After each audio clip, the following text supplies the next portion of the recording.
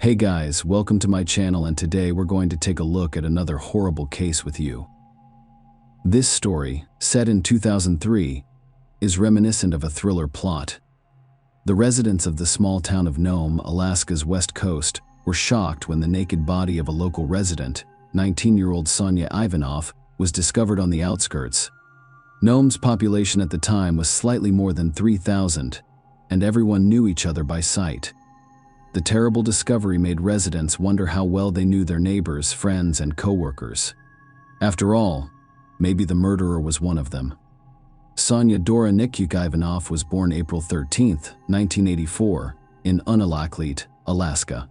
She was one of 6 children of her parents and belonged to an indigenous population, specifically the Inupiat, an Eskimo people. Sonia, who graduated from high school with honors, decided to attend college. After spending her life in a harsh climate, she wished to relocate to Hawaii, but she needed money, which she decided to earn on her own. Sonia relocated to Nome in 2002 from her hometown of Unalakleet, which had a population of approximately 600 people. She took a job as a secretary at a local hospital and began saving for her dream trip to Hawaii in the fall of 2003.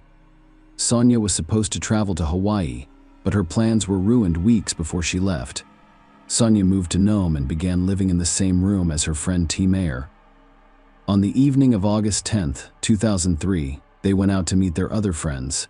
Sonia returned home shortly after 1 a.m., while her friend and roommate T. Mayer chose to spend more time with her friends.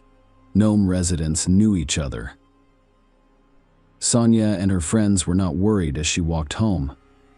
However, when Mayer returned home, she discovered that Sonia was not in her room. In the morning, she began calling her and Sonia's friends to find out where her friend was, but none of them knew. Mayer was one of those people who remained optimistic until the very end. She didn't report Sonia missing until August 12th at 5:16 p.m. About 40 hours after her disappearance, the police conducted an investigation and searched Sonia's room, discovering her valuables and some documents, leading them to the conclusion that the girl could not have simply left town on August 13th. The search began with local police officers and volunteers. The same day, at 8:30 a.m., one of the search teams discovered Sonia's body near a gravel pit on the outskirts of the city. At the time, the local police force consisted of 8 people, a chief and 7 officers in various positions. They all had one thing in common: they had no prior experience investigating such crimes. Realizing this, Nome's chief of police sought assistance from the state police.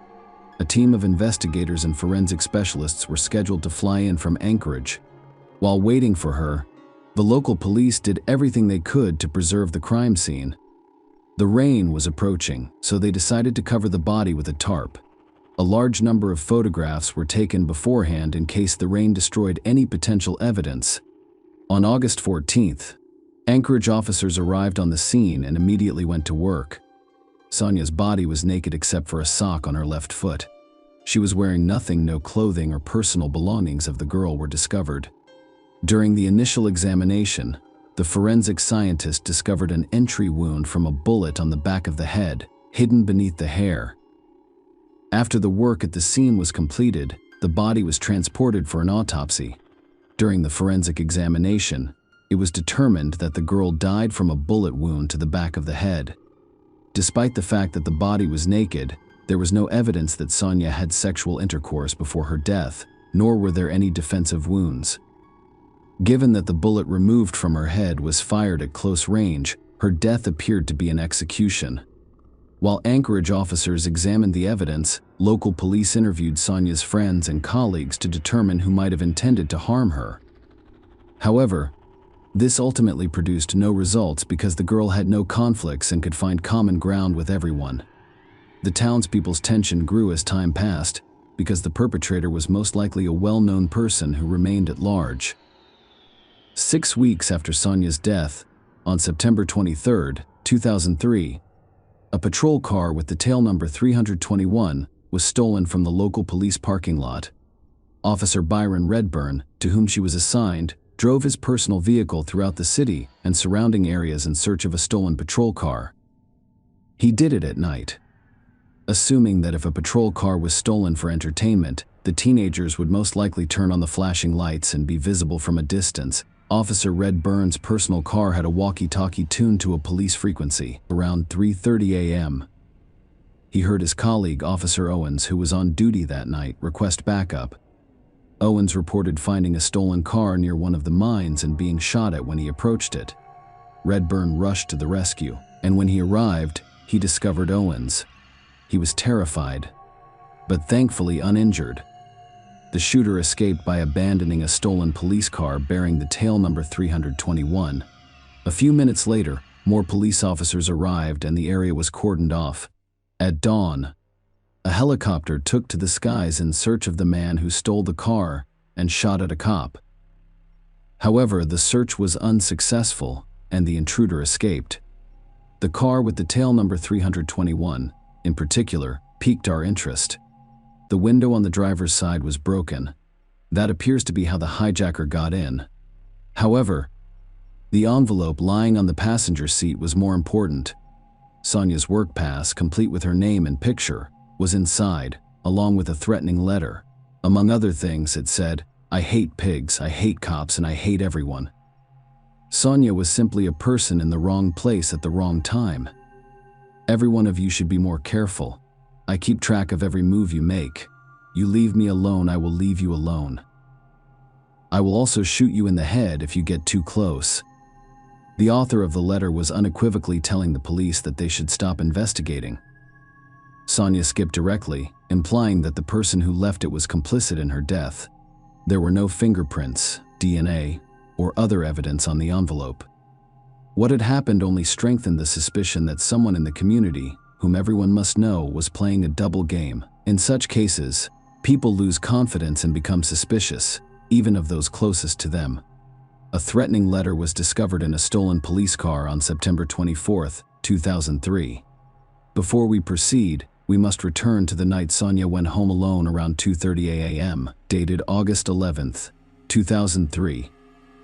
Two local residents, Florence Ambrose and her sister Dennett, were sitting on their mother's porch when they noticed someone walk past them on the sidewalk. That individual turned out to be Sonia. Dennett was a senior in high school and a new Sonia because they both played in a City League basketball match. Sonia walked past the sisters about 5 yards away. They exchanged greetings, and Sonia continued walking. A block away, a car came to a stop next to Sonia. It was a properly marked police squad car.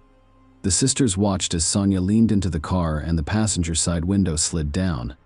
After a few moments, she opened the door and sat inside, but no one else saw her alive. On August 14th, city officials confirmed that the body discovered near the quarry belonged to Sonia Ivanoff. Florence, 32, knew she needed to report to the police that she and her sister had seen Sonia enter a police car that night. However, she was concerned that if she called the station, she would be speaking with the same man who had driven the police car that night, and then she and her sister might meet the same fate as Sonia.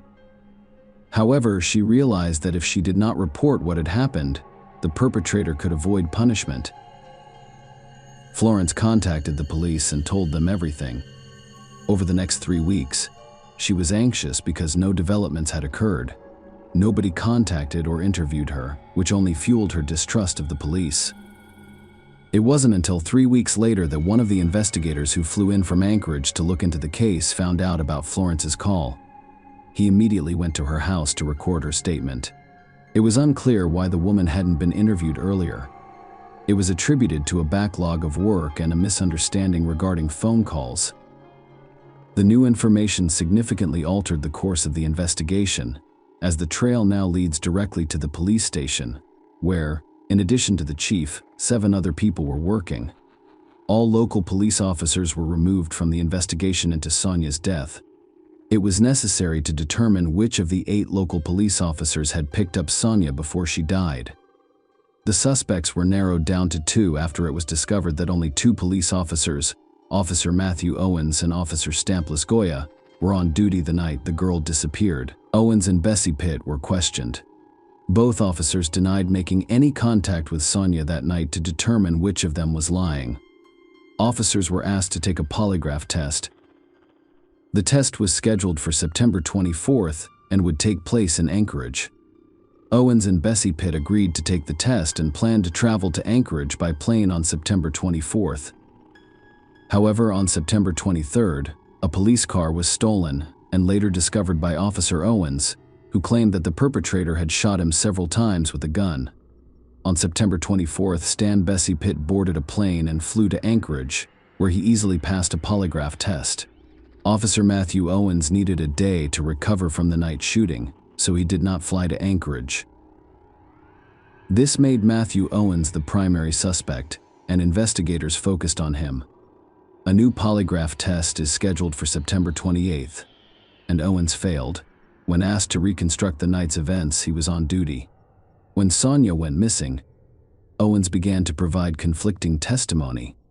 Interviews with witnesses revealed that no one in town saw him between 0:53 and 2:50 a.m. An investigation was conducted to recreate the events of the night of September 24th. Owens discovered the stolen car and was allegedly shot at. However, Matthew again provided contradictory testimony and was unsure of the details, leading investigators to conclude that the entire incident was staged on September 23rd. He was on duty and knew he was about to take a polygraph test, which he was certain he would fail. Owens, who had access to the parking lot's keys, stole another officer's squad car. He organized this performance to divert attention away from himself and to avoid taking a test for a valid reason. After analyzing the letter found in the stolen car, the police profilers concluded that the person who wrote it had most likely called the police officers pigs on purpose to make everyone believe he was not one of them. Only two people, Stan Bessie Pitt and Matthew Owens, would want to deflect suspicion away from themselves. Officer Bessie Pitt had gone to Anchorage to take a polygraph test, which he easily passed, leaving only one person who wanted to deflect suspicion. Matthew Owens. When Sonia's body was discovered, Matthew had the day off, but he still showed up at the crime scene, despite having no knowledge of it. Information about the discovery was not distributed through police communication channels for fear of it spreading throughout the city ahead of time. According to the investigation, none of the co-workers who discovered the body reported it to Owens, but he still showed up at the scene. After speaking with his ex-wife, detectives discovered another important detail.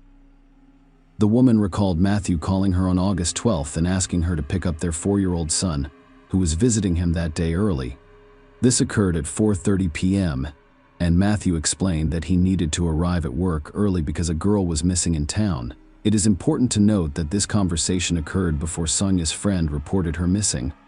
Owens claimed that his wife mistook the date of the conversation about Sonia, but this appears unlikely given that she recalls that it was his birthday. On October 25, 2003, Matthew Owens, 28, was arrested. Shortly after, he was fired from the police force and charged with tampering with physical evidence in the Sonia Ivanoff case, which involved a staged theft of a squad car. He continued to claim his innocence. Following his arrest, several women contacted the police, alleging that Owens used his official position to force them into intimate relationships while on duty. He threatened them with violence and told them not to even consider going to the police because the police station would believe him rather than some native woman. All of the women affected by the police officer's actions had two things in common. First, they were indigenous. Second, they were intoxicated during the incident. The official investigation revealed that the local police office had repeatedly ignored reports of violence and women who were harmed by Matthew Owens' actions, and the police department's inaction in general sued the city of Nome. Both cases were resolved outside of court. All of this led investigators to believe that on the night of Sonia's disappearance, Owens followed a familiar pattern. Perhaps he offered the girl a ride home, which is why she got in the car. But it's also possible that he pointed a gun at her and forced her to get in. Sonia, unlike the previous victims, had not been drinking. Knowing how things turned out for her, one could conclude that she refused to submit to Owens and meet his demands. He was afraid the girl would report him, so he decided to get rid of her. Owens, who was familiar with crime investigations, forced Sonia to undress for fear that his DNA would be found on her clothes. This is only the official version. Owens never made a confession. During the investigation, Detectives discovered that he was seen at a hunting camp a few days after Sonia died, burning some items. According to court documents, police searched the fire pit for evidence, including eyelets. Sonia's jeans and shoes matched the brands she was wearing the night she went missing. A key that resembled the key to Sonia's house was also discovered during the search. However, due to the severe deformation caused by the fire, experts were unable to definitively determine whether it was the same key. During the investigation, Owens told the known police chief that he didn't know Sonia, but at least 7 witnesses testified otherwise. The murder weapon was never located. Naturally, the police officer did not commit the crime with his service pistol. Furthermore, according to court documents, the threatening note to the police was printed on a printer that Owens had access to. On December 6, 2005, a jury unanimously convicted Matthew Owens of the murder of Sonia Ivanov and sentenced him to 99 years in prison. In addition, he was sentenced to 2 more years for tampering with physical evidence. After 34 years, he will be eligible for parole. The Sonia Ivanov Act, signed into law by the Alaska legislature in 2007, imposes a maximum sentence of 99 years in prison for police officers who commit first-degree murder while on duty. Owens attempted to appeal the sentence several times but was unsuccessful. Share your opinion with us in the comments and subscribe to the channel for more.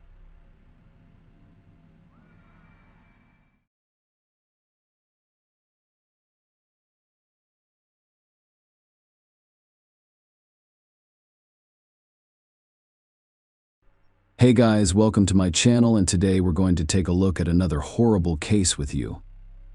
In this video, we will discuss the events of 2009. In the American state of West Virginia, Stacy Smith, 32, was a mother of 2 children. Stacy's father called 911 a few days after Christmas to report that he had found his daughter unresponsive. When the police arrived at the crime scene, they discovered a message on the wall in her bedroom, which appeared to have been left by the perpetrator. Stacy Ann Smith was born September 21, 1977. Family and friends described her as a lovely and outgoing young lady. She was a cheerleader in school and was always the center of attention for the guys. After graduating from high school, she met Steven, whom she adores. She was prepared to spend the rest of her life with him. In June 2002, the couple welcomed a daughter named Mackenzie. Soon after, Stacy and Steven married. They were happy, and they believed it would last forever. 4 years later, the couple welcomed a son, Landon. Soon after, Stacy and Steven's relationship deteriorated, and they decided to split up in 2009. Her son Landon was 3, and her daughter Mackenzie was 7 years old. They resided in St. Albans, West Virginia. After splitting from her husband, she tried everything to make her children happy.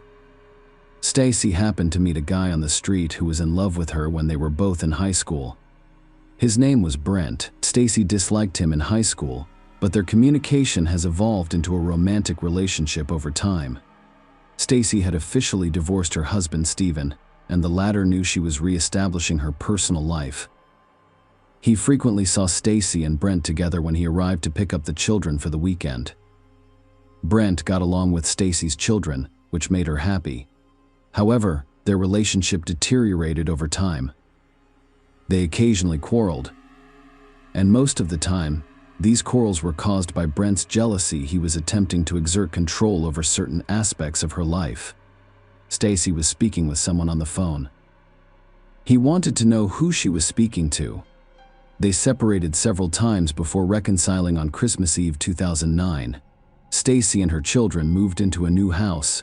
Her cousin Timothy and boyfriend Brent helped her decorate the house for Christmas and create a cozy atmosphere. A few days later, on December 28, 2009, Stacy's father, John Paul, attempted to contact her by phone, but she did not respond.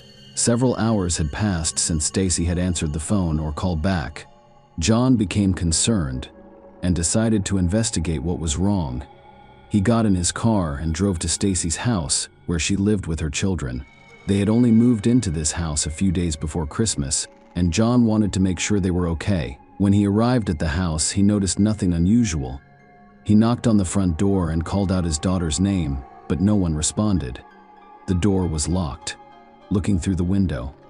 He noticed 3-year-old Landon and was able to get his attention. When Landon got closer, John asked where his mother was. The boy responded that she was asleep. John immediately recognized that something was wrong. Stacy was not a heavy sleeper. She'd wake up to knocks on the door. John asked Landon to let him in and demonstrated how to open the door. Once inside, John instructed the boy to sit in the living room while he investigated why Stacy wasn't waking up. When John entered the kitchen, he discovered his daughter's body lying on the floor. He realized Stacy had died. There were bloodstains all over the kitchen and Stacy's bedroom. John immediately called 911 and requested assistance. The police searched the home to ensure that the perpetrator was not hiding inside. There was no doubt Stacy's death was not accidental. The woman died of a stab wound to the neck. A message on one of the walls drew the detectives' immediate attention. The individual who left it accused Stacy of infidelity. The message contained only 2 words. The first word was cheating, the second word started with the letter W. It was also extremely heartbreaking that Landon spent the majority of the day alone, while his mother died. Forensic investigators discovered the boy's bloody footprints on the floor next to Stacy's body. It indicated that he was approaching his mother and possibly attempting to wake her up. He was only 3 years old and probably had no idea his mother wasn't just sleeping.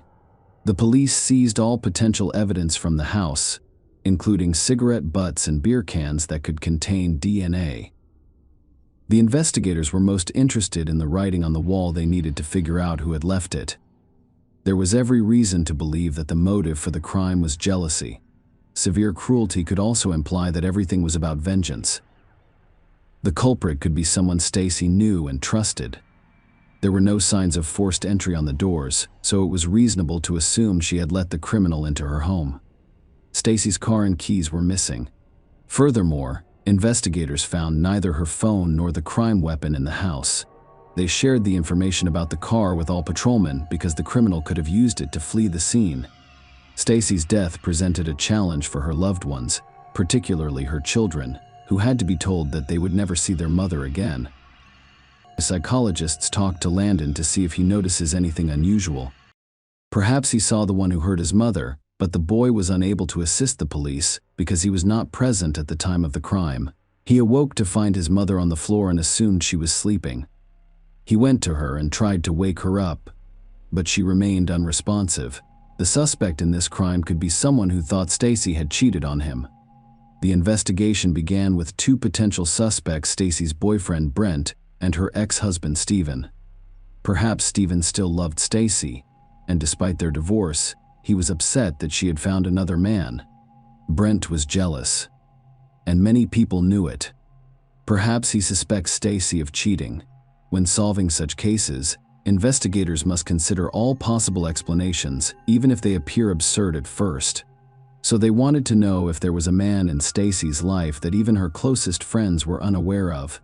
She was young and attractive, and she worked as a physician's assistant. Undoubtedly, men were drawn to her.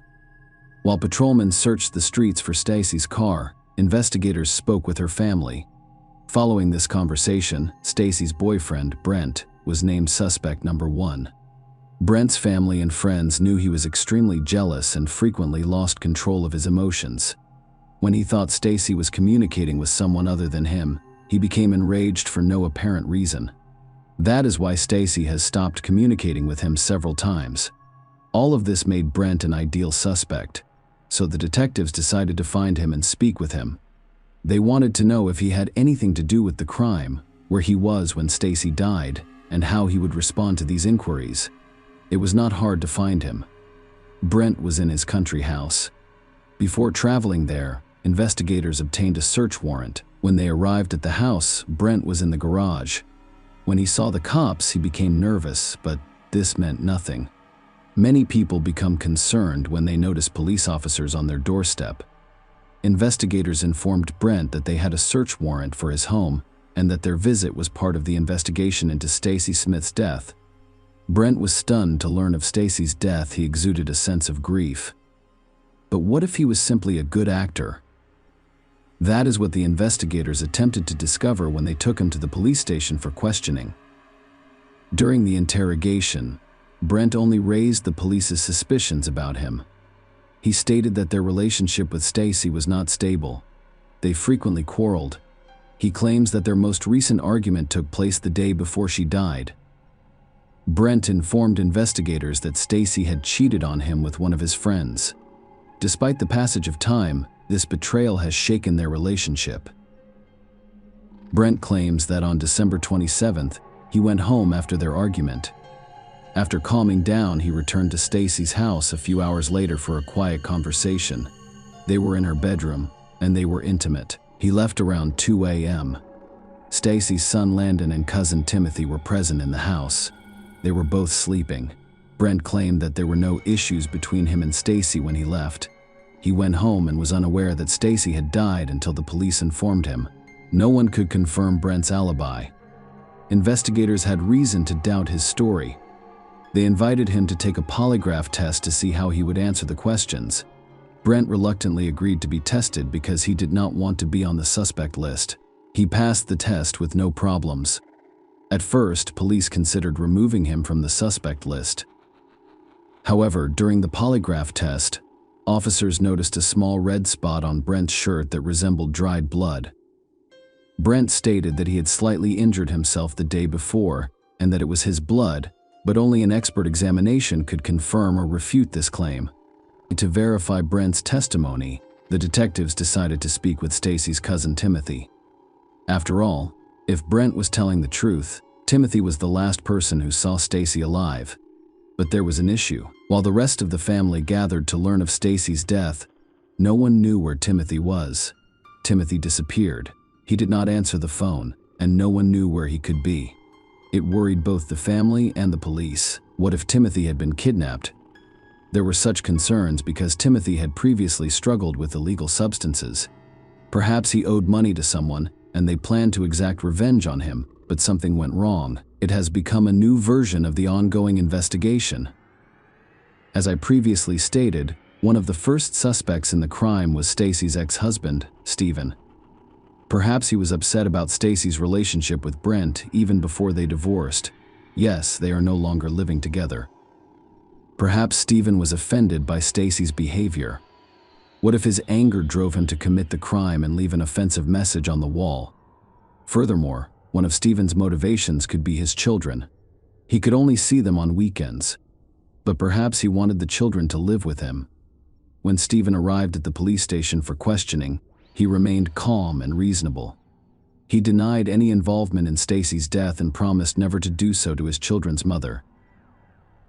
He claims that he and Stacy did not become enemies following their divorce. Stephen's understanding of what happened to Stacy was identical to that of her family. He believed Brent was the one who committed the crime. He informed investigators that Stacy and Brent's relationship was unstable. Stacy's ex-husband informed her of his whereabouts on the night of the crime. Shortly after, the police confirmed his alibi and removed him from the suspect list. At the same time, I was trying to locate Stacy's car. The investigators discovered another oddity. It turned out that the car wasn't Stacy's. The owner was Dr. William Casto, Stacy's boss. It's possible that Stacy had another man in her life. During the investigation, it was discovered that Stacy had a romantic relationship with her boss. Some colleagues said Stacy and Dr. Casto were very close, and he once gave her a car. Thus, the police had another potential suspect. Perhaps Dr. Casto found out about her relationship with Brent and decided to take his gift away. With all of this in mind, the detective began his search for Dr. Casto. He didn't hide from anyone and continued to live his normal life. After learning about Stacy's death, investigators wanted to speak with him. William Casto arrived at the police station without an invitation. During the interrogation, he did not deny that he and Stacy had an intimate relationship and that he gave her the car. He stated that he and Stacy had been dating for several years prior to her death. It was a voluntary relationship. He gave her a car and assisted her when she encountered problems. Casto denied being involved in the crime. He said he had no reason to kill Stacy. Casto was open with the investigators and disclosed his whereabouts on the night of the crime. The man had a solid alibi, which enabled him to be cleared of suspicion. The police now have one less suspect, but who left the offensive message at Stacy's house? Who did she offend so deeply? Was there another man in her life? The police had to respond to all of these inquiries. Meanwhile, police used GPS tracking technology to locate Stacy's car. It had been sitting in a deserted parking lot about 5 miles from her house for the entire time, and the investigators were confident that this vehicle would hold the key to solving the case. After locating the vehicle, patrol cars arrived and towed it to the police parking lot so that experts could inspect it. Stacy's credit cards and other belongings were in the car. There was no knife involved in the crime, nor was there any other evidence. Another unexpected twist in the investigation of this case occurred when the police looked into the biography of Timothy, Stacy's missing cousin, and discovered that he had previously had legal issues. And there was something from his past that he wanted to hide. He had previously been convicted of sexual offense and theft. According to the accusations, he molested the girl. However, as Timothy stated, she lied about her age. He believed this girl was of legal age. As a result, Timothy was sentenced to prison. He was also required to register as a sexual offender, which he never did. Timothy Ray Sutherland called the police 2 days after Stacy's death, claiming to be staying at a local motel. He denied having any involvement in Stacy's death. Timothy refused to register as a sex offender, so the court issued a warrant for his arrest. However, by the time the police arrived at the motel where Timothy was staying, he had escaped. However, there was a woman in the room with whom he was having a relationship. The woman stated that Timothy was hiding in an abandoned trailer on the other side of the city. On the same day, December 30th, 2009, he was arrested and transported to a police station. During the interrogation, investigators wanted to confirm Brent's claim that Timothy stayed at the house with Stacy and her son. Timothy confirmed that he was at his cousin's home that night. The cousin also stated that Brent was responsible for Stacy's death. Brent, he said, was a bad person. He and Stacy were fighting all day. They argued right in front of his eyes. Timothy didn't understand why Stacy was involved with this man. He believed Brent was the man who did not love her and treated her with disrespect. When asked why he fled the crime scene and hid, Timothy stated that he was afraid he would be arrested because he had not registered as a sexual offender. To summarize, Timothy held Brent responsible for Stacy's death. However, after receiving the laboratory report, the investigators found these accusations less credible. The dried blood on Brent's shirt was his, not Stacy's.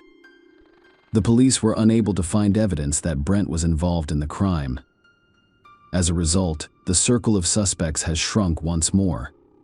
Brent claimed that Stacy, Timothy, and Landon were the only people in the house when he left. Clearly, 3-year-old Landon could not have committed this crime and written an offensive message on the wall. It indicated that Timothy was hiding something. Investigators discovered dried bloodstains on his jeans. As a result, the police sent all of his clothes to the lab for analysis, but he continued to claim that Brent was to blame for Stacy's death. However, the investigators kept pressuring him, and in the end, he told the truth. He said he thought Stacy was being stupid. She allowed Brent to yell at her and forgave him each time. On the verge of her death, they argued in front of his eyes and Brent left, but he returned a few hours later, and Timothy was furious that Stacy had forgiven him again and allowed him into her bedroom. He understood what they were doing there. After Brent left, Timothy went to Stacy's room to speak with her. What happened next is described in court documents with minimal detail. That is what it says. Mr. Sutherland was temporarily living with his cousin Stay Smith in St. Albans, West Virginia, in 2009. In the early morning of December 28, 2009, Mr. Sutherland had an argument with Miss Smith about her bedroom. Mr. Sutherland claimed Miss Smith's boyfriend did not treat her properly, which sparked the argument. During the argument, Miss Smith described Mr. Sutherland as a junkie. Mr. Sutherland left the bedroom in outrage after being referred to as a drug addict. He then entered the kitchen and smoked a cigarette. Within a few minutes, he returned to the bedroom with a butcher knife. Mr. Sutherland fatally stabbed Miss Smith on the right side of her neck while she lay in bed. Before fleeing the murder scene, Mr. Sutherland took Miss Smith's cell phone, credit card, money, and car keys. He also wrote the words "cheating" on the house's living room wall.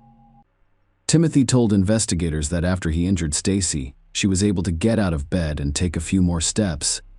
Her son slept in another room, while her daughter spent the night with friends. Timothy was crying as he told the detectives all of this, and he appeared to be very sorry. He also revealed where he had hidden the weapon used in the crime. He threw the knife he used to end Stacy's life out the car window, not far from her home. Later, the police discovered the knife in the location Timothy specified. According to laboratory analysis, Stacy's blood was found on his jeans. All of this was enough to warrant charges.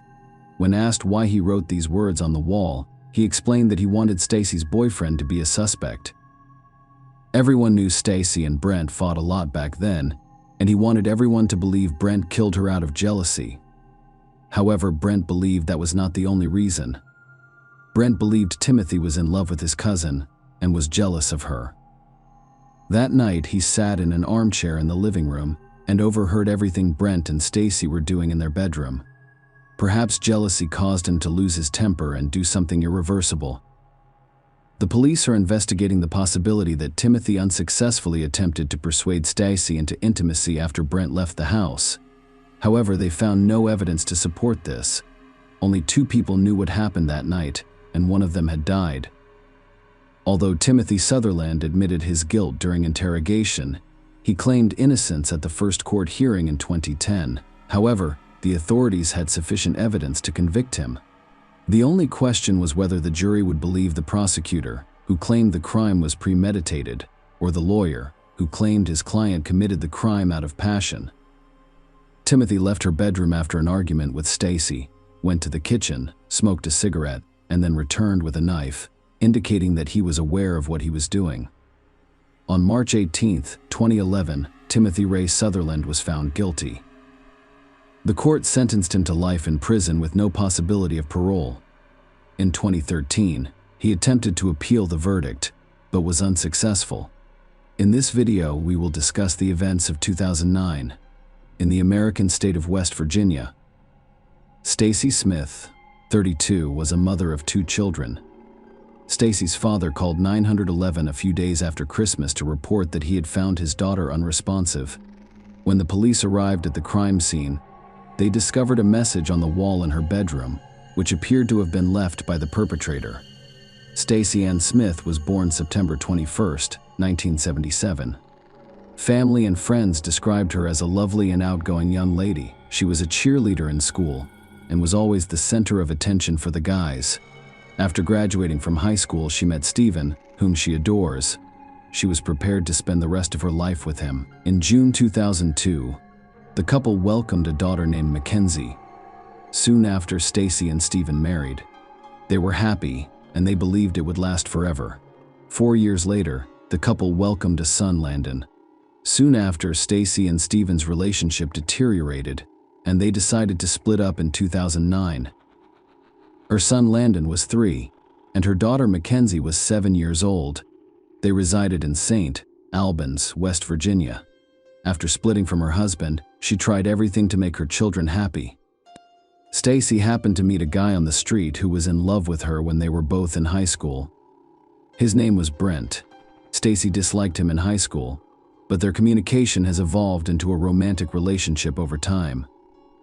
Stacy had officially divorced her husband Steven, and the latter knew she was reestablishing her personal life. He frequently saw Stacy and Brent together when he arrived to pick up the children for the weekend. Brent got along with Stacy's children, which made her happy. However, their relationship deteriorated over time. They occasionally quarreled, and most of the time, these quarrels were caused by Brent's jealousy. He was attempting to exert control over certain aspects of her life. When Stacy was on the phone, he was curious who she was speaking with. They separated several times before reconciling on Christmas Eve 2009. Stacy and her children moved into a new house. Her cousin Timothy and boyfriend Brent helped her decorate the house for Christmas and create a cozy atmosphere.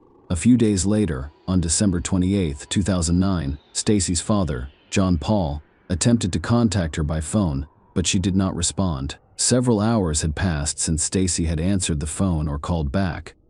John became concerned and decided to investigate what was wrong. He got in his car and drove to Stacy's house, where she lived with her children. They had only moved into this house a few days before Christmas, and John wanted to make sure they were okay. When he arrived at the house, he noticed nothing unusual. He knocked on the front door and called out his daughter's name, but no one responded. The door was locked. Looking through the window, he noticed 3-year-old Landon and was able to get his attention. When Landon got closer, John asked where his mother was. The boy responded that she was asleep. John immediately recognized that something was wrong. Stacy was not a heavy sleeper. She'd wake up to knocks on the door. John asked Landon to let him in and demonstrated how to open the door. Once inside, John instructed the boy to sit in the living room while he investigated why Stacy wasn't waking up. When John entered the kitchen, he discovered his daughter's body lying on the floor. He realized Stacy had died. There were bloodstains all over the kitchen and Stacy's bedroom. John immediately called 911 and requested assistance. The police searched the home to ensure that the perpetrator was not hiding inside. There was no doubt Stacy's death was not accidental. The woman died of a stab wound to the neck.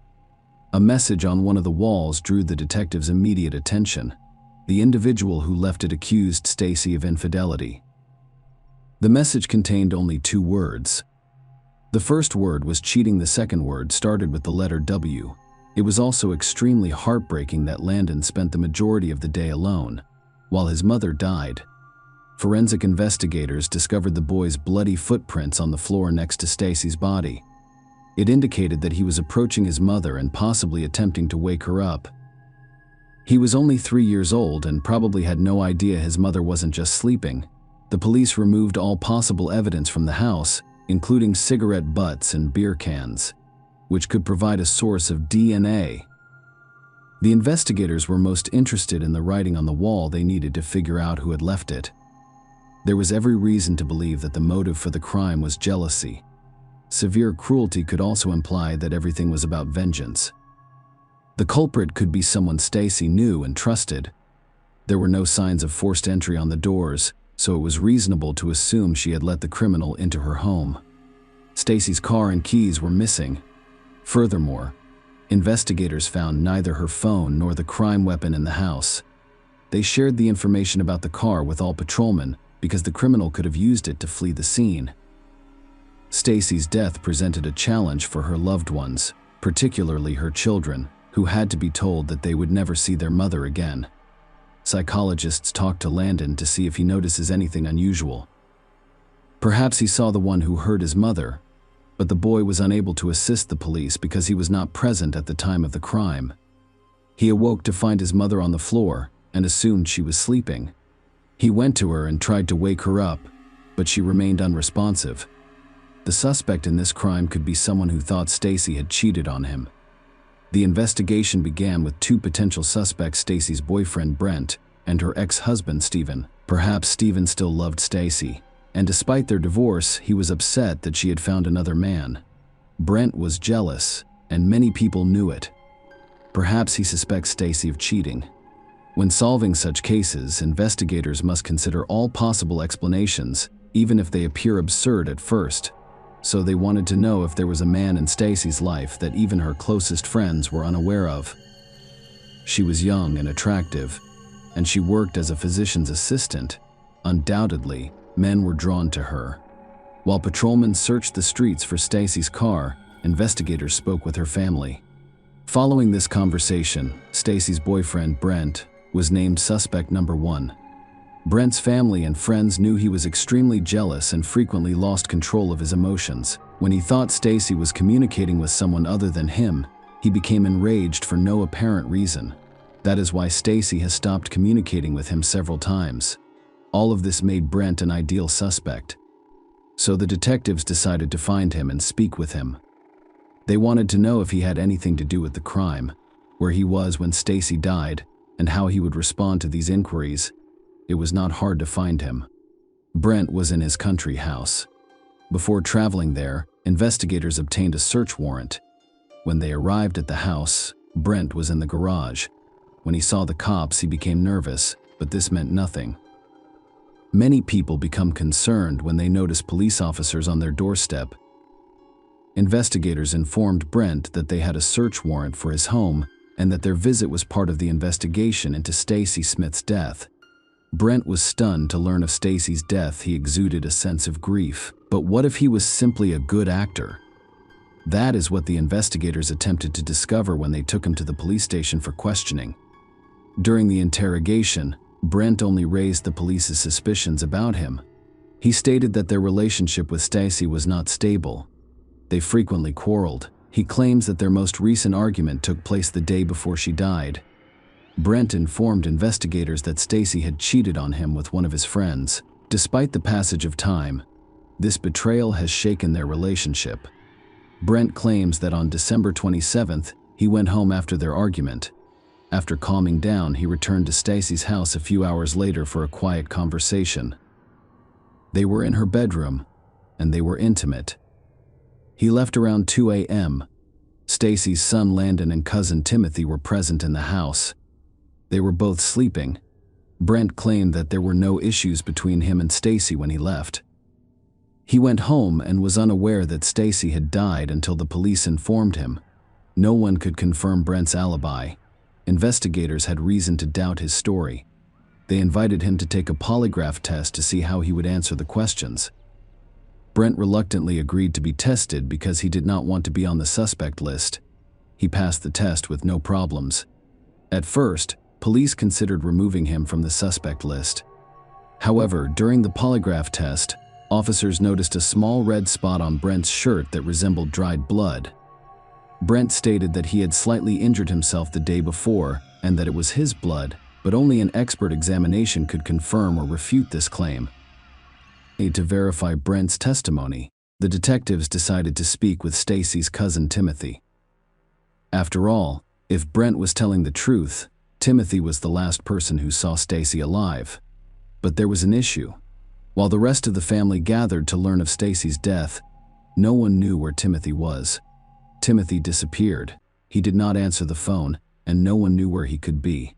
It worried both the family and the police. What if Timothy had been kidnapped?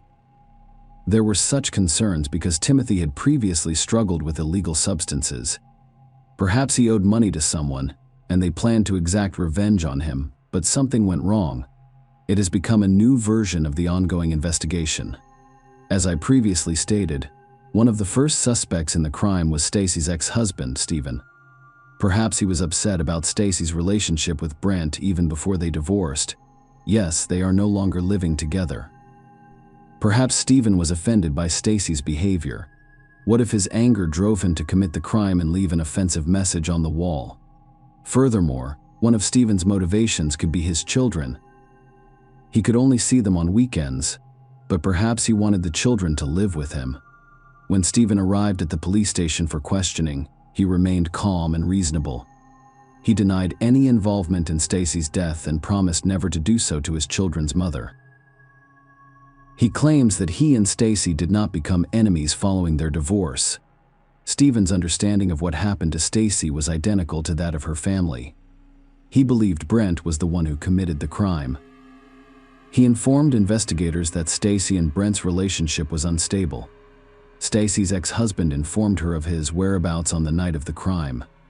Shortly after, the police confirmed his alibi and removed him from the suspect list. At the same time, I was trying to locate Stacy's car. The investigators discovered another oddity. It turned out that the car wasn't Stacy's. The owner was Dr. William Casto, Stacy's boss. It's possible that Stacy had another man in her life. During the investigation, it was discovered that Stacy had a romantic relationship with her boss. Some colleagues said Stacy and Dr. Casto were very close, and he once gave her a car. Thus, the police had another potential suspect. Perhaps Dr. Casto found out about her relationship with Brent and decided to take his gift away. With all of this in mind, the detective began his search for Dr. Casto. He didn't hide from anyone and continued to live his normal life. After learning about Stacy's death, investigators wanted to speak with him. William Casto arrived at the police station without an invitation. During the interrogation, he did not deny that he and Stacy had an intimate relationship and that he gave her the car. He stated that he and Stacy had been dating for several years prior to her death. It was a voluntary relationship. He gave her a car and assisted her when she encountered problems. Casto denied being involved in the crime. He said he had no reason to kill Stacy. Casto was open with the investigators and disclosed his whereabouts on the night of the crime. The man had a solid alibi, which enabled him to be cleared of suspicion. The police now have one less suspect, but who left the offensive message at Stacy's house. Who did she offend so deeply? Was there another man in her life? The police had to respond to all of these inquiries. Meanwhile, police used GPS tracking technology to locate Stacy's car. It had been sitting in a deserted parking lot about 5 miles from her house for the entire time, and the investigators were confident that this vehicle would hold the key to solving the case. After locating the vehicle, patrol cars arrived and towed it to the police parking lot so that experts could inspect it. Stacy's credit cards and other belongings were in the car. There was no knife involved in the crime, nor was there any other evidence. Another unexpected twist in the investigation of this case occurred when the police looked into the biography of Timothy, Stacy's missing cousin, and discovered that he had previously had legal issues. And there was something from his past that he wanted to hide. He had previously been convicted of sexual offense and theft. According to the accusations, he molested the girl.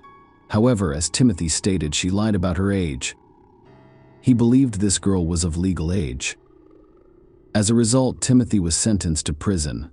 He was also required to register as a sexual offender, which he never did. Timothy Ray Sutherland called the police 2 days after Stacy's death, claiming to be staying at a local motel. He denied having any involvement in Stacy's death. Timothy refused to register as a sex offender, so the court issued a warrant for his arrest. However, by the time the police arrived at the motel where Timothy was staying, he had escaped. However, there was a woman in the room with whom he was having a relationship. The woman stated that Timothy was hiding in an abandoned trailer on the other side of the city. On the same day, December 30th, 2009, he was arrested and transported to a police station. During the interrogation, investigators wanted to confirm Brent's claim that Timothy stayed at the house with Stacy and her son. Timothy confirmed that he was at his cousin's home that night.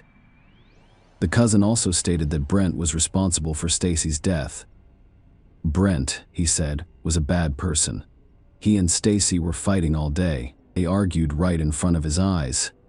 Timothy didn't understand why Stacy was involved with this man. He believed Brent was the man who did not love her and treated her with disrespect.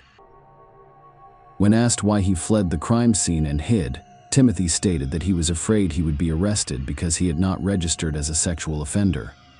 To summarize, Timothy held Brent responsible for Stacy's death. However, after receiving the laboratory report, the investigators found these accusations less credible. The dried blood on Brent's shirt was his, not Stacy's.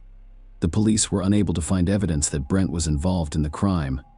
As a result, the circle of suspects has shrunk once more. Brent claimed that Stacy, Timothy, and Landon were the only people in the house when he left. Clearly, 3-year-old Landon could not have committed this crime and written an offensive message on the wall. It indicated that Timothy was hiding something. Investigators discovered dried bloodstains on his jeans. As a result, the police sent all of his clothes to the lab for analysis, but he continued to claim that Brent was to blame for Stacy's death. However, the investigators kept pressuring him, and in the end, he told the truth. He said he thought Stacy was being stupid. She allowed Brent to yell at her and forgave him each time. On the verge of her death, they argued in front of his eyes and Brent left, but he returned a few hours later, and Timothy was furious that Stacy had forgiven him again and allowed him into her bedroom. He understood what they were doing there. After Brent left, Timothy went to Stacy's room to speak with her. What happened next is described in court documents with minimal detail. That is what it says. Mr. Sutherland was temporarily living with his cousin Stacy Smith in St. Albans, West Virginia, in 2009. In the early morning of December 28, 2009, Mr. Sutherland had an argument with Miss Smith about her bedroom. Mr. Sutherland claimed Miss Smith's boyfriend did not treat her properly, which sparked the argument. During the argument, Miss Smith described Mr. Sutherland as a junkie. Mr.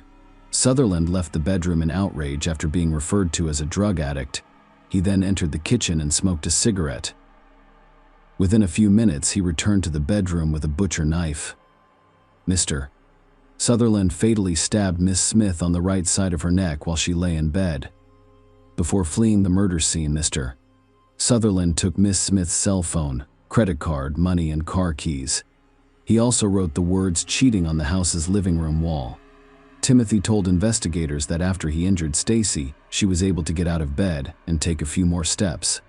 Her son slept in another room, while her daughter spent the night with friends. Timothy was crying as he told the detectives all of this, and he appeared to be very sorry. He also revealed where he had hidden the weapon used in the crime.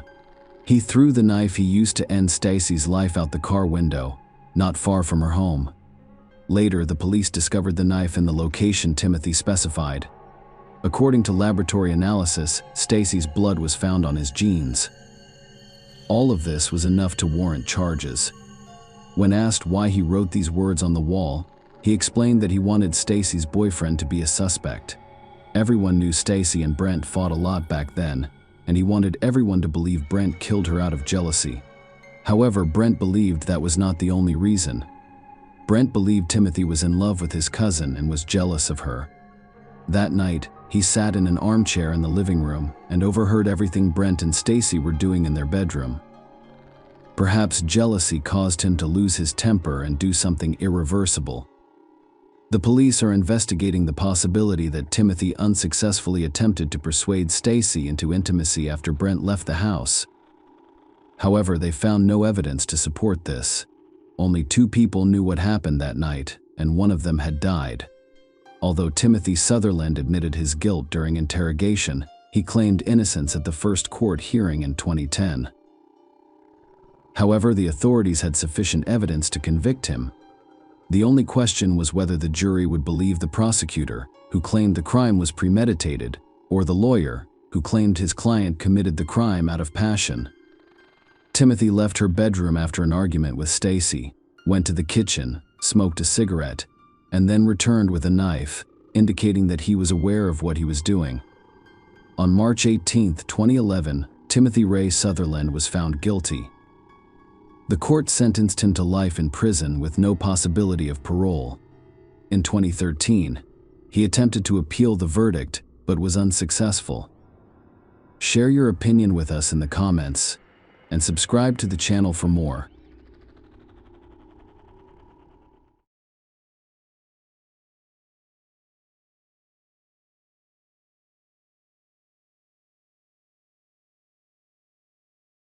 Hey guys, welcome to my channel, and today we're going to take a look at another horrible case with you.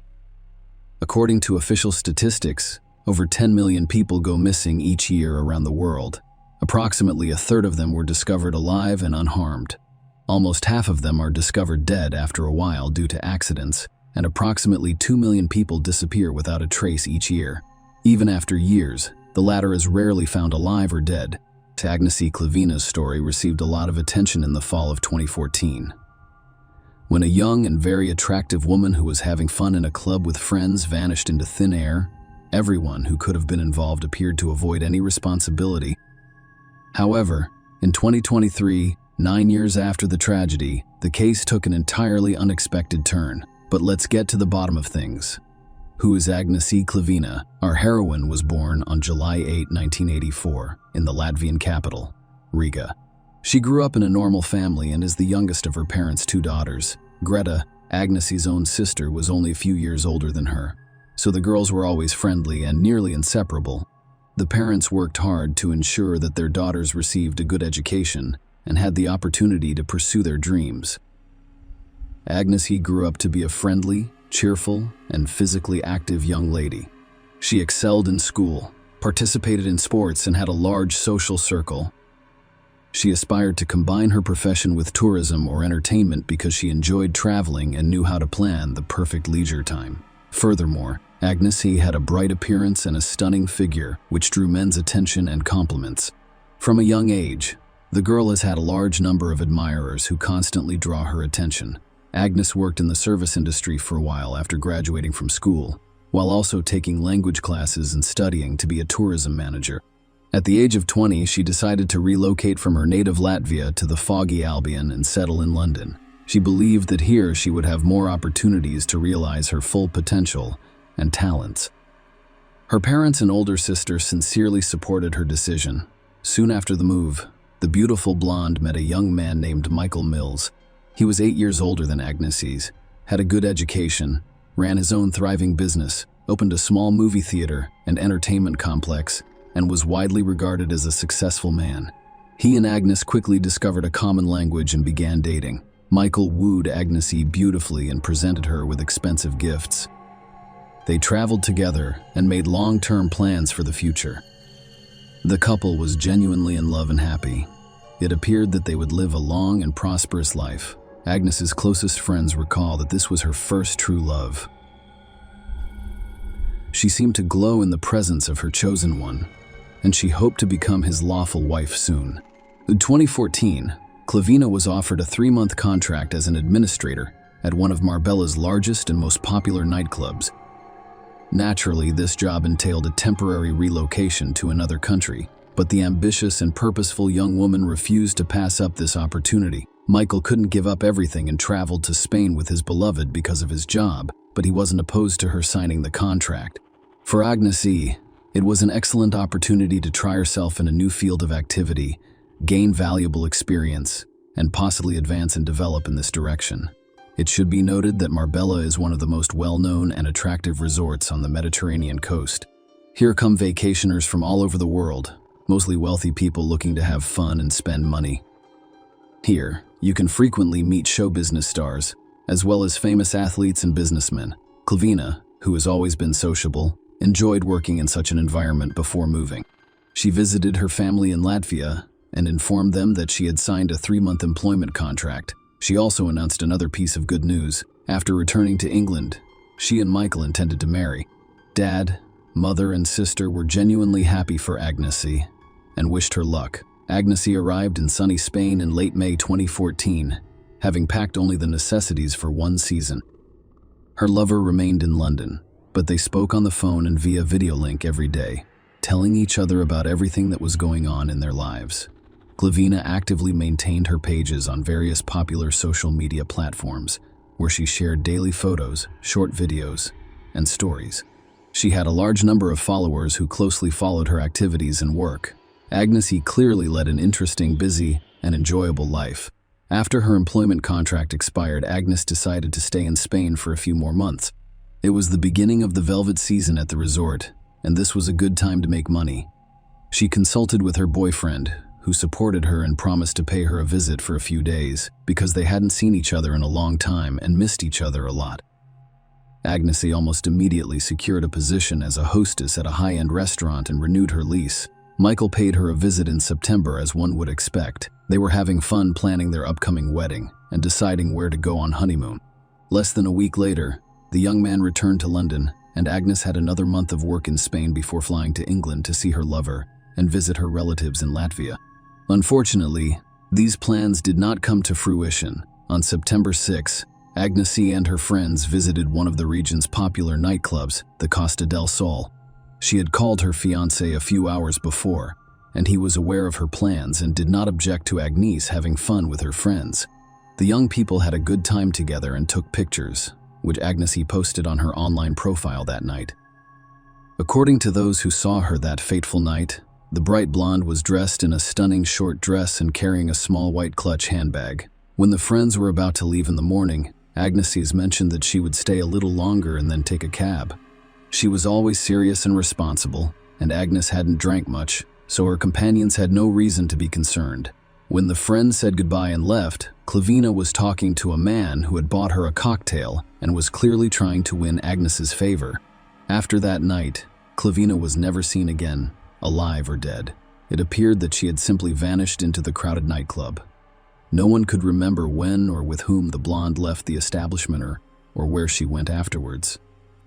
Agnes did not show up for work the next day, and when we attempted to contact her, we discovered that her phone had been turned off. Colleagues and friends were the first to alert authorities, but the police were slow to respond to their missing persons report.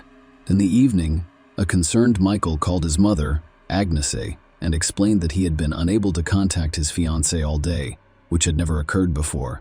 The next day, Agnes, his parents, and his fiancée attempted to contact the Spanish police to report his disappearance. They were told, however, that the relatives must file such a report in person. Otherwise, it will not be considered. Following these words, Michael and Kevin's family boarded the next flight to Marbella. Finally, the family filed a missing persons report only 5 days after Agnes vanished without a trace.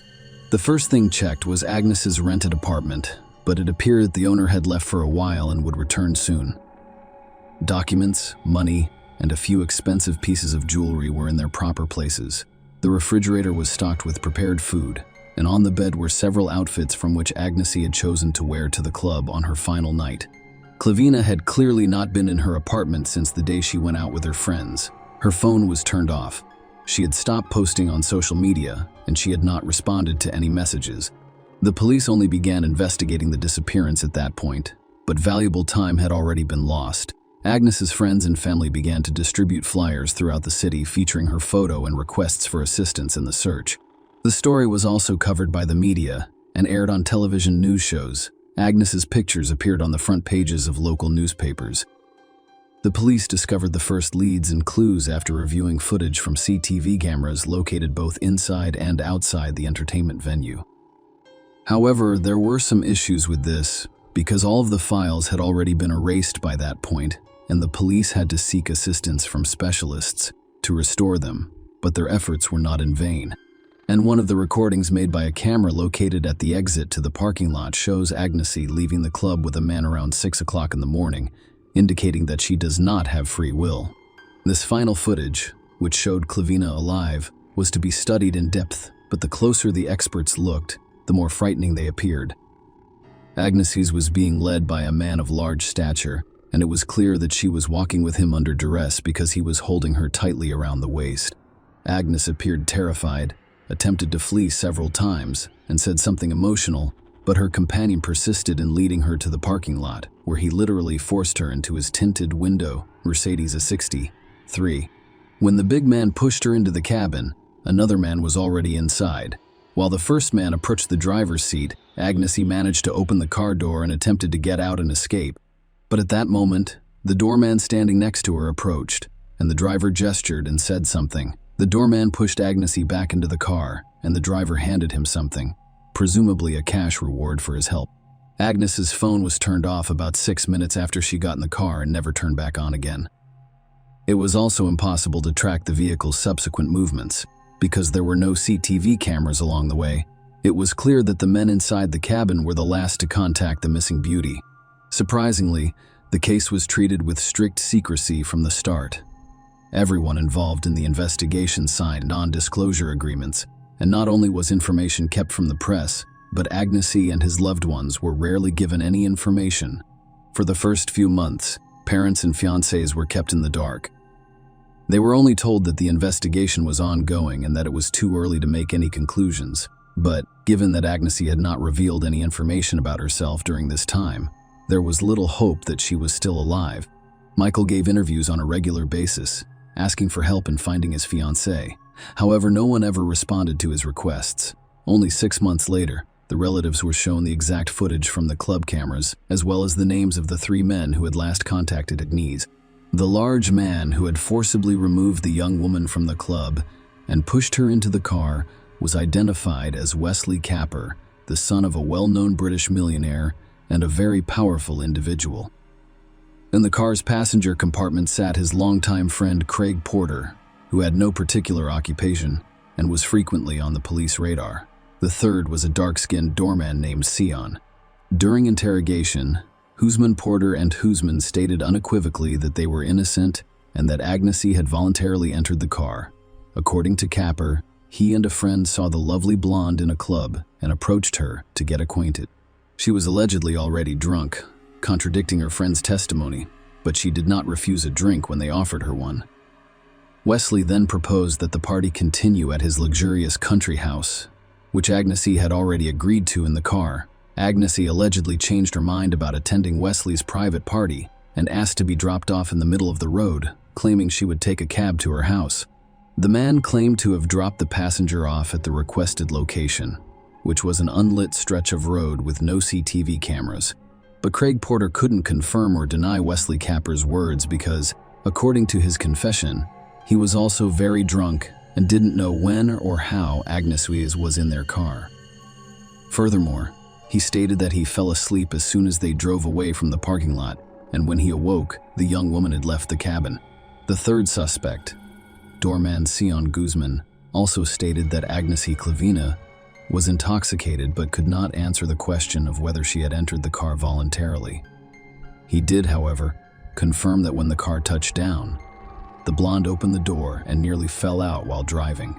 The doorman then slammed the door at the driver's request, earning a substantial tip when asked if he thought it was strange that the woman tried to escape by jumping out of the car while walking. Kimos Main stated that he did not believe it was an escape attempt. He believes she may have opened the door by accident while intoxicated. He also stated that Agnesy did not scream or ask for assistance. The video clearly showed Wesley Capper forcing Agnesy the car while holding her by the waist and wrist. Wesley's defense was that Agnes was dizzy, and he was holding her down to prevent her from falling. Sometime later, another curious, strange, and frightening video was discovered during the investigation in Sotogrande, in the south of Spain, near the port of Puerto Dela. The luxury yacht of John Capper, a millionaire and the father of one of the suspects, was more than just there. The footage from September 10, 4 days after Agnes's disappearance, shows Wesley, Craig, and 2 other men boarding the yacht. They were carrying a large suitcase and a rolled-up carpet, which appeared to be quite heavy based on the footage. A few days later, the company returned to the port of Puerto de la Caixa without any luggage. After seeing the footage, Capper claimed that he and his friends had sailed to Ibiza for fun. He claimed that the suitcase contained their belongings, and that what the investigation mistook for a carpet was bedding, which led to the location where everything ended up. He couldn't explain. A thorough search of Wesley's yard and automobile produced no results. It turned out that both had been cleaned and dry cleaned, removing any traces of DNA. However, long blonde hair was discovered in the car's trunk, but its origin could not be determined because this crucial evidence mysteriously vanished during the investigation. The prosecution revealed another intriguing detail during the trial. A few hours after Agnesy was in the defendant's car, Capper called 911 several times, but each time he dropped the call without waiting for an answer, as if he was afraid or doubted the correctness of his actions. The man explained that he was drunk and made calls at random. The Clavina family's lawyers stated that Agnes was long dead and that her body was resting somewhere on the seabed, possibly in the suitcase that the suspects had brought aboard the yacht. Furthermore, he believed that the case had been deliberately delayed, giving the criminals plenty of time to dispose of all evidence that could prove their guilt. Captain Porter and Guzman were left in the dark just a year and a half after Agnesy went missing. They were accused of keeping Agnesy against her will and forcing her into a car. Unfortunately, due to a lack of evidence, there was nothing else to charge them with. Furthermore, the millionaire and his friend were granted bail and quietly left the courtroom. Agnesy and his relatives were understandably outraged, but the judge refused to back down. The 3 men were only tried again in 2019. Almost 5 years after Agnes's disappearance, they continued to deny their guilt, claiming that Clavina had entered the car of her own free will. The prosecutor asked that the doorman be considered an accomplice to the crime because he assisted the defendants in driving the victim away. Guzman could have been sentenced to 5 years in prison for his actions. In response, he delivered a fiery speech in which he claimed that he was one of the suspects because of the color of his skin, as well as a lack of funds to hire a good lawyer because all of his earnings go to a starving family in Africa. Capper and Porter's lawyers argued that their clients were only guilty of persuading Agnesy to get into the car, not forcing her to do so. According to them, the young woman was dropped off on the road as she had requested, but while she was waiting for a cab to take her home, She could have been kidnapped and killed by third parties because Agnes was drunk and unable to resist. The judge's decision surprised and angered the relatives of the missing young woman because none of the defendants were punished at all. Guzman was cleared of all charges. Capper received a 2-year sentence for taking advantage of Agnes's drunken state to persuade her to get into his car, while Porter received a 6-month sentence for complicity. In reality, the men received suspended sentences and did not serve a single day in prison, but they paid Agnes and his family a ridiculous sum of £10,000 in compensation. Blevins' family was discouraged by the decision and filed an appeal. Then, while waiting for the court's decision, both defendants in the case broke the law again. Capper, who was heavily intoxicated with alcohol and drugs, killed a woman and fled the scene. Porter and his friend also drunkenly stole a car after beating the owner to a pulp. Despite this serious crime, Capper was only sentenced to probation. Thanks to his lawyer's brilliant defense, he paid a large sum of money in compensation to the family of the woman who was killed under his car's wheels. While he remained at large, Porter was less fortunate this time, and he was still sentenced to jail. However, there is no public information about the sentence he received. In 2021, almost 7 years after Agnes's disappearance, the primary suspect in the case was sentenced. Wesley had been living an immoral lifestyle all along, abusing alcohol and illegal substances, which had seriously harmed his health. At the height of the COVID pandemic, he found himself in a hospital bed, and just when he thought he had overcome the disease, he suffered a stroke. Capper died on July 26, 2021, aged 44. Agnes's parents filed another appeal at the time, but the suspect can no longer be prosecuted because he died, regardless of what the Supreme Court decides in this difficult case 9 years later. Agnes Klavina was never found dead or alive, but she was presumed dead at some point. Her parents, sister, and fiancé agreed with the lawyer's version that the criminals had placed Agnes's body in a suitcase, which was then loaded onto a yacht and dumped somewhere on the high seas, making it impossible to find. However, in the summer of 2023, 9 years after Agnes vanished without a trace, the investigation took an unexpected turn. So, in mid-June, a gardener at one of the Costa del Sol's elite golf clubs, Kita, discovered a strange object near the coast that, upon closer inspection, turned out to be an old, badly damaged suitcase. The man did not dare to open it himself and contacted the police. Police discovered human remains inside the suitcase. The examination revealed that the bones discovered belonged to a young woman who died around 25-35 years old. Furthermore, it was discovered that the suitcase containing the body had been submerged in water for approximately 10 years before being brought to shore. After reviewing all of the evidence, the police hypothesized that the body discovered belonged to Agnes Klavina, who vanished 9 years ago. To establish this unequivocally, a number of tests are required to compare Agnes's DNA to the remains discovered at the moment. Experts are working closely on this issue, but the investigation's findings have not yet been made public. If the suspicions are confirmed, the case will be reopened and the remaining suspects will face trial. Share your opinion with us in the comments and subscribe to the channel for more.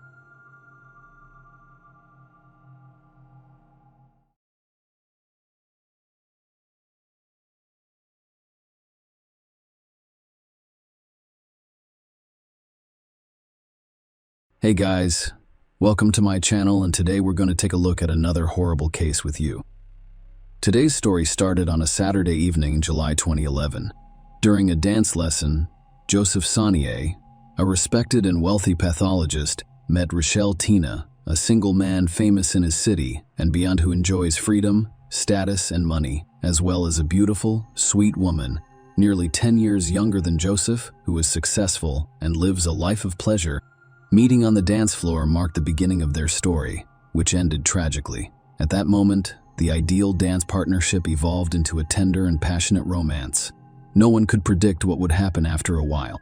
Joseph Saunier's biography prior to meeting Michelle is filled with both joys and tragedies. Joseph, born in 1955 into a respected medical family in Shreveport, Louisiana, dreamed of carrying on the family's work and becoming a doctor since he was a child. With outstanding ability, the young man received a Bachelor of Science in Medical Science from the University of Baton Rouge in 1976. He later applied to Louisiana State University in Shreveport and started working at Parkland Hospital in Dallas, Texas. The young man successfully balanced his university studies and work. He wishes to achieve professionalism in his chosen activity. He constantly took on additional work at the university while honing his knowledge and skills at the hospital. The management noticed the young employee's success and zeal, and in his final year of training, he was promoted to chief resident. After finishing his studies, Joseph pursued a career in pathologic anatomy, eventually becoming a well-known pathologist and laboratory director in Lubbock. Joseph's life was shaped by the tragic death of the woman he loved. His marriage of 27 years, which he considered happy, ended in divorce. His wife fell in love with another man. Joseph accepted her decision and agreed to divorce, convinced that the man he loved had found happiness. Dr. Saunier had a strong personality and a strong sense of honor and responsibility. Following the divorce, he maintained a close relationship with Becky and continued to support his 2 sons, demonstrating resilience and character. Becky died 2 years later at the hands of her new husband, Joseph, who was shocked by his former spouse's heinous death, causing her to experience another wave of grief and loss. He frequently reflected on the family's past and mourned their loss. Nonetheless, the doctor remained a pillar for the family. He immediately took over all organizational issues and funeral expenses, as well as assisting his sons in coping with the trauma. The children later admitted that his support helped them overcome their pain. The tragedy left a lasting impression on Joseph's heart. For a while, he focused solely on his work and the upbringing of his 2 sons. Later on, the grief he felt prompted him to reconsider his life. The man decided to begin a new personal chapter in a new city with a new woman. Dr. Saunier and his sons relocated from Dallas to Lubbock, Texas in 2007, where he accepted a position as chief pathologist at Covenant Health System, feeling the need for something new to refresh him and fill the void within. Joseph enrolled in a local dance studio. He also enjoyed the classes because they allowed him to meet new women and try unsuccessfully to form relationships with his dance partners. Then, one warm summer evening, Rochelle Shatina showed up at dance class.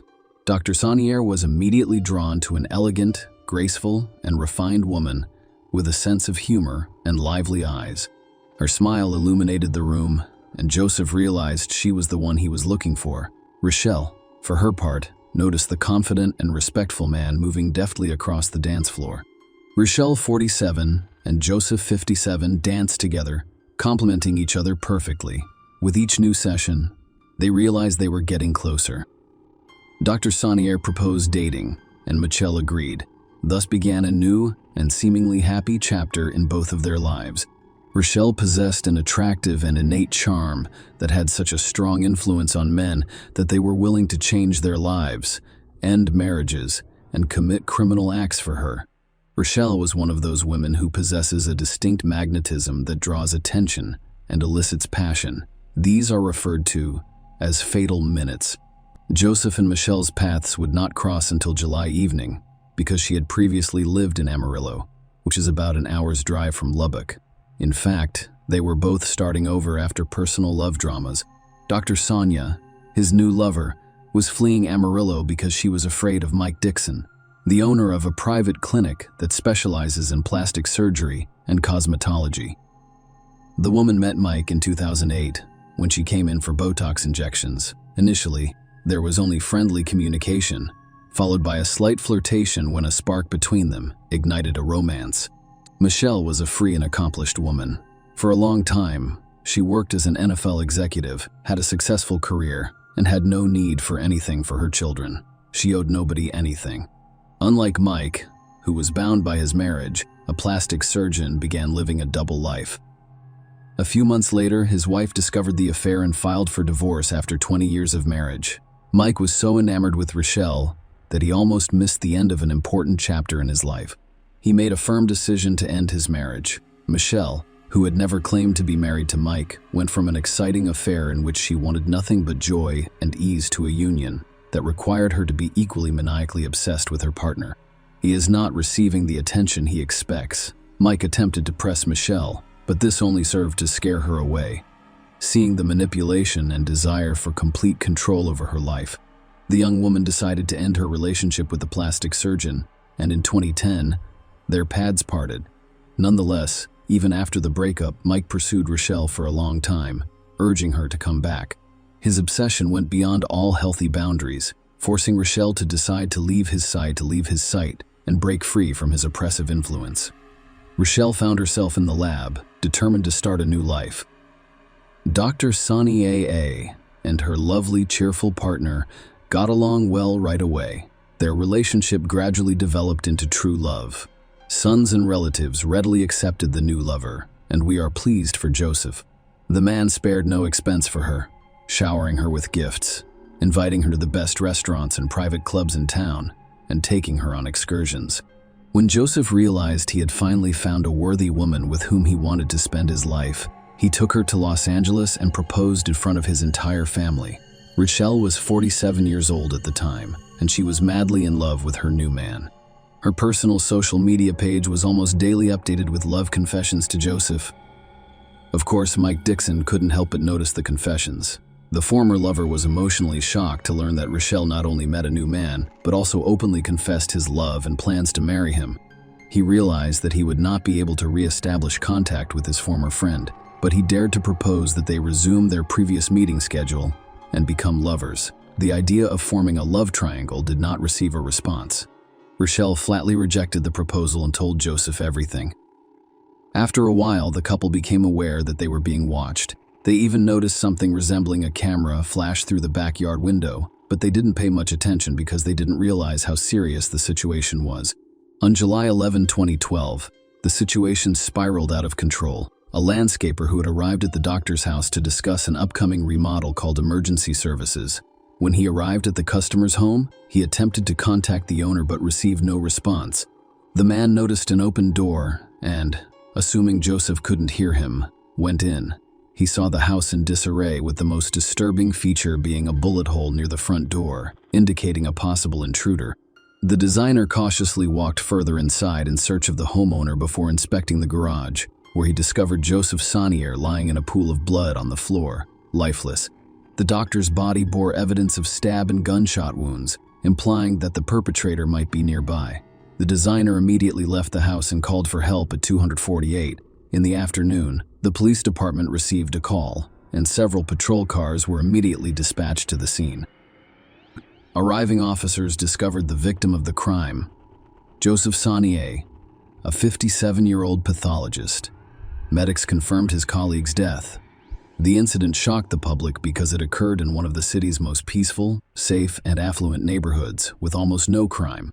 Dr. Sonnier, a respected professor, was known for his calmness and kindness, and he had no obvious enemies who wanted to harm him. Although a window had been broken, the incident was not a robbery because nothing was missing from the home. A bottle with the bottom shot out was discovered at the scene.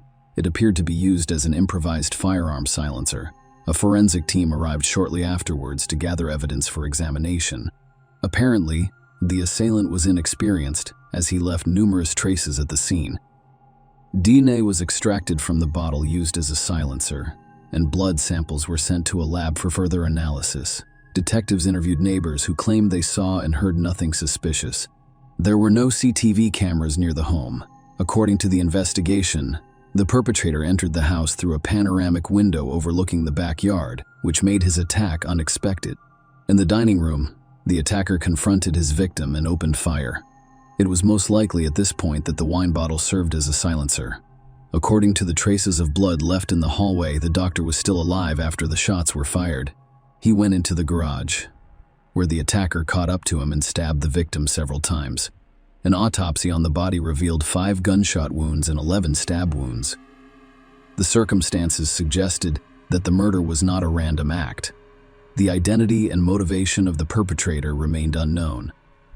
The investigation centered on the pathologist's close social circle. During an interview with law enforcement, the victim's fiancée described strange events in her and Joseph's lives in the months leading up to the tragedy. According to her, Dr. Sonnier appeared to be stalked. In addition, Rochelle had noticed a stranger standing in front of Joseph's house, watching the door and windows. She also described how her fiancé began receiving persistent calls and texts shortly before his death. The officers verified the information, but they believed the calls and messages came from other women with whom Joseph appeared to be in a parallel relationship. as witnesses reported the man being in contact with multiple women at the same time. Investigators asked Rachel if she was aware of the other women, and she said no. Joseph's sons denied that their father had mistresses, stating that cheating was not in his character. However, investigators continued to develop a version of the crime that was motivated by jealousy. At the next interrogation, Rachel couldn't take the pressure and burst into tears, admitting that she knew several women who were most likely involved. She claimed that several former girlfriends were constantly stalking Joseph. He ignored them, but they never stopped expressing their displeasure with his upcoming wedding. One of them turned out to be a lady from Florida who kept calling and writing even after Dr. Sonia revealed his serious relationship with Rachel. Another was a nurse, the pathologist's colleague who called and wrote to him on a regular basis. The third victim was a woman with a daughter who, shortly before the murder, wrote to Joseph accusing him of abandoning her and her child. Rachel made her first mention of Mike Dixon during the same interview.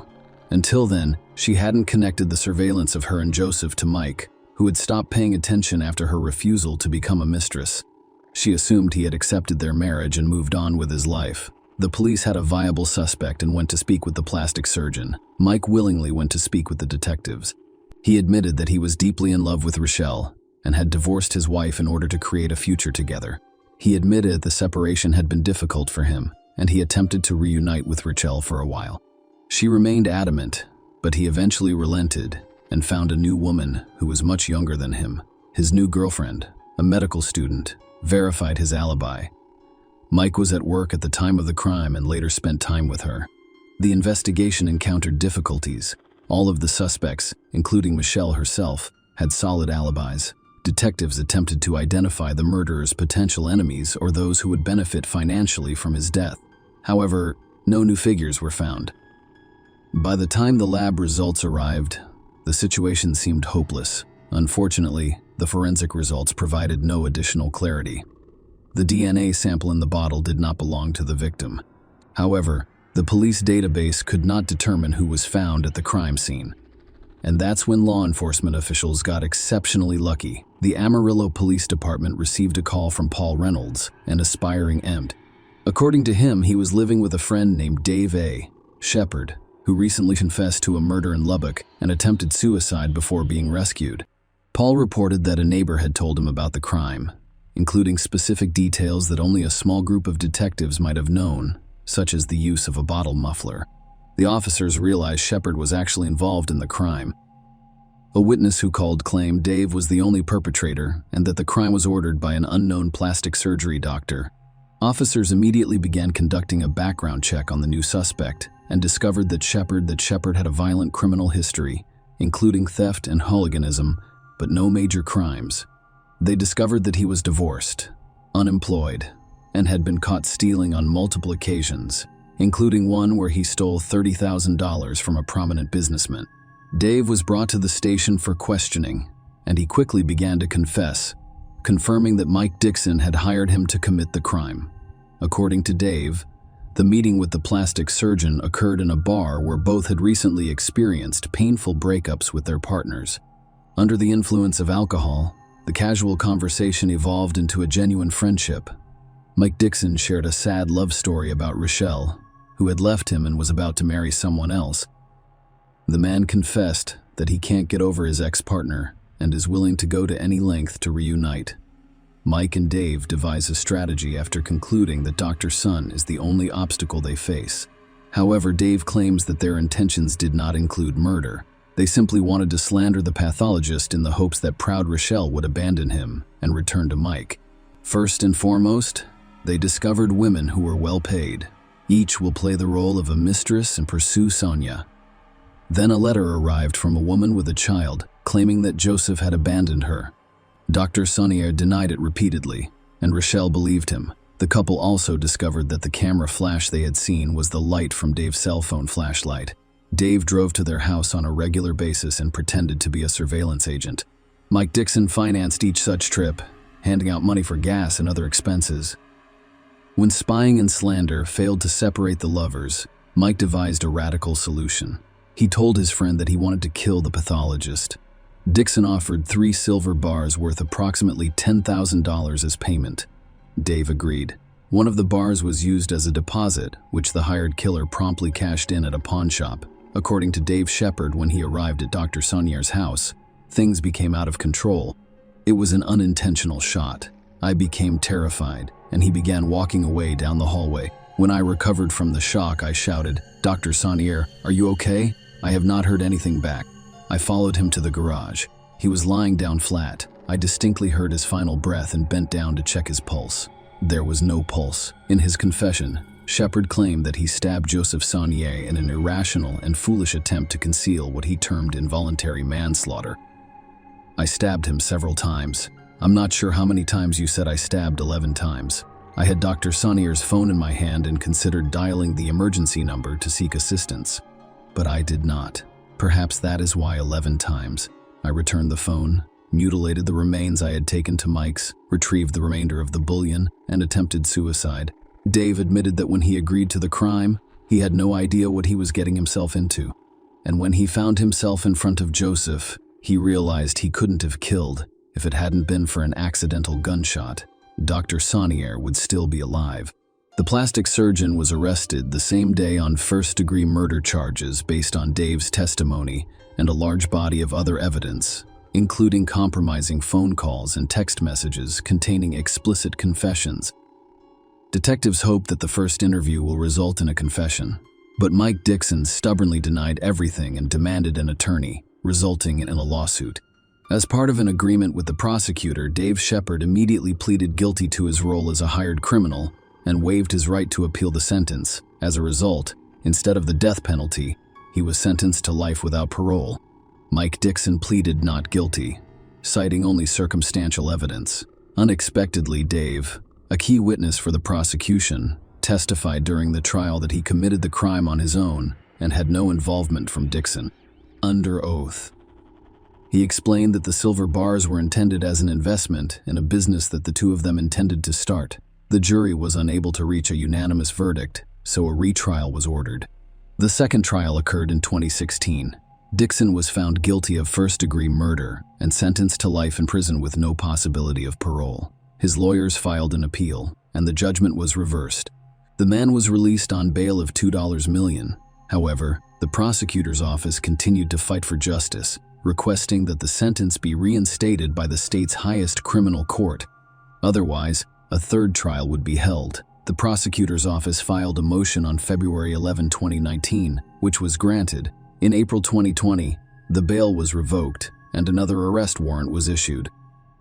The Texas Court of Criminal Appeals overturned the lower court's decision and reinstated Mike Dixon's sentence. The judge determined that the felon must continue to serve his life sentence without parole.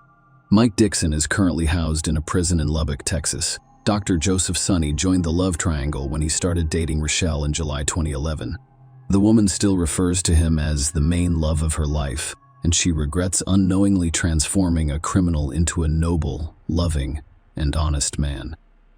Share your opinion with us in the comments and subscribe to the channel for more.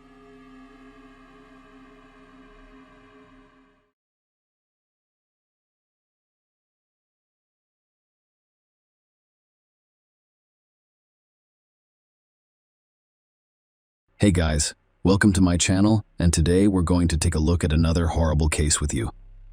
In 2012, at the Summer Olympics in London, a young Puerto Rican boxer named Felix Verdejo Sanchez shone brightly.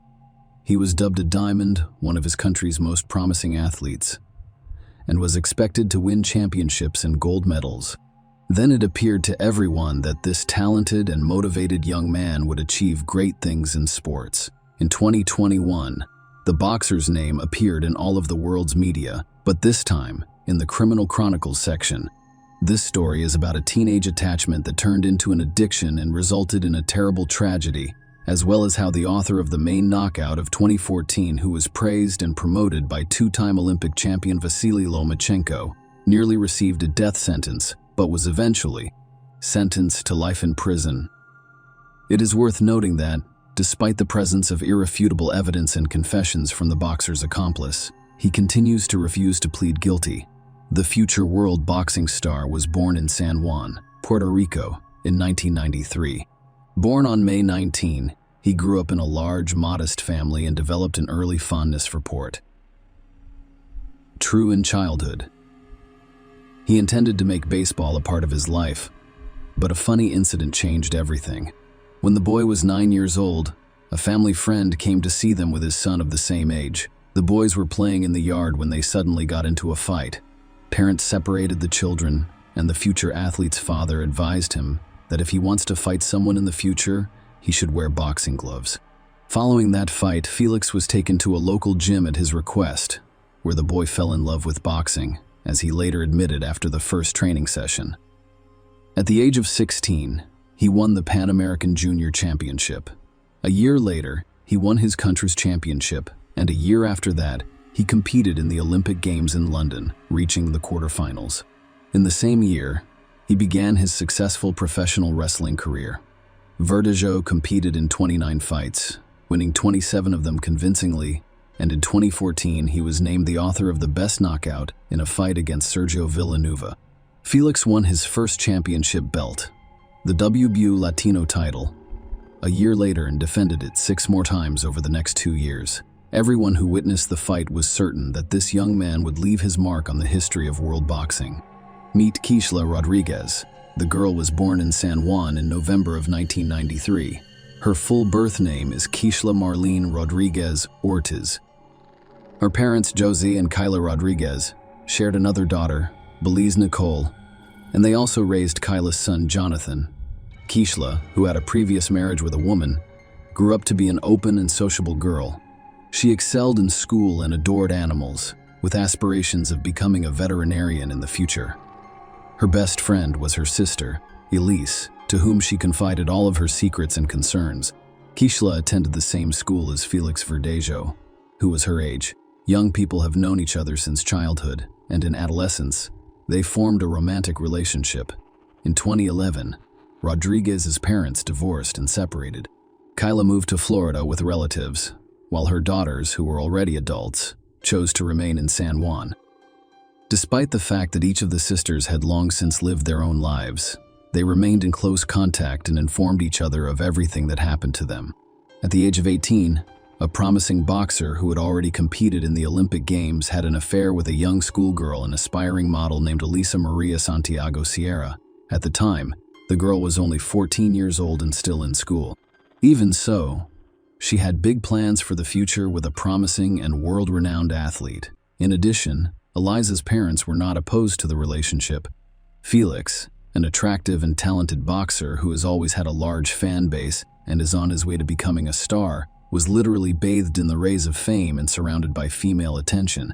He did not pass up the opportunity to write a novel or have a side affair. In addition, despite his serious relationship with Eliza, he continued to meet with his school friend Keishla, whose sister barely informed her mother Kayla Rodriguez, who was aware of the affair and did not approve of it. In addition, the situation was very unclear. On the one hand, Eliza considered herself the only woman, while the athlete's great love was planning their wedding and making long-term plans for their future together. On the other hand, Keishla was aware that the lover had a fiancé, but Felix refused to let her go. Furthermore, he was her first great love, and the naive girl secretly hoped to be the one. In 2016, the boxer married Eliza, who was barely 19 years old at the time. Eliza was already a well-known model, with tens of thousands of social media followers, and had recently opened her own beauty studio for eyelash extensions. In August of the same year, just a few months after the wedding, the athlete was involved in a serious car accident while rushing on his motorcycle. He was rushed to the hospital with serious head injuries, bruises, and lacerations.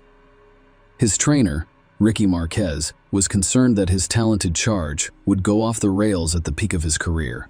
Despite the disappointing prognosis, Felix recovered quickly and returned to the ring. In September 2019, the boxer posted a photo of himself with Elise, who was pregnant for a long time, on his social media profile.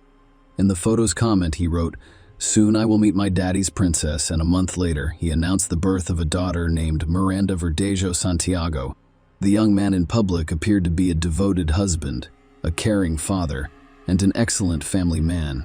But, hidden from his wife, he continued to meet with Keishla, who refused to let go. As Eliza later admitted, she suspected her husband was cheating on her, but every time he made a tearful vow to leave his mistress, Keishla tried to end the painful relationship, but Felix refused to let her go.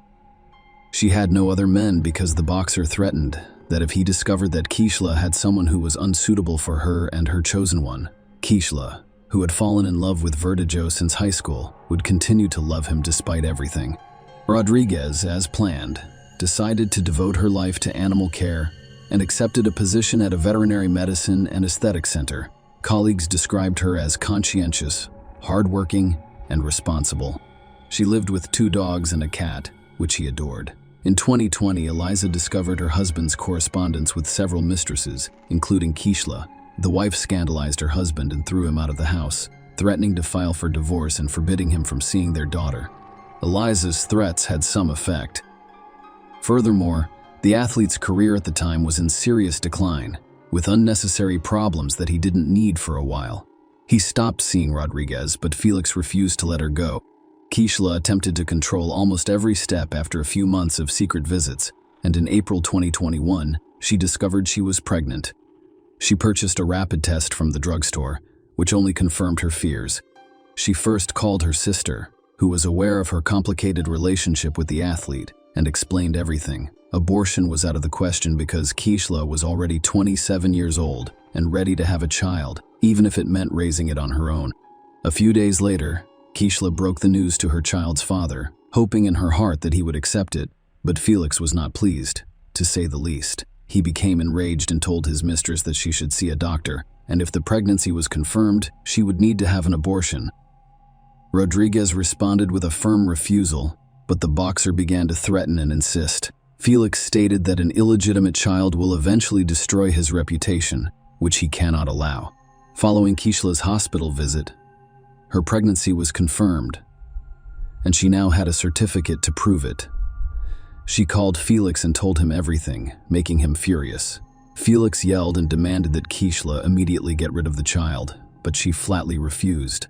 The athlete then decided to go undercover, claiming that he did not believe her and wanted to personally inspect the issued medical certificate.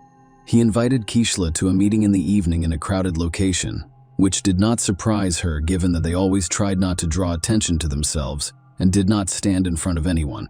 A few days before the meeting, the boxer visited his old friend, Luis Antonio Cadiz, who worked in a local machine shop and had connections to the criminal underworld, selling illegal drugs. Felix briefly explained the situation and requested assistance in getting rid of his pregnant mistress. Luis had previously been in the field of vision for the police and faced the prospect of imprisonment. It didn't scare him, but the athlete persisted, confident that everything would go well and that the cops would never come after them. Furthermore, Felix promised him a substantial monetary reward, and Luis agreed. Felix called Keishla and said he wanted to meet her on the evening of April 29 to confirm her pregnancy and decide what to do next. Keishla called her sister back right after speaking with her lover, telling her everything. She remained hopeful that Felix would accept her child and not insist on an abortion. However, the situation is not particularly alarming. She was aware that the boyfriend had threatened her sister, and she was concerned that he would not do anything to her. Marilise called her mother and expressed her concern. Even with their combined efforts, they were unable to persuade Keishla to cancel the fateful meeting. Rodriguez arrived at the meeting on time, driving her own Kia Forte and carrying a doctor's note. Verdejo arrived there in his pickup truck.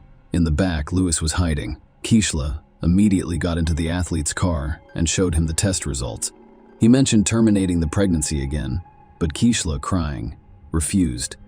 Against this backdrop, the couple began to argue violently, leading to shouting before Felix suddenly hit Keishla in the head with his fist, causing him to lose consciousness.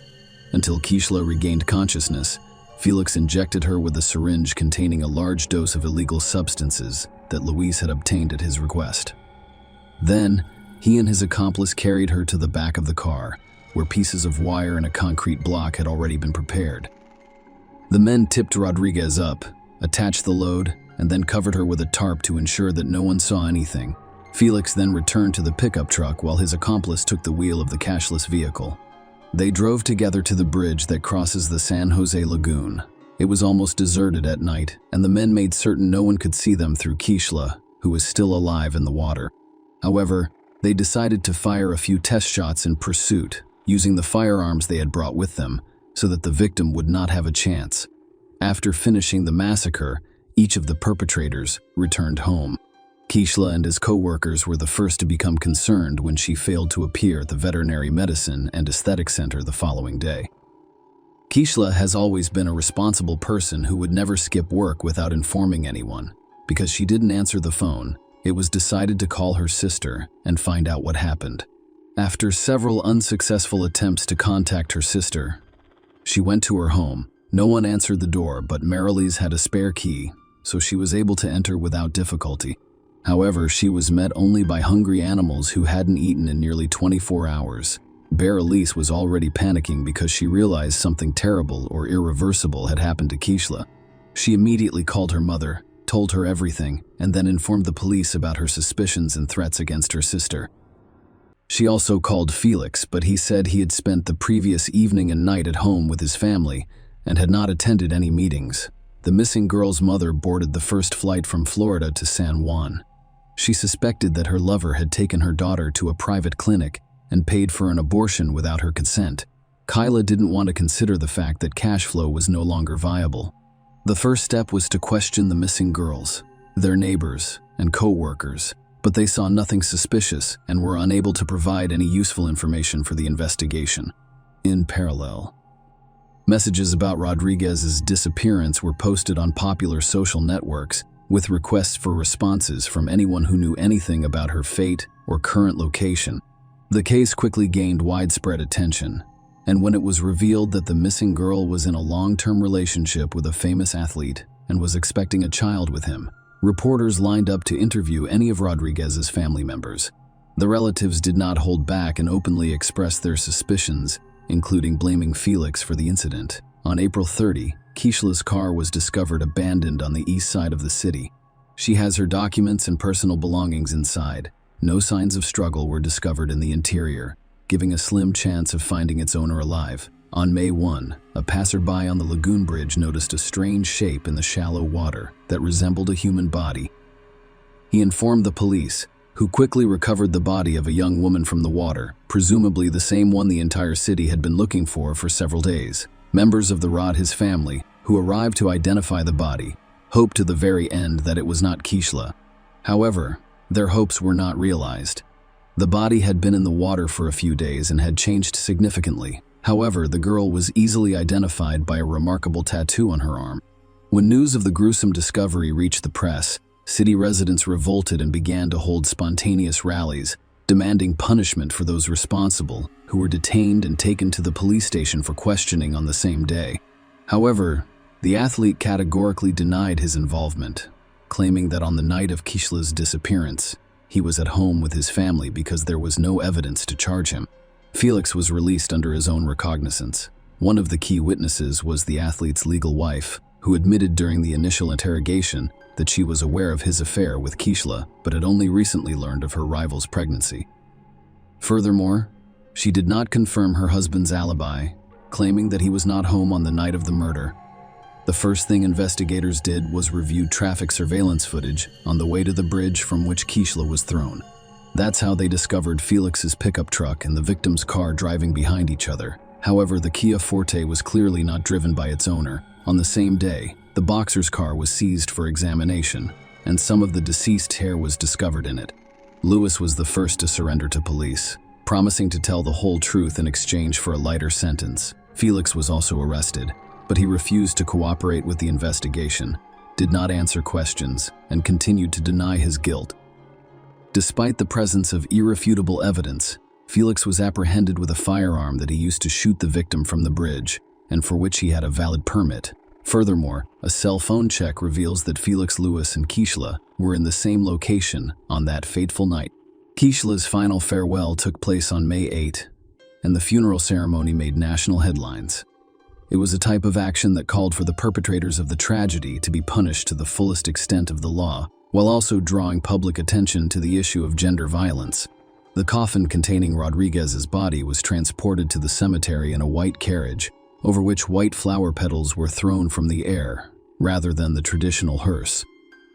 Many well-known Puerto Ricans, including show business stars, athletes, politicians, and public figures, have spoken out about the high-profile case in which Verdejo was charged with carjacking, kidnapping, premeditated murder, and murder of an unborn child.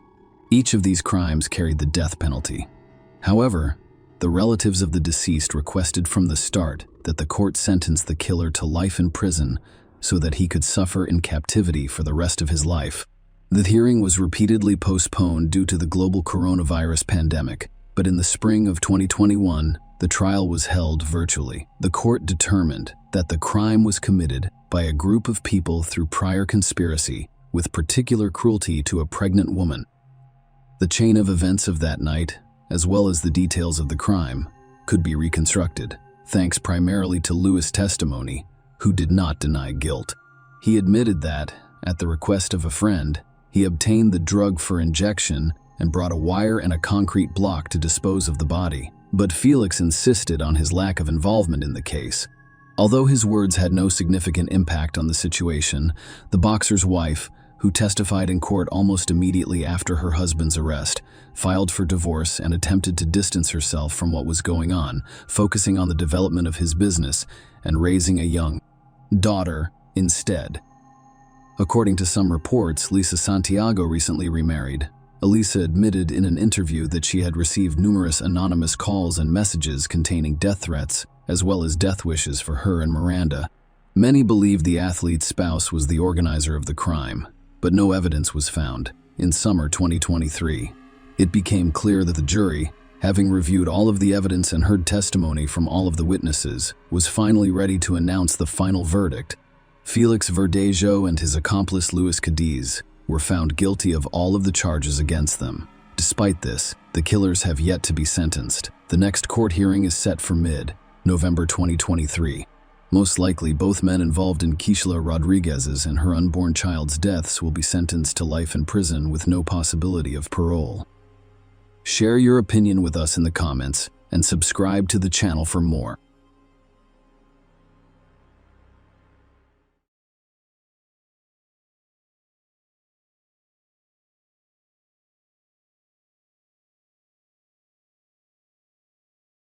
Hey guys, welcome to my channel, and today we're going to take a look at another horrible case with you. In February 2018, the quiet town of Deltona, located in eastern Florida off the Atlantic coast, was shaken by the brutal murder of a young man named Patrick de la Cerda. The 25-year-old man was discovered dead in his home, and the severity of his injuries indicated that the perpetrator harbored a personal grudge against him. The Patrick de la Cerda case is an example of a near-perfect, elaborate, and planned crime that may have gone unsolved. Although the murderer was identified almost immediately, there was no direct evidence to prove his guilt. As later claimed, investigator Chad Weaver, who investigated the case, knew from the start that it would be a true detective worthy of a screen adaptation. What happened? Who is Patrick de la Cerda? Patrick de la Cerda was born in June 1992 in Miami, one of Florida's most picturesque cities. His mother, Patricia Runza, was born and raised in France, while his father, Max de la Cerda, was a native of Spain. But in the 1980s, he moved to the United States, where he married and had a son. The de la Cerda family was extremely friendly and cheerful. Patrick grew up in an environment of love, caring, and mutual respect. He was a very nice, intelligent, and sociable guy who did well in school, could easily become the soul of any company, and had a lot of friends. Furthermore, the boy was very close to his parents from childhood, and they spared no effort or money to ensure that their son received a good education and grew up to be a worthy man. The family patriarch had spent his entire life working in the construction industry and was a highly skilled professional. The family was not wealthy, but they were well off by city standards. After graduating from high school, Patrick decided to pursue a career in construction to continue his father's legacy. When the young man was in university, his parents decided to divorce after nearly 25 years of marriage. It should be noted that they parted in a quiet and peaceful manner, with no scandals, property division, or other issues. The mother relocated to the quiet town of Deltona in the state's east and remarried shortly thereafter. The adult son decided to stay in Miami with his father, where they both work and are well known in the construction industry. Despite the divorce of the parents, all family members remained close and friendly to one another. They were constantly in contact with one another, calling and communicating on a regular basis, and we were always available to assist when needed. Patrick paid regular visits to his mother in Deltona, where he told her about everything going on in his life, including his joys and experiences meeting the girl of his dreams. Due to his French and Spanish heritage, Patrick had a bright appearance and enjoyed great success with fair sex from a young age, but it had always been an example of the family in which he grew up, so he did not seek frivolous and fleeting affairs. He dreamed of a bright mutual feeling and his own strong family. De la Cerda met the girl of his dreams by chance on the internet, on one of the popular sites where lonely hearts find each other. He registered and created an account at the suggestion of a friend, but he didn't fully believe that he could meet his soulmate there. One June evening in 2017, he was browsing the site's girl profiles without much enthusiasm when his attention was drawn to a photo of a searing brunette with an unusually bright appearance. She had big, bottomless eyes and a lovely smile. Patrick was completely enchanted and decided to write to the stunning stranger. She responded to his message, and they began to communicate more comfortably. The girl's name was Jessica Devnani. She was born in 1988 in Orlando, Florida, which is located in the state's central region. After graduating from high school, she enrolled in one of the local universities to study banking, and after graduation, she worked at a bank branch in her hometown of Orlando. Jessica was also immediately drawn to the handsome young man. They exchanged phone numbers after a few days of active correspondence on the website. For the next few weeks, they called each other every evening and talked for hours about anything. The couple quickly established mutual sympathy and trust, so the young people decided to meet in person. Because they lived in different parts of the state, they chose a location about halfway between them for the meeting. Already on the first date, Patrick realized Jessica was the girl he had been looking for, and now refuses to let go. She liked him right away, and Jessica was perplexed by the age difference because she was 4 years older than Patrick. On the way home, Patrick called his mother and told her that he had met the girl of his dreams, whom he wanted to marry and start a family. Patricia recognized the joy and excitement in her son's voice and knew he was serious. She was happy for him. This long-distance relationship lasted several months and posed a significant problem because the couple could only see each other on weekends and in neutral locations. Usually, they rented a hotel room in a cozy, secluded location and simply enjoyed each other's company. However, everyone flew home on Sunday night because they had work the next morning. Marriage proposal. To be closer to his sweetheart, Patrick relocated to Deltona, where his mother lived, in December 2017. He purchased a house in a quiet neighborhood and began repairing it, preparing a cozy nest for his chosen one's move. Jessica couldn't leave work right away, so they planned a housewarming party for early spring next year. On New Year's Eve, when the couple met, the young man decided to surprise his girlfriend. He set up fireworks in the backyard of the house, and, as Jessica watched the fireworks, she got down on one knee and held out a box with a ring, asking her the most important question: will she become his lawful wife? Jessica was overjoyed and, unsurprisingly, agreed with him. Patrick admitted that he had been looking for an engagement ring for a long time, but had not found the right one in any of the jewelry stores. He believes that none of them are attractive or refined enough for such an occasion. He chose the best of what was available in order to make a proposal before the new year, but then ordered another from the jewelry workshop, an exclusive ring designed by the young man himself. Something had happened to Patrick. 2 months have passed since the engagement. Preparations for the wedding and upcoming housewarming were underway. Their parents approved of the couple's decision, and they were ecstatic to be embarking on a new chapter in their lives. The young people intend to hold a lavish celebration in Miami on the Atlantic Ocean's shores, or in France, the groom's mother's homeland. On February 27, 2018, Patrick's father, Max de la Cerda, got a call from a courier. The father's phone number was added as an additional contact. The courier confirmed that his son's order had been delivered to the specified address, but the customer does not open the door or answer the phone. This was so unlike Patrick, so the father was immediately concerned. However, because he was at work at the time, he was unable to pick up the order while also checking on his son's well-being. Max decided to ask his future daughter-in-law. He called Jessica and his voice was filled with anxiety as he explained that he could not reach his son. Jessica had attempted to contact her fiancé since the morning, but he did not return messages or make calls. When she mentioned this to Patrick's father, Max concluded that something had happened to Patrick. Jessica immediately dropped everything and dashed to the groom's house. When she pulled up, she immediately noticed Patrick's car in the driveway, indicating that he hadn't left. She had her own key. Jessica entered the yard and called out to her lover several times. However, there was no response. Jessica carefully opened the front door and discovered a terrifying image. Her fiancé lay practically at the entrance in a pool of his own blood. He showed no sign of life. Jessica immediately called 911, but when paramedics arrived, they were unable to help Patrick and declared him dead. By the time the cops arrived, Jessica was sobbing in the backyard of the house where Patrick had proposed 2 months prior. When one of the officers approached her, she simply looked at him and told him she knew who had murdered her lover and destroyed her entire life. A wealthy and powerful ex-boyfriend can help you understand this difficult situation, and to understand who would want to kill a young guy who appears to have no enemies or ill wishes, you must go back in time to when he and Jessica first met. The girl was then in a relationship with Gregory Bender, a wealthy businessman who ran his own investment fund. Jessica met Gregory while she was a student. He was 20 years older than her, and he literally turned the young ladies' heads. The businessman wooed her beautifully, gave her expensive gifts, and took her to luxurious resorts. Jessica believed she had found her one and only love, but she soon noticed some oddities in his behavior. Gregory sought to exert control over his girlfriend by closely monitoring where she went and who she communicated with. If Jessica had an admirer, he quickly got rid of him with threats and intimidation. At the same time, he told her very little about himself. This relationship lasted nearly 8 years, and Gregory never revealed his chosen one to his family or friends.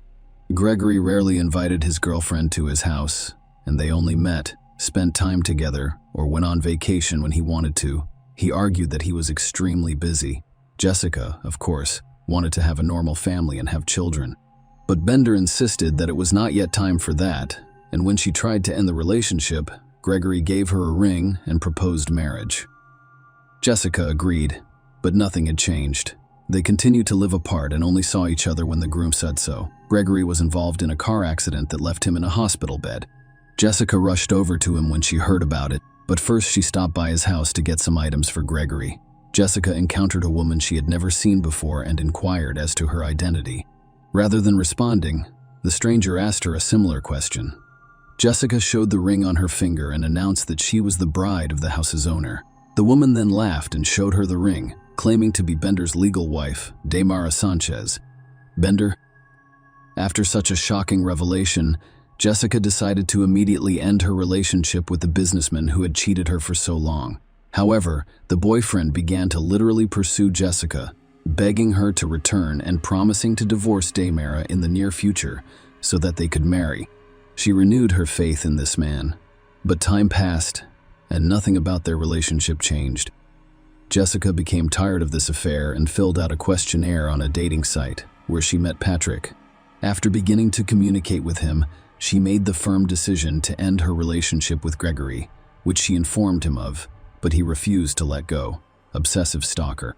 Bender initially persuaded Jessica to return to him and try to restart their relationship, promising to divorce his wife. He then proceeded to make threats and harass others. When he realized that all of this was pointless, he decided to look for a rival about whom he knew nothing. He had to hire professionals to hack into Jessica's account and discover who she was communicating with. Gregory began sending Patrick threatening messages and demanding that he break up with Jessica, whom he referred to as his fiancée, after discovering his identity and obtaining his contact information. Patrick did not react to the threats and remained calm, believing that the situation would not escalate beyond threats. But Jessica was terrified because she realized her ex-boyfriend could expect anything from her. He was a wealthy and well-connected man with an extensive collection of firearms at his disposal. Jessica suggested that Patrick end their relationship before anyone was hurt, but he refused. Then they decided to contact the police, providing evidence that Bender was stalking and threatening them. The couple obtained a restraining order against Gregory, preventing him from approaching them or attempting to make contact in any way. Gregory was also ordered to surrender all firearms stored in his home. Things settled down for a while, and the lovers began to believe that the stalker had left them alone. Jessica, on the other hand, persuaded Patrick that it was necessary to install CCTV cameras around and inside the house because she was concerned that Gregory would break the bane, conduct a crime scene investigation, and test the first theory. But let's return to the tragic events of February 27, 2018. During the initial examination of the crime scene, the criminalist immediately ruled out the robbery theory and stated that, based on the nature of the mutilation, this murderer had a personal motive and literally despised his victim. A 25-year-old man was found with gunshot wounds in his thigh, chest, and head. The experts also discovered injuries and bruises consistent with a fall from a ladder. The body was lying on the floor between the front door and the stairs to the second floor. Investigators suspected that the killer had snuck into the house and was waiting for the owner on the second floor. When an unsuspecting Patrick entered and climbed the stairs, the intruder stepped out to meet him and fired the first bullet into his leg. The wounded young man rolled down the stairs, and the perpetrator followed him down, firing another bullet into his chest before killing the victim with 2 follow-up shots to the head. The murder weapon was not discovered, but it was a rather uncommon model of pistol that was difficult to obtain. The first shell casing was discovered on the second floor of the house. 2 more similar shell casings were discovered downstairs, but the 4th casing was not present, so it was assumed that the perpetrator took it with him, possibly as a trophy. Despite Jessica's claims that she knows who killed her fiancé, the first person suspected was the murdered man's neighbor, with whom he had a serious disagreement a few months prior. The man was a combat participant and veteran of the United States Army who was injured and severely concussed during the war, resulting in a mental disorder. He was an expert with firearms and could easily obtain a rare model of gun in December 2017. The veteran mistook his new neighbor for a burglar and opened fire. Fortunately, no one was hurt, but the neighbor was admitted to a psychiatric hospital due to an exacerbation of his condition. After he returned home, he continued to follow Patrick, calling him a spy and promising to expose him. The mentally ill neighbor may have a motive based on his unhealthy imagination, so the man was detained and decided to interrogate Patrick. He made no secret of his dislike for him. However, at the time of the murder, he had a complete alibi, which was confirmed by several people looking for evidence and attempting to provoke the perpetrator. So the original version of the robbery was canceled because everything in the house was in its proper place, and the money and valuables remained untouched. Only hard disks containing recordings made by video surveillance cameras were missing, making it impossible to determine who entered and exited the house that day. In addition, no evidence was discovered at the crime scene. Forensic experts were unable to locate a single fingerprint, shoe print, or DNA trace. The murder was meticulously planned, and while the investigation had little doubt that Gregory was responsible, it appeared at the time that he would get away with it.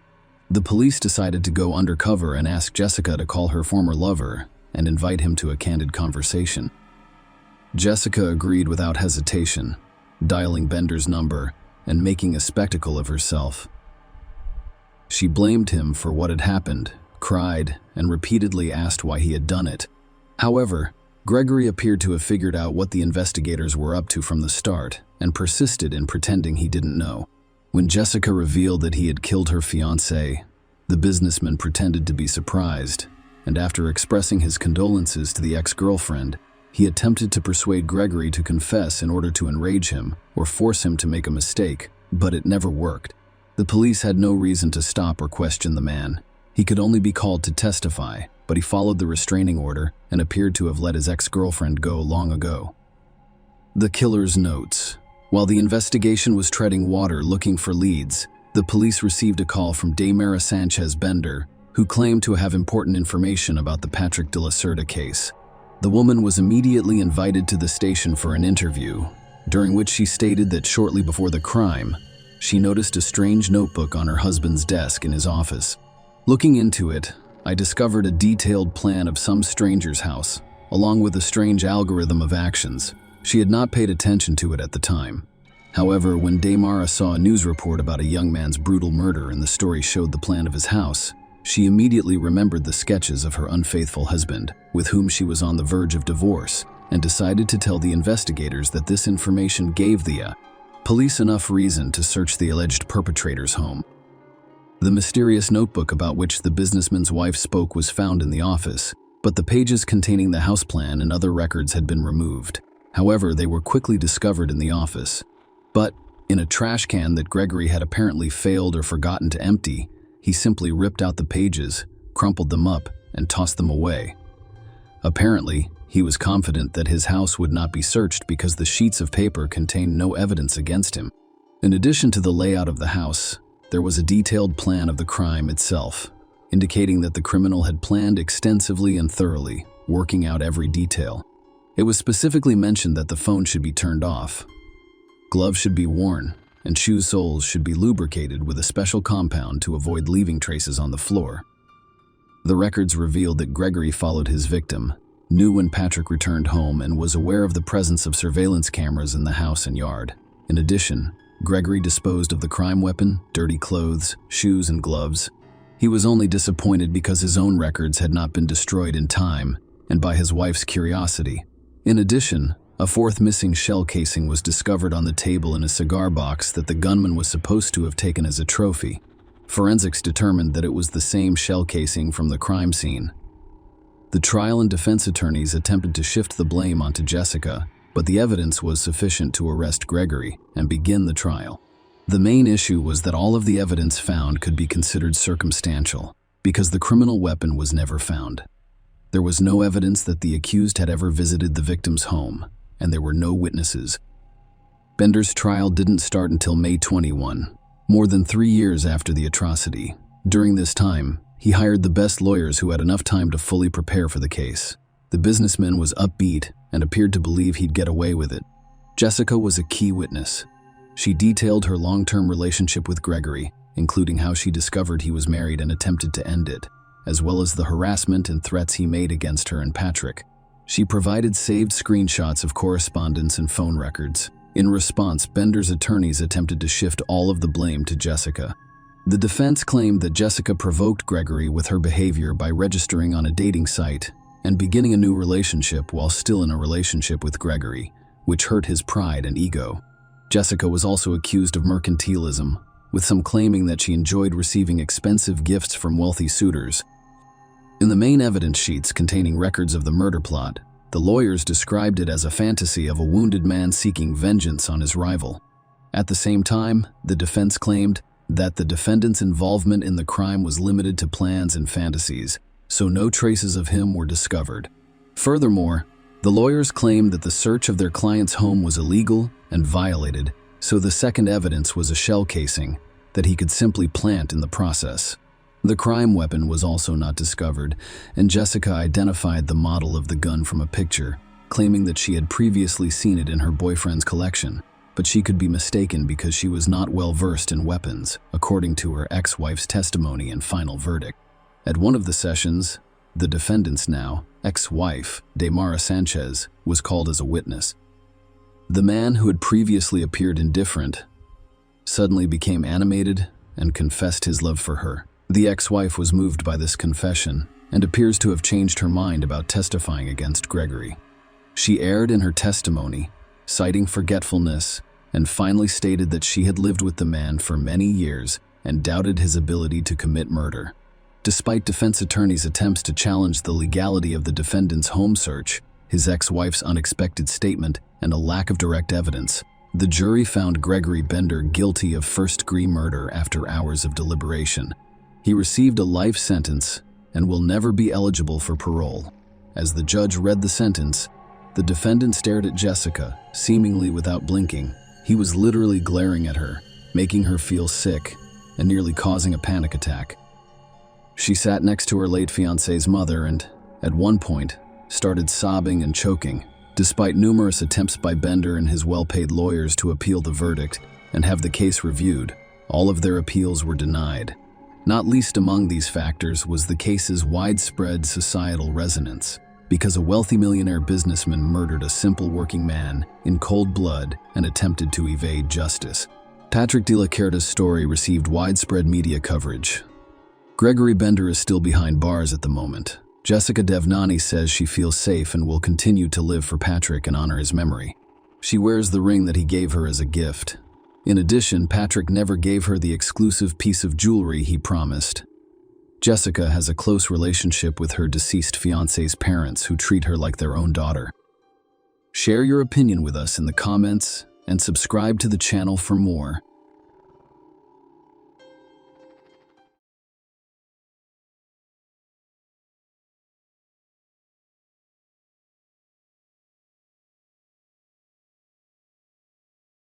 Hey guys, welcome to my channel, and today we're going to take a look at another horrible case with you.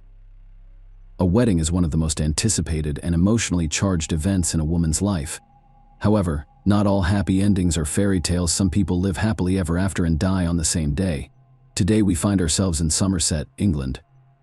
This region of southwest England is known for its well-preserved medieval castles, ancient towns, and King Arthur legends. However, these are not the only legends that surround the modern country. On the morning of September 12, 2012, a local resident named Orlando was rushing home from a late-night shift at a gas station.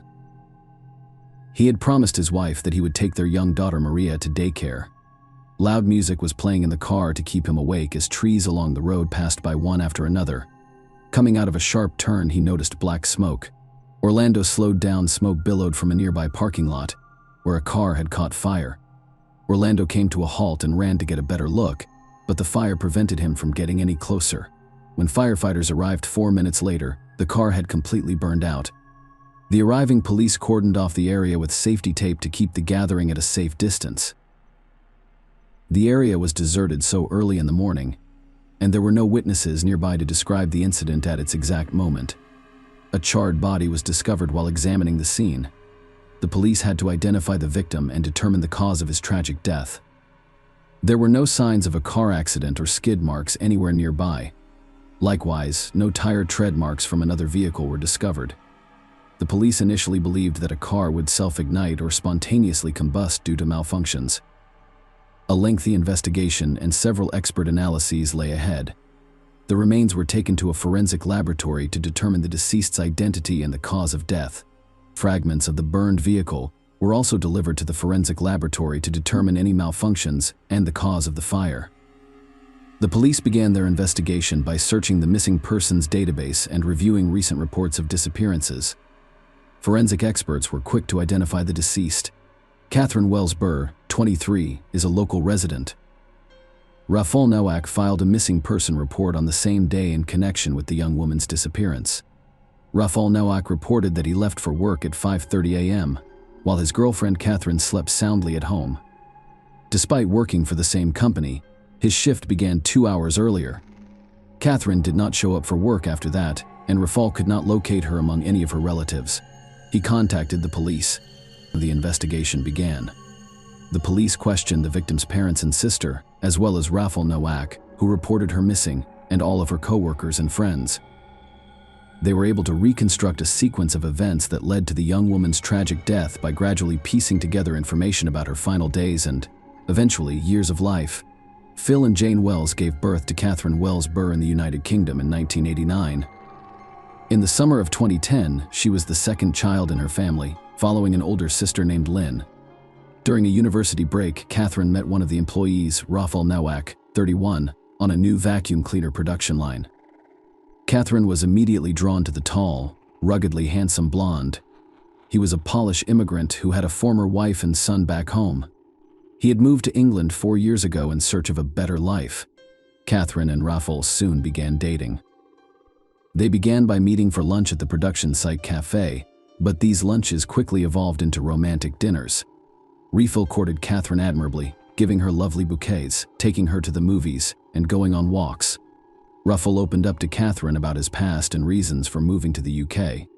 Catherine's trusting heart, the blonde man's relationship progressed so quickly that within a few months, Catherine introduced Raphael to her parents, who were overjoyed with their daughter's choice and hopeful for the couple's future happiness.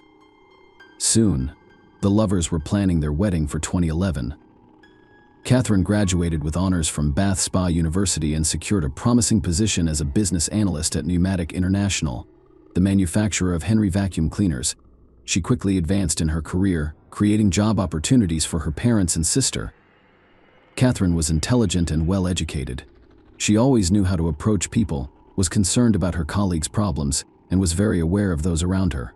Her kind gaze and radiant smile won over those who admired the young leader. Catherine Wells Burr's career was rapidly progressing. Her substantial earnings, combined with those of her partner Rafael Nowak, enabled them to buy a large home with a terrace in Willow Way. Regardless of their financial situation, the house was purchased with a mortgage, for which the young couple obtained insurance coverage in accordance with their agreement with the bank, demonstrating their youth, successful careers, and love. It appeared that they had everything necessary for happiness. However, the fateful day of September 12, 2012, marked a turning point in their lives, transforming everything from before to after. The investigation continued, revealing new and previously unknown details about Catherine and Rafael's lives. Over time, the veil of deception that had hung over their relationship from the beginning began to lift. Rafael Nowak, 29, left behind his wife and child in Poland, fleeing to avoid large debts. He moved to the UK, where he met Anna Lagwinowicz. They have been close since 2008. Then Catherine entered the picture for a while. Rafael considered both women, but ultimately chose Catherine Wells Burr because she was a better fit for a family and financial stability. While Catherine genuinely desired a happy marriage with the man she loved and the start of a family, Nowak was plotting a scheme to end her life, intending to leave the life insurance payout and the large house to himself and his mistress, Anna Lagwinowicz, for which Catherine had contributed a sizable portion. The plot for this crime was meticulously planned and carried out with even more cruelty and cold-bloodedness. After a few hours, Rafael approached Catherine's boss to inquire about her whereabouts. In front of Catherine's colleagues and relatives, he pretended to be terrified and devastated. Catherine was not found at either her parents' or her own home, and her car was also missing. Rafael recalled receiving threatening letters from a mentally unstable admirer for quite some time. Following this, her family called the police. The family was in the living room of the young couple's home, waiting for her return, when they learned that a burning car with a body inside had been discovered. Rafael stated that the evening before her disappearance was completely normal. The couple had gone for a walk after work, stopped at a store for groceries, ate dinner, and then went to bed together after watching TV. Catherine didn't seem scared or disturbed.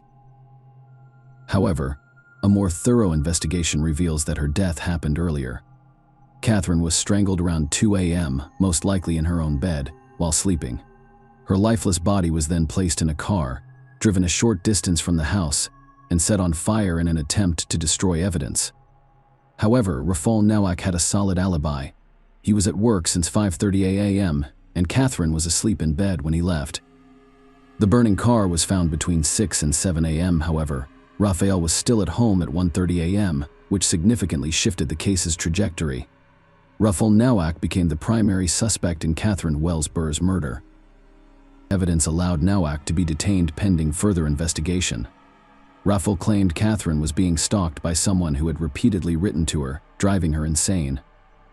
During the investigation, it was discovered that Catherine did have accounts on several adult websites, indicating a hidden side of her life that her close friends were unaware of.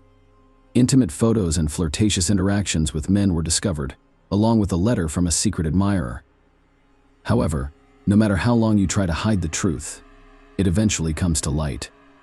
In an attempt to mislead the investigation and lead it down a false trail, Rafael forgot to destroy the evidence that showed his direct involvement in Catherine's death. Importantly, this provided the prosecution with a motive. When investigators examined Nowak's phone, they discovered that he had never stopped communicating or meeting with Anna Lagwinowicz, whom they had met frequently in recent months. In addition, it was discovered that the man had a financial interest.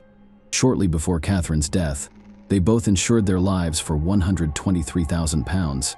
Catherine and Rafael were the sole beneficiaries of the insurance contracts and received the payouts for each other. The receipt of substantial life insurance emerged as the primary motive in Catherine's death, while the arson of her car complicated the investigation. On the day of her disappearance, Catherine texted Anna Lagwinowicz. In addition, surveillance cameras revealed that a few days before the crime, Anna and a relative, her uncle, filled a full canister of gasoline at a gas station. As a result, a third party became involved in the case. Anna Lagwinowicz, 32, and her 38-year-old uncle Tadevzez Dimitrisin were arrested on suspicion of committing an intentional crime and setting fire to hide evidence. The trio planned the crime meticulously over several months. They meticulously planned the act, creating accounts on pornographic websites, uploading photoshopped images of Catherine, and fabricating and saving exchanges with various men, all to derail the investigation with a false trail. They couldn't ignore the indisputable evidence for long. When Rafael and Anna realized that continuing to deny was futile, they began blaming each other. The man insisted that Anna devised and carried out the plan to eliminate a rival because she was jealous. In contrast, she accused Nowak of committing the crime out of greed, hoping to secure the insurance payout in the house. In order to avoid detection, the conspirators spin a web of heartless lies around an honest and joyful young woman. They posted her fake profiles on websites where people look for casual, intimate encounters. The conspirators went to great lengths to conceal their crime, not only setting her body on fire but also creating a completely false backstory for her. They intend to portray Catherine as a promiscuous woman filled with secrets and desires. They convincingly portrayed a mysterious lover who could have taken her life. At 5:17 a.m., one of the conspirators sent a text message from the Wells Bar phone. On the day of her demise to this fictitious man, she stated that she was on her way to meet him. However, forensic experts determined that when the fire started in the car, Catherine was dressed only in her favorite nightgown, not in an outfit suitable for a meeting with a man. They discovered a missing pillow on her bed, and the only pillowcase was washed and hanging on a clothesline, leading the police to believe she had been suffocated. Detectives discovered a SIM card in Anna Lagwinowicz's car that was linked to the number Catherine was supposed to text that morning. Anna Lagwinowicz discovered notes she had written while seeking inspiration for messages allegedly sent by the mysterious person in his apartment trash bin. When Nowak fell in love with Anna Lagwinowicz, she realized the game was over. They both claimed Catherine's death was the work of a hired criminal.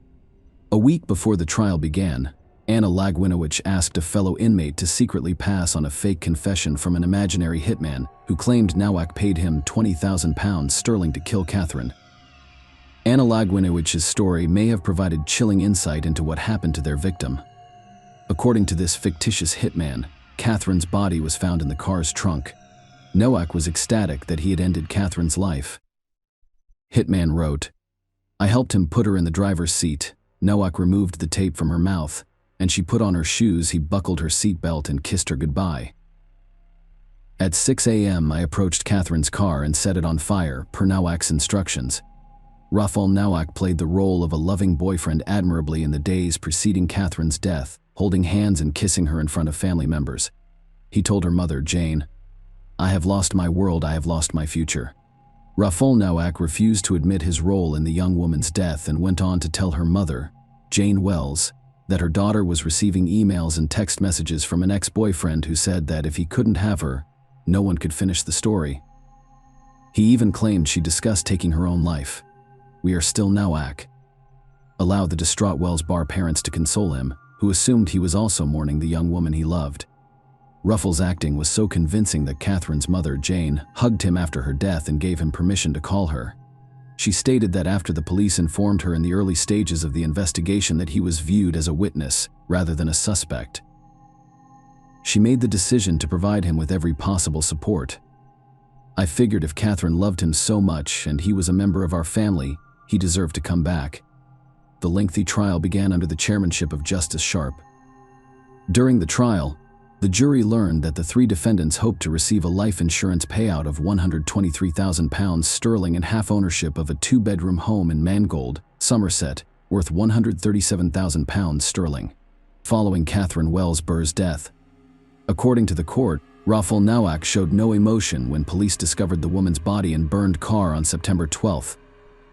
Anna Lagwinowicz, who frequently shook her head and laughed on the defendant's bench when Nowak suggested she was responsible for the crime, refused to testify. Tadevzez Dimitrisin also did not testify in his defense during the trial. Sharp told the defendants that the murder was a terrible, merciless crime, cold-bloodedly committed with a gross breach of trust. Neither of the three expressed any emotion during the sentencing. Judge Justice Sharp sentenced the three Polish nationals to mandatory life sentences with a minimum of 32 years in prison and no possibility of early release. You took the life of a beautiful young woman who had everything she needed to live. All for money," Sharp said Rafal Nowak. "The photos of you holding Catherine's hand the night before her death, buying groceries for what you knew would be her last dinner is incredibly chilling. Your emotions were directed solely at yourself. Anna Lagwinowitz, your actions were deceitful, manipulative, and cruel. You played a full role in this heinous crime. And your meeting with Tricia today was a profit-motivated murder. There were significant aggravating circumstances, but no mitigating circumstances." The judge went on to say that many tears have been shed in this court, but the only ones that should be shed are for Catherine and her family. Her mother, Jane, father Philip, and sister Lynn. The judge expressed heartfelt sympathy to Catherine's parents. They had no idea that Rafal Nowak's facade concealed a person devoid of remorse and decency. It was all about money. The judge stated that Nowak and Catherine had no ties that bound them together. They weren't married and didn't have children. Money, selfishness, and greed drove the crime against Catherine. In the case of Anna Lagwinowitz, it came from jealousy and a desire for vengeance. At the parents' request, Judge Justice Sharp read statements from Catherine's mother and sister. Her mother wept in court as her statement was read. It stated that Catherine was a caring, loving, genuine, generous, loyal, thoughtful, exceptional, and amazing young woman. She had a bright and promising future, full of potential. Phil and I, her parents, were extremely proud of the young woman she had become. Catherine's death was a cruel, calculated act of villainy, and the hatred directed toward her will haunt us for the rest of our lives. I never got to say goodbye, tell her I loved her, or hear Catherine say, "I love you, Mommy." She now considers Nowak to be an evil person who should spend the rest of his life in prison. Catherine's father, Philip, added, "We took him into our home, he became like a son and betrayed us all." Rafal Nowak, who was covered in tattoos, wept in the witness box during the trial, insisting he had nothing to do with his true love's death. A father of one with a wife and a teenage son in Poland told the jurors that everyone is blaming me for something I did not do. The court heard that Nowak was emotionless when police discovered Catherine Wells Burr's body in her burned car on September 12th. Last year, her mother, Jane Wells Barr, told jurors that after his initial release from police custody, he did not mention Catherine and instead requested a steak dinner. Mrs. Wells stated that as soon as they purchased a home together and obtained life insurance, her daughter's fate was sealed. "I told the cops there was a bounty on her life. Indeed, she had signed her own death warrant when she signed the mortgage. It was over." Thus, Rafal Nowak, a 31-year-old factory worker, was found guilty of the crime against his girlfriend, suffocated her with a pillow while she was sleeping. Afterward, he plotted with his secret lover and her uncle to receive a life insurance payout of £123,000 and a share of the house. His secret lover, Anna Lagwinowitz, 32, and her uncle, 38-year-old Ty Devotion Nutrition, drove Wells Burr's body to a remote location and set it on fire. It is believed that, like Anna Lagwinowitz and her uncle, 38-year-old Tadevzez Dimitrisin, who also lived in Taunton, Wells' body was transported in her Ford Focus to a remote location 7 miles from the city. They set fire to the car at 6 a.m. when Nowak had already arrived at work, giving him a solid alibi. The Royal Court of Bristol jury found Rafal Nowak, Anna Lagwinowitz, and Todd of Tadevzez Dimitrisin, all of whom are originally from Poland, guilty of the crime. The crime was the result of months of secret meetings and phone calls between Rafal Nowak and his Polish lover Anna Lagwinowitz, with Catherine completely unaware of her involvement in what turned out to be a love triangle. After the verdict, the accused spent months leading detectives on a false trail, creating fake profiles for the girl on adult websites and sending her messages from a supposed mysterious lover. Catherine Wells Burr's parents advocated for stricter immigration controls following her tragic death. Philip and Jane Wells, who separated after their daughter's tragic death, stated that Rafal Nowak, who was convicted of assaulting his wife in Poland, would not have been allowed to enter the UK if immigration rules were as stringent as those in the United States of America. They blamed the European Union and argued that the UK should tighten its entry requirements for foreign nationals. Jane Wells, 46, stated that people entering this country are not checked. "We had no idea Rafal had been charged with assault while he was in Poland. I am absolutely certain that our government must wake up and stop allowing such negative elements as Rafal Nowak to roam freely throughout the country." Catherine Wells Burr's family wept in court as the sentence was announced. The three perpetrators displayed no emotion. The criminal trio received life sentences with no possibility of parole. They now have their entire lives ahead of them to plan criminal schemes, but they will have no opportunity to put them into action. Thus, through their own efforts, the Polish immigrants exchanged their dreams of a successful and prosperous life for free prison cells. After the verdict was announced, the victim's mother gave her final words about her daughter. She was a lovely girl. Absolutely stunning. We were overjoyed when she received her first-class degree from the University of Bath Spa. She was determined, hardworking, and beautiful. We don't know how to live without her. She had a lot to live for. She had so much potential. She had so much hope for a happy life, but she was robbed of it. We got robbed. Share your opinion with us in the comments, and subscribe to the channel for more.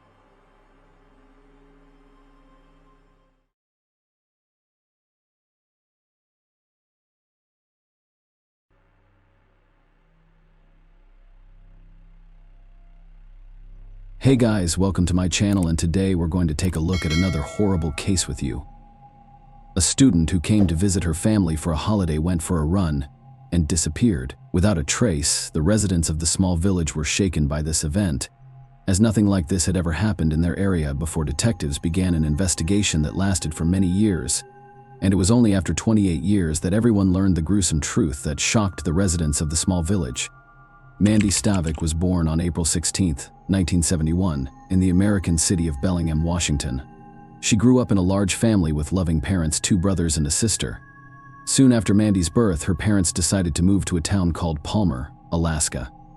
This place was known for its picturesque nature, safety, and the unity of its few thousand residents. The family lived in this town for several years, but when Mandy was 3 years old, her parents decided to divorce, and she stayed with her mother. Nevertheless, she continued to see her father almost every day. A year later, a terrible tragedy struck their family. Mandy's 17-year-old brother went on a hunting trip and disappeared. The police later found his body, which had almost 20 bullet wounds.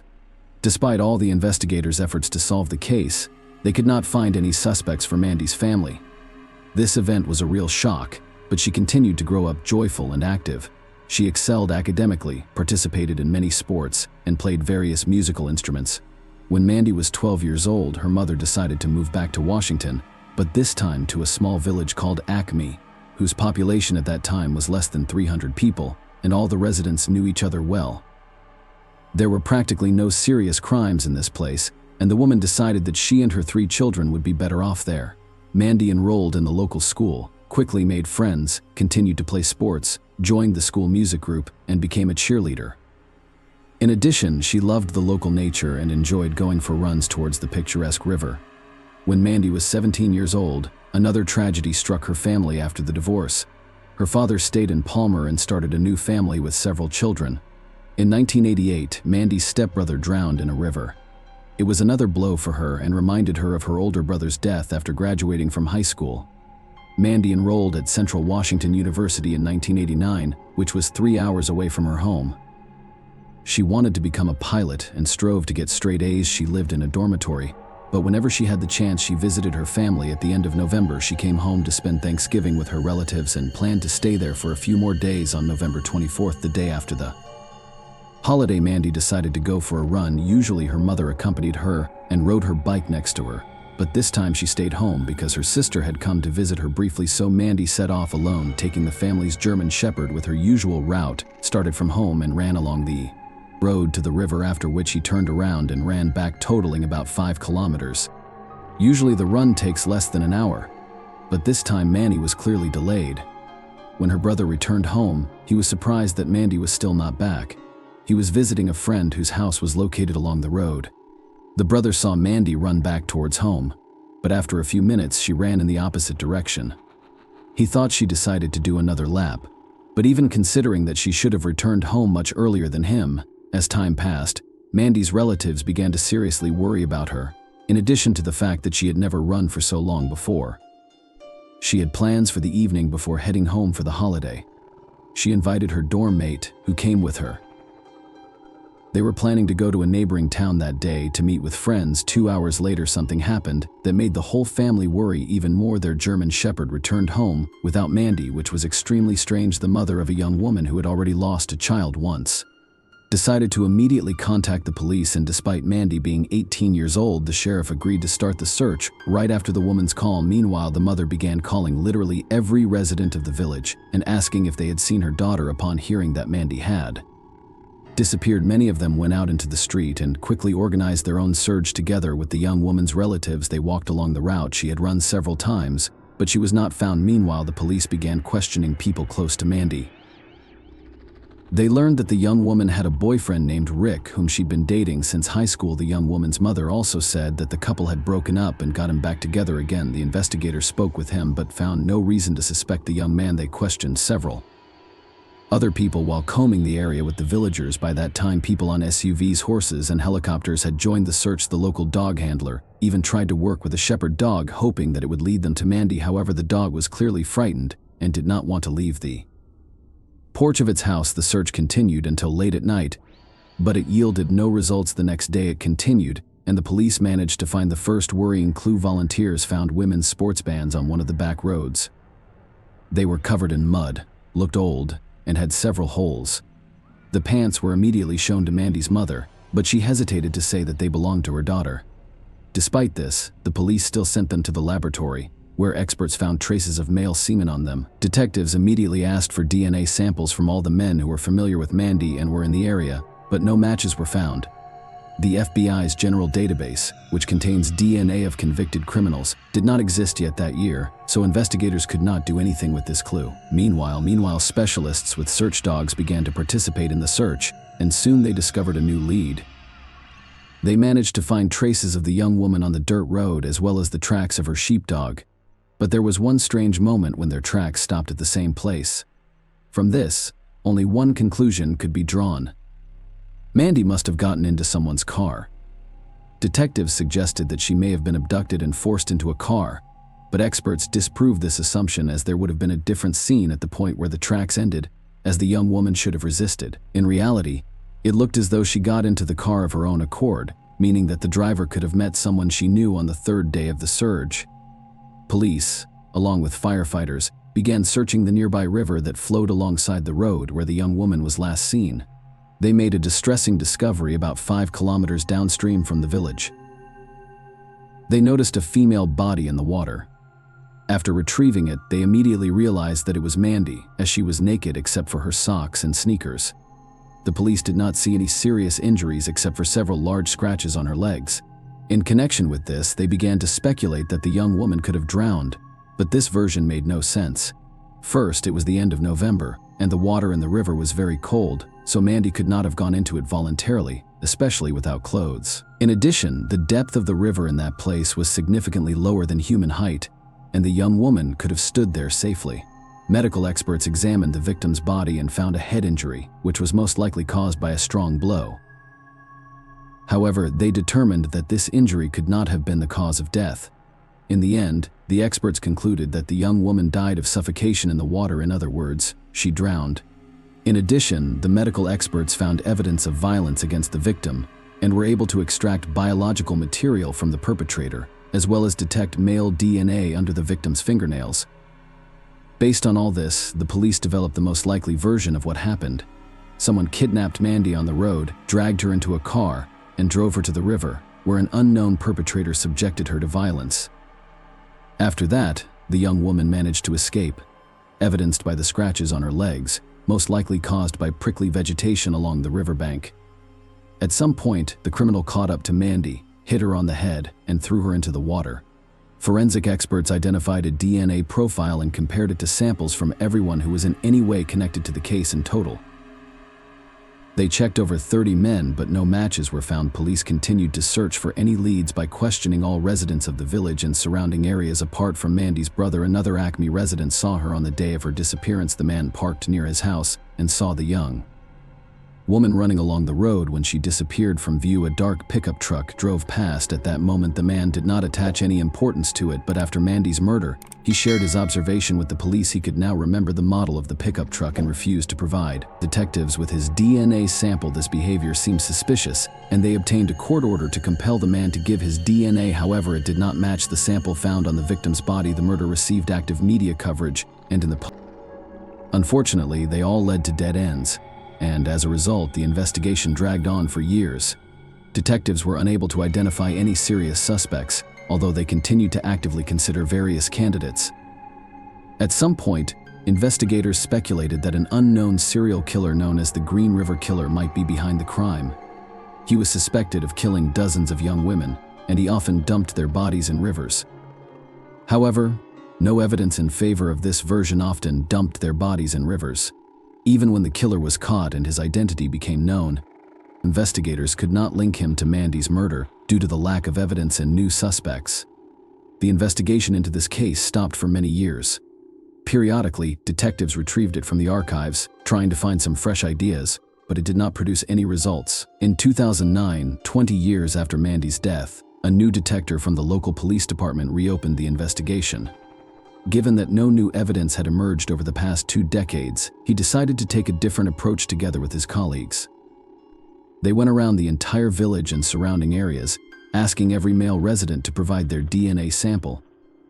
The detective's plan was quite simple. He understood that the killer of Mandy was most likely a local resident, and if they collected DNA samples from literally every man, there was a decent chance of finding the culprit among them.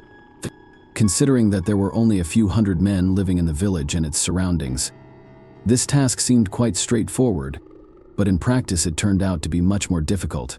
It took the police a whole 4 years to check all the men, and in the end, they didn't get a single match. The detectives realized that in 20 years since the murder, the killer could have moved somewhere else or even died, so they began to dig through archives and try to track down literally every man who lived in the area at the time of 1989. In 2013, the police received an unexpected lead. 2 women who grew up in the same village as Mandy went to a water park with their children. As they chatted, they remembered the infamous murder and began to discuss it.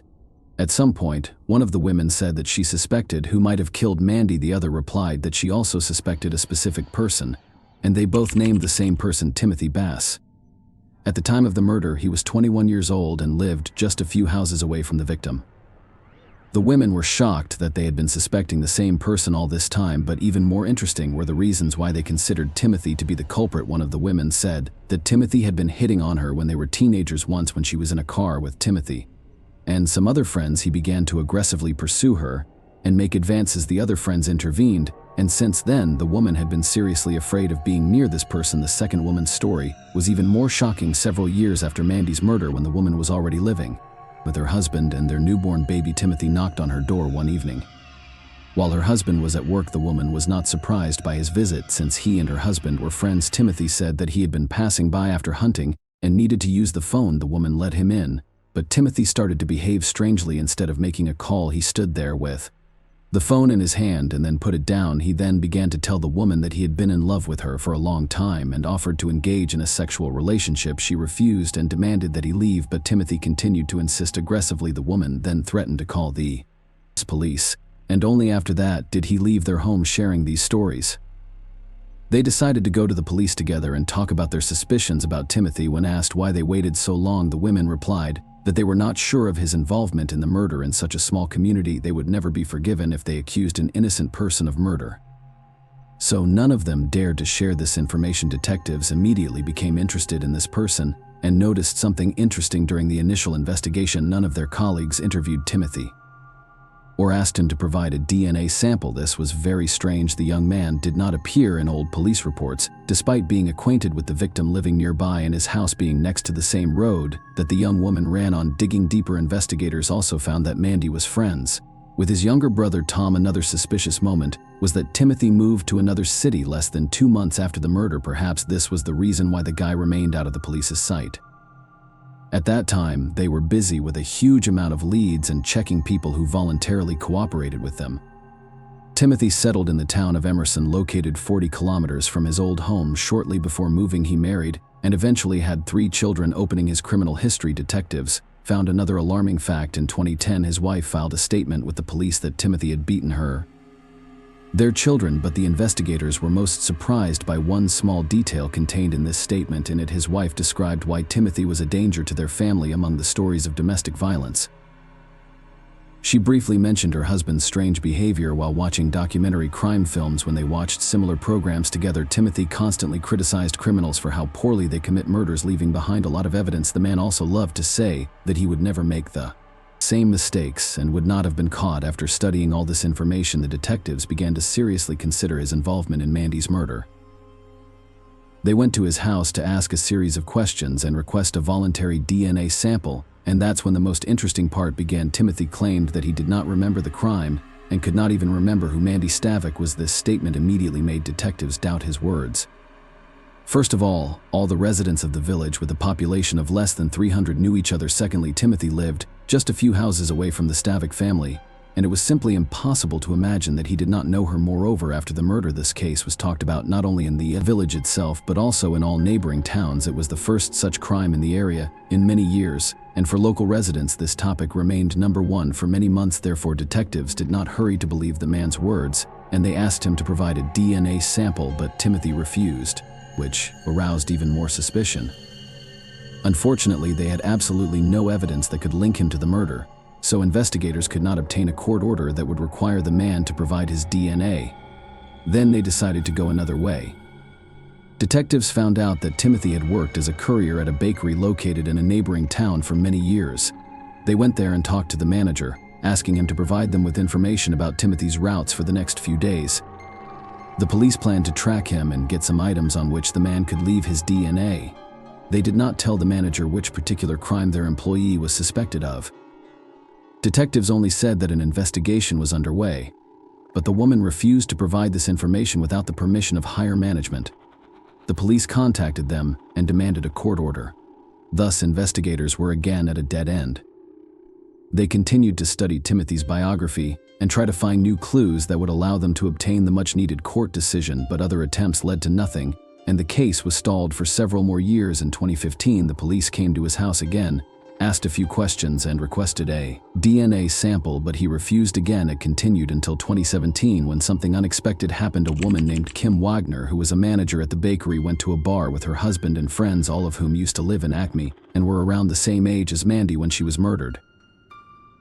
At some point, they started talking about the case, which had haunted the locals for decades. Suddenly, one of the friends mentioned Timothy Bass, who lived near the victim's home, and it dawned on Kim when the police came to her workplace and asked for information about his whereabouts. She didn't even think it could be related to Mandy Stavik's murder, and then Kim started thinking that her colleague was the killer. This thought stayed with her for a long time. At some point, detectives came to her workplace again, hoping that she had changed her position since their previous conversation, and their hope was justified. Kim invited the investigators to her office and asked directly, "Do they suspect Timothy of killing Mandy?" The police were surprised but did not deny it, and then the woman provided them with all the necessary information and interesting observations about her colleague. She had known the man for many years and always found him strange when one of her friends mentioned that Bass lived near Mandy's home. During those years, she began to seriously consider his involvement in the case, so she decided to help the investigators. The detective started following Timothy and new difficulties emerged. He always wore gloves at work, which prevented experts from taking a DNA sample from objects he touched. The also did not smoke, so the police could not even obtain a cigarette butt with his saliva. Bass did not even have a workplace in the bakery since he worked exclusively on delivering products. In addition, another strange fact complicated the investigators' task. Timothy never threw away his garbage at work. He stored it in his van and took it home. The detectives immediately realized that such behavior could not be a coincidence. Evidently, Timothy understood that the police suspected him of Mandy's murder and started making sure that they did not get any items with his DNA. But in the end, the detectives were lucky to find out that they couldn't obtain the suspect's biological material. Kim offered to help. Laws work in such a way that police officers are not allowed to ask third parties to obtain evidence for them. In such a case, the evidence will not be admissible in art, even if the suspect's guilt is obvious.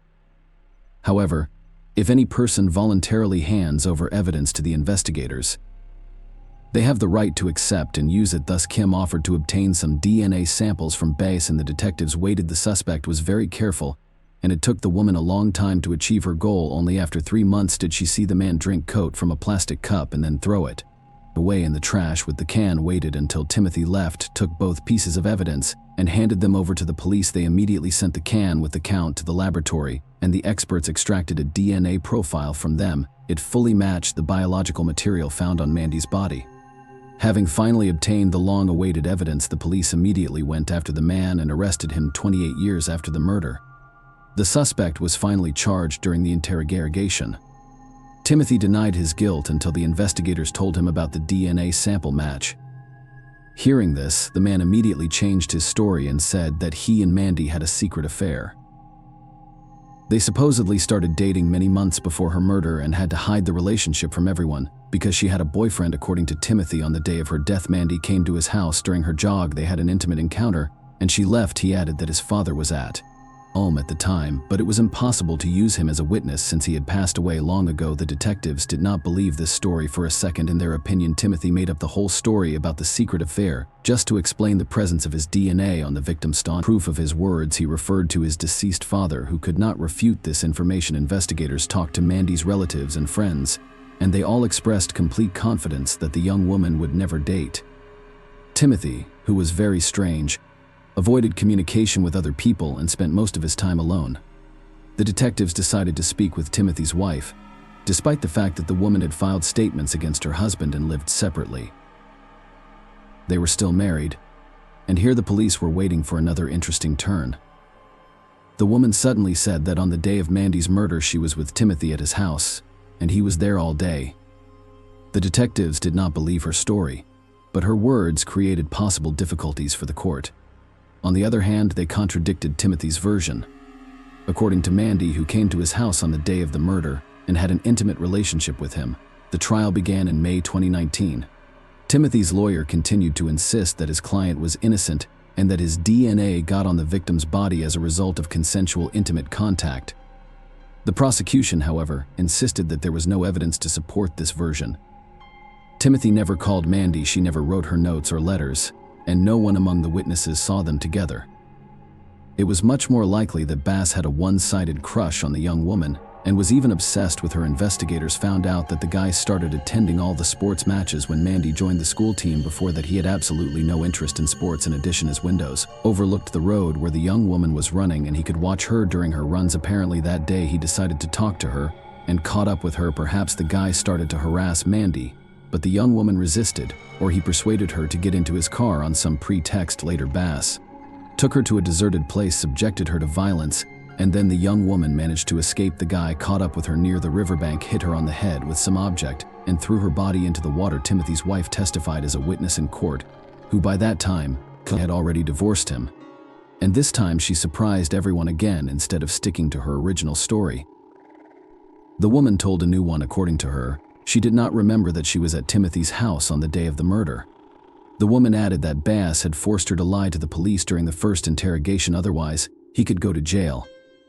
At that time, she seriously feared that her husband might harm her or her children, so she agreed to lie to the police. This deprived the suspect of his only alibi, but the court heard even more interesting details. Tom's younger brother told him that after Timothy was asked for a DNA sample, he started to get very anxious about it. When Tom asked him what was going on, his brother told him the same story about a secret affair with the victim. Even Timothy's own mother testified against him when she visited him in jail, and he passed her a note asking her to lie to the police that they had gone to the store together on the day of the murder to buy Christmas gifts, but she refused. In the note, Timothy also asked her to testify against his own father and try to convince investigators that he was the real killer. After all this, the defendant's lawyer tried to convince the jurors that Timothy's DNA sample had been obtained illegally. He insisted that the police had asked the civilian to obtain the man's biological material outside the rules. However, Kim Wagner refuted these claims and said that she had offered her help to the police in 1989. This murder deeply shook her, and she continued to think about it regularly for decades. Learning that her colleague was a suspect, she wanted to help solve the case. Moreover, by that time she already had a daughter, and Kim could barely imagine what Mandy's mother felt during those years. Trial lasted several weeks, and after all the evidence presented, the jury found Timothy Bass guilty of Murder, he was sentenced to 27 years in prison with the possibility of applying for early release after 24 years. Mandy's mother, who was 83 years old at the time, thanked the detectives for their work. Although she had lost 2 children in her life, she was still glad that the guilty party had been punished. In 1990, Mandy's relatives established a scholarship in her name at the high school where she attended.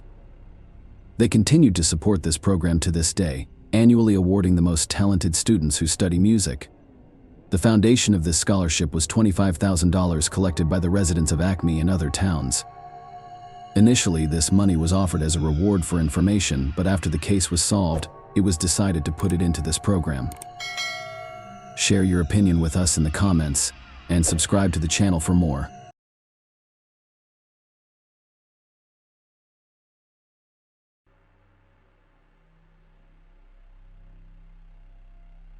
Hey guys, welcome to my channel, and today we're going to take a look at another horrible case with you.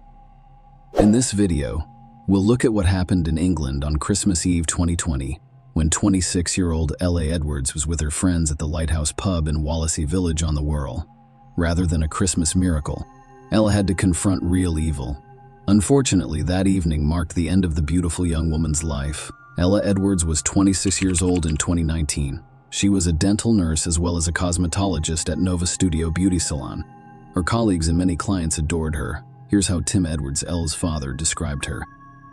"How can I describe her to people who don't know her? She was wonderful, beautiful, kind, generous, always looking out for others, particularly her family, bubbly, and always had a good laugh. She set her own goals and was achieving them with a positive attitude." On the evening of December 24, 2022, Ella and her sister went to the Lighthouse pub after flying from Dubai to spend Christmas and New Year's with her family. She was supposed to meet her friends, and their surveillance cameras caught Ali's evening activities. She was in a good mood, hugging her friends and smiling. They danced, sang, and had a great time. However, someone who valued themselves above all decided to ruin this evening. Someone who did not value human life. Police received multiple reports of a shooting shortly after 11:50 p.m. Soon, police officers surrounded the area. Someone had fired at least 12 shots at the patrons of the pub, where Elle was meeting friends. Sue Coombs, detective superintendent, told a news conference on Christmas Day. Tragically, the victim, a 26-year-old woman, sustained a serious gunshot wound to the head. She was taken to Aero Park Hospital, but unfortunately died shortly after. Her family has been notified, and they are dealing with this tragic loss on a day that should have been spent celebrating with friends. It is still very early in the investigation. However, we do not believe that the victim in this case has been targeted. She was out enjoying Christmas with her sister and friends, which should have been a relaxing time. What her family is currently going through is incomprehensible. Witnesses described a gunman firing shots into the pub's front entrance before fleeing in a dark vehicle. Ella Edwards was the victim of the shooting. The police did not believe Ella was the intended target of the attack, which also injured 4 men. A 28-year-old man from a nearby Beechwood was treated for serious injuries, while the other men, aged 22 and 33, sustained non-life-threatening injuries. Elle's tragic death presented an unimaginable and heartbreaking challenge for her family. Tim Edwards awoke early on Christmas morning to the worst news any parent could ever hear. It didn't make sense to Tim. After all, he just spoke to his daughter a few hours ago. They discussed the meeting and decided to wrap Christmas presents together. Now the bereaved father sought answers, attempting to figure out how to go on. Meanwhile, the police were working tirelessly to apprehend and prosecute the criminal. They needed CCTV footage and witnesses who could share important information on Facebook. Merseyside Police Detective Superintendent David McCarran stated that we have a number of officers at Wallasey Village who are conducting extensive investigations to determine what happened and take immediate action. I would urge anyone who was in the lighthouse in Wallasey Village last night and witnessed the incident or has mobile or CCTV footage of what happened to contact us immediately, as they may have vital information for our investigation. We believe the gunman left the pub parking lot in a dark-colored vehicle, possibly a dark-colored Mercedes, shortly after the shooting, and we would like to hear from anyone who witnessed this to contact us right away. The police knew the criminal had fled the scene in a dark Mercedes. They discovered this information after reviewing CCTV footage.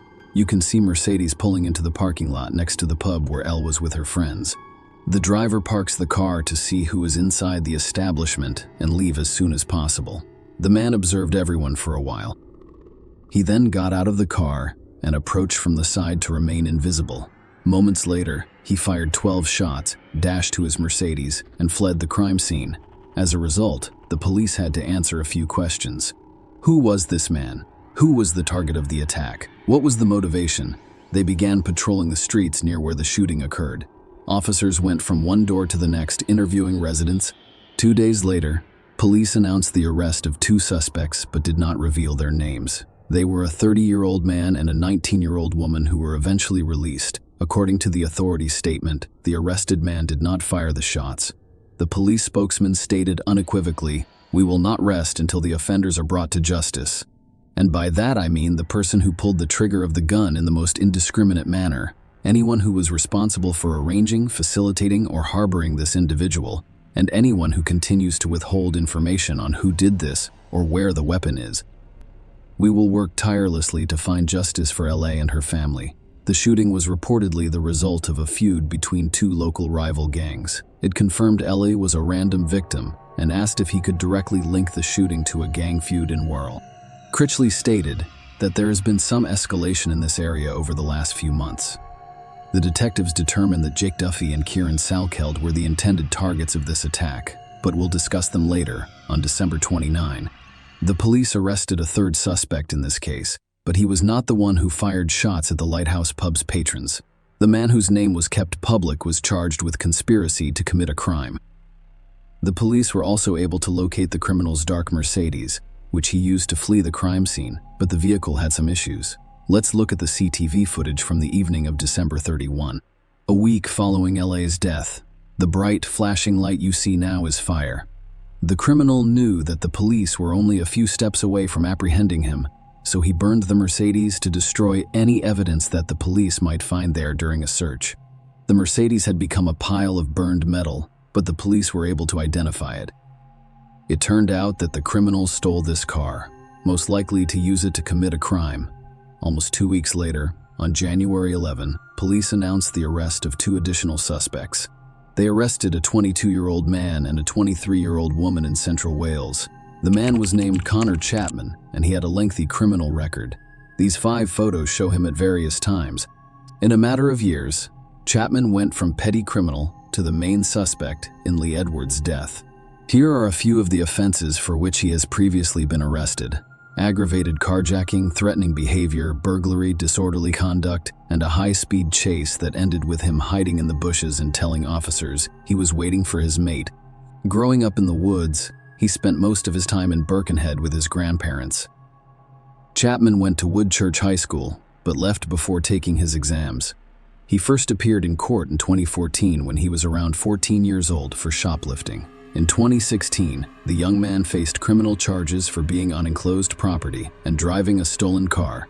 Next, he violated his conditional discharge by driving without a license or insurance. Then, in 2017, he was charged with car theft, illegal substance possession, and violating a criminal behavior order, which barred him from traveling to certain parts of the world.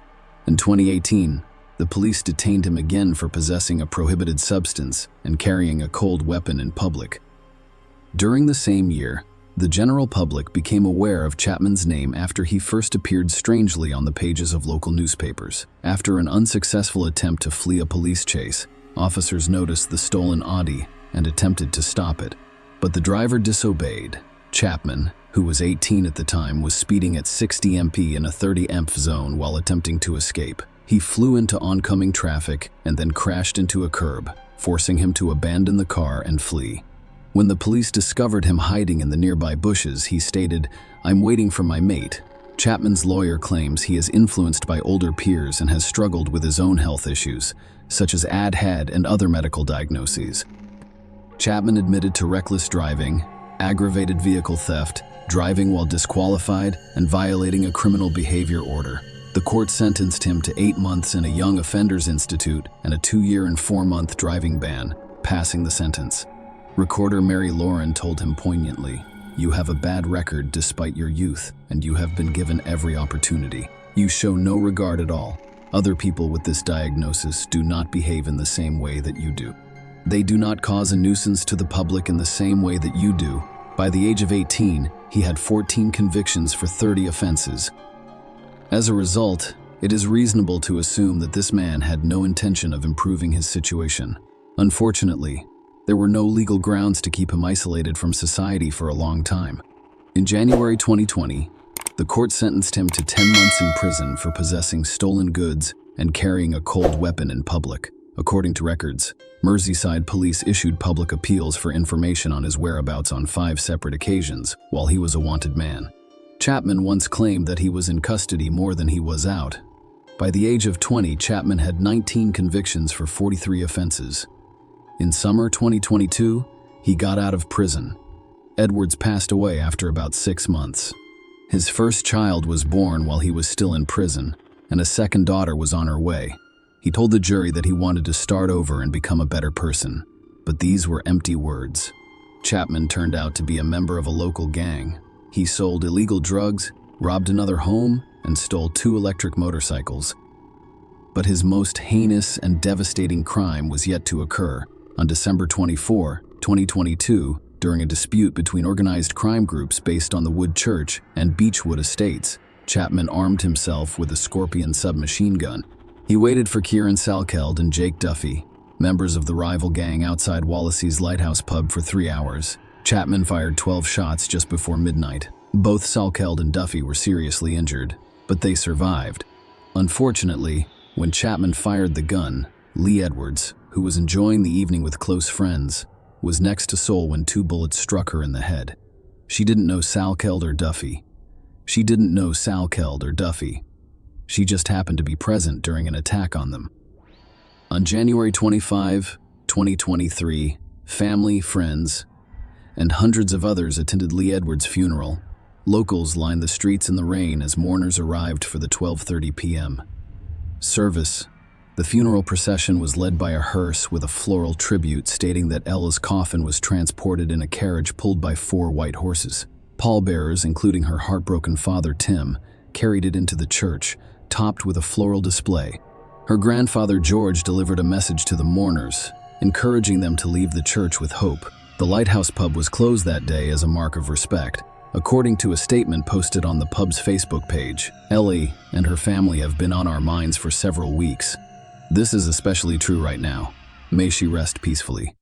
Tim stated that he hoped to establish a foundation in his daughter's name to help reduce gun violence. He stated that there are no winners in gun crime. If you pick up a gun, your future and the futures of those around you are over. It's dead simple. It's completely pointless and solves nothing. I want to see a positive outcome from this. Ellie's name will be used for positive purposes in the future. She cannot be forgotten. Connor Chapman was charged with numerous offenses, including causing the death of Lee Edwards, but he had an accomplice. Police charged 20-year-old Thomas with possessing a prohibited weapon and assisting an offender. The detectives discovered that after shooting at the Lighthouse pub's guests, Chapman drove the stolen Mercedes to Barnston, Merseyside, where his longtime friend wearing it lived. The surveillance camera there captured Chapman walking down the road and picking up the crime scene weapon after it had fallen to the ground. Although the crime weapon was never found, police discovered Chapman's DNA in a mixed sample on a bullet casing discovered at the scene and a red glove recovered from Waring's home, which matched one worn by the gunman in a taxi ordered under a false name. Around 5 a.m., Chapman returned home to Woodchurch, Merseyside via a vague pickup point on Christmas morning. To cover up their heinous crime, the men drove to a remote location on New Year's Eve and set fire to a stolen Mercedes. Thomas Waring was found guilty on all charges. In July 2023, the court sentenced him to 9 years in prison. Now I'd like to say a few words about Jake Duffy and Kieran Salkeld, who were the targets of the attack. They were both wounded but survived. In this case, they were the victims. However, a closer look at their way of life reveals that they were on a dangerous path. They were part of the Beechwood gang on December 23, 2023. Chapman had injured them the day before at the Lighthouse pub. Duffy and Saul killed and beat up another criminal affiliated with a group that included Connor Chapman. While Chapman was awaiting sentencing in the shooting case, The two were already imprisoned for their crimes. Salkeld received a 27-month sentence for assault and 9 months for being afraid to run concurrently. Duffy was sentenced to 2 years for assault and 9 months for a fray that would run concurrently. The court has also issued injunctions against them, the full list of which is displayed on your screen. Commenting on the injunctions, Chief Inspector Tom Welch stated that gang-related activity has a profoundly negative impact on those who live or work in areas where these criminals conduct their business, often recklessly and with complete disregard for others. The gang injunctions served on Duffy and Salkeld are part of our ongoing and relentless efforts to combat serious and organized crime in Birkenhead. Our local officers are well aware of the prohibitions detailed in these injunctions, and they will strictly enforce them. If either man violates the law, we can act quickly to arrest him and return him to court, where he may face prison time. We are using all available powers and legislation to disrupt and deter gang activity, but we can't do it alone. We need communities to report any criminal activity in their area so that we can get criminals off the streets. Together, we are always stronger. However, before the story of the shooting began, the court prohibited Chapman from entering the area surrounding the Lighthouse pub. Nonetheless, he chose precisely this location to commit the crime that resulted in the death of the innocent young woman. Perhaps many countries around the world should have stricter laws and more effective methods for influencing people who pose a threat to society. This is my subjective opinion. However, you can express your personal opinion in the comments section. Connor Chapman denied everything. He claimed that the camera at the Lighthouse pub captured another man, not him. He claimed he was at home wrapping Christmas presents, but the evidence suggests otherwise. During the 3.5-week trial, the jury heard about events leading up to the incident, including a feud between Chapman's Wood Church, a state-based gang, and a rival group centered on the Beechwood estate, which is home to Saul and Duffy. Investigators discovered that after committing the crime, Chapman planned to flee to Spain by car ferry. Before he could do that, the police searched his grandparents' home, and the man knew they were close to catching him. As a result, he chose to flee to Wales, rather than risk his life on a car ferry. That is where the plainclothes officers later arrested him. During the trial, Chapman admitted to having access to the Mercedes seen on CCTV footage, but stated that it was primarily used by him and other gang members to trade illegal drugs. He claimed other people had access to the Mercedes and that he wasn't driving it that evening. He admitted to burning the car, but said he did so after realizing someone from his gang had used it in the shootout. Outside court, LA's father, Tim, expressed his hope that his daughter's killer would never see Christmas again. If I'm lucky enough to be around for a long time, I'll do everything I can to ensure that he never leaves jail. He stated that the jury of 7 women and 5 men reached a unanimous decision. Following 3 hours and 48 minutes of deliberation and 3.5 weeks of trial at Liverpool Crown Court, they found Chapman guilty, passing sentence. Mr. Justice Goose informed him about what you did. Connor Chapman was both wicked and shocking. You murdered Ellie Edwards, ending her young life. You spent the days following the incident removing or destroying evidence that could identify you as the gunman. It's absolutely shocking. You meticulously planned a revenge attack in a gang rivalry. You had no regard for anyone else. The risks of what you did were both obvious and high. On July 7, 2023, the court sentenced Connor Chapman to life in prison with a minimum of 48 years before he could seek parole.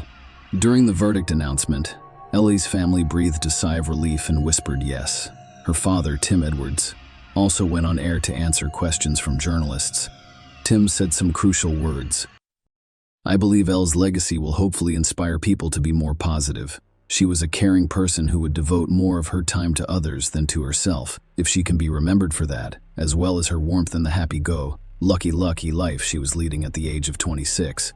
She would not want you to sit around moping and going downhill. She would not want that. She would not want that. She wants you to live your best life. That was how she approached or interacted with others. She would uplift your spirits. I was lucky to be her father, but we were also close friends. So there are a lot of good memories of laughing and doing stupid things together that you can't print. Share your opinion with us in the comments and subscribe to the channel for more.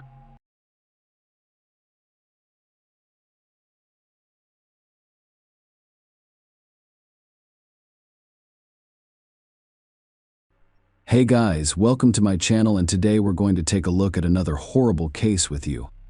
In this episode, we will talk about what happened in 2008 in Iowa. When the detectives arrived at the scene, they assumed it was a normal car accident. However, this case quickly proved them wrong. The police solved the mysterious death of 41-year-old Michelle Davis thanks to CCTV footage, which helped them determine what happened and who was responsible. Michelle Ann Cosner was born on December 15, 1966 in Iowa. In 2008, the 41-year-old woman lived in Des Moines with her 3 children. She was on the verge of a new chapter in her life. Michelle was excited to start a new life after the court nearly finalized her divorce papers. She has already moved into a separate apartment and obtained a restraining order against her husband, Randy Davis. The family had a strained relationship in the years preceding the divorce. Michelle was described as a friendly, active person who enjoyed adventures and motorcycles. She worked as a secretary for a trucking company, where she was treated with respect and authority. Michelle worked on Thursday, September 11, 2008. Colleagues noticed that after leaving her husband, she appeared to have released a burden that had been weighing her down for many years. Michelle was in a good mood that day, so she left work around 4:30 p.m. She had finished all of her business. Shortly after that, 911 began receiving calls from eyewitnesses informing the operator of an accident on Interstate 235. The Mercury Sable was upside down, with a woman still wearing her seatbelt in the driver's seat. She was unconscious. Unfortunately, the paramedics who arrived at the scene were unable to save her. The deceased woman's name was Michelle Davis. After arriving at the scene, police determined that Michelle had lost control of the vehicle, resulting in an accident. However, the following day they excluded this version. Michelle did not die as a result of a head injury during the rollover, according to forensic experts. Her death was caused by a gunshot wound to the head. They extracted the bullet and sent it to be examined in the hopes that it would help them find the criminal. This was the first time the investigators assigned to this case had encountered something like this. While awaiting the results of the ballistic examination, the local authorities decided to ensure the safety of those on the street. After all, what if Michelle was a random victim, not predetermined? What if the shooter didn't stop with one victim? There are many cars on this interstate, and each one could be a target for the distraught shooter. It was critical to resolve this case as quickly as possible. As a result, the police increased their patrols throughout the city. When it became clear that Michelle's death was not an accident, detectives went to the crime scene to determine where the shooter was and whether he left any traces. However, it yielded no results. They discovered neither the cartridge case nor any other evidence that would aid the investigation. Furthermore, because the police initially assumed Michelle was the victim of a car accident, the traffic services cleared the scene. As a result, any evidence that existed was irretrievably destroyed. Despite this, the detectives remained hopeful that by reviewing traffic camera recordings, they would be able to find answers. CCTV cameras are increasingly used to assist police in solving various crimes, and this case was no different. The investigators immediately began studying the traffic camera recordings that they had at their disposal. First, they needed to locate the recording from the camera closest to the crime scene and rewind it to the point when people began calling 911. Half an hour later, the investigators discovered what they were looking for. The video showed Michelle's car upside down. However, the quality of the footage was subpar. As a result, the video was more akin to a slideshow, with separate, alternating images with intervals. As a result, the investigators only had a few shots to work with, none of which revealed what caused Michelle's car to roll. It was an unpleasant development because the investigators were confident they already had the necessary clue. Unfortunately, it was a false hope. All that remained for the police to do was to continue reviewing the remaining camera footage and looking for potential witnesses. While the police team continued to examine the recordings from other traffic cameras, the investigator assigned to the Michelle Davis case contacted her family to inform them that her death was not an accident, as previously assumed. Michelle's family was shocked to learn that she had been the victim of a crime. Michelle's mother, Patty, died before the end of her life. Michael Lee Cosner, Michelle's father, sued over the deaths of his second daughter, his first daughter, and Michelle's older sister, Cheryl. Michael Cosner's first child died in 1965 when she was about a year old, and 43 years later, he has lost another. Outliving their children is the worst thing a parent can go through. Michelle's family informed the investigator that her life was gradually changing, and she had no financial problems. However, the family believed that Michelle's husband, Randy Davis, was the only person capable of causing her harm. After all, the court almost finalized their divorce, and she sought a restraining order against him. At the same time, another detective went to the company where Michelle worked to speak with her coworkers. That's how the investigators discovered Michelle had a close relationship with another man after splitting up with her husband. His name was Matt Jorgensen, and he was her colleague. According to Michelle's friend, the couple's feelings were mutual. However, because Michelle was in the process of divorcing Randy Davis, they decided to keep their relationship private, so only a few colleagues and close friends knew about it. As a result, the police had two potential suspects, Randy Davis and Matt Jorgensen. All attempts to contact Randy were unsuccessful. All calls went directly to voicemail. The investigators met with Matt to ask him about his whereabouts on the day Michelle died. He didn't hide anything, admitting that he and Michelle were romantically involved. As he stated, they never argued or fought. The man was stunned by Michelle's death, so he described in detail what he was doing on the day she died. His alibi checked out, and he was removed from the suspect list. The ballistic examination revealed that the crime was committed with a .22 caliber rifle. Experts concluded that it was a close-range shot. Furthermore, because everything happened while Michelle was driving on the interstate, the police assumed the shooter was in another car driving next to her. Simultaneously, this case had a new suspect. The police received a call from the insurance company informing them that Michelle's brother Todd was claiming payment on her life insurance. Crimes committed with the intention of receiving money through life insurance are not uncommon. Was this case one of them? Could Todd have killed his sister to get this payout? The detective went to his house to ask some questions. When he began questioning Todd about where he was when Michelle died, the latter realized the police considered him a suspect. He told Todd everything he did on the day his sister died. Todd stated that their family was in a difficult financial situation and could not arrange a proper funeral for Michelle. He turned to the insurance company because he needed money for Michelle's funeral. Todd's alibi was checked by police, and they discovered that he was in another part of the city at the time Michelle died. Todd was not the one who shot her. Todd did, however, provide the police with information that enabled them to locate another suspect, Michelle's stepson Josh. When Michelle married Randy, he already had a son from his previous marriage. Josh had already reached adulthood when Michelle died. He was a Marine who had returned home from the Army shortly before Michelle was fatally injured on the road. Josh knew how to use weapons, which made him one of the suspects. The police began investigating whether Josh had a motive for committing this crime. Meanwhile, the police got another clue. A woman said she was driving on Interstate 235 on the same day. At the same time, Michelle's vehicle rolled over. She saw a red pickup truck, most likely a Ford F-150, whose driver swerved from one lane to another. It appeared that he was chasing someone. The woman described the driver as an adult white man wearing a baseball cap, and that is all she could see. This new information seemed significant, so the investigators started looking into it. They looked at traffic camera footage again, but this time they were looking for a red pickup truck, and the woman was correct. The video showed a red pickup truck following Michelle directly from her workplace. However, the police were unable to see the driver's face or the red pickup truck's license plates due to the poor video quality. After reviewing the footage from other cameras, the investigators concluded that the red pickup truck was driving along the same route as Michelle, following her every move. It wasn't a coincidence. Furthermore, as Michelle approached the scene of her death, the pickup truck was close behind her.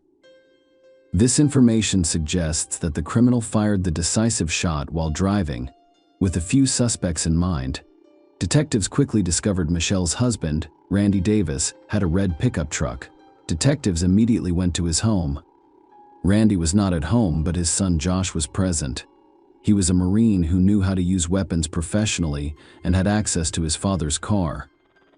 Josh told detectives that on the day Michelle died, he went shopping with his sister before returning home and spending the evening watching TV. He described Michelle's divorce from his father as arduous because, among other things, she wanted half of the house's value. Josh also stated that his father came home around 5:30 p.m. Josh's story did not seem convincing on that particular day. Furthermore, this conversation revealed that he may have a motive for committing the crime. Josh was very upset when his stepmother decided to take a portion of his estate during his divorce from his father. However, these were only assumptions without any physical evidence, and no evidence means no arrest or charges. While Michelle's family prepared for the funeral, police looked for new leads. The police began searching all of the shops and gas stations along the route from her workplace to where she died, hoping to find more surveillance footage a few miles from the trucking company where she worked. The police discovered another crucial piece of footage for the investigation in a store. While the surveillance camera was inside the store, it was still recording in the parking lot. On September 11, 2008, at around 4 p.m. On the day Michelle died, a red pickup truck drove up to the store and parked near the entrance. The police were aware that Randy Davis owned the pickup truck, but since his son Josh also had access to it, they needed to figure out who was driving it that day. The footage captured the driver exiting the car and entering the store. However, due to the poor video quality, investigators were unable to determine whether it was Josh Davis or his father, Randy. The man eventually disappeared from the camera's field of view. But after a while, he reappeared, bought something, and left the store. Then he got in his car and drove off. I'd like to remind you that all of this occurred at 4 p.m. Michelle departed work at 4:30 p.m. The police investigated the footage further and discovered that the pickup truck returned to the store several times within the next 30 minutes. However, the driver did not exit the vehicle, instead turning around and driving away. The pickup truck last appeared near the store when Michelle left work. I wasn't able to identify the suspect. The police made another attempt to contact Michelle's husband, Randy Davis. The latter eventually got in touch and arrived at the police station. The investigators explained his rights and clarified that he was not being arrested. Randy agreed to answer a few questions. They inquired about what he was doing on September 11th. Randy mentioned going through the arduous divorce process with Michelle. After all, they had been married for 17 years. He also stated that he worked as a carpenter and was at work that day. Randy hesitated when asked when he got home, but eventually stated that he arrived at 3:45 p.m. It contradicted the surveillance footage and Josh's testimony, which stated that his father arrived home around 5:30 p.m. Randy stated that he did not leave home after 3:45 p.m. He said he was home alone, but then his son Josh arrived and they cooked dinner together. This information contradicted Josh's testimony, which stated that he was already home when his father arrived, implying that the father and son were dependent on one another. And after speaking with Randy, the investigators discovered that one of them was lying. To see Randy's reaction, investigators informed him that Michelle died as a result of a bullet rather than injuries sustained in a car crash. Michelle's family were the only ones who knew about it because the police did not reveal this information. Randy barely reacted to the news, pretending to be surprised and lowering his eyes. Randy demanded a lawyer after the police asked him when he last saw Michelle. Thus, the conversation had come to an end. The investigation lacked the weapon used to murder Michelle, as well as any other significant evidence that could have led to his arrest, so he was released on September 5, 2008. 4 days after Michelle died, her family and friends gathered for a funeral service. Randy Davis was also one of those who came to say goodbye to Michelle. With his entire appearance, he attempted to convey that what had occurred was a significant loss for him. He even burst into tears at one point, but who was responsible for Michelle Davis' death? The investigators did everything they could to get a quick answer to this question. Help came from unexpected places. Josh Davis entered the police station with his lawyer and requested to make a statement. According to his statement, his father's car was parked in the driveway when he returned home from seeing his sister. He entered the house and saw his father holding a gun. Randy told his son that it would be best if he did not come now. Josh said he understood what his father was up to. He tried to stop him, begging him not to do anything he would later regret, but Randy got in his car and drove away. He returned and drove the car into the garage. Josh went to the garage, where his father admitted that he had shot Michelle. Randy Davis was upset when his wife filed for divorce and decided to sue him for a portion of the property. He couldn't accept it and decided to take drastic measures. Randy waited for Michelle to leave work on September 11, 2008, by parking his red pickup truck outside the store. He drove past the location where Michelle worked several times. "I'm afraid of missing out on the moment." It explained why Randy was seen on the store's CCTV footage several times. After Michelle left work, he followed. When the time came, he rolled down the passenger side window and fired. Randy Davis was arrested based on Josh's testimony, and he faces first-degree murder charges for Michelle's death. However, before going to trial, Randy agreed to plead guilty to second-degree deprivation of life in exchange for a reduced sentence.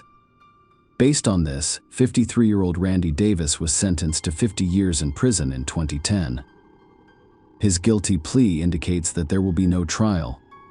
"Perhaps we missed justice a little, but we did get what we wanted. We knew he had done it, and he admitted to doing it," according to Michelle's brother, Todd Cosner. He claimed Davis had destroyed their family. "I adored Randy. He was a member of my family for 17 years. Todd Cosner said, "I cared about him." Share your opinion with us in the comments and subscribe to the channel for more.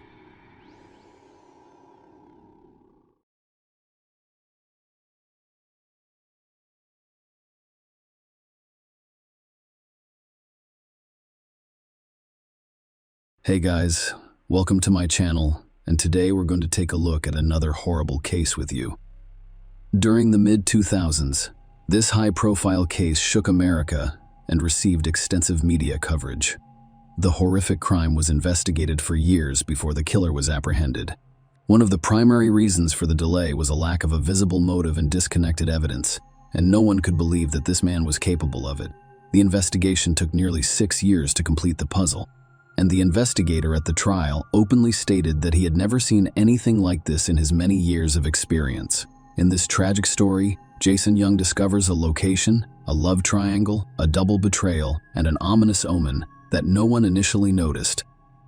Little is known about him. Jason is from Brevard, North Carolina, where he was born in 1974. He grew up in a normal family. After graduating from high school, he enrolled at the prestigious State University in Raleigh, the capital of his home state, and after graduation, he secured a position as a salesman in a major retailer. At work, Jason Young demonstrated himself to be a valuable and promising employee who could always be counted on, but friends described him as erratic and unpredictable.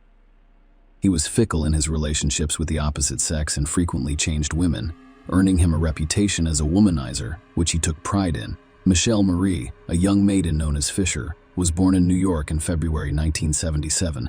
The girl was raised alongside her younger sibling, Meredith, with whom she had been extremely close since childhood. Linda, their mother, spent a lot of time with her adored daughters, trying to help them develop their abilities and talents. Michelle has been interested in law and economics since she was in school, and she hopes to devote her life to these fields. After graduating, she applied to several universities at once and received a positive response from North Carolina's capital. The girl diligently studied at the Faculty of Economics and Law, eventually earning a master's degree in this field. Michelle was hired for a high-level position at one of the state's leading accounting firms shortly after graduating. Yesterday, the student was earning well, supporting herself, and making ambitious plans for the future. She chose to spend her 24th birthday with her closest friends and colleagues at one of the city's most popular entertainment venues. They weren't having much fun when a stranger turned around and knocked the birthday girl's glass of cocktail out of her hands. The guy immediately apologized, and to make amends, he bought Michelle another cocktail. That young man's name was Jason Young, and the attractive young Michelle immediately drew his attention. He sat down at her table, struck up a casual conversation, joked a lot, attempted to be witty and interesting, and at the end of the evening, asked her out on a date. Michelle liked the casual acquaintance, so she gladly accepted his invitation. Deciding that fate had sent her a gift on her birthday, the couple began communicating, and they soon realized they had a lot in common. They both attended the same university. Although Jason received his degree 3 years earlier, he supported the same hockey team, and we both enjoy the same music group. Young people quickly developed romantic relationships, but living together, let alone getting married, was out of the question. Jason was still living at his parents' house in Brevard when he began his relationship with Michelle. He would only see his girlfriend and rally on weekends, or during work trips to the state capitol. During one of these meetings, his sweetheart told him she was pregnant. This news came as a complete surprise to both of them, as neither was prepared for childbirth. Young people were eager to work, confidently moving up the career ladder, and had no plans to start a family yet. Jason agreed right away, but Michelle hesitated before deciding to keep the baby rather than have an abortion. Jason reflected on the situation for about a month before relocating to Raleigh to be closer to his pregnant girlfriend. After a few more months, the couple's relationship was officially legalized, though neither love nor pregnancy played a role in this. But Michelle doesn't have health insurance. Childbirth would have cost the couple a lot of money, but marriage gave them the option. To avoid such expenses, the couple's daughter, Young, was born in the spring of 2004. She was given the name Cassidy. Elizabeth, the newlywed mother, jumped right into domestic life and family chores, assisting her as a mother and younger sister. It should be noted that Michelle's family calmly accepted her decision. They were wary of Jason, but attempted to avoid conflict. In the same year, the young couple with a child moved into their own large home, located in a quiet and landscaped part of the city. Mother Linda, who came to visit her daughter and granddaughter and assist with household chores, was the first to notice a tense atmosphere in this family. His son-in-law was too emotionally unstable and could orchestrate a scandal literally in the same location. But Michelle did everything she could to smooth over all of the disagreements and, in public, appeared to be the happiest wife and mother. Only Mother Linda could tell the truth about what was happening, an ominous omen. Michelle became pregnant for the second time when Cassidy was only 2. She gently broke the news to her husband, but he reacted calmly and appeared even happier about it. Soon, the family drove to Brevard to personally inform Jason's parents of the happy news. They came to visit for only the weekend. And on the first day, they celebrated the upcoming addition with their relatives, and the next day, they left their young daughter with her grandparents for a few hours. While driving home, the couple stopped at a restaurant to celebrate the occasion. Jason, who was driving, oversteered, and the car veered off the road into a ravine. The couple was concerned about a few abrasions and bruises, but their lives were not endangered. However, Michelle miscarried due to nervousness. Because of this, the young woman was extremely concerned. Jason handled the accident, the loss of a child, and the spouse's strange indifference, all with surprising calm. All of this seemed very suspicious. Linda Fisher later described the accident as a bad omen that no one took seriously at the time. The young couple had a mutual friend named Michael Monty, whom they had known since they were at the same university. They had not seen each other for quite some time. However, in the spring of 2006, shortly before the accident, Jason met an old acquaintance by accident while on a work trip. He told his wife about it, and they decided to invite Monty to see him. The young woman eagerly accepted the invitation, but during her visit, she began to complain about her unhappy family life and relationship issues with her husband. At the same time, she was constantly complimenting Jason and telling his wife how fortunate she was to be pregnant. Michelle was not alarmed by the guest's behavior.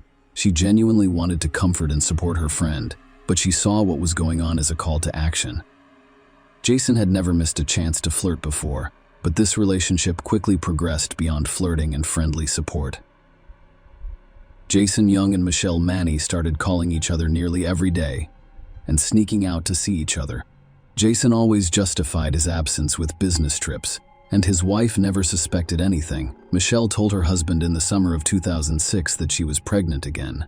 This time, however, Jason was not pleased.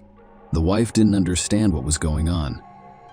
She felt the beloved was away from her, but she assumed this was due to the miscarriage a few months prior.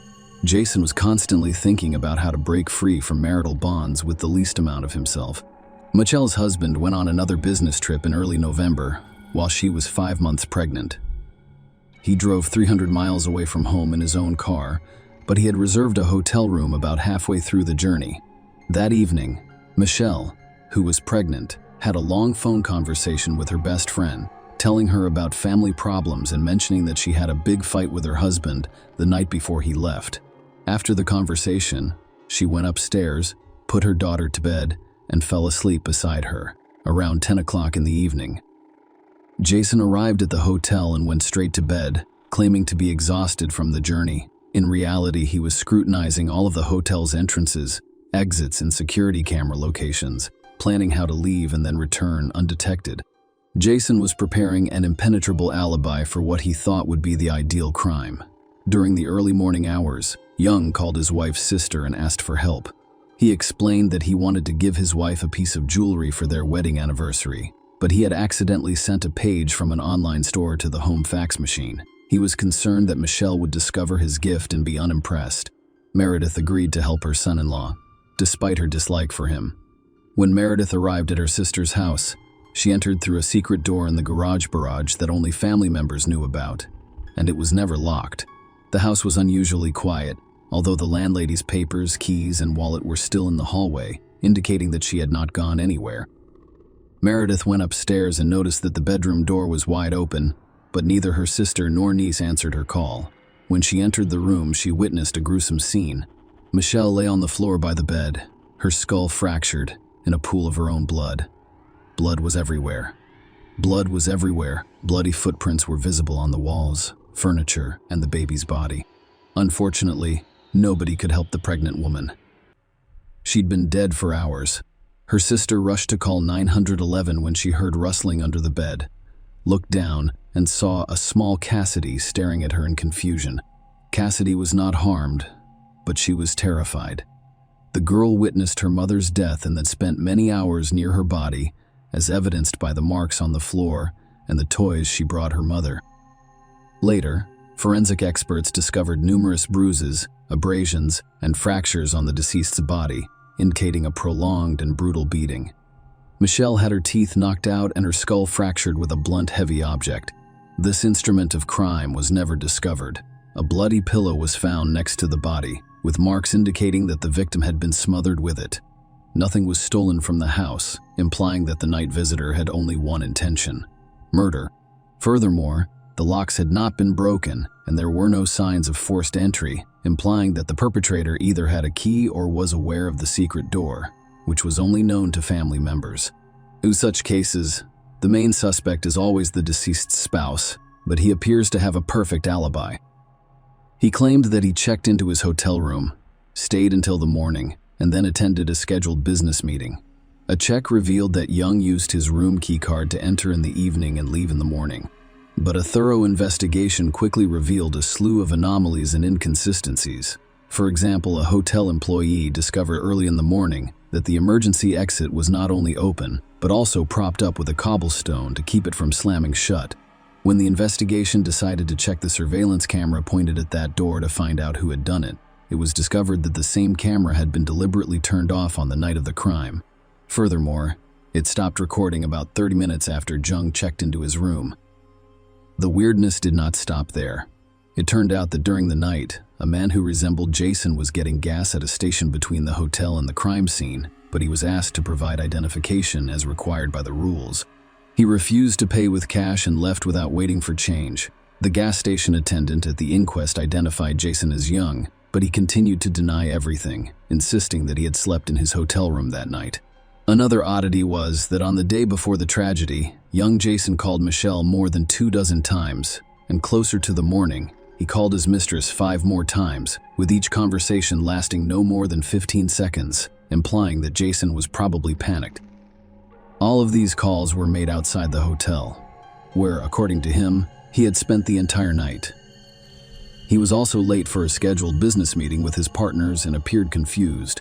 Despite years of investigation and a long-awaited verdict, none of this evidence, whether individually or collectively, proved that Young had indeed murdered his pregnant wife. For nearly 3 years, Jason lived the same life he had always known. Furthermore, he gained custody of his young daughter, which dealt a significant blow to his late wife's relatives. By that point, he had stopped concealing his relationship with money who had previously been friends with the murdered Michelle, heightening suspicion that she was responsible for this heinous crime. Jason was only arrested near the end of 2009.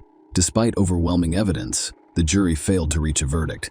However, the case was reopened in 2012 after more evidence was gathered and the testimony of witnesses who saw Jason Jung that night outside the hotel in various locations, including his rather conspicuous white car, which was seen parked on the night of the murder not far from his own house in an unlit lot.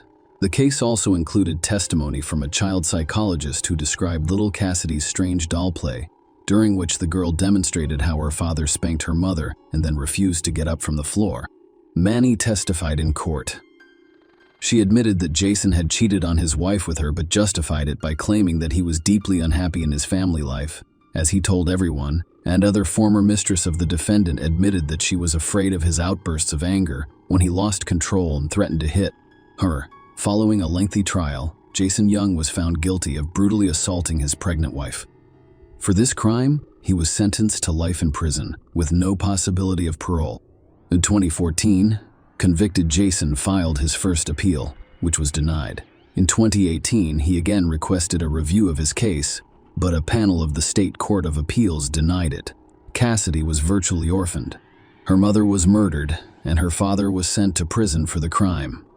The girl is raised by her aunt and maternal grandparents. Share your opinion with us in the comments, and subscribe to the channel for more.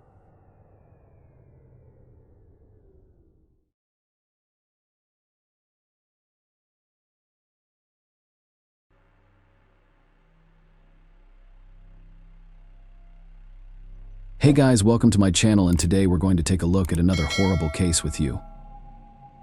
A 17-year-old young woman and her friend went on a trip to Australia and, at one point, disappeared. Without a trace, despite an extensive search and many witnesses, her fate remained unknown for 18 years.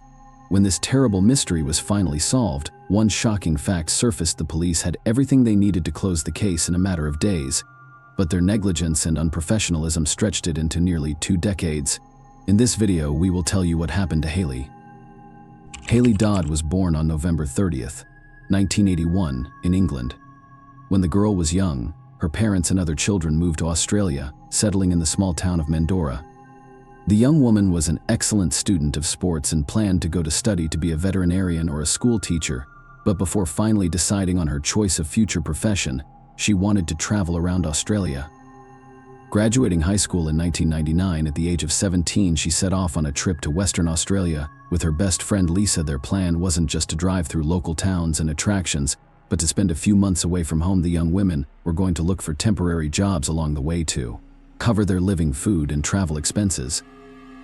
They planned a hitchhike between cities, which in the 1990s in Australia didn't sound like such a dangerous idea. At the time, there had been a number of murders of young women hitchhiking in the country, but compared to the overall number of people hitchhiking safely, these crimes did not cause any mass fear. However, Haley feared that her parents would not allow her to travel that way, even in the company of a friend. For this reason, she assured them that she planned to travel by bus. At the end of July, she and Lisa traveled to a town called Dengara. There, they were going to work as day laborers on a local farm. They were staying at a camping site where they could get a place to sleep for a small fee. Such places are in high demand in Australia, mainly because of their cheapness. A few days before going to work, Haley decided to use the remaining free time and go to a farm to family friends, which was 200 kilometers away. She decided to hitchhike to it, and Lisa didn't want to let her go alone, but Haley insisted she had nothing to worry about and would be back in a few days to say goodbye. Lisa gave her a folding knife for self-defense and some change so Haley could call her.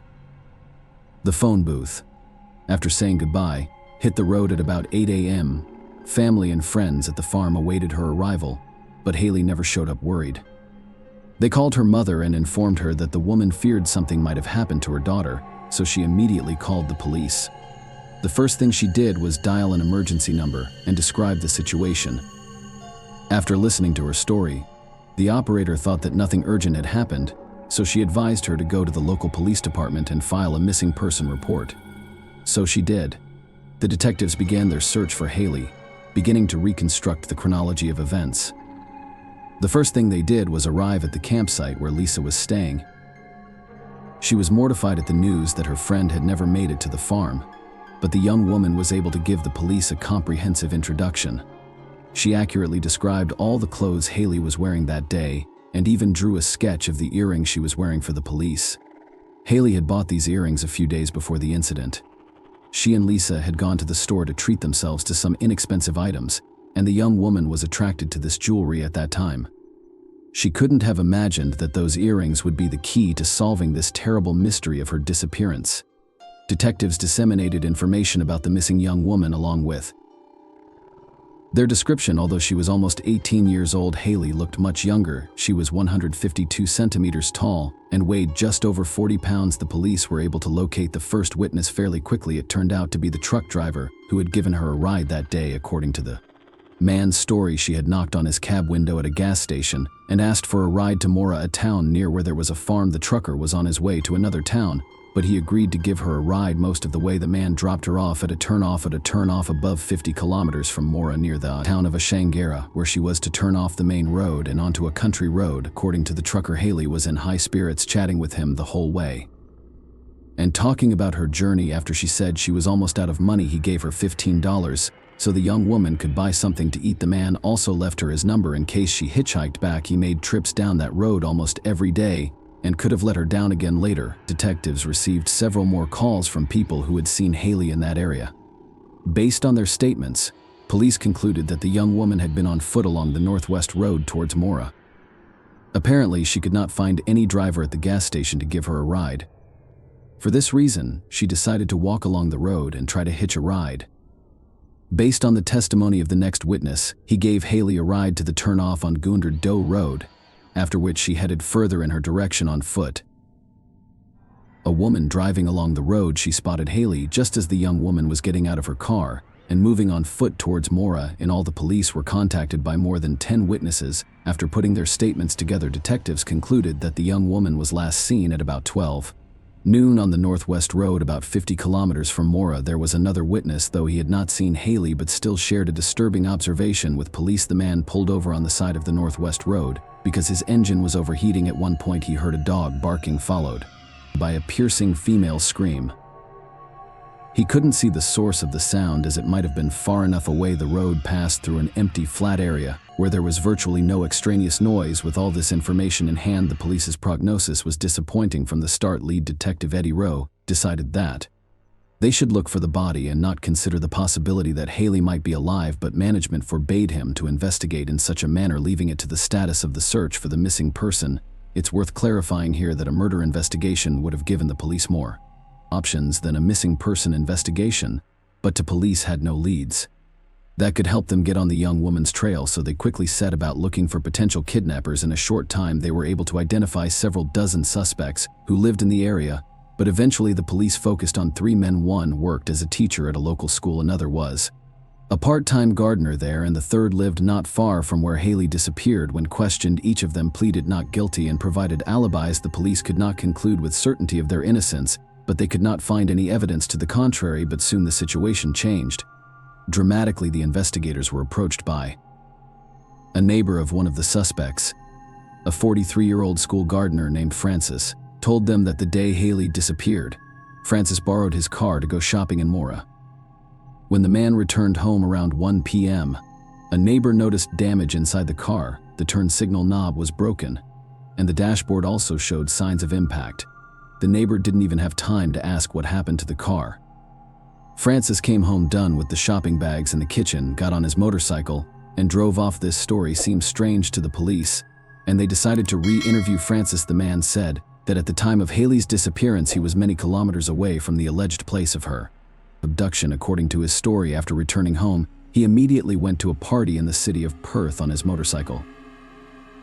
But he was not supposed to get there that day. On the way there, he exceeded the speed limit and had a serious accident that took him to the hospital. The information available was enough for the detectives to ask the perfectly logical question: where was he going in such a hurry? His own testimony seemed very strange, and investigators decided to apply for a search warrant of his home. The officers searched his residence, but they were unable to find any potential evidence. They also searched the car and removed the seat covers so that experts could examine them in the lab. Unfortunately, none of this yielded any results, and Francis was left alone. Almost immediately after that, he moved to the other side of the country, to Queensland, and the detectives were left empty-handed, and the case went into a long drawer. They tried to find new witnesses and evidence to move the investigation forward, but to no avail. This went on for 8 whole years until Francis came back on the police radar in 2007.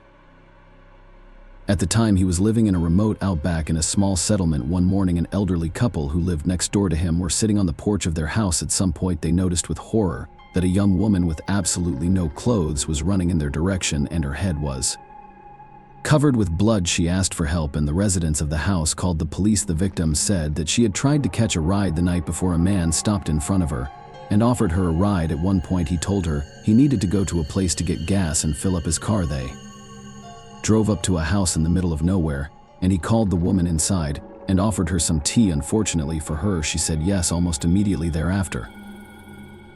He attacked her, and after a brief struggle tied her up for the next few hours. The victim was subject to indescribable torture and violence. Her assailant also tore off one of her earrings and took it for himself. As you may have guessed, this man was Francis. By morning, the woman realized that she could get the rope off her hands and then free her legs and run. She loosened the rope, waited for the right moment for Francis to move as far away as possible, and rushed to the back door of the house. Before she left, she removed her pendant and tossed it under the bed. The woman feared that the police might not find any corroboration of her story, so she decided to leave some personal item in his house, and it really worked. The police searched Francis's house, found the very same pendant, and arrested the man. At the trial, he quickly realized that he could not get away with it and decided to confess to what he had done. He was sentenced to 12 years in prison. The police in Western Australia, who handled the Haley Dodd case, were notified of Francis's arrest, but they did not appear to be at all interested. No action was taken by the detectives to revive the 8-year-old case, which was so closely resembling the circumstances of Francis's crime.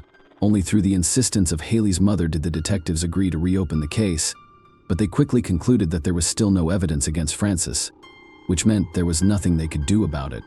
All these years, Haley's family tried to get the police to investigate thoroughly, but they assured them that they had done everything in their power. Desperate to wait for help from law enforcement, the relatives spent tens of thousands of dollars on private investigators, but all to no avail. The case did not take a new turn until 6 long years later in 2013, when an extremely outrageous fact came to light. It turned out that the police had simply forgotten about the evidence that ended up being the key to the case. The medical examiner Tracy Horn filed a request to reopen the investigation. The reason was that the very same car seat covers from Francis's neighbor's car in 1999 were found in evidence storage. Suddenly, it turned out that for 14 years they had never been tested for blood, DNA, and other evidence. When experts did retrieve them, they were immediately able to find a woman's earring that had snagged on the fabric of the covers, taking a drawing of Lisa's, which she drew for the police just after her friend's disappearance. Detectives were horrified to see it was the same earring that Haley was wearing the morning of her disappearance. But that wasn't all. A human hair was found in one of the car mats that had also been removed from the car. The hair was very likely Haley's own, but that probability was not 100%, which made it very difficult to prosecute Francis in the shortest possible time. As soon as the news leaked to the media, a wave of criticism poured in against the police. For 14 years, as evidence lay literally under the noses of the investigators, but in all that time they never remembered it. Of course, such a find instantly changed the course of the case, and the detectives went to the other side of the country to interrogate Francis again. At the time, he was still in prison for assaulting a woman in 2007. The man gave them the same story he had told them 14 years earlier. He denied his involvement and assured them that he was shopping in Mora at the time of Haley's abduction. The interrogation, which lasted nearly 4 hours, was inconclusive, so the police had to prepare the case to go to trial. It wasn't until 2015 that he was formally charged with Haley's murder and deported to Western Australia. 2 more years later, in late 2017, the trial began. Francis's defense insisted that all the evidence presented was circumstantial. The earring Haley bought at a local store was very cheap and popular, so it could have been left in the car by another woman. The hair found in the car showed an almost 100% match to Haley's DNA, but not an absolute exact match. Although a mistake here would have been highly unlikely, that was enough for the lawyers, but all these arguments seemed unconvincing to the judge. Perhaps Francis would still have had a chance to get away with it if not for his crime in 2007. But then he didn't just kidnap a woman who was hitchhiking, he also took her earring. The prosecution believed that the man was collecting the victim's earrings as trophies, which only increased the suspicion against him. In the end, as a result, the judge found him guilty of kidnapping and murdering Haley Dodd, sentencing him to 21 years in prison. All of this took place while his previous sentence was still pending. Francis was 62 years old at the time of his sentencing, but the story did not end there. The court believed Francis kidnapped and killed Haley, then hid her body, but it was never found, and the man himself refused to plead guilty. Haley's mother repeatedly asked the killer to tell her where he hid the body, but to no avail, and in 2018, she helped pass a new law that says murderers are not eligible for parole if they refuse to reveal the location of their victims' bodies. In 2020, another high-profile event occurred when the court granted Francis an appeal to overturn his sentence and scheduled a new hearing. His lawyers again tried to insist that the man would not have had time to kidnap Haley between his trip to Mora and his return home, but the court felt that the time frame allowed him well enough to do so, especially given the rush with which he arrived home and immediately set off for Perth on his motorcycle. Moreover, the earring along with the hair were still on the list of key evidence against him, but Francis still managed to get his sentence changed. The court found him guilty of involuntary manslaughter, reducing his sentence from 21 years to 18 years, but thanks to a law passed in 2018, he would not be able to go free even after that time if he refused to identify the location of the body. There is another point in the whole story that keeps the detectives busy to this day. They are sure that many more women have become victims of Francis, and that none of them managed to escape. This maniac could have been picking up young women on the roads for decades, and what happened to them next only he knows. One of the most likely similar cases is the disappearance of a woman in late 2005. She hitched a ride to another city and was never seen again. The detective handling the case is certain that Francis kidnapped her because he knew the victim personally, but there is no evidence at this time. Perhaps the police will find it again in their warehouse a few years later, but it won't make a difference to the perpetrator. If the police had examined the car more thoroughly, Francis would have been arrested back in 1999. Now we can only guess how many lives he ruined in the ensuing years, but sooner or later the mystery may be solved. There's another creepy thing about this whole story. Remember that in the initial stages of the investigation, the police identified 3 main suspects, including Francis. Now, one of them killed his wife 5 months after Haley disappeared, and the other, who worked as a school teacher, turned out to be one of the worst child molesters in Australian history. Too bad the police had no way to solve them at the time. If you liked this video, don't forget to support the channel with a like and share your opinion in the comments. Share your opinion with us in the comments, and subscribe to the channel for more.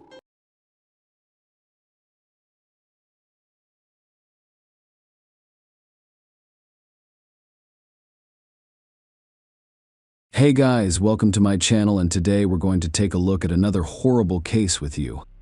In this video, we will talk about a story that happened in Pennsylvania in 2014.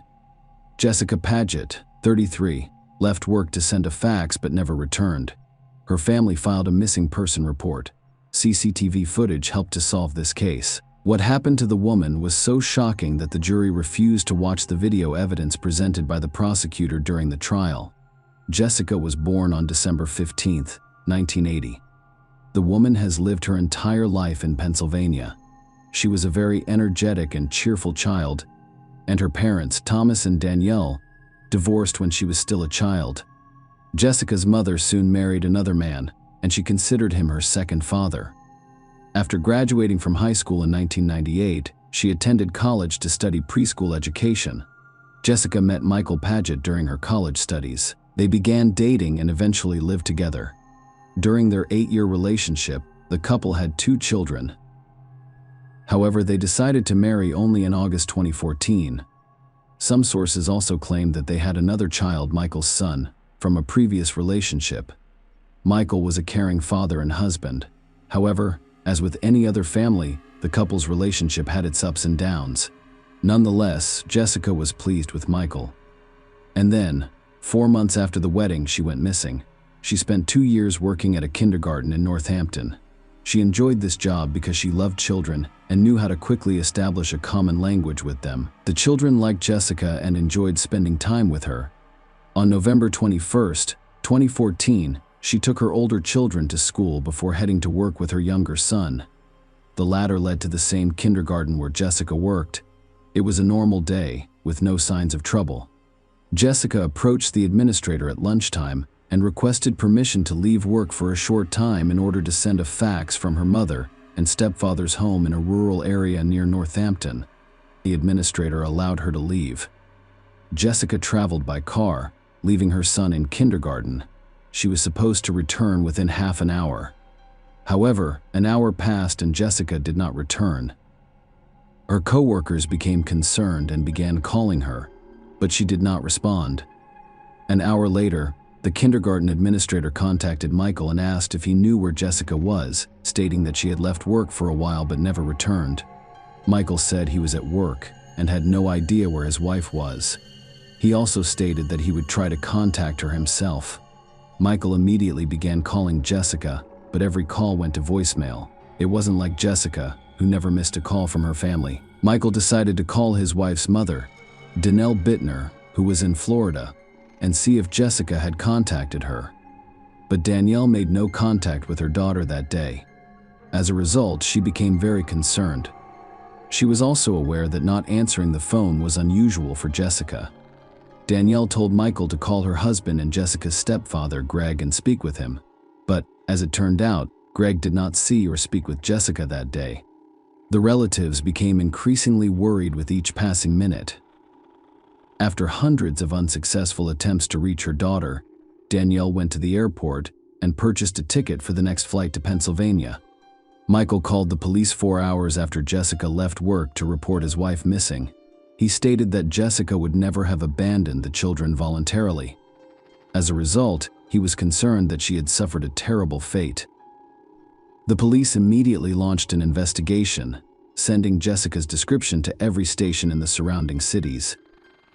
Jessica was approximately 5 feet, 4 inches tall and weighed 130 pounds. She had brown hair, hazel eyes, and a tattoo of a footprint on her shoulder. The last time someone saw her, she was dressed in gray sweatpants and a black hoodie with the words duck, duck, goose on the front and staff on the back. They checked all local hospitals and morgues, but no one fit the description. Detectives were trying to figure out where the mother of 3 children might have gone.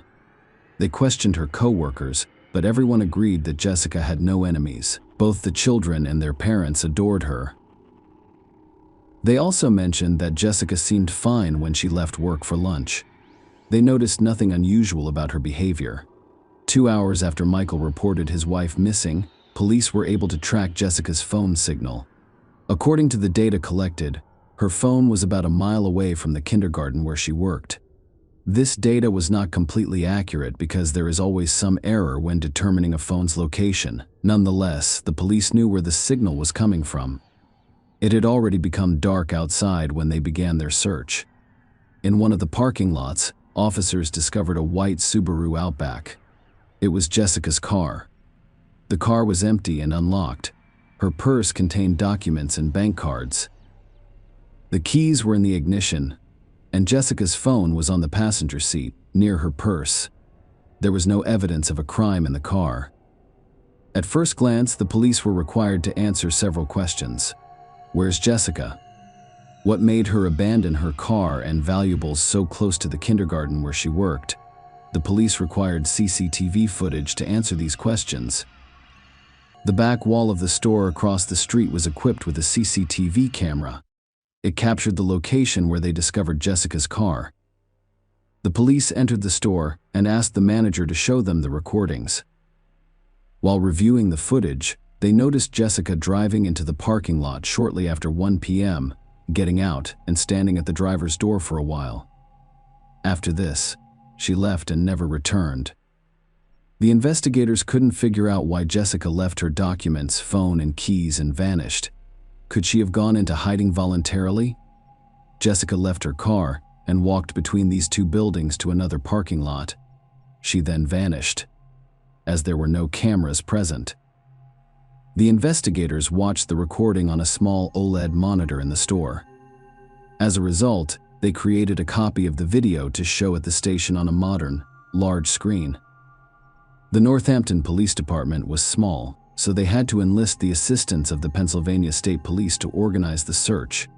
They distributed flyers featuring Jessica's image throughout Northampton and surrounding cities, as well as via the media and social networks.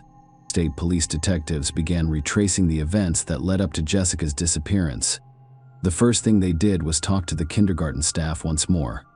After learning that Jessica had left work to send a fax from her mother's house, the detectives went there to find answers to their questions.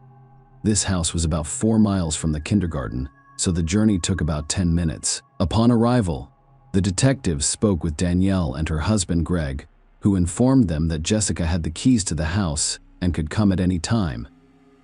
Danielle was in Florida on the day she went missing, and Greg was also away. Every sent fax is recorded in the device's usage history. However, Greg's fax machine turned out to be faulty, so it was unclear if Jessica was at her mother's house that day. Perhaps she chose to use another fax machine. However, this does not explain why she left her belongings in the car. Next, the detectives decided to speak with Jessica's husband, Michael. He claimed that on the day his wife vanished, he was the first to leave the house. A friend picked him up and they went to work together. They checked Michael's statement because it is common for a husband to be involved in his wife's disappearance or death. Meanwhile, they formed a search party. The media reported Jessica's disappearance and asked anyone with information to contact the police. 2 days have passed since the woman's disappearance, and the police have no new leads. To find out if Jessica had arrived at her mother's house, the detective began looking for surveillance cameras along the way. There was only one road that led to her mother's house. Next to this road, there was an Exxon gasoline station. It of course had security cameras. If Jessica was going where she said she was going, she should have been captured on this camera's recording. Watching the video, the detectives spotted Jessica's car. She drove there around 12:56 p.m. It was only a few minutes from the gas station to her mother's home. She had to drive back quickly because the fax machine was not working. I checked the recording to see if her car drove in the opposite direction. The officer noticed something strange. Just 14 minutes later, the car reappeared in the video. Her white car drove through the gas station at high speed, eventually leading the police to her car. And Jessica's driving style was unusual. She could have driven straight, but instead she turned towards the gas station and drove onto the other side of the road without stopping. She then drove to the city center and parked her car there. The only plausible explanation was that Jessica was in a hurry and there was a red traffic light at the intersection, so she drove through the gas station and ended up on another road with a green light. After that, she abandoned the car in the parking lot, where a police officer later discovered it. The investigators discovered something new while reviewing the footage of Jessica leaving her car. Jessica's height was 5 feet and 4 inches, and she weighed 130 pounds. However, the person who exited the car was significantly taller and heavier. The experts estimated Jessica's height to be between 5 feet and 11 inches and 6 feet and 3 inches based on the height of her car. When the police investigated the abandoned car, they discovered that the driver's seat was as close to the steering wheel as possible. This position would make sitting behind the wheel uncomfortable for anyone taller than 5 feet, 11 inches. However, the police discovered an explanation for this. After getting out of the car, the person bent down and, according to the detectives, moved the seat as close to the steering wheel as possible, attempting to give the police reason to believe Jessica was driving. But who was the tall person? Michael's height turned out to be about 6 feet. The police summoned the man for questioning. He stated that he was not involved in the disappearance of his wife, whom he said he cherished. He, like before, claimed to be at work when the kindergarten staff called him. Detectives interviewed Michael's co-workers and obtained a report on the geolocation of his phone on the day Jessica disappeared. He was not lying. Michael was at work when his wife disappeared, so he is not on this recording. It was the 4th day since Jessica's disappearance, and it's hard to imagine how stressed her children must have been. Their lives were not the same. The search continued but produced no results. The investigators were perplexed when they rewatched the video of someone getting out of Jessica's car. Once again, the officers discovered something new. A minute after the unknown person vanished behind the building, a white SUV, possibly a Ford, was left behind. Jessica's stepfather, Greg, matched the height description and drove the same vehicle. Greg was asked by the police to come to the station for a few questions. The man was stunned to learn that he had been named as a suspect in his stepdaughter's disappearance. He stated that he left his car for repair at one of the service centers, and that day, a neighbor brought him there to pick up his Ford. After that, he stopped at an Exxon gas station to eat something. The same gas station provided the police with the CCTV footage. Greg was unaware of this, though. After reviewing the video again, investigators noticed him driving past the Exxon gas station 2 minutes after leaving the parking lot. He didn't stop for lunch, and Greg lied.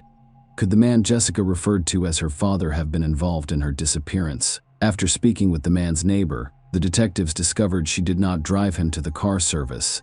It meant that Greg's entire story was a lie. Putting all of the facts together, the investigators determined that Greg was home when Jessica arrived to send the fax. Perhaps something happened, and Greg drove Jessica's car to a parking lot in the city center. A group of police officers visited the man's home. Danielle, Jessica's mother, gave the police permission to inspect the house. One of the officers went directly to the fax machine and discovered that Greg had lied about it not working. Furthermore, the device usage history confirmed that Jessica did send the fax. As a result, she was at her parents' house on the day she went missing. A trash can in the basement contained blood-stained napkins. Greg's home shoes, discovered in a dumpster on the street, also had dried blood on them. Danielle told the police that Greg had called the garbage company the day before and asked them to pick up the trash she hadn't given. However, she remembered that the trash can was not yet full. Very likely, that's how Greg got rid of the evidence, specifically the cleaning products and rags. The police interrogated Greg again, informing him that they knew all of his statements were false and that they had discovered evidence in his home. They also stated that they knew Jessica was in his home on the day of her disappearance. Following that, the man began talking. Gregory Graff, or simply Greg, told investigators that when he arrived home on the afternoon of November 21st, he discovered Jessica's car in the driveway and bloodstains on the carpet. He claims she was already dead when he returned home. He stated that he panicked and was afraid to call the police because he knew no one would believe him. He drove Jessica's car to a parking lot in the city center before returning home. Graff claims that Jessica died because she owed someone money.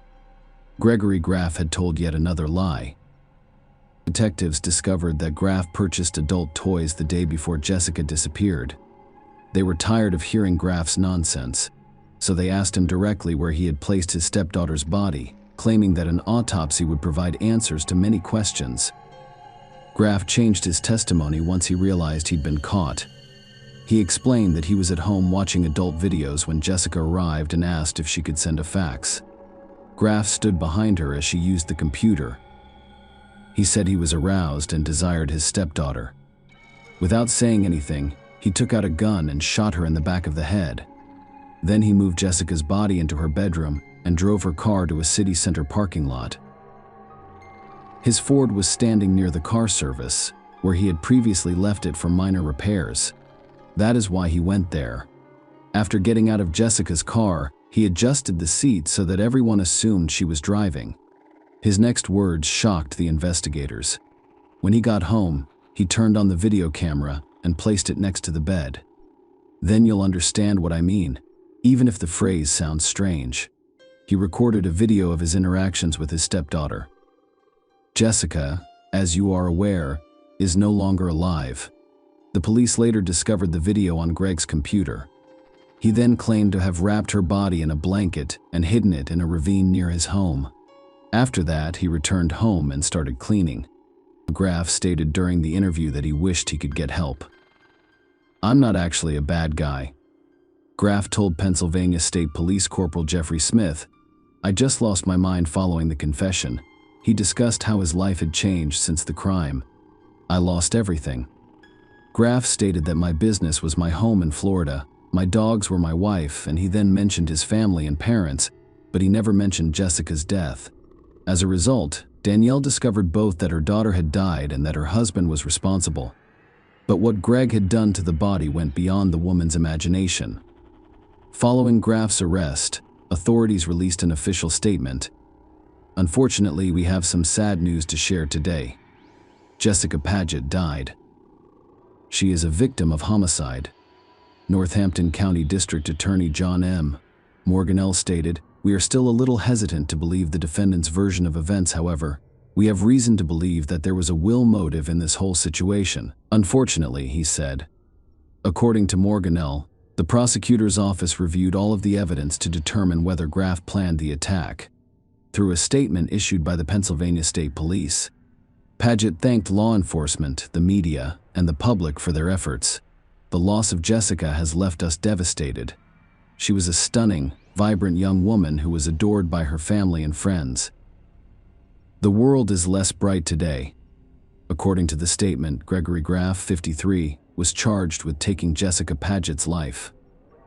At this stage of the investigation, some speculated that when Jessica arrived, Greg attempted to persuade her into intimacy, but when she refused, he was afraid of exposure and killed her.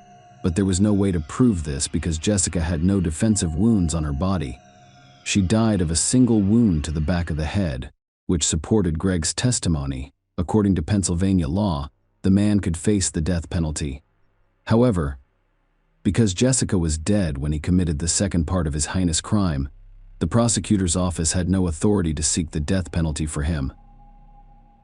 After examining Greg and Jessica's computers and phones, the police discovered no evidence of a connection between them other than the stepfather-stepdaughter relationship. The trial started in 2015. District Attorney John Morganelli stated that Philadelphia Attorney John McMahon, Jr., never filed the results of Gregory Graff's mental health evaluation. McMahon claimed he had Graff evaluated for an insanity defense, but Graff did not have diminished mental capacity, so McMahon did not use the evaluation at trial. Danelle Bittner said she learned about her daughter's disappearance on November 21st, while in Florida shopping for carpets for her new home. When Graff picked her up at Lehigh Valley International Airport on November 22nd, he said everything would be fine. They would find her. At one of the court sessions, the jury was required to watch a 6-minute video of Greg's heinous crimes. He used adult toys that he'd purchased the day before. The jury did not want to watch the video, but the judge insisted they do so before making a decision. Graff's lawyer attempted to prove that it was not a planned crime and that his client committed a third-degree crime rather than a first-degree crime. As a result, Northampton County District Attorney John M. Morganell made the difficult decision to show the jury a 6-minute video recording captured by Graff. Morganell stated that Graff pleaded not guilty to both charges. It left him with no choice but to present all of his evidence to convince jurors that the crime was premeditated. "The Commonwealth had to show you what he did." Morganell said in his closing argument that it wasn't pleasant. "It wasn't tasteful, but we had to show you what he did. Criminals aren't exactly geniuses, which is one advantage." Morganell claimed they make mistakes. The jury took only 6 minutes to reach a unanimous decision. Gregory Graff was found guilty of killing Jessica and abusing her body. The court sentenced him to life in prison without the possibility of parole. The judge asked him if he had anything to say. Graff replied, "No, sir, I'm just really sorry."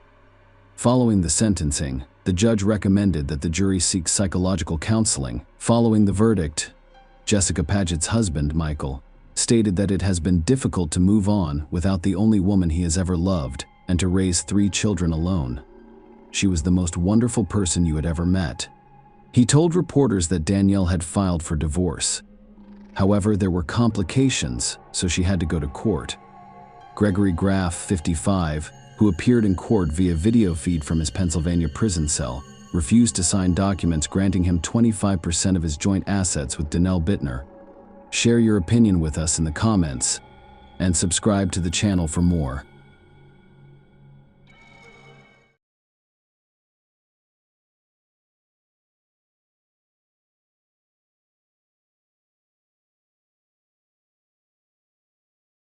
Hey guys, welcome to my channel, and today we're going to take a look at another horrible case with you.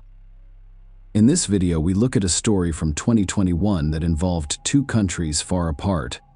Shanae Brooke Edwards, 31, was an Australian citizen and a frequent traveler. One of her travels took her to the Eastern European country of Georgia, where she and I both enjoyed the frightening events that occurred to her.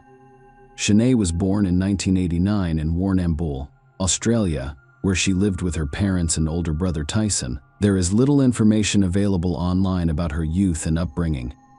However, this is how her loved ones described her. Shanae was an adventurer who enjoyed being in nature, a keen hiker, a motorcycle enthusiast, a genuine kind-hearted soul, and an animal lover. She was a happy, free-spirited person. She moved through life, making the kinds of deep, genuine connections that most of us save for a select few. She was generous, patient, loving, and kind to everyone who crossed her path, to name a few. The homeless she shared cafe leftovers with during her shifts, and in Melbourne the orphaned children she taught, in Colombia the Cambodian children she taught English to, the Japanese students she tutored, and, most recently, the pregnant stray cat who adopted Shanae and decided to become a mother on her terrace in Georgia. Shanae visited Georgia, which had long piqued her interest due to its natural beauty and history, and Shanae's boyfriend Mariel Said was also scheduled to visit this Eastern European country in 2019. He was a Lebanese national whom she met on one of her trips. They had broken up for a while, but when she and I moved to Georgia, they started communicating online and realized they still had feelings for each other, so they decided to reconcile. El Said wanted to fly to Georgia, but the country's borders were closed to unvaccinated individuals. Georgia is an ancient, proud, and welcoming country known for its friendly people, the majestic beauty of nature and ancient temples, and its delectable cuisine. Shanae had high expectations for her trip to Georgia, and they were all met. She was content in the country and stayed there for nearly 2 years before her next trip. Winter I avoided. I lived in Tbilisi, Georgia's capital, and taught English, which helped her earn a living while also allowing her to travel around the country and discover new and interesting places. She eventually made friends who shared her passion for travel. On July 29, 2021, she shared this photo on her social media account, captioned with the word joy. The photograph was taken during a scenic motorcycle ride. Shanae was a big fan of motorcycles. The next day, July 30th, 2021, was sunny, so should I go hiking up Mtatsminda? Please don't be too harsh on me if I mispronounce the name of this place. Mtatsminda, which means holy mountain, is a major attraction in Georgia's capital. The Temple of Saint David Mtatsminda, located on the mountain's slope and surrounded by dense evergreen vegetation, is a popular tourist and city resident destination. On the 730-meter-high mountain, there are observation decks that overlook Tbilisi, an amusement park, a Ferris wheel, and a restaurant. Shanae has rented a house near the mountain for the past 11 months. According to her friends, she frequently took walks in the woods and never encountered any problems or threats to her personal safety. On July 30th, 2021, she left the house around 3:30 p.m. Surveillance cameras caught her walking leisurely through the city streets toward the hiking trail. She was last seen near the Church of St. Michael of Tavir, which sits at the foot of Mount Mtatsminda and serves as a starting point for hiking. In the evening, she was supposed to meet some friends at a cafe in the capital, but she never arrived. Attempts to contact her by phone failed. She then denies that friends decided to file a missing persons report with the police. Around the same time, Shanae's friend in California sounded the alarm at 4:32 p.m. Shanae called her, and when she answered, she could hear her screaming, "Please let me go. Okay, just let me go." You could tell Shanae was being attacked and wanted to be left alone. The call was disconnected. When her friend attempted to call back, no one answered. Different sources describe it differently. Shanae, a friend from California, did the following. Some news is out. Let's write that she posted to a Facebook group with members from various countries who are currently living in Georgia, asking someone to contact the police to report the disturbing call. Other sources claim she denies that her friend contacted the Georgian police and told them everything. Whatever the case, it is certain that within hours of Shanae's terrifying phone call, Georgian police became aware of it and immediately began to investigate the information they had obtained. Several hundred police officers and volunteers participated in the search. The search area was large, so numerous groups combed the slopes of Mount Mtatsminda. Police used search dogs and drones. Shanae could not be located before sunset. She hadn't returned home, her phone was turned off, and she hadn't gone to any of the nearby hospitals for assistance. This was not a good sign, as was confirmed the following day. Unfortunately, Shanae Brooke Edwards, 31, was discovered dead near a hiking trail on July 31st, following an extensive search. The perpetrator attempted to conceal the evidence of the crime, so he hid the body under tree branches while leaving the crime weapon. A knife was discovered not far from the body. Shanae's phone was eventually discovered on the mountainside. Upon further examination of the crime scene, police discovered an old, rusted shovel, a fireplace, used needles, and numerous empty bottles. Georgia's interior minister told local media that the police had some information that needed to be kept private in order to conduct the investigation. The ministry and police officers are doing everything possible to find the perpetrator. He stated that during the forensic examination of Shanae's body, 13 stab wounds were discovered, 5 of which were in the neck area, which indicated only one thing to the police. The perpetrator clearly intended to kill the young woman. Her neck showed signs of strangulation. Following her denial, authorities officially confirmed her death. The media reported that the crime was motivated by lust. The Georgian police, however, denied this information, stating that the forensic medical examiner found no evidence of a crime against the woman's integrity. Shanae's enraged boyfriend, Mauriel Said, has vowed to find the perpetrator and exact revenge, no matter how long it takes. Right now, I only have one mission in life: vengeance. He stated, "I don't care if I spend the rest of my life behind bars, justice will be served, and the criminal will suffer as much as Shanae did." Shanae's death devastated her friends, and was especially difficult for her family, who lived on another continent. The relatives had to deal with the issue of transporting the body home, while the police had to find the perpetrator. There is no doubt that the police are directly responsible for crime prevention and criminal investigation. However, in this case, there was another significant factor. Georgia's tourism revenue exceeds $1 billion per year, and the fact that one of the travelers died in a popular location in the state capital may have had a negative impact on the entire tourism industry. The police interviewed over 200 people, including friends, co-workers, Shanae's neighbors, and park employees, and they investigated visitor routes as well as video footage of her movements that day. One local woman reported to an expat Facebook group that she heard a woman screaming on the trails below Metal Man to park about an hour after she and I left home. Another woman in the group reported seeing a disturbing sight on the mountain. She claimed that she and I went missing the day before. She had seen a man aggressively copulating with a woman near the crime scene. At the same time, the laboratory investigated the crime weapon and discovered a male DNA sample on it. There were no matches in the Georgian police database, so the samples were sent to 194 Interpol member states to be checked in their databases. Interviews with witnesses revealed that Shanae had no enemies, no conflicts with anyone, and no contact with people of questionable reputation. This could indicate that she was a random victim of a crime with an unknown motive. The police worked meticulously. Genetic samples were obtained from several dozen people who could have been involved in the crime. All were rigorously analyzed. As a result of extensive and multifaceted investigation efforts, the list of alleged perpetrators was narrowed until a DNA match was discovered. 40 days after Shanae's death, Brooke Edwards, Georgia, police released the following statement based on evidence gathered during the investigation, which included testimony, surveillance tapes, genetic tests, and other evidence. According to the court's decision, the defendant, a man born in 1988, was arrested on September 8th of this year. Rafael Mursakulov, a Georgian citizen, was detained. His lawyer told reporters that Miraculous denies all of the charges against him, including robbery and taking Shanae's life. Brooke Edwards.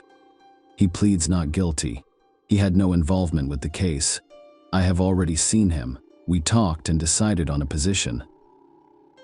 He is exercising his right to remain silent. According to the lawyer, when information about the suspect's identity leaked to the press, Mursakulov's image was broadcast on television. Following that, a woman from Georgia and the capital posted on her Facebook page that her friend had been attacked by 2 wild beasts on Mount Emtatsminda a few months prior. Even though the police knew who the perpetrators were, the case was shelved. According to the woman's post, one of the attackers was Rafael Mursakulov. The author of the posts suggested that if the police had done their jobs properly, the Australian girl would still be alive. Rafael Mursakulov, according to the information he publicly shared on his Facebook page, was an activist for the ruling Georgian Dream Party. On September 10, 2021, a Tbilisi court refused to release Mursakulov on bail. While he was in custody awaiting trial, police officers obtained a testimony that was equally important to the irrefutable physical evidence. Following the attack on Sinead Brooke Edwards, Mursakulov returned home and informed his brother and wife of the crime, warning them that if they told anyone, their young child would suffer the same fate as Sinead. In October 2021, the Edwards family released a letter describing Sinead and thanking everyone for their support. They expressed gratitude to Georgia for their financial assistance in repatriating Sinead's body, as well as the Georgian people for their ongoing attention, love, and support during this difficult and tragic time. The first hearing on the case occurred in February 2022. According to Georgian law, Mursakulov faced 16 to 20 years in prison.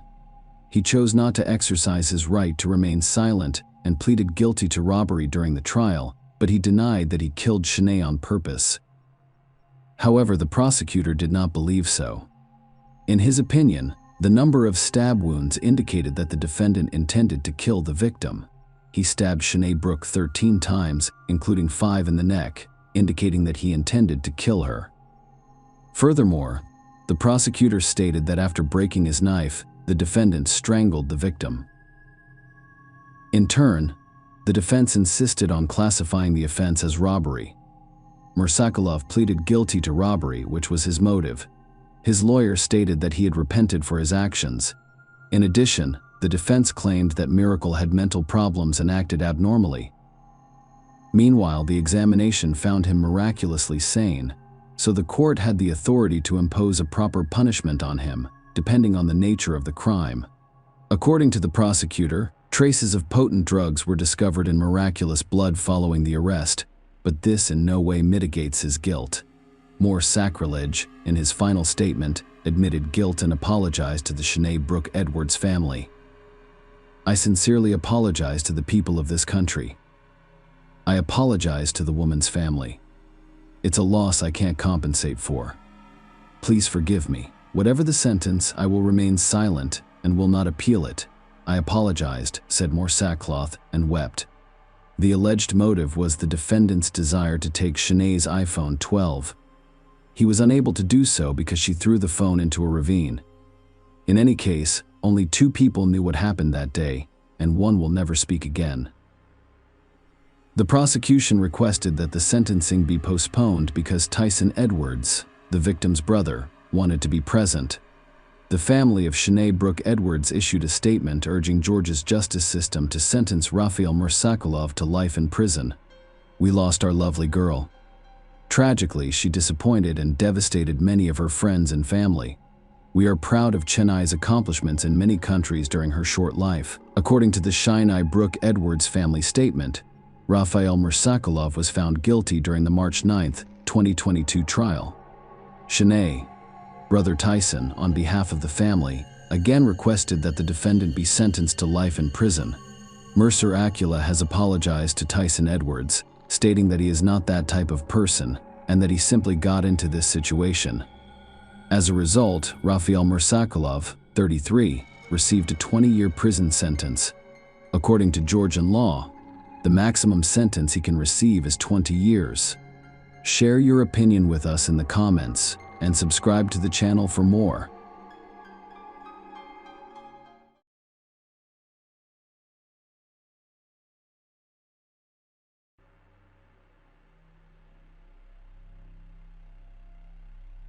Hey guys, welcome to my channel, and today we're going to take a look at another horrible case with you. A young woman arrived in the parking lot of her school to go to a sporting event and disappeared. Without a trace, soon a very creepy discovery awaited everyone, and the police got involved in the case. It took detectives a full 28 years to solve this creepy mystery, and none of them had any idea that this case would be the first of its kind. Sarah Yarborough was born on June 12, 1975, in Portland. Her parents soon moved to another state, settling in the town of Federal Way. It is near Seattle, and is essentially a suburb of it. Sarah also had 2 brothers, helped her parents take care of the younger one, and was very close to him from an early age. Sarah was involved in music and ballet. The girl always strived to do well in school so she could get into a good college because of her academic performance. She flew twice to New Zealand in the school program.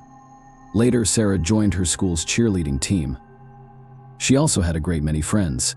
She was a kind and non-confrontational person trying to help anyone in need.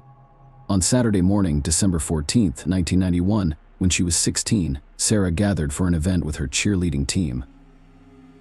They were together at the school building where the bus would pick them up. She took her dad's car and drove to school, only Sarah got the time wrong. She thought the bus would pick them up at 8 a.m. when in fact it wasn't supposed to arrive until 9. All her friends gradually started arriving at the place, but none of them saw Sarah. Some students saw her car in the parking lot, but there was no young woman inside, not even when the bus arrived for the students. Her friends thought this was strange, but no one could contact Sarah because none of them had cell phones at that time. Around the same time, 2 12-year-old boys were walking around the school grounds, walking through the wooded area behind the school tennis courts.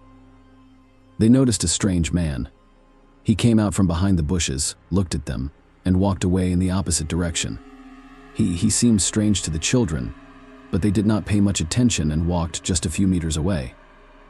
A shocking sight awaited them: a young woman lying on the ground with no signs of life, thinking she was dead. The school children ran home to tell their parents, while the parents of one of the boys went with him to the place. The father of the other decided to follow the suspicious man the children had seen. His son told him that he saw a car that looked like a Chevrolet Nova pulling away from that spot. Given that he lived near the school, his father decided to go outside and try to track down that car. At one point, he managed to locate a similar car, but it quickly disappeared from his sight, and the man was unable to find it again. Meanwhile, the other boy's parents came to the school and realized that the young woman on the ground was probably dead. They immediately ran to the school building and called the police offices. They arrived on the scene and confirmed that the young woman was indeed dead. They were also quickly able to determine that the deceased was Sarah. From the marks on her neck, the officers concluded that the victim had most likely been strangled.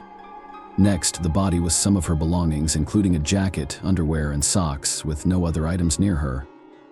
The officers found her purse and car keys inside the car in the school parking lot, leading them to believe that the perpetrator may have attacked her directly next to the car and then dragged her behind the trees.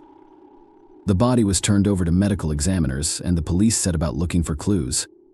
The first thing they did was try to interview all the people who were on and near the school grounds.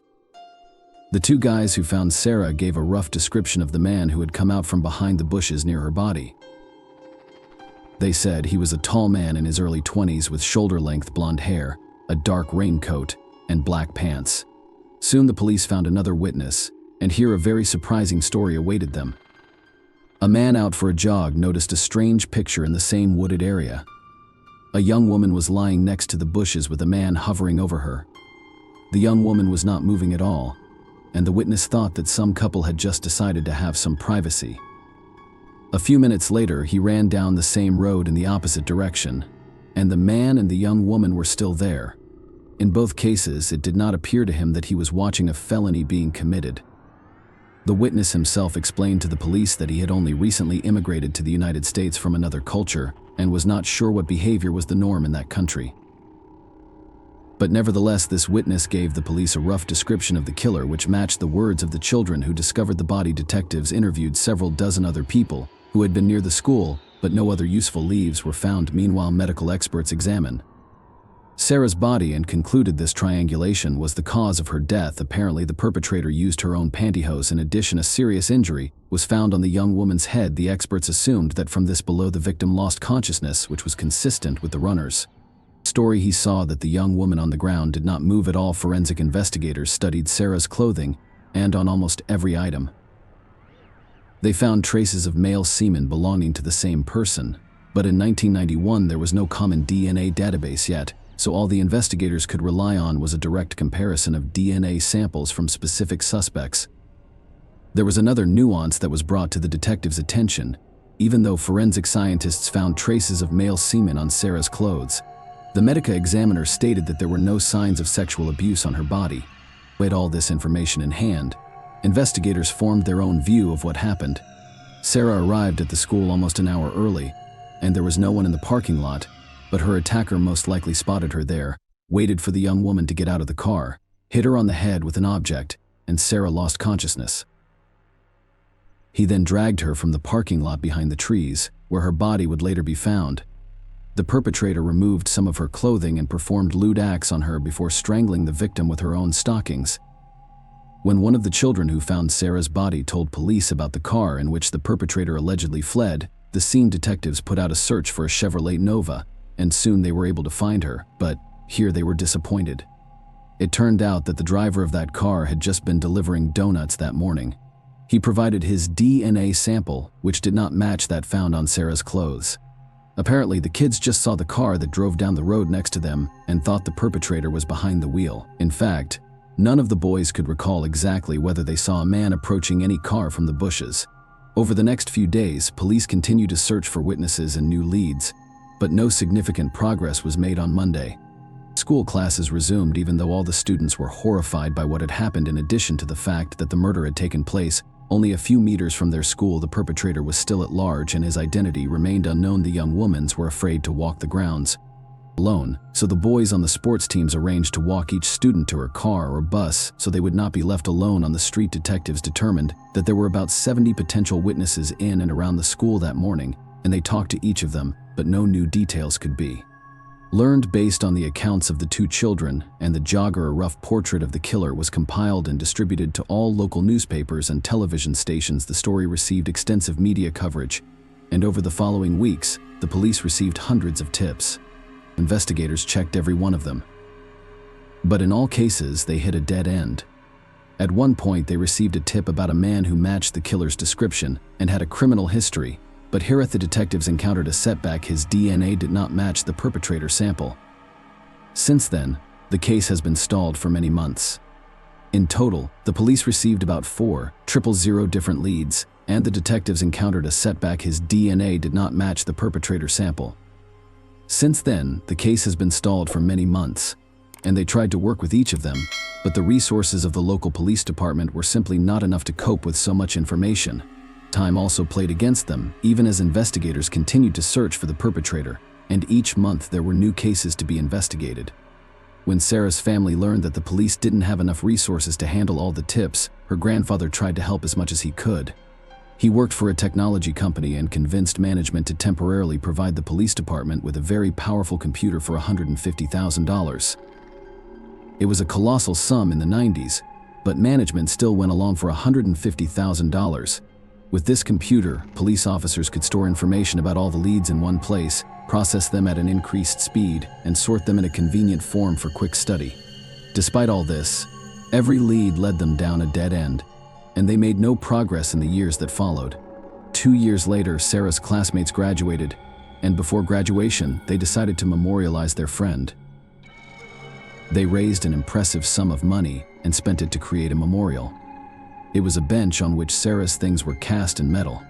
Next to these things, there was also a picture of the young woman's dog reaching for her purse. Over the years that followed, the case was periodically reopened, re-examining all the available evidence, but the result was the same. They were still unable to get any closer to catching the culprit. During this time, the police interviewed several thousand people and took DNA samples from nearly 300 possible suspects, but all this was inconclusive. He heard about a company that began working in the field of genetic genealogy. The policeman contacted them and asked if they could try to locate relatives of the person who left his DNA on the victim's body. The experts undertook the task, but unfortunately they failed. First of all, in 2011, genetic genealogy was just gaining momentum, and the experts were very limited in their capabilities. For example, they had not learned to search for male and female relatives in one sample. If they had the DNA of a man, they could only look for family ties with other men, and vice versa. Second, they had another obstacle in front of them in the form of various laws that prohibited the use of genetic data samples to search for relatives of suspects. Nevertheless, it bore some interesting fruit. For one thing, the team of researchers approached by the detective had already been working for several years to create a genetic pedigree of the first people who sailed to the United States from Great Britain in 1620 on the ship Mayflower after studying the DNA of the killer Sarah. they discovered that the man was related to one of the ship's passengers, Robert Fuller. However, it was almost impossible to trace him through this chain, especially in those years when there were just over 100 people on the ship. But over the centuries, the number of their descendants has exceeded 25 million, and secondly, the detectives had no idea that he had made the Sarah Yarborough case the first of its kind. Although his idea was not successful, it was the first crime that was attempted to solve. With the help of genetic genealogy, the detective tried to use the information available and tracked down several men with the Fuller surname who were living in the area of his town. At the time of Sarah's murder, he found photos of them and met the only business, a jogger and two men who had found the body as children. Unfortunately, neither of them recognized the killer in the photo. Finally, the investigators asked for DNA samples from all Fuller in the area and sent them to the laboratory. None of them matched the DNA of the killer, but something interesting happened here. The experts established that one of those men was indeed a distant descendant of Robert Fuller from that very ship. However, he was definitely not the killer, and also did not know that any distant relatives live near him. The perpetrator may have been so distantly related to him that their families simply never knew of the connection. The detective retired in 2017, and the case was turned over to a new team of investigators who revisited the company, which had taken on the killer's DNA sample in 2011. By that time, the ability to study genetic material had advanced a great deal, and experts agreed to try to trace the perpetrator's lineage. It took 2 whole years. The experts used public databases to find even the most distant relatives of the killer, then manually tried to trace their family ties and reach people who lived in Federal Way at the time of Sarah's death. In all, they had to weed out several thousand people before they finally got lucky. Experts determined that a DNA sample from Sarah's clothes was highly likely to belong to one of the 2 brothers at the time of the murder. The older one turned out to be a criminal with an impressive criminal record. He had been imprisoned for violent crimes, and his DNA sample was in the FBI database, which meant that he had nothing to do with Sarah's murder, because then his DNA would have shown a match back in the 90s. As for the younger brother named Patrick Nicholas, he too has been on the police's radar for violent crimes, including crimes against minors, but that was before the DNA samples of such criminals were added to the database. Detectives immediately organized a surveillance of the man who was 55 at the time, lived in a neighboring town called Wellington. The cops had been following his every move for 2 days, and soon the opportunity presented itself. Patrick went to the laundry, and while he was waiting for his clothes to be washed, he went out to smoke and threw a cigarette butt on the ground.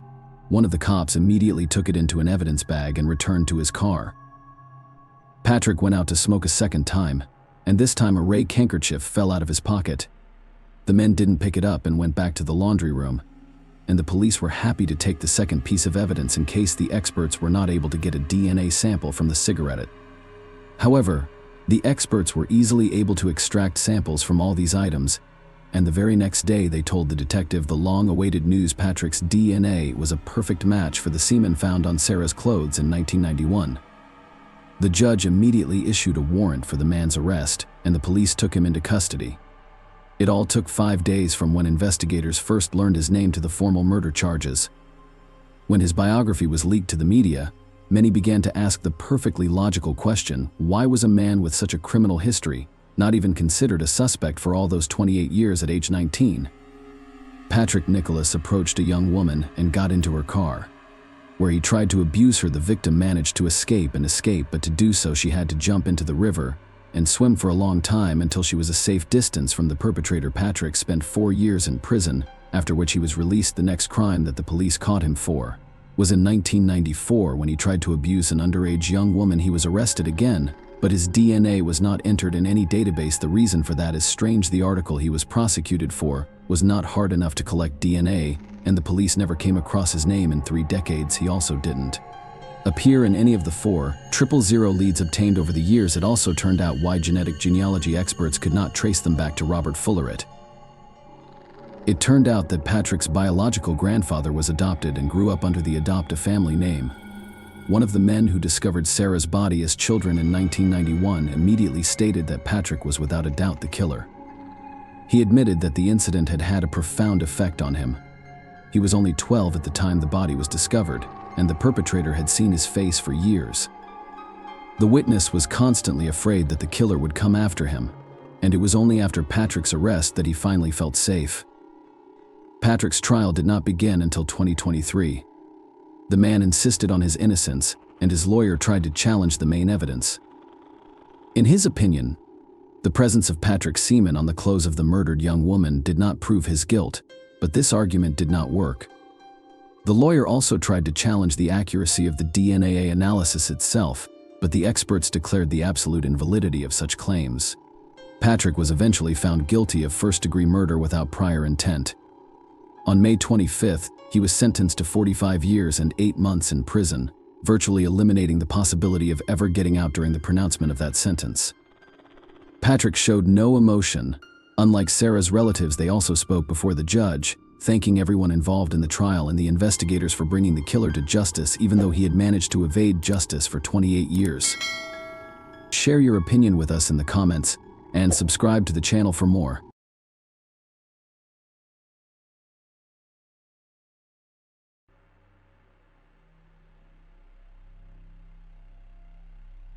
Hey guys, welcome to my channel, and today we're going to take a look at another horrible case with you.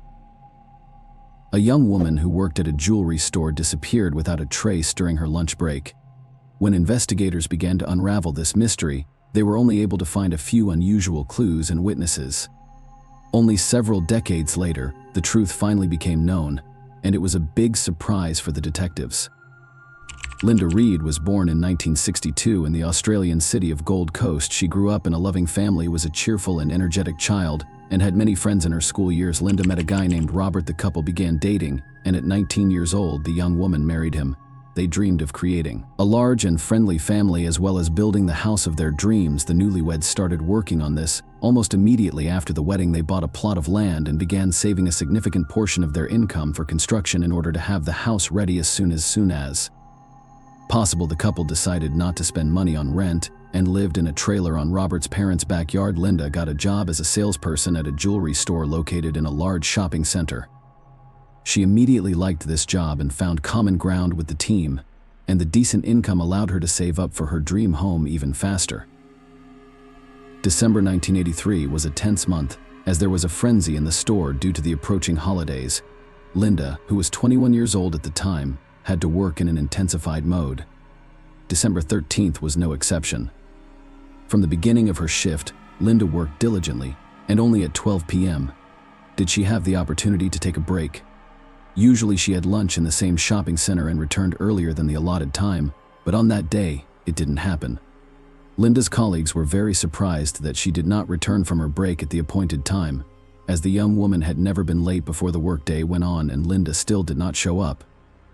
Everything looked as if she had simply decided to leave her ship without informing her colleagues, but they doubted that the young woman could do such a thing as she approached her job with the utmost responsibility. Her husband was also surprised when Linda did not return home after her shift. He waited for some time and then contacted her colleagues. They told the man that his wife did not return from her break, and Robert started to seriously worry. He went to the shopping center and started walking around in search of Linda. After that, he visited several other places that the young woman regularly frequented, but she was nowhere to be found. With each passing minute of searching, he became increasingly concerned that something bad had happened to Linda. So by 7 p.m. that evening, the man decided to call the police. The operator told him that a report of a missing adult would only be accepted after 24 hours had passed since the disappearance. Linda's mother also tried to contact them but received the same response. In the end, the relatives had to wait until the next day before the report was accepted. The police began investigating and tried to find out what Linda was doing during her break.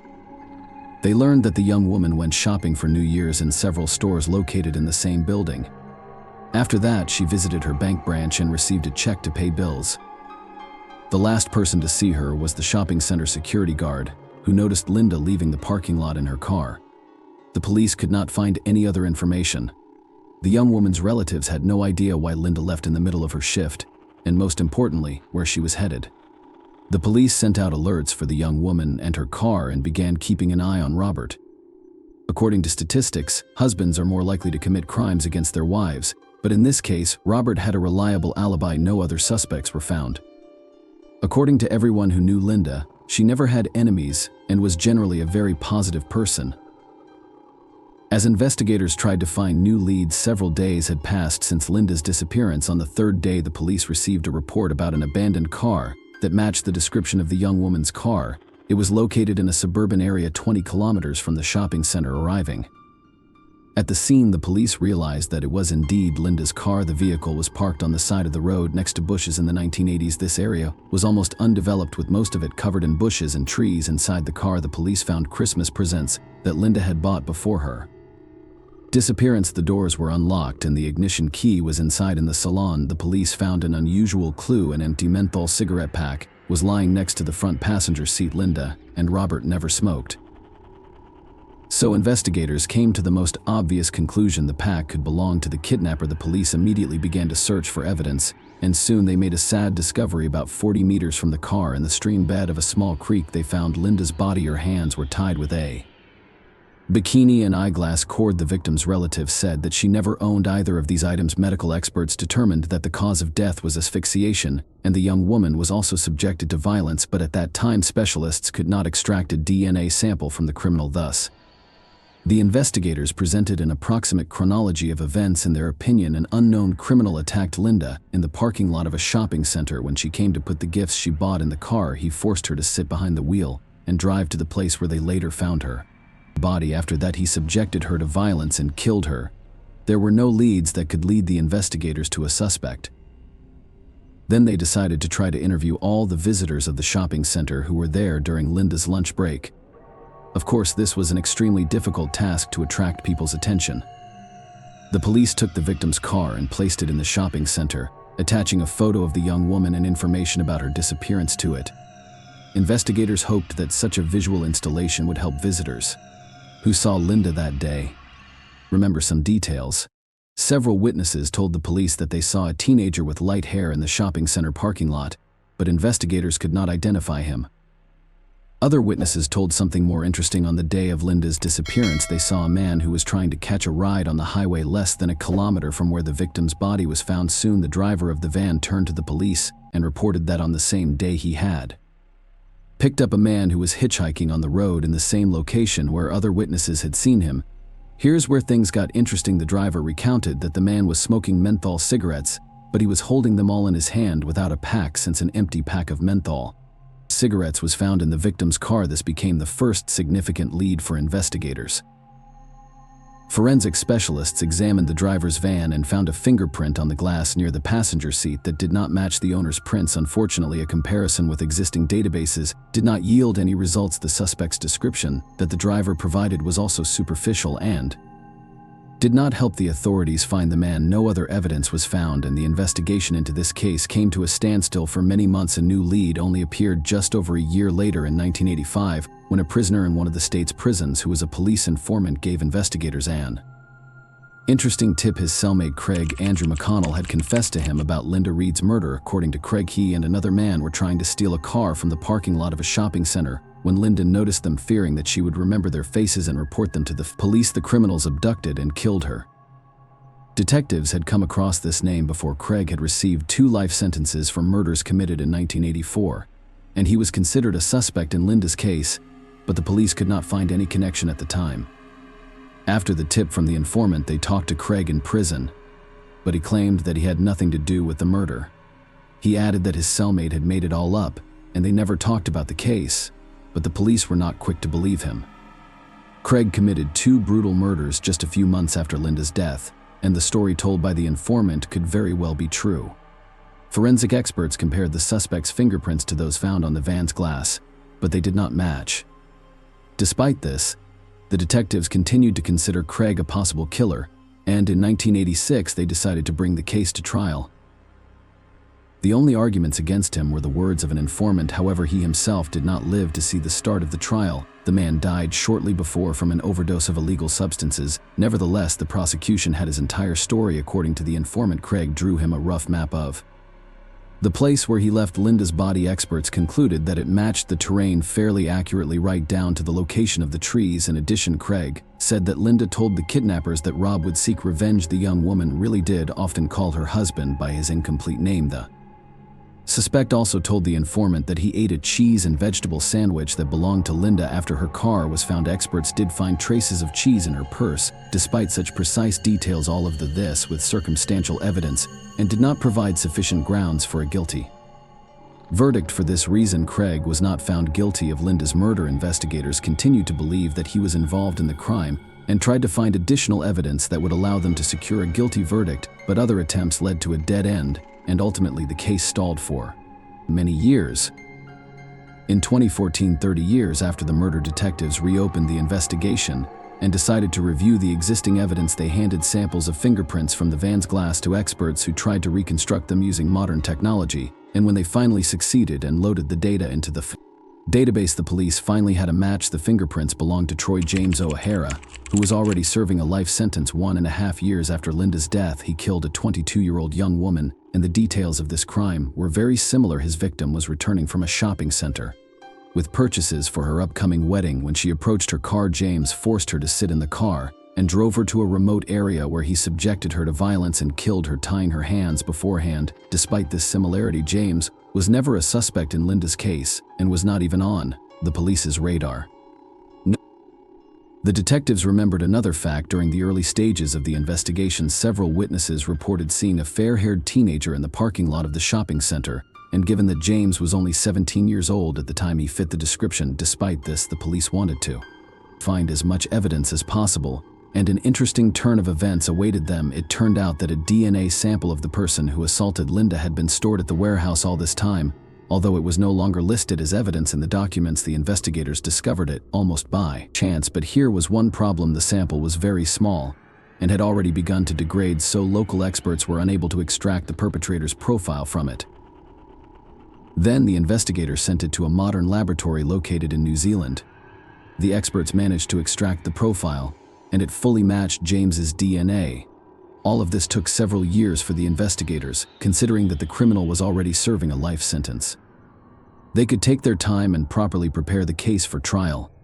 In the end, James was only arrested on August 26, 2018, almost 35 years after the murder. At that time, the man was 51 years old. He had spent more than half his life in prison and had earned several more charges during that time. James twice attacked guards and even managed to escape from prison once, but he was caught the next day after his arrest for Linda's murder. He denied his guilt, and preparation for trial began. The process lasted for several years, but in March 2021, the criminal decided to confess. He said he AW'd Linda in the parking lot. The young woman was sitting in her car eating a sandwich. He got into her car and threatened her to drive to a remote location where he assaulted and killed her. When the judge asked him about his motives, James noted that he simply wanted to kill a random young woman that day. As a result, James was sentenced to 30 years in prison for Linda's murder, although he was given the right to apply for early release in July 2022 since he had already served more than 30 years in prison. At the moment, he continues to serve a sentence, although he may be released in the next few years. Unfortunately, Linda's father did not live to see the police find her killer. He had spent decades wanting to know what happened to his daughter, but he passed away after a long battle with cancer. After his wife's death, Robert vowed to never marry again, as his heart belongs to Linda forever. At the trial, after the verdict was given, he thanked the investigators and declared that James had forever deprived him of his family. As for Craig and the informant's story, things are quite ambiguous. It should be noted that the informant was a hardened criminal himself and could have received significant benefits from helping to solve the case. It is possible that he lied to the police, and all the key facts about the case could have been gathered from the newspapers. Share your opinion with us in the comments, and subscribe to the channel for more.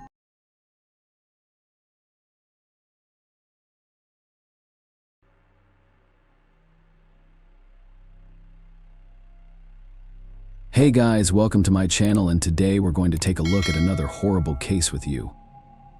A first-year student went out dancing with her friends and disappeared. Without a trace, several days later her car was found abandoned under a bridge.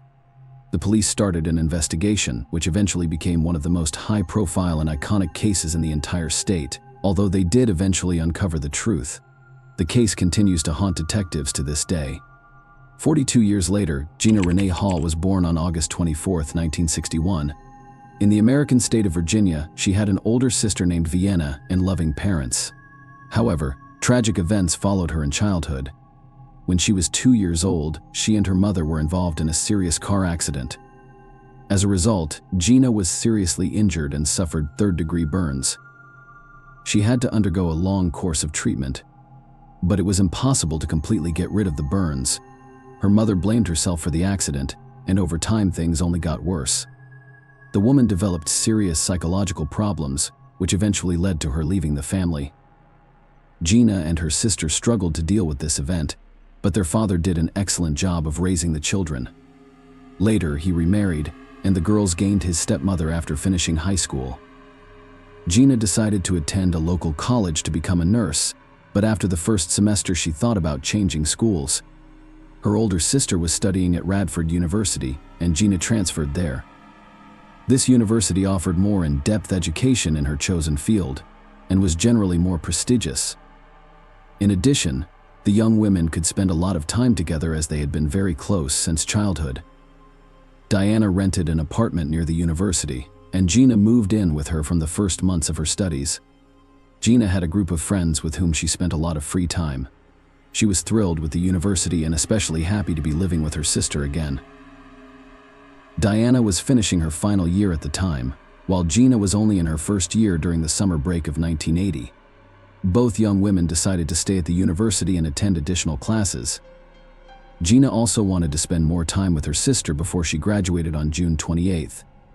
Gina took her last exam to finish her first year and decided to celebrate. She planned to go dancing at a club with her friends and sister, but Diana decided to stay home at the last minute. Gina was upset about it, but still went to the club with her friends around 10 p.m. She took Diana's Chevrolet Monte Carlo and drove to a nearby city where the club was located at 1 a.m. Diana woke up from a call on the home phone. It was Gina, and from her voice, her sister seemed slightly concerned about something. The young woman said that she was at a lake house with a guy named Steph, and she soon hung up. Diana thought it was strange at 18. Gina had never been involved with boys throughout her life. The young woman had complexes due to burns covering a significant part of her body, so she always avoided relationships with the opposite sex. Diana thought her sister had gone there with other friends and did not attach much importance to it. The young woman woke up at around 6 a.m. and immediately went to her sister's room, but she was not there. The car was also missing from their parking spot. Diana began to worry seriously, because Gina should have already returned home at around 7:30 a.m. An old friend of Gina's came to their apartment. He served in the army and returned home for a few days to see his friends and family. A few days before this, he and Gina agreed to meet this morning. Diana became even more worried. Her sister was irresponsible and punctual person, and she could not imagine her setting up a meeting with someone close and not showing up. Diana called several of Gina's friends with whom she was that evening, but none of them saw the girl after the club. Then, with this young man from the army, they decided that Gina could have had an accident or someone kidnapped her. They got in the car and drove to the lake, inspecting the surrounding areas around the roads for the Chevrolet Monte Carlo. This task was complicated by the fact that they did not even roughly know which house Gina was in that night. After driving for several hours on different routes, they returned home, and Diana decided to contact the police as usual. In those days, the police were in no hurry to accept reports of a missing person. Gina was 18, so the operator advised waiting until the next day to file a report. In the evening, Diana also called her father and reported her sister missing. The man arrived the next morning, and they again turned to the police. This time, the report was accepted, but they still did not rush to conduct the full-scale search. The police still thought that the young woman had just gone out and no danger threatened her.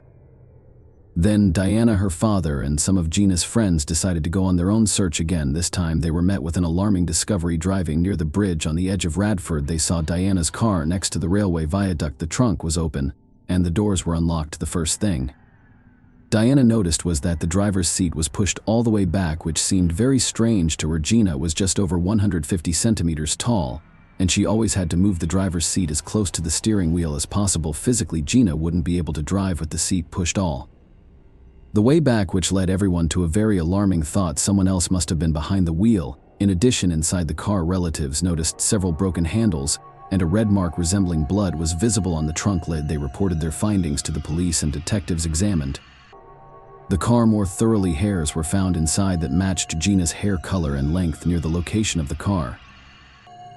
They also found one of Gina's shoes and a blue towel. In 1980, DNA analysis was not yet practiced, so the police could not determine whose blood was on the trunk door. Despite this, the detectives finally started to properly investigate the case because they believed that Gina was dead. However, at the Same time, a mass shooting occurred nearby and most of the police were transferred to that case. As a result, a simple road patrolman with no experience in such matters was appointed as the lead detective. Soon after the car was found, another interesting fact emerged. It turned out that two different police officers saw the car while driving by. The first noticed that around 5 a.m. on the night of Gina's disappearance, despite the car being parked with an open trunk.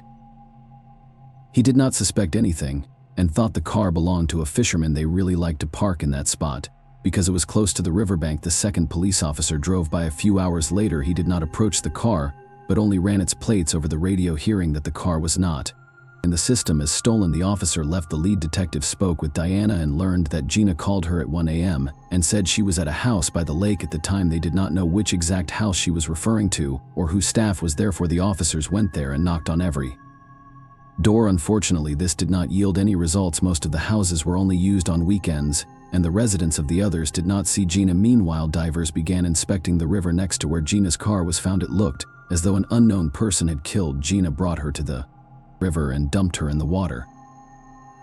However, the divers encountered strong currents and almost zero visibility underwater, leading them to speculate that if Gina's body was thrown into the water more than a day ago, it could have been carried far away. Meanwhile, Gina's father and sister held on to hope that she would be found alive. They didn't rely solely on the police and went to the local radio station to report her disappearance, hoping that someone in the community might have information or be a witness. The detectives focused on finding that Stephen, who was with Gina in the house by the lake, he planned to question all of her friends who were at the club, but before he could do so, Stephen himself called the police station and showed up for questioning. He turned out to be 28-year-old Stephen Epperly. Stephen explained that Bill, one of Gina's friends and a member of their group, invited him to the club that evening.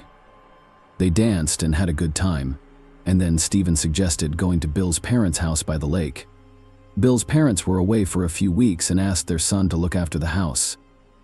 Gina agreed and they drove to the house in her car. Stephen drove, and after arriving at the house, Gina called her sister. Then she and Stephen went swimming in the lake. When they returned to the house, Stephen tried to kiss her, but Gina refused, saying that she wasn't ready because they had only met a few hours earlier. They spent more time in the house before leaving at around 4 a.m. Gina drove Stephen to his house and then went home. When Stephen heard about Gina's disappearance on the radio, he decided to go to the police station and tell them about that night. The detective asked Stephen to show him the house by the lake, and they went there together. On the way, the detective tried to get as much information as possible from Stephen about that evening to understand what might have happened to Gina. Stephen recalled that she had planned to meet an old friend who just returned from the army that morning. He also remembered that shortly before they left the house, Bill and his girlfriend arrived. The four of them talked briefly before Stephen and Gina left. The detective also questioned Gina's other friends, who confirmed Stephen's story that she left the club with him after midnight. Bill told the detective that Steph approached him in this club and asked for the keys. Bill's friend warned him that Steph was planning to come to the house later with his girlfriend, and Steph left. However, something interesting happened next. The detectives asked Bill if he saw Gina when he arrived at the house, and Bill denied it. According to him, when he and his girlfriend arrived, Steph was standing in the laundry room, drying himself with a towel. He said that he and Gina would leave soon, and Bill and his girlfriend went to another room. The last thing they heard was the front door closing. None of them saw or heard Gina. The detective found this strange, as Steph had mentioned that Gina was talking to Bill and his girlfriend, but Bill denied it after checking Steph's criminal history. The detectives found nothing serious. There were only a few traffic fines, but when he asked his colleagues at the station if they were familiar with this name, several officers told him a number of troubling stories. Staff often got into fights in bars, and the police had to intervene regularly, but he was never charged in any of these cases. When Stephen was around 18 years old, the police visited his home several times because the young man attacked his younger sister and even his mother with his fists. In these cases, the family refused to press charges, so these incidents did not make it into his criminal record. But that's not all. The detective called several police stations located in other counties where Steph used to live. In one of them, he was told that once the guy broke into his ex-girlfriend's house and beat her and subjected her to violence, but the woman managed to escape. When her little child cried in the next room, Steph let the victim go to calm the child down. Instead, she ran out with the child to the police station. Despite all this, the young man somehow managed to avoid punishment. Sometime later, he deceitfully lured another young woman to his apartment, saying that they're going to a party with friends. Instead, when the young woman entered the room, he closed the door and subjected her to violence. The victim went to the police. But again, Steph somehow avoided punishment. With all this information in hand, the detectives began to suspect Steph. The police went to the house by the lake to conduct a search where they found several disturbing discoveries. When Bill spoke with the investigator, he said he did not notice anything strange in the house after Gina's disappearance, but as soon as the forensic team arrived, they found many troubling signs of a heinous crime. There was a large blood stain on the living room floor that had clearly been attempted to be cleaned. Blood stains were also found throughout the house, including on the refrigerator door, a dustpan, some shoes, and so on. In addition, the broken ankle bracelet Gina always wore was found in the house, Bill, and his parents noticed. The disappearance of several items from the house, including 2 blue towels, one of which the police found next to Gina's car, a bath mat, and a large number of paper towels, but the most interesting thing was that almost all of the cleaning supplies had disappeared from the house, which had previously been well stocked with them. The police found an empty bottle of bleach in the garbage container, along with long hair of the same color, as Gina's experts examined blood samples from the house. DNA analysis was still unavailable at that time, but they matched Gina's blood group. Learning all this, Bill shared additional information with investigators. He told them that he heard about Gina's disappearance on the radio and immediately thought that Steph might be involved. In addition to being with her that night, all their friends knew about his criminal tendencies and aggressive behavior. Bill went to Steph's workplace and started asking him about that evening. Steph insisted that he had nothing to do with the young woman's disappearance, but then something interesting happened when Bill asked him to contact the police. Steph agreed but asked his friend not to tell anyone that he was with Gina that night. He also wondered how many people saw him leave the club with her. Bill also told something else about that night. When Gina left the club with Steph, she looked confused, apparently thinking that all her friends were going to the house by the lake and was in disarray. The next day, Bill and his friends had a barbecue in that house. None of them knew about Gina's disappearance at that time. While they were sitting outside, Steph volunteered to make drinks for everyone and went into the house. He spent a lot of time in there, and when he finally returned, he explained that he couldn't find the bottle opener. The detective thought that in fact Steve had been trying to clean up the blood stains all this time since he hadn't been able to do it completely at night. Despite no direct evidence linking Steph to the crime, the detectives no longer doubted that he was the one behind the murder. According to his version, that evening at the club, he invited Gina to the lake and said that the other friends were also going there in the house. He tried to kiss her, but the young woman refused, and then the man attacked her, subjected her to violence, killed her, and hid the body somewhere in the house. After that, for several hours he tried to clean the blood and erase the traces of the struggle. When Bill came to the house with his girlfriend, Steph waited until they went into the room and moved Gina's body to the trunk of her own car. Then he drove her to the river, threw her into the water, and left the car there. The man did not even think to move the driver's seat closer to the steering wheel as it was originally installed. The big problem remained in this story. Gina's body was still not found in those years. Courts rarely sentenced criminals if there was no victim's body. Lawyers could always insist that without a body, it was impossible to consider a person dead with 100% certainty, and there was always a slight chance that the person was actually alive. Investigators continued to search for additional evidence, and 2 weeks after Gina's disappearance, they decided to re-examine the place where her car was found.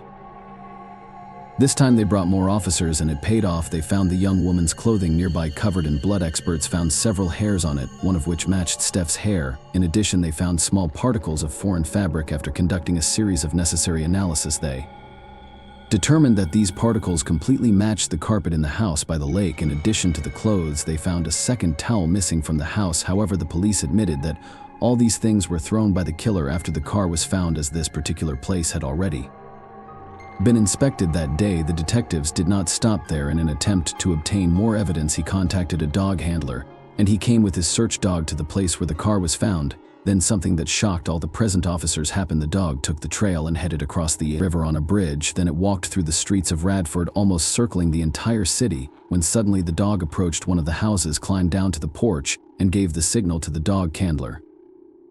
It was a house where Stephen Epperly and his relatives lived. Even the dog handler did not expect such a result. He did not know who Steph was or what he was suspected of. The detective had hoped at best that the dog would lead them to some additional evidence or a body, but in the end, the dog led them to the porch of a possible suspect. Later that day, Steph was called in for questioning with the use of a polygraph. He continued to deny his guilt, but the polygraph operator repeatedly detected that he was lying. After the questioning, the investigators told him that their trained dog had just led them to his home. Stephen covered his face with his hands and said something like, "What a good dog." However, without Gina's body, he still couldn't be charged with murder, and Steph remained free. When the whole town learned about his previous crimes and the evidence against him in Gina's case, no one doubted his guilt. People came to his house and wrote threatening letters, and the man decided to move to a small town in Ohio. 5 days later, a 25-year-old woman disappeared not far from where Steph had settled, and a month later, her body was found in a cornfield. Local detectives knew that Stephen was suspected in Gina's murder, and he immediately became the prime suspect. However, his guilt could not be proven due to the lack of evidence.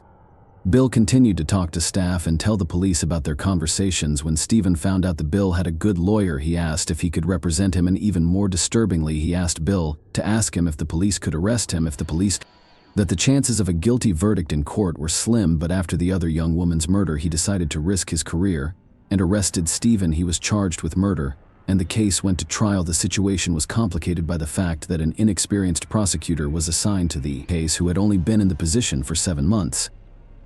Others simply refused to participate in such a complex process where they had to prove a murder without a body. Surprisingly, the prosecutor did an excellent job. The trial lasted more than 3 months, and ultimately the jury found Stephen Eberly guilty of Gina's murder. The prosecutor presented all available evidence and was able to convince the jury that the victim was dead and the staff was the killer. As a result, he received a life sentence without the possibility of parole. This was not only the first conviction without a body in Virginia, but also the first time a court accepted a search dog's lead as evidence. Unfortunately, investigators were unable to prove Steph's involvement in the murder of another woman in Ohio. They also continued to search for Gina's body, but these efforts were halted in 1994. However, in 2016, 36 years after Gina's murder, a local resident came forward to the Radford police. He confessed that his family had been keeping a terrible secret all these years. In 1980, their grandfather, who lived on a farm outside of town, saw 2 men in a white van pulling a body out of a car near. A field detectives thought this could be Gina and resumed their search. However, they were unable to find any remains, but the grandson's revelation led to new searches for Gina's remains. Her sister Diana played a big role in this, continuing to hope for closure. In 2019, she met a forensic anthropologist who invented a unique method for finding DNA underground. His tool detected the presence of any human biological material, and investigators used it in their search. After many months, it bore fruit. In 2020, they found Gina's remains in 8 different locations along the river and lake. These were mostly small pieces that would have been impossible to find without special equipment. Only in one case were they able to find a bone fragment that belonged to the young woman. As for Staff, he is still serving his sentence, despite numerous appeals and attempts to be released. Early investigators believe he may have had many more victims, but they have been unable to find the necessary evidence over the years. Their only comfort is that he has been isolated from society and has not harmed anyone else. Share your opinion with us in the comments and subscribe to the channel for more.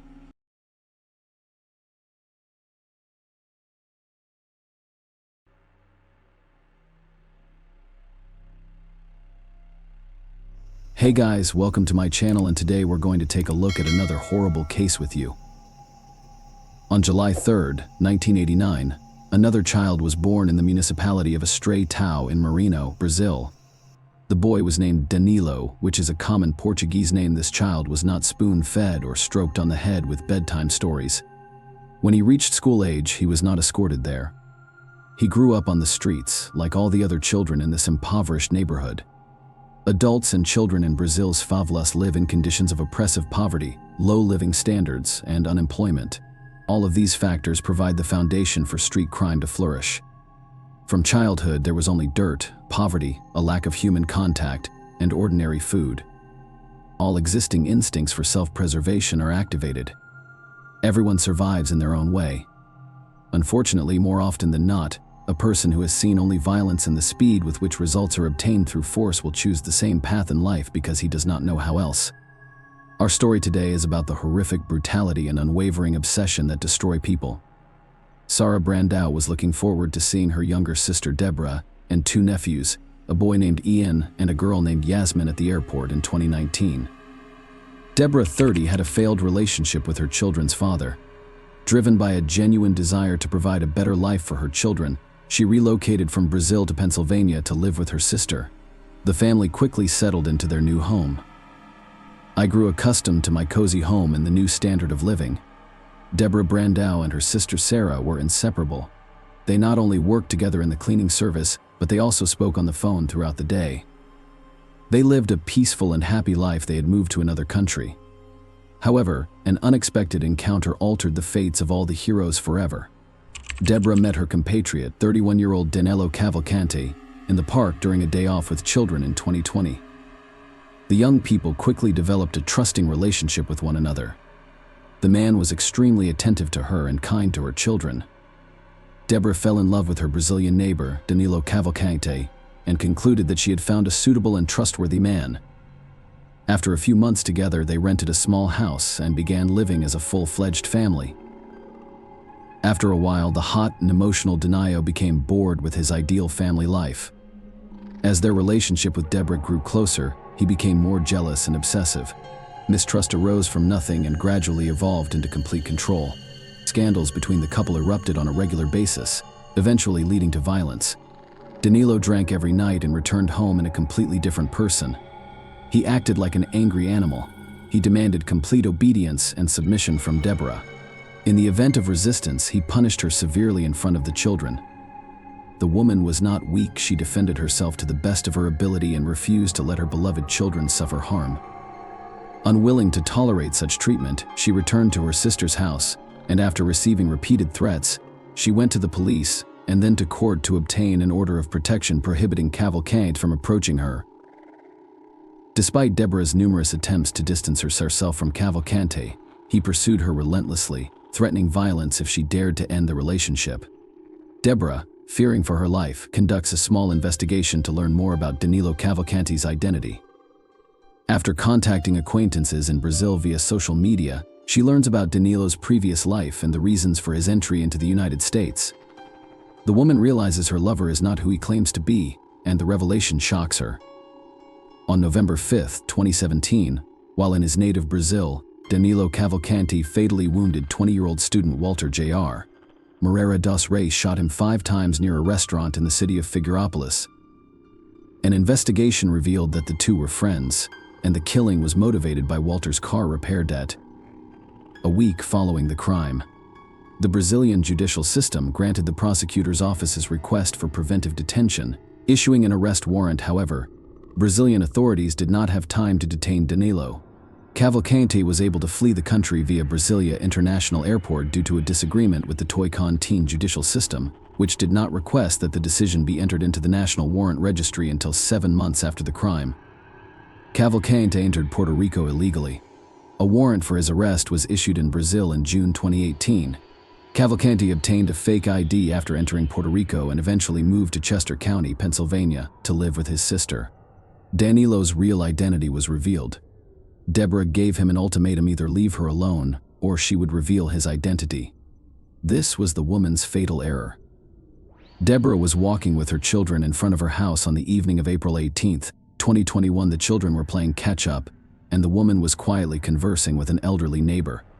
Danilo Cavalcante took her aside to talk. The neighbor remained waiting for Deborah and only observed the ex-lovers chatting. The conversation was calm until Cavalcante pulled out 2 knives and suddenly attacked her. Deborah fell, and he stabbed her multiple times. Deborah's children screamed down the street for him not to touch their mother. However, the man was in agony. He stabbed Deborah 38 times. A neighbor who witnessed the brutal scene desperately attempted to provide emergency aid and stop the bleeding. Deborah's daughter dashed to a neighbor's house to seek assistance and call emergency services. Deborah Brandau was taken to Pauli Hospital but died of her injuries. Meanwhile, Daniel Cavalcante fled Pennsylvania to avoid arrest and remained on the run for several hours before being apprehended and arrested by Virginia State Police.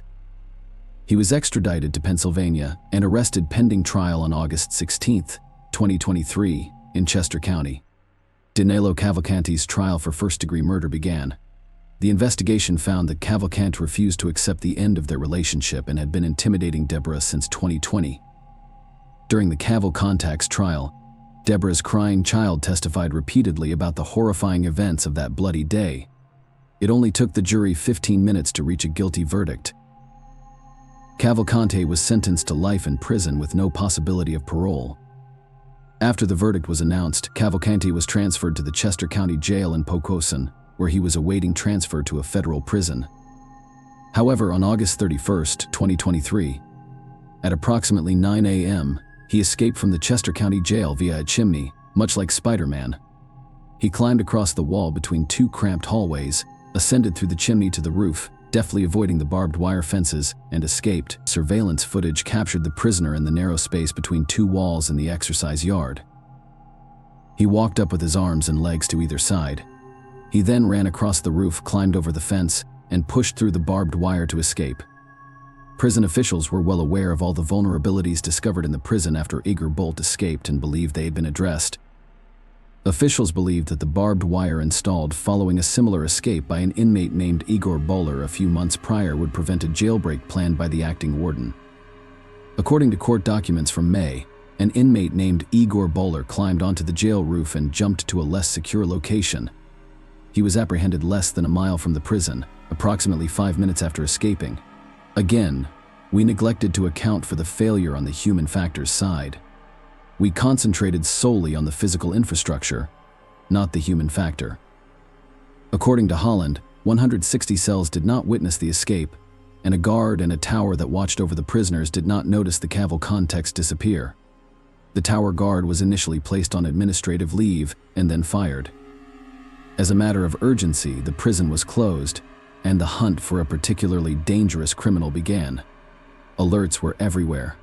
Danilo Cavalcante, 33, has black hair and is possibly armed and dangerous. The escape of a dangerous killer from a state prison has garnered a lot of attention. Every day, the search for the fugitive was broadcast on all media channels. The Pennsylvania State Police Chief, who led the search for Cavalcante, held regular press conferences and briefings to provide state residents with accurate information about the special operation. He urged residents to take an active role in the situation by holding vigils. It's an observation to help figure out the perpetrator's path, and it worked. So, a few hours after his escape, Danilo Cavalcante was seen walking along a road about 2 miles west of the prison. Cavalcante was discovered using a surveillance camera in the early morning hours of September 2nd after receiving reports from local residents. Police established a search perimeter around the area, securing the roads and railroads that run through it to prevent Cavalcante's possible escape, and offered a $10,000 reward for any information leading to his capture. Authorities began searching within 2 miles of the jail in a heavily wooded pickup area and township in Chester County. A local resident discovered the fugitive in a creek bed just days after his escape, but he fled into the woods before police could locate him. The search continued. After a week on the run, the search area expanded. Cavalcante was captured on a security camera at Longwood Gardens, a popular botanical garden nearly 3 miles from the jail and just south of where police initially searched for him. There are a lot of ravines, high fields, grass, and cover for a guy who is 5 feet tall and weighs 120 pounds. Robert Clark, Deputy U.S. Marshal for the Eastern District of Pennsylvania, stated on September 5th. In addition to the difficult, rugged terrain, searchers struggled to deal with the extreme heat and humidity that persisted for days following a week of desperate searches for the fugitive felon. The number of officers searching for Cavalcante on the ground has increased from 250 to nearly 400. We have a large perimeter secured, and we are very optimistic. According to the police chief, the search team has been strengthened not only in numbers but also in terms of equipment. Helicopters flying over the search area began playing a recorded message from Cavalcante's Portuguese-speaking mother, begging him to surrender peacefully to authorities. The next morning, a security camera caught Cavalcante on a property about 2 miles south of the prison. Police have moved in to set up a new perimeter around the facility, and Longwood Gardens and nearby schools will be closed while the search is conducted. Police continued their intensive search for the object for the rest of the week, and Longwood Gardens briefly reopened with limited access before being forced to evacuate and close again on September 7th after another sighting of the object. On the same day, police increased the reward for information, leading to his capture from $10,000 to $20,000. After nearly a week of searching, nerves were frayed. Locals knew a man convicted of murder was on the loose, but authorities had yet to explain how Cavalcanti escaped from prison. Police in Philadelphia's Chester County have asked residents to lock all doors and windows, secure vehicles, and stay indoors. CBS News reported that Danilo Cavalcanti, 34, escaped from a Pennsylvania prison. The intense search continued until September 9th, when Cavalcanti was seen on a video intercom call standing on the front porch of a former colleague's home near Phoenixville, nearly 20 miles northeast of the search perimeter. Cavalcanti had a deft way of altering his appearance. He shaved and dressed in new clothes. Danilo moved around the state with sophistication and remained undetected, so he stole a van from a nearby dairy store and drove it to Phoenixville, hoping to find assistance and shelter from acquaintances. On the morning of September 10th, a stolen van with an empty gas tank was discovered abandoned in a field in East Nantmeal. The search was expanded to include the northern part of Chester County. On September 11th, the fugitives' movements caused the search perimeter to change again. As the search continued, Cavalcanti was added to Interpol's wanted list, and authorities increased the reward for information on his whereabouts. The same night, a local resident called emergency services. He reported that a man with a similar description had broken into his garage. The homeowner was forced to open fire in self-defense, shooting him 7 times. However, Cavalcanti was able to escape and steal a .caliber rifle with a scope and flashlight from the house. Police responded quickly and discovered Cavalcanti's sweatshirts and shoes near the home after confirming the perpetrator's identity and determining that the dangerous felon was now armed. Police urged residents of the South Coventry neighborhood to lock all doors, windows, and vehicles and stay indoors if possible. The convicted felon carries a handgun and is especially dangerous. Many residents in the area have been alarmed by the chemical contest escape. School districts canceled classes for the day after Cavalcanti was captured on surveillance video. The police expanded their search and advised residents to keep their doors locked. Police established a new search perimeter in South Coventry Township that was tighter than previous ones because they believed Cavalcanti was now surrounded. The search continued throughout the day on September 12th until around 1 a.m. On September 13th, an aircraft equipped with thermal imaging technology spotted Cavalcanti in the woods. Despite the sighting, police had to wait until sunrise to approach because bad weather prevented the surveillance plane from flying safely. The big breakthrough came in the early hours of September 13th, when authorities discovered that a security alarm had gone off shortly after midnight within the final search perimeter.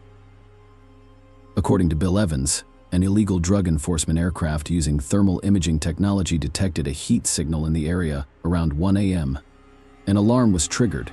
Ron Johnson, a retired Missouri State Highway Patrol captain, stated that technology was extremely important in this case.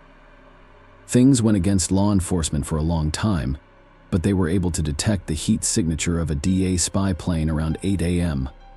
On September 13th, police discovered Cavalcanti sleeping with the rifle he had stolen from his home 2 nights before.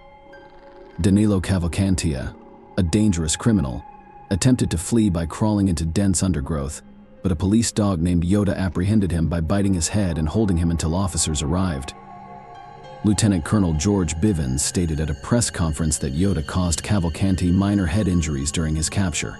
They were able to land quietly. Bivens stated that we had the element of surprise, which allowed us to capture the fugitive with no casualties. Cavalcanti was questioned by police shortly after his capture, where he stated that he survived on watermelons and creek water, only traveled at night, and once nearly got caught by a police officer while hiding. Travel content intends to steal a car and travel to Canada since returning from prison. Cavalcanti has been charged with several crimes stemming from his escape, including burglary, trespassing, and theft. Following the capture of high-risk felon Danilo Cavalcanti, local and state officials, including Pennsylvania Governor Josh Shapiro, thanked the numerous law enforcement officers who helped with the search. Chester County District Attorney Deb Ryan stated, "Today is a great day in Chester County. Our nightmare has finally ended, and one for the good guys. We are grateful to all of the first responders for their tireless and dedicated efforts to bring this fugitive to justice.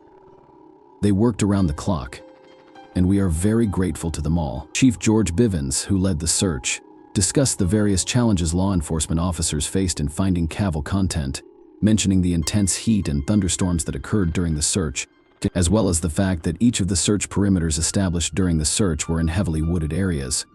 The search team consisted of about 500 law enforcement officers, including Pennsylvania State Police, FBI, ATF, and US Marshals, who searched the area surrounding the shooting scene.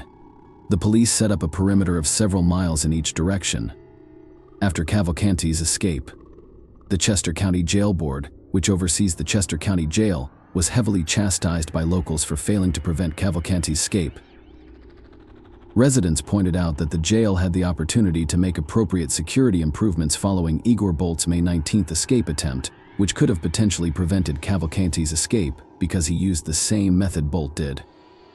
The prison guard who was on duty during Cavalcanti's escape on September 7th has already been fired, according to prison officials, who claimed the guard had the opportunity to spot Cavalcanti during the escape, days after the offenders were apprehended.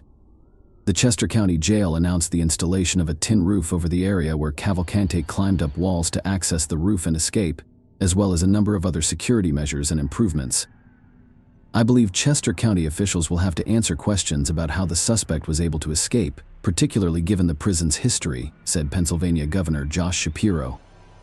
The communication and cooperation of all law enforcement agencies and local residents who banded together during the state's lengthy search assisted in apprehending and honorably punishing the evil. Daniela will never be free. Share your opinion with us in the comments and subscribe to the channel for more.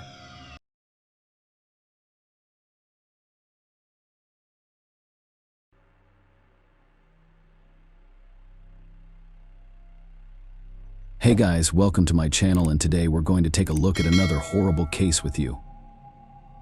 A woman was found dead in her own home, and the police quickly solved the case, but what happened next is more reminiscent of a twisted detective movie than a real-life story. There are so many unexpected twists and shaky moments in this case that it is rightfully considered one of the most intriguing in history. Donna Brown was born on November 10, 1963, in Miami. She grew up in a large and friendly family with two younger sisters whom she got along with very well. When Donna was young, her parents divorced, and she remained living with her mother. Despite this, her father remained actively involved in his daughters' lives, and they remained quite close after finishing school. Donna received medical training and became a surgical assistant at a local hospital. Her colleagues quickly grew to love her because she took her work seriously and was also a kind and open person. Her life was going quite well, but Donna wanted to start her own family for complete happiness. In the late 1980s, Donna went on a date with a man named Mark Winger, and she almost immediately knew she had met her match, who was charming and intelligent, worked as a nuclear engineer, and dreamed of having a large family. They began dating and decided to get married in 1989. Shortly after that, Mark received a job offer at a nuclear facility in Springfield, Illinois. It was a big step up the career ladder for him, and he and Donna decided to move there. The couple settled in a nice neighborhood, and soon after the move, Donna got a job at a local hospital. They only liked children for complete happiness, but all their attempts were unsuccessful. At some point, Donna learned that she was medically unable to conceive, and it was a devastating blow for her. Both she and Mark dreamed of a large family, and all the conditions of their lives were favorable for it, but fate decided otherwise. The couple began to consider adoption but kept postponing this serious step. This continued until 1995, when everything changed, and one day a pregnant underage girl was admitted to the hospital where Donna worked, and she wanted to give her child to a loving family. Mark and Donna immediately decided to adopt the baby. In June, right after the birth, they adopted a girl and named her Bailey Elizabeth Winger. The day they took her home coincided with the anniversary of their engagement. The couple and all the relatives were happy that they finally had a child. In August of the same year, Donna went to Florida with her 3-month-old daughter, the visitor parents, and introduced them to their granddaughter. The family had a great time, and sometime later the woman returned home. She flew to the nearest airport, which was 2 hours away from Springfield, and then hired a taxi to her city through a special company. This trip greatly spoiled Donna's mood because the driver behaved quite inadequately the whole way. He talked about how several personalities lived in him and they forced him to do various terrible things, such as killing people. In addition, the driver talked about how he regularly participated in orgies and even invited Donna to participate in them. The man also violated traffic rules and drove the car quite dangerously. When Donna got home, she told her husband about it, and he was furious. Mark called the company the driver worked for and demanded that he be fired. It turned out that the driver was 27-year-old Roger Harrington, and after the complaint, the management decided to suspend him from work, but that wasn't the end of it. During the next week, an unknown man called Winger's home phone refused to identify himself and asked for Donna. She and her husband suspected that the caller was Roger, and she was seriously concerned about her safety given that the man knew their home address. She was afraid that Roger might harm her. On August 29th, a distress call was made to the Springfield Police Department. Mark Winger was in a panic and reported that an unknown man had broken into their home and attacked Donna with a hammer. Mark, shocked and terrified, took his gun and shot the intruder. When the officers arrived at the scene, they found 2 bodies on the floor with Mark in a state of panic. The police officers detected the faint pulse from both individuals on the floor and called an ambulance while trying to obtain information from Mark. But what had happened?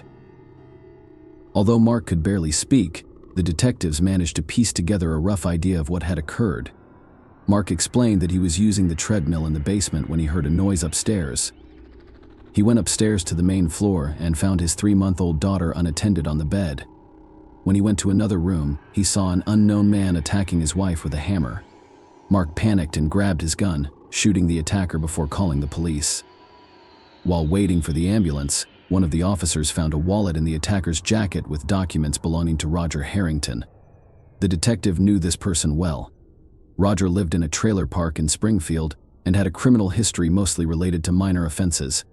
He also had mental health issues and was generally known to be quite aggressive. Both Roger and Donna were taken to the hospital, where they died without regaining consciousness. Meanwhile, the police examined the crime scene, collecting evidence. Next to the bodies was a bloodied hammer, while Mark's gun was found on a table nearby, along with a pack of cigarettes and a paper cup of coffee. Mark told the detectives that the cigarettes and coffee were likely brought by the killer, and the hammer was from his tool set as he was planning to hang some pictures that day, so he prepared it and left it in the living room near the Wingers' home. Roger's car was found, and detectives discovered a note inside that contained Donna's home address, Mark's name, and the time of 4:30 p.m. When asked if he knew the attacker, Mark initially denied it. But when the police mentioned Roger's name, Mark realized with horror that the driver was the same person. He told the detectives the story of how they knew Roger, his strange behavior towards Donna, and the creepy calls to their home number. The investigators spoke with acquaintances and relatives of Donna who were aware of her fears. She had repeatedly complained to them that she was seriously concerned about Roger and was afraid that he might come to her house one day and seek revenge because he lost his job after she complained to their superiors. Donna even wrote down all the details of her trip with Roger on a piece of paper in case she had to go to the police. The police found this paper at their house, and the investigation lasted for 2 days before the case was closed. No charges were brought against Mark for shooting Roger because his actions were classified as self-defense. He continued to be in a state of shock, and his relatives flew to Springfield to support him and help take care of his daughter. Donna's relatives also provided him with all kinds of assistance. Months went by and Mark continued to struggle with the loss of his wife, and his family began to notice negative changes in his behavior. He began drinking heavily, although he had never consumed alcohol before these events. He also often visited local bars. His relatives tried to support him in every way possible and help take care of Bailey, but ultimately they had to return to their own cities. Donna's parents understood that it would be difficult for Mark to take care of his daughter, so they suggested finding a nanny. In the end, Mark hired a woman named Rebecca, who specialized in round-the-clock childcare, so she spent most of her time at their house. Rebecca took care of the girl and got along great with her. Mark gradually began to recover, stabbed, drank, and returned to work. This went on for several months, and during this time a romance developed between him and Rebecca. She hardly ever left his house, and they spent time together with Bailey, constantly communicating. Eventually, this led to mutual sympathy. Rebecca also sincerely loved the girl, and a strong bond was formed between them. In 1996, a woman became pregnant, and Mark was given another chance to start a big and strong family. Rebecca also monitored this, and the couple got married in October. Mark and Donna's relatives were surprised that he started a new relationship just a few months after his wife's death, but ultimately supported him as the new family was beneficial, not only to him but also to Bailey. All the relatives sympathized with Rebecca, seeing her sincere love and care for the girl. Mark decided to sell his house because it constantly reminded him of Donna's death, and after what had happened, he did not want to raise children there. He and Rebecca decided to buy a house with a large plot of land outside the city, renovate it, and start to build their new life. Soon they had a daughter, and over the next few years they had another daughter and a son. Thus Mark and Rebecca raised 4 children, and the man's dream of a large family came true. Over time, Mark became more distant from Donna's relatives, who tried to be present in their granddaughter's life. The problem was that Bailey didn't remember Donna at all and considered Rebecca her mother. Mark didn't want the girl to know about the tragic past of their family from an early age, and ultimately he forbade down his parents from calling her their granddaughter. They tried to persuade him, but in the end, they gave up all attempts. The relatives understood that it might be better for the girl to grow up away from what had happened. In the following years, Mark and Rebecca happily lived in their new home, raised their children, and made plans for the future. The tragedy of the past gradually faded, but its echoes continued to haunt the family. In 1999, Mark decided to sue the company that hired Roger Harrington as a driver. In Mark's opinion, this company did not make any effort to check this person's sanity, and as a result it led to the murder of his wife. The company did not want to admit its guilt, and Mark hired a lawyer to determine their guilt. The court decided to study all the materials of the case and the evidence, which were handed over to the lawyers while they were preparing for the trial. Something completely unexpected happened. In February of the same year, a woman named Deanne Schultz came to the police and told detectives a shocking story. Deanne was Donna's best friend and worked with her at the hospital. When Donna had a child, Deanne actively helped her take care of the girl, but Diane's story turned everything upside down. She confessed to the police that she had been having an affair with Mark for several months, which they had kept hidden from their spouses. It all started 3 months before Donna's death. Around the same time, the couple adopted a daughter. Mark and Deanne were secretly seeing each other, but this was just the tip of the iceberg. The woman told detectives that Mark wanted to get rid of his wife to be with her one day. He said it would be so much easier if Donna just died. He then began to persuade Diane to help him with a plan, but he did not reveal the details. Mark said that all Diane needed to do was go to their house, find his wife's body, and call the police. The woman thought Mark couldn't be serious and was just joking, but he continued to share troubling things with her. After Donna complained to him about Roger Harrington's behavior, he told Deanne about it and said he had planned to frame the driver. He added that he just needed to figure out how to lure him into the house. A week before the murder, he called Deanne and asked if she would still love him no matter what, to which she answered yes. A few days after Donna's murder, friends and family gathered at their house to support Mark. When he was alone with Diane, he said, "It seems like the police believe me. I did it for us." The woman was shocked, but Mark demanded that she not tell anyone, and she obeyed. They continued to secretly see each other and even exchanged rings, planning to get married in the foreseeable future. But in the following months, Mark started a romantic relationship with the nanny and eventually broke up with Deanne. She was devastated. She had kept this terrible secret from Mark, and he had traded her for someone else. Diane never dared to tell the police about everything, realizing that part of the blame was on her. Over the next few years, the woman repeatedly tried to take her own life, and only after 3.5 years did she finally overcome herself and go to the police station. The detectives were completely shocked. All this time, Mark had been considered a victim and even a hero who tried to save his beloved wife from a terrible killer. But Diane's story changed everything, and the police looked at the case from a completely different angle.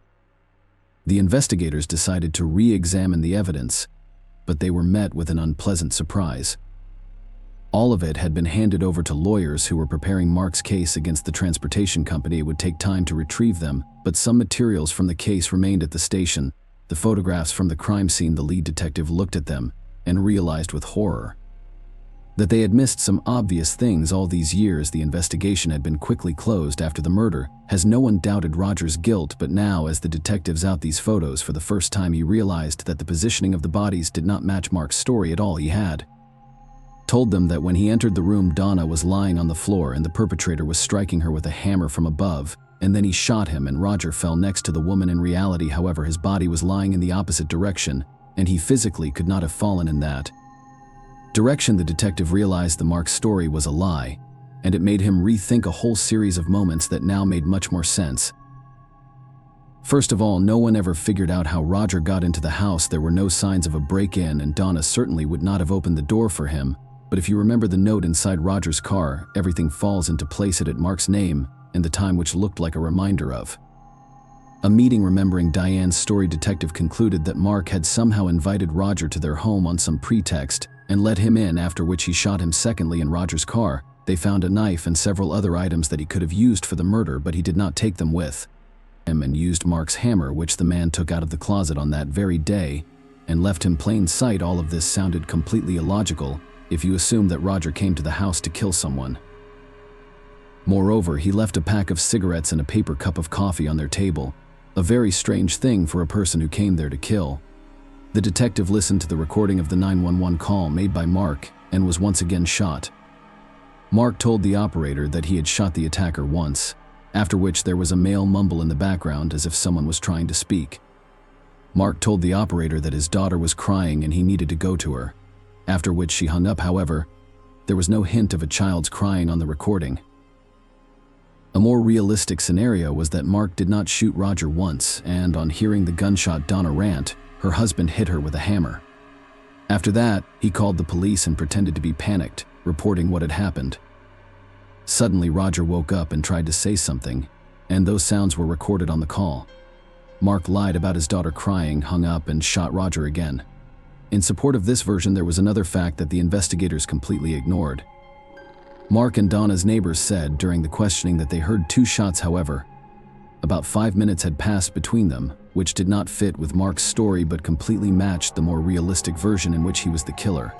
But that wasn't all. During the initial investigation, which lasted only 2 days, the experts did not even examine the evidence. However, now that Mark decided to sue the transportation company, they hired lawyers and were going to win this case. The lawyers requested an independent examination of the clothing of all 3 participants in those events.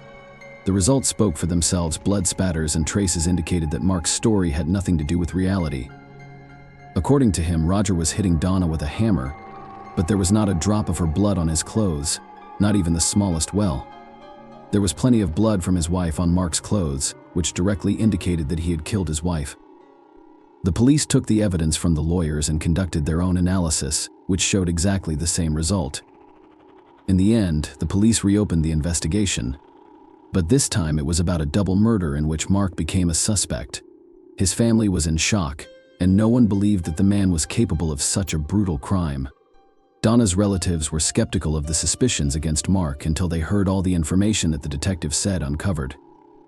The only ones who insisted on Roger's innocence from the first day were his friends and family members. They were all aware of his minor criminal history, but did not believe he was capable of murder. Moreover, their neighbor Roger, with whom they shared a rental, initially gave the police important information that they overlooked. It all looked as if Mark had scheduled a meeting with him, but the police did not attach much importance to it. Rebecca experienced the greatest shock from the whole situation. She knew Mark as a loving and caring father who had never shown any aggression during their time together. She refused to believe that this person could be his wife with a hammer and frame someone else. After several weeks of investigation, the police decided to arrest Mark, and he was arrested right at work. The case was sent to court. Mark was granted a $1 million bail. He cannot raise that amount, so he remained in custody awaiting trial. The trial did not begin until 3 years later in May 2002. All his close ones, and even Donna's relatives, hoped that this would be a big misunderstanding and that the court would prove Mark's innocence. None of them were prepared for the opposite, and his lawyers insisted on the truthfulness of Mark's version. They noted that the crime scene photos could have been taken after the medics moved Roger's body. Considering that the doctor's actions were not documented, it was possible to prove or disprove this possibility. In addition, the lawyers emphasized Roger's criminal history, his mental problems, and his inappropriate behavior with Donna during the trip. Deanne Schultz became the main witness in this case. By law, she could have been punished for keeping Mark's secret all these years, but the judge decided to grant her full immunity. In exchange for her testimony, the male lawyers tried to discredit Diane in every possible way, pointing out that she had attempted suicide multiple times, which could indicate psychological problems. The defense also suggested that she had made it all love out of jealousy, seeking revenge on Mark. The prosecution insisted that the evidence in Diane's testimony unequivocally pointed to his guilt, as her motive lay in the mistress's story. Mark lost interest in Donna long before they adopted Bailey. He had been having secret affairs with her best friend, but he could not divorce him because he would have to split their expensive home and other assets, which was unacceptable to him. After Roger gave Donna a ride from the airport, Mark saw the perfect opportunity and decided to act as terrible as it sounds. Mark was lucky to have encountered a man with a criminal record and mental illness who claimed to hear voices telling him to kill people. After Roger complained to management, to have encountered a man with a criminal record and mental illness who claimed to hear voices telling him to kill people. After Roger complained to management, he lost his job, which became the perfect motive when both the prosecution and defense laid their cards on the table, leaving only the jury's decision to wait. Despite the compelling evidence against Marv, there were still doubts about his guilt among both his family members and Donna's relatives. None of them could imagine a loving father and respected member of society as a killer. Nevertheless, the jury unanimously found him guilty of the double murder. In the end, Mark received a life sentence without the possibility of parole, and Roger was posthumously exonerated. Rebecca could now believe that her husband had actually killed Donna. It took her a long time to impartially consider all the evidence of his guilt until she finally came to terms with the fact that he was truly a murderer. The chief detectives apologized repeatedly to Donna's and Roger's families for the sloppy initial investigation. He admitted his guilt in accepting the most logical version of events as the only correct one, overlooking all the contradictions. If you think that's the end of the story, then I have another unexpected turn for you. Even after the conviction, many doubted whether Mark had actually done it, but in 2006, those doubts were dispelled in Mark's prison cell, where they found 19 pages of handwritten text in which she was plotting to kill Deanne and another person. Mark wanted to hire a hitman stray from prison through other inmates or people on the outside.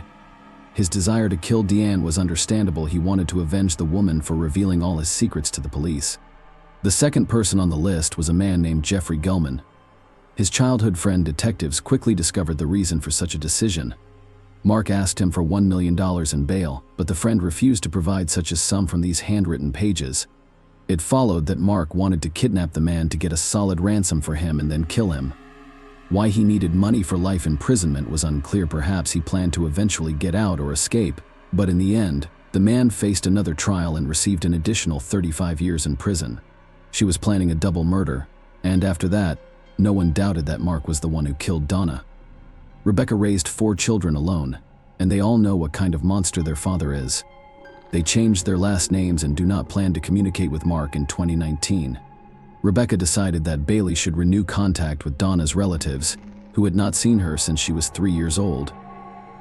Bailey was already 24 at the time, and she went to Florida and had a great time with them. They still communicate, and the young woman learns more about Donna from them. As for Mark, he is still in prison and denies his guilt. Perhaps he would never have been held accountable for what he did if it weren't for 2 factors that happened almost simultaneously. The first is the testimony of his former mistress. She could no longer keep this secret, especially watching how the killer creates a new family and raises children. The second factor is Mark's greed. Almost 4 years after the murder, he decided to sue his employer, Roger Harrington, for a substantial sum, even though he was earning very good money himself. Apparently, he did not expect third-party experts to study the evidence much more carefully than the local detectives. Interestingly, the end decided to turn to the police, including. After learning about this lawsuit, it became one of the last straws, and the woman who revealed Mark's terrible secret. Share your opinion with us in the comments, and subscribe to the channel for more.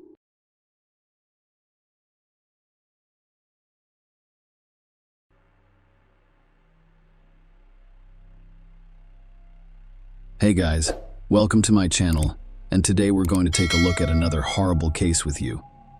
The events described in this video occurred 6 years ago. On May 15, 2017, around 1 a.m., the Florida Coast Guard received a distress signal. According to the report, a yacht traveling from Cuba's Varadero resort to Florida collided with something and began to sink.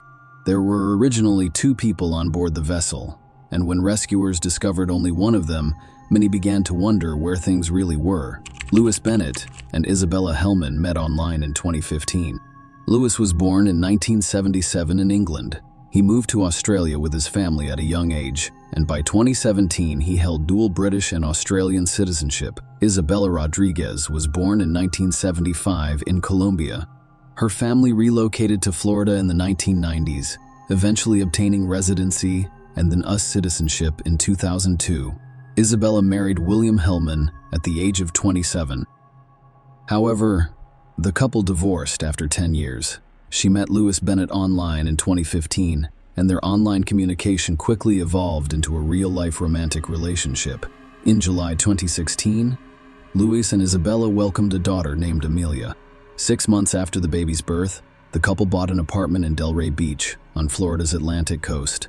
The following month, in February 2017, Isabella married Louis. On April 30, 2017, Isabella worked as a real estate agent, while Louis owned a small solar panel company. After leaving her 9-month-old daughter with family, Isabella flew to St. Martin, a small Caribbean island where she met Louis. They planned a honeymoon, returning to Florida on a sailing catamaran Louis had purchased prior to meeting Isabella. On April 30, the couple departed St. Martin. They were in the British Virgin Islands on May 1 and off the coast of Puerto Rico on May 2nd. The next stop on their itinerary was Cuba, where they spent the majority of their time and planned to return from. On May 14, around 5:30 p.m., the catamaran set sail from Varadero, Cuba. 3 hours later, Isabella called her sister on her cell phone to say she'd be home tomorrow, but Louis had already signaled a distress call around 1 a.m. He contacted the U.S. Coast Guard and reported that the ship had begun to sink due to a collision with an unknown object and that his wife had gone missing.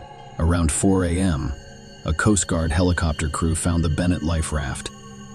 A catamaran was also discovered floating upside down at dawn, but it had not yet sunk. Bennett was taken to Key West Island, the southernmost point of Florida. During his interview with investigators, Louis stated that he and his wife took turns on duty and that the accident occurred when Isabella's turn came up. He was sleeping in his stateroom when he awoke to find that the ship had collided with something on deck and that he had not seen his wife. He started calling her name but never received a response. According to him, the mast was loose and could have thrown Isabella overboard. He also mentioned that when he last saw his wife, she was wearing a life jacket. Bennett was rescued by the Coast Guard, and a rescue swimmer reported that his backpack was unusually heavy. While inspecting the items he had loaded onto the life raft, the officers discovered 225 collectible coins whose origins had yet to be determined. The same day, May 15, Isabella Hellman was reported missing. A search and rescue operation took place in both the water and the air. However, on May 18, after 4 days of searching and no sign of the missing woman, the Coast Guard officially ended the rescue operation.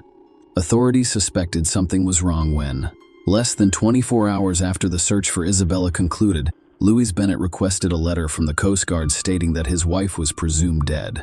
His request was denied because issuing such a certificate is not within the Coast Guard's jurisdiction. Bennett told a television station on May 24 that he was leaving for Cuba, where he planned to rent a boat and continue his search for his wife alone. 3 days later, on May 27, he met Isabella's sister and informed her that he had just returned from Cuba. He stated that I met with authorities there and checked every hospital, but there was no sign of her. She has now been missing for 2 weeks, so I'm not holding out much hope for seeing her, so I have to accept that. This is completely devastating to me. She's my soulmate. I thought we would be together forever. The next day, May 28, Louis and the police arrived at the house where his wife's family lived to pick up their daughter, but Isabella's family refused to give her up. With scandal and the assistance of the police, Bennett took his daughter after all. Throughout the argument, Isabella's sister Elizabeth insisted that Louis was to blame for Isabella's death. Bennett's quiet demeanor and behavior following his wife's disappearance piqued the interest of Isabella's family and the police. Detectives repeatedly heard during interviews with the missing woman's family and friends that quarrels between Isabella and Louis had become more frequent since the child was born. The couple's neighbors also testified. Isabella told loved ones that Louis insisted on moving to Australia, despite her desire to remain in the United States. Bennett denied any involvement in his wife's disappearance during an interview on May 30. He claimed that he and Isabella had planned a wonderful life together, but now he was alone, and their daughter would grow up without a mother. In parallel with the investigation into Isabella Hellman's disappearance, police began to investigate the origin of the gold and silver coins discovered among Bennett's possessions. Bennett had served as first mate on a yacht a year prior, and the captain had a stash of 617 collectible silver and gold coins worth approximately $100,000. Someone broke into the yacht while it was docked in the Caribbean and no one was on board and stole all of the coins. The person who committed the theft could not be located at the time. However, now that the FBI has begun to investigate the origins of the coins, the captain of the yacht has identified the coins discovered on Louis Bennett as part of those stolen from him. Based on this information, the FBI obtained a search warrant for Bennett's apartment. Remember that when the man was rescued, 225 coins were discovered in his belongings. On June 16, 2017, a search of the apartment revealed an additional 162 gold coins hidden in a closet. Bennett had successfully left our territory and relocated his daughter to England, where his parents lived. The man's financial situation was not ideal, and he was apparently forced to return to the United States because there remained an apartment worth $125,000 and other personal belongings. He was also eligible for insurance payments in the United States for a lost catamaran. On August 28, 2017, Louis Bennett was arrested in Florida. He was accused of stealing coins and pleaded not guilty. A few days later, a federal judge set Bennett's bail at $250,000. He was unable to pay $250,000, so he remained in custody. While awaiting trial, Louis attempted to have his wife declared dead. This would have allowed him to dispose of his and Isabella's property, as well as the funds in her bank account. However, the judge twice refused to declare Isabella dead while the investigation into her disappearance was still ongoing. Bennett pleaded guilty in November 2017 to both stealing the coins and knowingly transporting them to the United States. Bennett's parents wrote a letter to the judge in the case, pleading for leniency and sentencing because his young daughter had already lost her mother. Bennett received a 7-month prison sentence on February 20, 2018, followed by 3 years of probation. On the same day, the verdict in the stolen coin case was announced. Bennett was charged with second-degree murder. Authorities claimed he intentionally caused the catamaran in which he and Isabella were traveling to crash. The prosecutor planned to base the charge on the staged wreck, claiming that Bennett orchestrated it to conceal evidence of the crime. Bennett, according to investigators, wanted to inherit his wife's fortune in order to pay off his own debts before moving to Australia with their young daughter, Amelia. Isabella confessed to being afraid of her husband via text message a few months before she died. Her text messages revealed that she felt Bennett no longer respected her, and when she returned home, she discovered an angry person. Isabella also stated that she was afraid to return home months before Miss Hellman disappeared. If you no longer like or love me, please let us work it out as soon as possible, because the way you treat me all the time is pathetic. An inspection of the catamaran prior to its sinking revealed that the portholes below the waterline were open, and the damage to the twin hulls appeared to be caused from within. The waterline is the point of contact between the calm surface of the water and the hole in a floating vessel. An expert hired by the FBI to assist with the high seas mystery determined Bennett's story could not be true after reviewing photos and video taken by the U.S. Coast Guard of the catamaran before it sank. According to the analysis, it does not appear that the vessel sank due to accidental damage. According to court records, an associate professor of nautical architecture and ocean engineering at the U.S. Coast Guard Academy believes the vessel was intentionally scuttled. Coast Guard officers who discovered the sinking catamaran found no evidence of a collision with divers inspecting the vessel. They were hesitant to enter because it could have collapsed at any moment. Eventually it did. The catamaran sank at a depth of over 4,000 feet, and no thorough inspection was conducted. 2 years after her disappearance, Isabella Hellman was declared dead. In a series of orders, the judge confirmed what most people believe happened almost immediately after Isabella Hellman was reported missing at sea. According to Palm Beach County Circuit Judge Scott Scour, Hellman is presumed dead on May 14, 2017. Ms. Hellman has yet to be found and has not been in contact with any of her family members. Ms. Hellman is undoubtedly deceased, according to all available evidence. The statement was issued in January 2019. US District Judge Federico Moreno rescheduled Bennett's February sentencing hearing in Miami for May 28, saying he would not act until Isabella Hellman's family could visit her daughter Amelia, who turned 3 in July 2019. Bennett was charged with manslaughter as part of a plea deal, and the second-degree murder charge was dropped. While he could have received a life sentence for second-degree murder, the plea agreement now limits his sentence to 8 years in prison. Isabella's family described the deal as bizarre, but acknowledged that authorities had consulted with them when making the decision. According to a document signed by Bennett and filed with the court by the prosecutor, he was unsure whether he was looking for or calling for his wife. When he discovered she was missing, he did not send out flares or search for her on the catamaran or in the water. Bennett did not immediately ask for assistance. Instead, he loaded everything he needed onto a life raft, then attempted to stage a collision that caused the catamaran to flood before abandoning the vessel on the raft himself. According to the prosecutor's office, he called for help 45 minutes after coming to a stop and discovering that his wife was nowhere to be found. It is also worth noting that, according to the U.S. Attorney's Office, Bennett has extensive experience sailing in open water, including emergency training, and has previously traveled from St. Martin to Australia. He was aware of the emergency procedures, but for some reason he failed to apply them. The prosecutor stated that he did not require Isabella to wear a life jacket harness or a personal locator. In essence, Bennett admitted to negligence, specifically handing over control of the catamaran to his wife, who lacked the necessary experience, causing her to fall overboard and drown. Bennett is an experienced sailor who's been certified as a coastal skipper by the Royal Yachting Association of the United Kingdom. This training covered emergency procedures such as man, overboard protocols, and nighttime sailing safety. The Department of Justice issued a statement confirming this. In contrast to Bennett, his wife had not received emergency sailing training, did not hold a sailing certification, and had significantly less sailing experience. Only Bennett knows what really happened that night on the catamaran, and he is unlikely to reveal it. Following Bennett's guilty plea, Isabella Hellman's family issued a desperate statement through her lawyer, pleading with him to show remorse. Specifically, this statement states that the pain he has caused them is unbearable and will never go away. Lewis can do nothing to alleviate the pain he has caused by removing Isabella from them. However, he has caused additional pain by denying them contact with his and Isabella's daughter Amelia.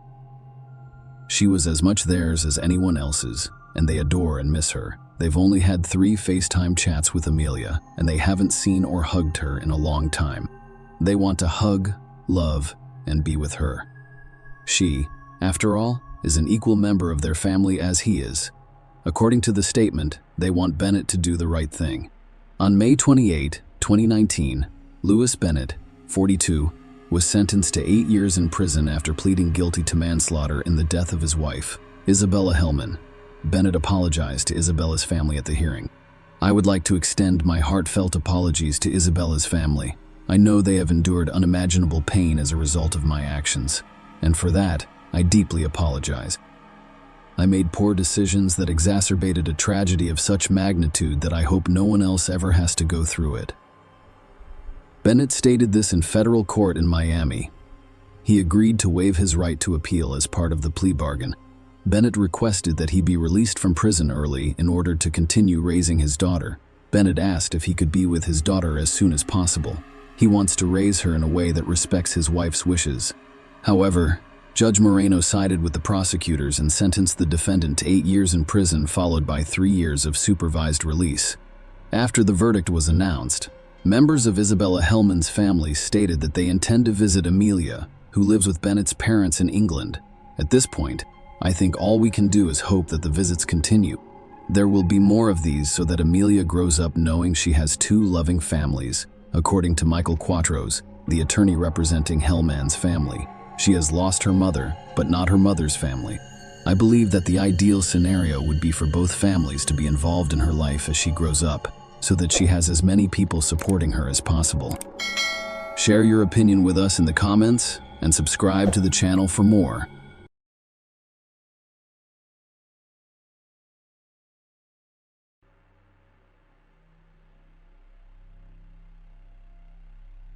Hey guys, welcome to my channel, and today we're going to take a look at another horrible case with you. A young woman disappeared from her apartment, which she rented with her sister. The police couldn't find a single clue, and the case went cold for decades. It wasn't until 53 years later that they were able to uncover the gruesome truth, and it happened in a very unusual way. Pamela Dorrington was born on November 23, 1948, in the small American town of Helena, Montana. She grew up in a close-knit family and had many friends. Her acquaintances noted that the girl from an early age was responsible and could always come to their aid. Pamela also loved animals, and her parents bought her a black Labrador. She did well in the local school, and in high school, she was passionate about learning the Russian language. After high school, the young woman took a job as a surgical nurse at St. Peter's Hospital in her hometown. Although her parents' home was relatively close to work, Pamela sought to establish an independent life. For this reason, she moved out of her parents' house and moved into a rented apartment. With her cousin Mary, who worked at the same hospital, the young women rented a 2-bedroom apartment on the second floor of an apartment complex. Early in the morning on February 17, 1968, Mary went to work at the hospital. Pamela was still asleep since she had to go out for the evening shift that day. The Labrador also slept in her room. A few hours after Mary left for work, Pamela's father drove by their apartment complex near the building. He noticed his daughter's Labrador running around without a leash the week before.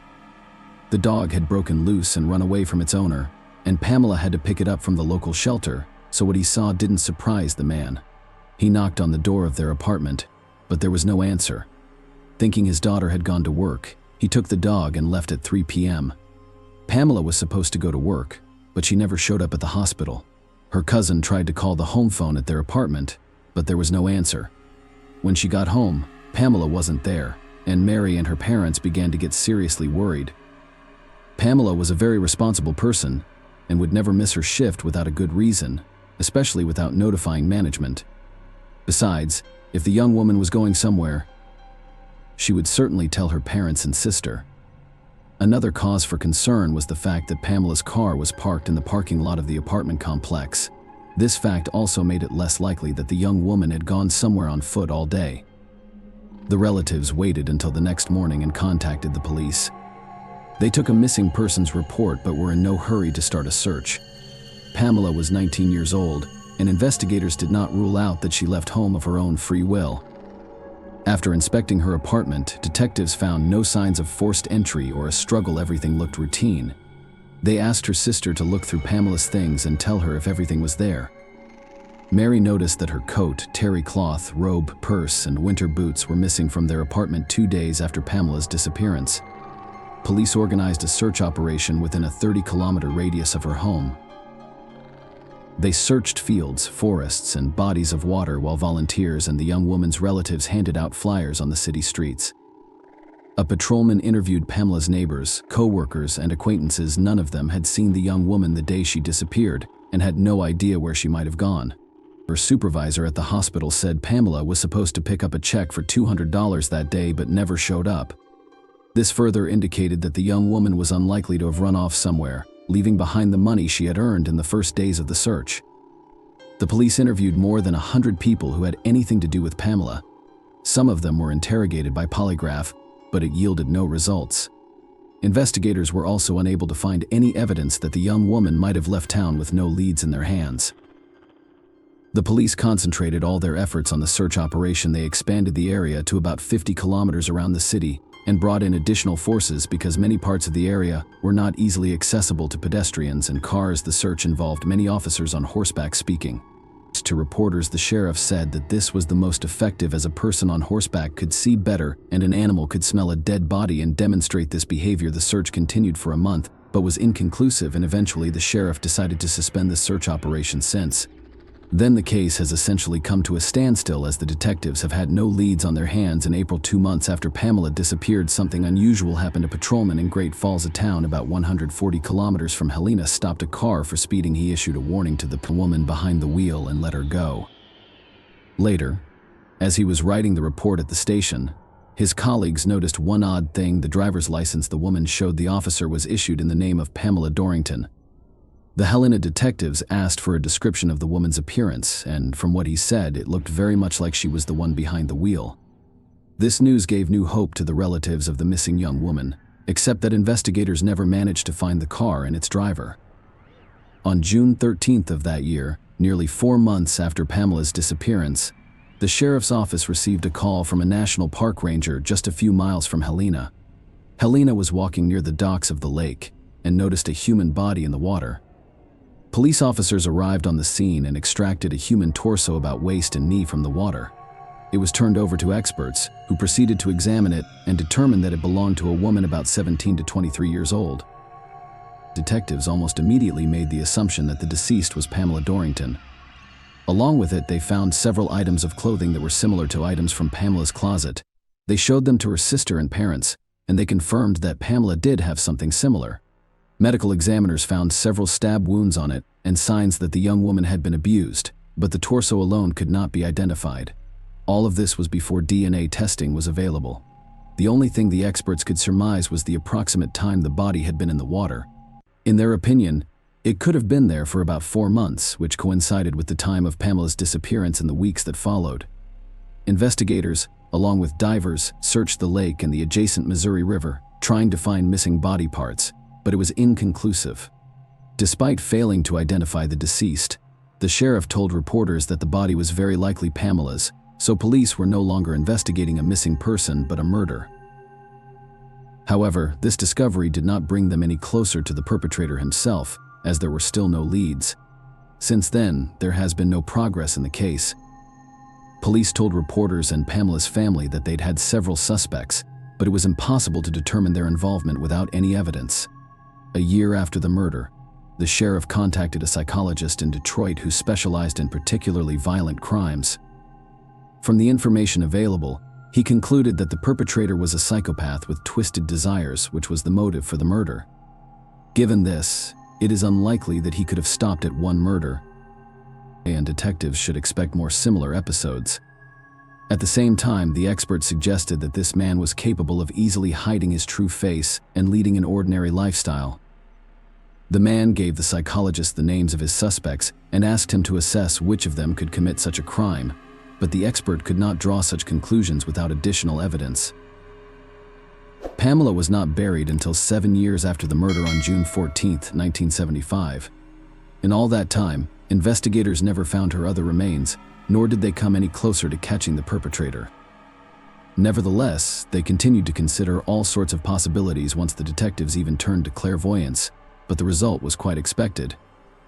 15 years after the 1983 murder, something interesting happened. The landlord of the apartment Pamela and Mary had rented was found guilty of murdering his wife.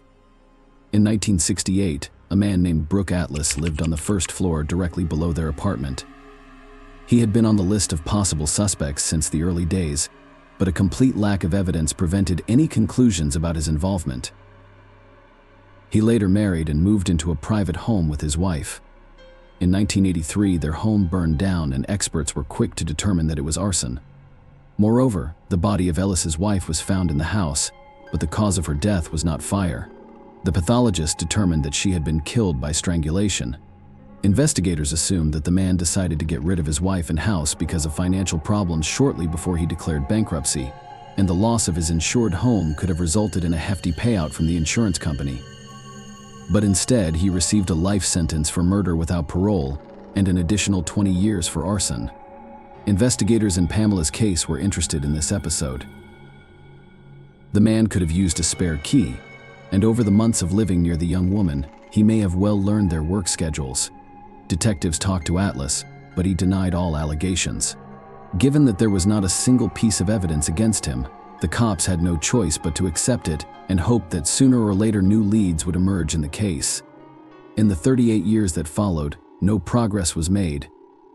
Pamela's parents passed away without learning the truth, and of her closest relatives, she had only a younger brother. He had given up hope of finding out what had happened to his sister. But in 2021, the case was given another chance. It was turned over to the Unsolved Homicide Squad, and the new detectives decided to reopen the investigation. Pamela's murder was not typical of such units. They usually reopened old cases where the perpetrator left his DNA behind. But because of the lack of analytical tools in those years, it was impossible to use that to catch the killer. In Pamela's case, there was no evidence at all, and the detectives could only hope for luck. They studied all the materials left by their predecessors, including a list of possible suspects. The man was 79 years old at the time and was still serving his sentence. Investigators realized that proving his guilt after 53 years would be very difficult, and the man was unlikely to live the sentencing. Not only could the trial drag on for years without a single piece of evidence, but no judge would even consider such a case, so the detectives decided to take a very unusual approach to the matter. They went to Atlas in prison and offered him a confession to Pamela's murder. In exchange, they guaranteed him that he would receive no additional punishment for it. Such moves on the part of law enforcement are quite rare, especially when it comes to a brutal murder. But in this particular case, they knew they had only two options: wait until they got their hands on some new evidence, which was highly unlikely, or get a confession, and given Alice's age, the second option could disappear at any moment. Besides, Pamela's only living close relative was her brother, who was also of advanced age. The detectives wanted him to know the truth and told him about the possibility of such a deal, and the man agreed. The investigators brought their offer to Atlas and waited to their surprise. The perpetrator said he was ready to confess, but the detectives were in no hurry to confess. They needed to make sure that the man was really involved in the murder, rather than taking the blame for someone else's crime. They spent many hours questioning him about the details of the murder. Atlas confessing that he had planned Pamela's murder in advance. After waiting for her sister to go to work, he went up to their apartment and rang the bell. When Pamela opened the door, he told her there was a leak in one of the pipes in her apartment and urgent repairs needed to be made. Pamela let the man in without a shadow of a doubt once. In the apartment, he attacked her and strangled her, then took her body back to his apartment and abused her. This was the main motive for what he did. Atlas then placed her in a barrel and took her to the warehouse of the small airport where he worked as a flight instructor that very day. A few hours after the murder, the man was quietly conducting a few lessons with his students. The barrel stood in the warehouse for several days, after which Atlas took it to the banks of the Missouri River, separated the body, and dumped it in the water. In addition, the man told police several facts and were never divulged, so only the killer could know them. With all this information in hand, the detectives said no doubt that Atlas was telling the truth. 53 years later, they finally succeeded in solving the case. Though they had to guarantee the murderer full immunity, remarkably, the murderer decided to accept the deal for a reason. He said that during his imprisonment he believed in God, began to feel remorse, and apologized to Pamela's relatives for what he had done. The Detroit psychologist's analysis turned out to be quite accurate. Atlas really seemed like a decent man for a long time. He had worked as a heavy equipment operator, then he began teaching flight lessons and started a family. Only after the murder of his wife did his true nature become clear. The victim's brother thanked the investigators for bringing the case to an end.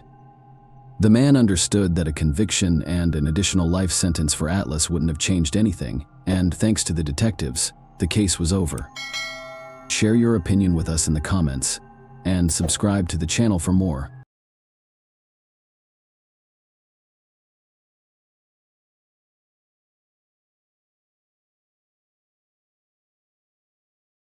Hey guys, welcome to my channel, and today we're going to take a look at another horrible case with you. In this video, we'll talk about a story that happened in Toronto, Canada. On Saturday, November 25th, 2017, Tess Rishi, 22, did not return home after meeting with a school friend. Her family filed a missing persons report, but the young woman was not found by police officers. Tess Rishi was born on November 30th, 1994, the youngest of 5 girls. Rishi grew up in North Bay before moving to Toronto at the age of 19. According to one of her sisters, Verena Rishi, Tess enjoyed her life, her dogs, and her family. Tess installed surf tables throughout the city. But her dream was to work as a flight attendant and travel the world. She was taking steps to accomplish just that. She had completed the flight attendant course at Seneca College in North Toronto and was also looking for work at one of Toronto's major hotels. Unfortunately, Tess was unable to find a suitable job. Her family provided financial support for her and never refused her requests for assistance. Some Canadian sources also claim that when Tess was unable to find work at an airline or hotel, she began learning Italian and searching for au pair jobs in Italy on the internet. Tess also ran her own YouTube channel. The last video she posted there was on February 23, 2014, nearly 4 years before the events we'll be discussing today. Tess discussed her experiences and the challenges she faced in a YouTube video, saying, "I guess what I'm trying to do with this video is tell my story. Because I knew I would be searching everywhere while going through this. I could try to find somewhere where someone would understand and be able to relate to what I was going through. But I never found that my boyfriend decided it was okay to strike me, whether it was a strike, a punch, a hair pull, or whatever. And as he told his friends, he just threw a purse at me. And I'm like, even that's embarrassing. I heard no, which is very sad. And it makes me very sad because we were up in his bedroom. And that's when he struck me. I'm trying to justify I have no idea what it is, it's just that I've never been beat so badly or imagined. Perhaps so badly, so hard every day. Unfortunately, Tess' personal life problems resurfaced a few years after she recorded this video. That fall, heartache ruined her life. Tess's emotional breakup with her boyfriend Julian occurred on November 23, 2017. The next day, she turned to her older sister, Rachel, who is 8 years her senior. They were close. On November 24th, Rachel said, "She was my soulmate. Tess spent the majority of the day at Rachel's home in Toronto. They discussed their breakup, went shopping, and visited a dog park. Rachel prepared some meals that evening. She had to persuade her sister to eat, as she had lost her appetite due to stress. Despite this, Tess made plans for the night, intending to meet an old school friend named Riley Simard, who, like Rishi Simard, was from North Bay. She moved to Toronto during the summer of 2017. The two had not seen each other in years, but now that they lived in the same city, they began to talk again. Simard suggested they go to Cruise and Tango's, a popular drag bar in the Church and Wellesley area. Rachel's partner called Richie an Uber so she could meet Simard downtown. Richie remembered seeing her sister run down the front path to the Uber. That fleeting glimpse was the last time she saw her alive. Rishi arrived at Cruise and Tango's around midnight. Simard wasn't there yet. The club was packed with people. Tess texted her sister to let her know she arrived safely. It was commonplace. Rishi's phone was her second best friend. Her sister stated that the next morning, Rishi sent her younger sister a text message that she did not expect to receive immediately because Tess had been out the night before. By 6:30 p.m. Rachel had still not heard from her. Soon after, she realized that none of her texts had reached Tess. Rachel attempted to call, but all of the calls went directly to voicemail. Her mother, Christine Hermiston, also attempted to contact Tess, but her phone was turned off. Christine received a message stating that Tess had ordered an Uber at 4:02 a.m. However, she soon canceled it. Tess entered her mother's credit card information when she signed up for Uber. Christine received a message every time her daughter took a taxi. Tess was always in touch with her family, so when her phone did not turn on during the day, they became concerned that something had happened to her. She kept her phone with her at all times. Rachel asked her partner to check her sister's Scarborough apartment. At the same time, she began contacting her friends. It was approximately 9 p.m. On Saturday, Tess was still missing. Her family had a bad feeling about everything, so Rachel began calling hospitals and the police by the evening the next day. The police had no information for Tess and his family. Several officers tried to locate Tess Rishi, but no one had seen or heard from her in the previous 2 days. Tess' mother, Christine, and one of her sisters drove from North Bay to Toronto on Monday to help with the search. They were putting up and handing out flyers with Tess' picture in the hopes that someone would see her. The family did everything within their power. Unfortunately, the police did not show their best side when investigating Tess' disappearance. But we'll talk about it later. At the same time, Tess's friend Riley, with whom she had visited the bar, returned home safely that night. When they asked Riley where Tess had gone, she said she and Tess had drunk so much that bar security asked them to leave. They left the bar shortly after 2 a.m. and went to Wellesley Street to eat something. On the way there, they met a guy who eventually joined them. Riley couldn't recall his name. On Wellesley Street, they requested hot dogs. Tess requested a vegetarian hot dog, which resulted in a dispute with the seller. Tess thought they gave her a hot dog with meat. Riley admitted that her friend took mustard and sprayed it on the vendor cart, forcing her, Tess, and the other guy to flee to Donald Street. While there, they noticed a woman on the house porch and began talking to her. Her name was Michelle Teep. Their conversation lasted approximately 20 minutes. Tess informed Michelle that she had recently broken up with her boyfriend and expressed how difficult it was for her. Michelle attempted to support Tess. Furthermore, they exchanged phone numbers. Teep said Rishi appeared to be trying to have a good time. But when she looked into her eyes, she noticed sadness. The breakup with Julian seemed to be weighing her down. I assured her that everything would get better. And just hang in there. Teep spoke at 4 a.m.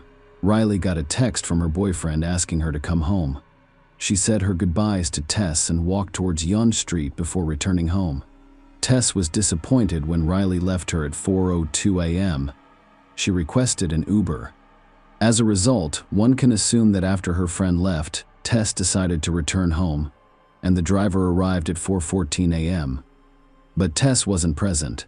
Christine distributed flyers with Tess' picture in the area where she was last seen on Wednesday, November 29th, just one day before her 23rd birthday. Knowing Riley had parted ways with Tess on Dundonald St.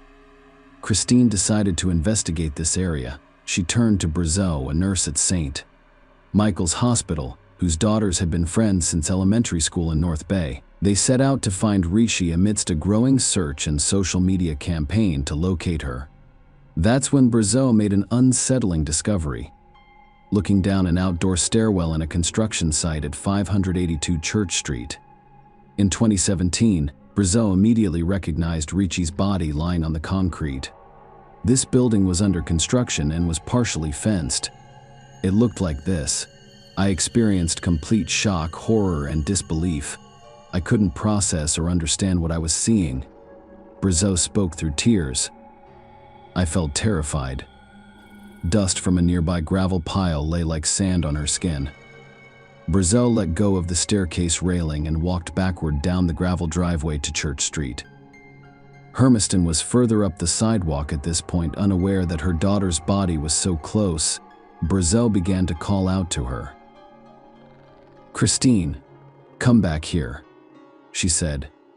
"There's a girl in the stairwell you must return." Hermiston turned and raced down the driveway, coming to a halt at the stairwell. After a few moments, she began screaming and begged God for help. Tess' death created a heartbreaking challenge for her entire family. They discovered her body 300 yards from the bar where she had spent time before disappearing, and only 20 yards from where her friend Riley last saw her. It raised many questions about the police's work. After all, her body was a few blocks away from the bar the entire time. However, after Christine discovered Tess's body, an anonymous police source provided the media with new information. Tess allegedly advertised her intimate services on the internet and worked at a strip club. The grieving mother claimed that Toronto police did not conduct a thorough search for Rishi because they assumed she was an escort. It was horrifying to read Hermiston's angry response to what police sources told the media after her body was discovered. She was not making a living from the sex trade. It's an outright lie. They leaked that so it appeared she lived a high-risk life and was in a lane with someone, which was not their fault. Although Tess worked as a waitress at a strip club, she quit less than 2 weeks after being hired. The advertisement for intimate services was simply an account on a dating website. Even after they discovered Rishi's body, there was no explanation for what had happened to her. The police did not immediately suspect foul play. However, the homicide unit took over the case after an autopsy revealed that she died from neck compression. Furthermore, they discovered seminal fluid on the girl's clothing and saliva on her bra. After some tests, they discovered traces of male DNA. Thus, the police began looking for a suspect. Considering Riley's testimony, the detectives were attempting to determine the identity of the man the girls met that night. After all, he was the one Tess stayed with after Riley went home. The police turned to CCTV footage to learn more about what happened that night.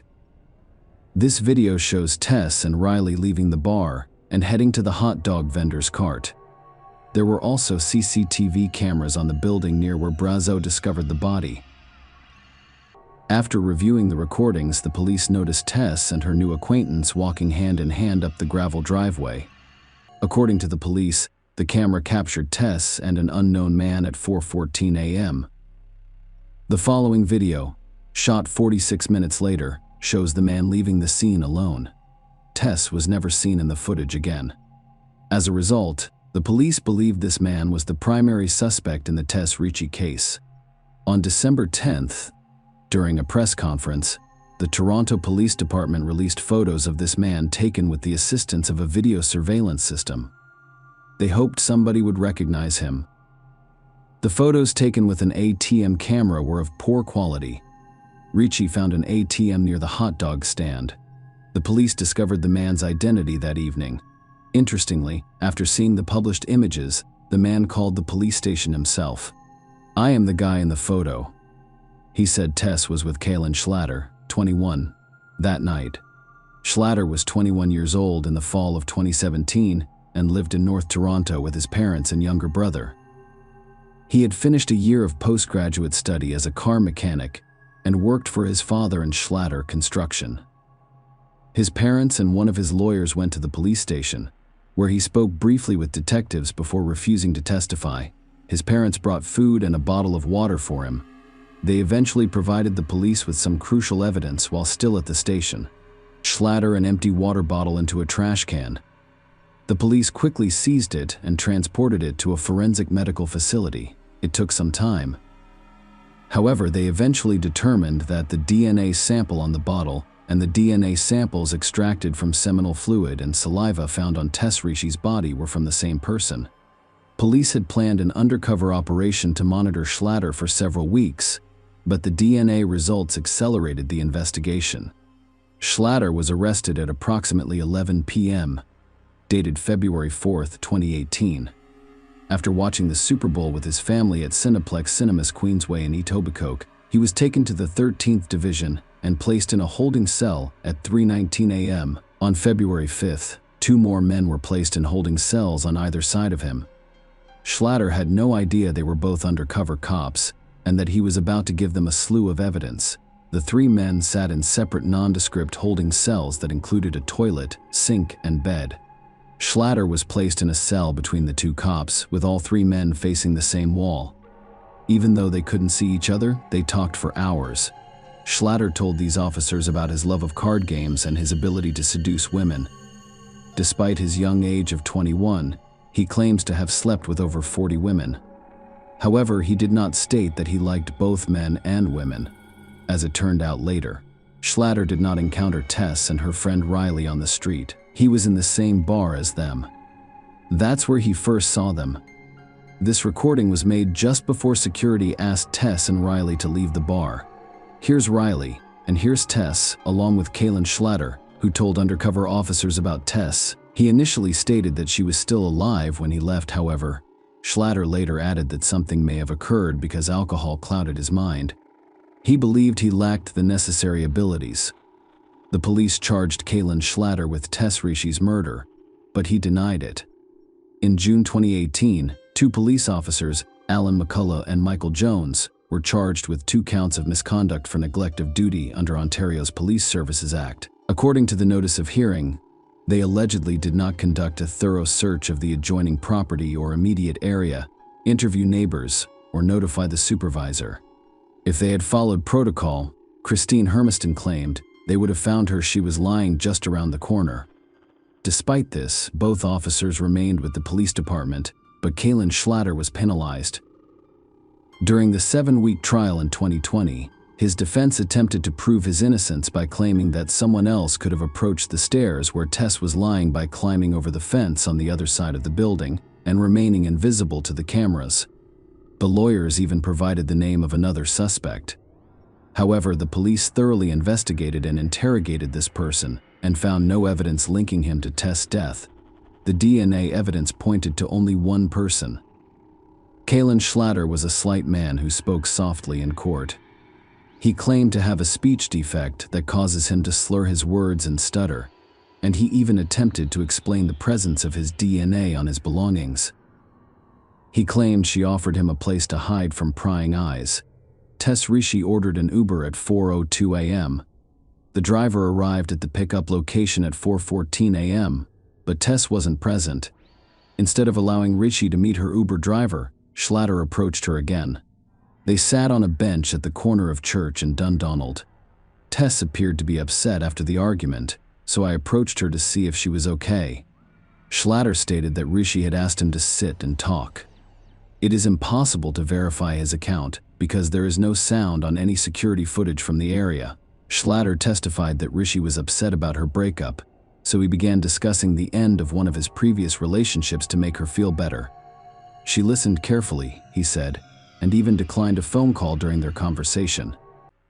That was a lie. The police investigated Tess's mobile phone records and discovered that no one had called her during their conversation. Later, she asked if it was okay to kiss me. Schlatter suggested we stand up and give each other a hug and kiss. These words could not be confirmed either because no kisses were visible on the CCTV footage available to the police.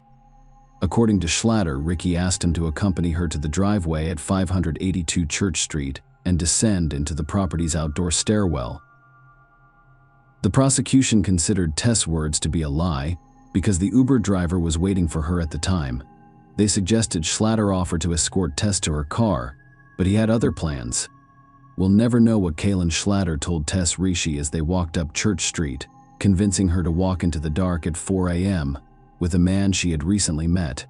Schlatter claimed he and Tess went down the stairs and began kissing. He wanted more, but Tess said they couldn't go any farther. According to Schlatter, they kissed for a long time, causing him to ejaculate into his pants. After that, he invited Tess to his house, but she declined and told him to leave, which he did. Schlatter insisted that Tess was alive when he left. It is important to note that all of the above was Schlatter's story, which the police were unable to verify. Only 2 people knew the truth about what had happened that night. One of them had already died. Riley, Tess's friend, and Michelle Teep testified for the prosecution during the trial. A woman with whom they spoke that night. They both recognized Kaylin Schlatter, who spilled his guts to 2 undercover cops. He allegedly revealed sensitive information to a cellmate while they were detained at a Toronto detention center for approximately 2 months in 2018. Because of a publication ban, the man can only be referred to as IS. He has a criminal record dating back decades, including several breaks and domestic assaults. The informant stated that he initially felt sorry for Schlatter because he was a young man in jail for the first time. That's why I invited him to share his cell while we were in protective custody. However, over time, he has grown to dislike his new cellmate. Schlatter would cry himself to sleep at night because he didn't want to do time and missed his mother, but he expressed no regret for Richi's death. Aya spoke. He claimed Schlatter told him about his kiss with Rishi, and he lost control when she refused to go any further. He couldn't stop and strangled Tess with a scarf. In court, Schlatter flatly denied that such conversations took place. His lawyer described him as a manipulative, pathological liar. Putting aside all of the testimony and relying solely on physical evidence, one can conclude that Tess Rishi was strangled, with only one person's DNA found on her clothes: Kaylin Schlatter. In her closing statement to the jury, defense lawyer Lydia Riva portrayed Schlatter as a harmless child and an innocent young man, as difficult as it may be to accept and as unsettling as it may be to believe that the criminal justice system can make mistakes. Riva claimed Mr. Schlatter was an easy target. He's easy to blame. Schlatter was found guilty by a jury on March 23, 2020, and the judge sentenced him to life in prison with the possibility of parole after 25 years. The trial was heartbreaking for Richi's mother, sisters, and other supporters, who were left reeling and crying in court. While they finally have some of the answers they've been looking for, their lives will be forever changed. Evil not only took Tess that night, but it also sentenced her surviving family to a cruel and painful future, depriving the world of so much love and potential, according to Arena's sister Rishi. Tess was the heart of my family, and we will always be together. Tess Rishi's family sued Schlatter, the police, and others in June 2020, citing psychological trauma caused by Tess's death. Do I want to go into the house, hide, and let it go? Absolutely. But can I? Absolutely not. Christine Hermiston said, I can't because I can't get over the fact that they let her lay there for 4 days. She will never forget that image. Hermiston stated that she should not have had to travel from North Bay, Ontario, to Toronto to perform her police duties. Tess was the family's glue, and her death has torn them apart. Her mother mentioned that we had trouble looking at each other. We all feel like we failed Tess. We feel a great deal of guilt. And that is why we are still fighting for Tess. We will not let her down again. They are asking for a total of $20 million in damages, including punitive damages. Share your opinion with us in the comments and subscribe to the channel for more.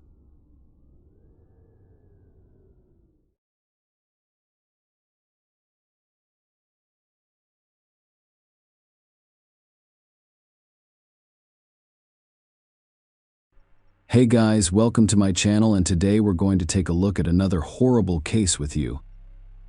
This video discusses events that occurred on October 2nd, 2009, in the Canadian city of Laval. Natasha Cournoyer, 37, did not come to see her mother. She didn't answer the phone and wasn't home. It quickly became clear that none of Natasha's friends or co-workers saw her that day. Around 5 p.m., her relatives filed a missing persons report, and the police began their investigation. Natasha was a public relations specialist for the Correctional Service of Canada. First, the detectives decided to go to her workplace and interview her co-workers. When they arrived, Natasha's car was still parked in a nearby lot. At that point, a man was standing near her car.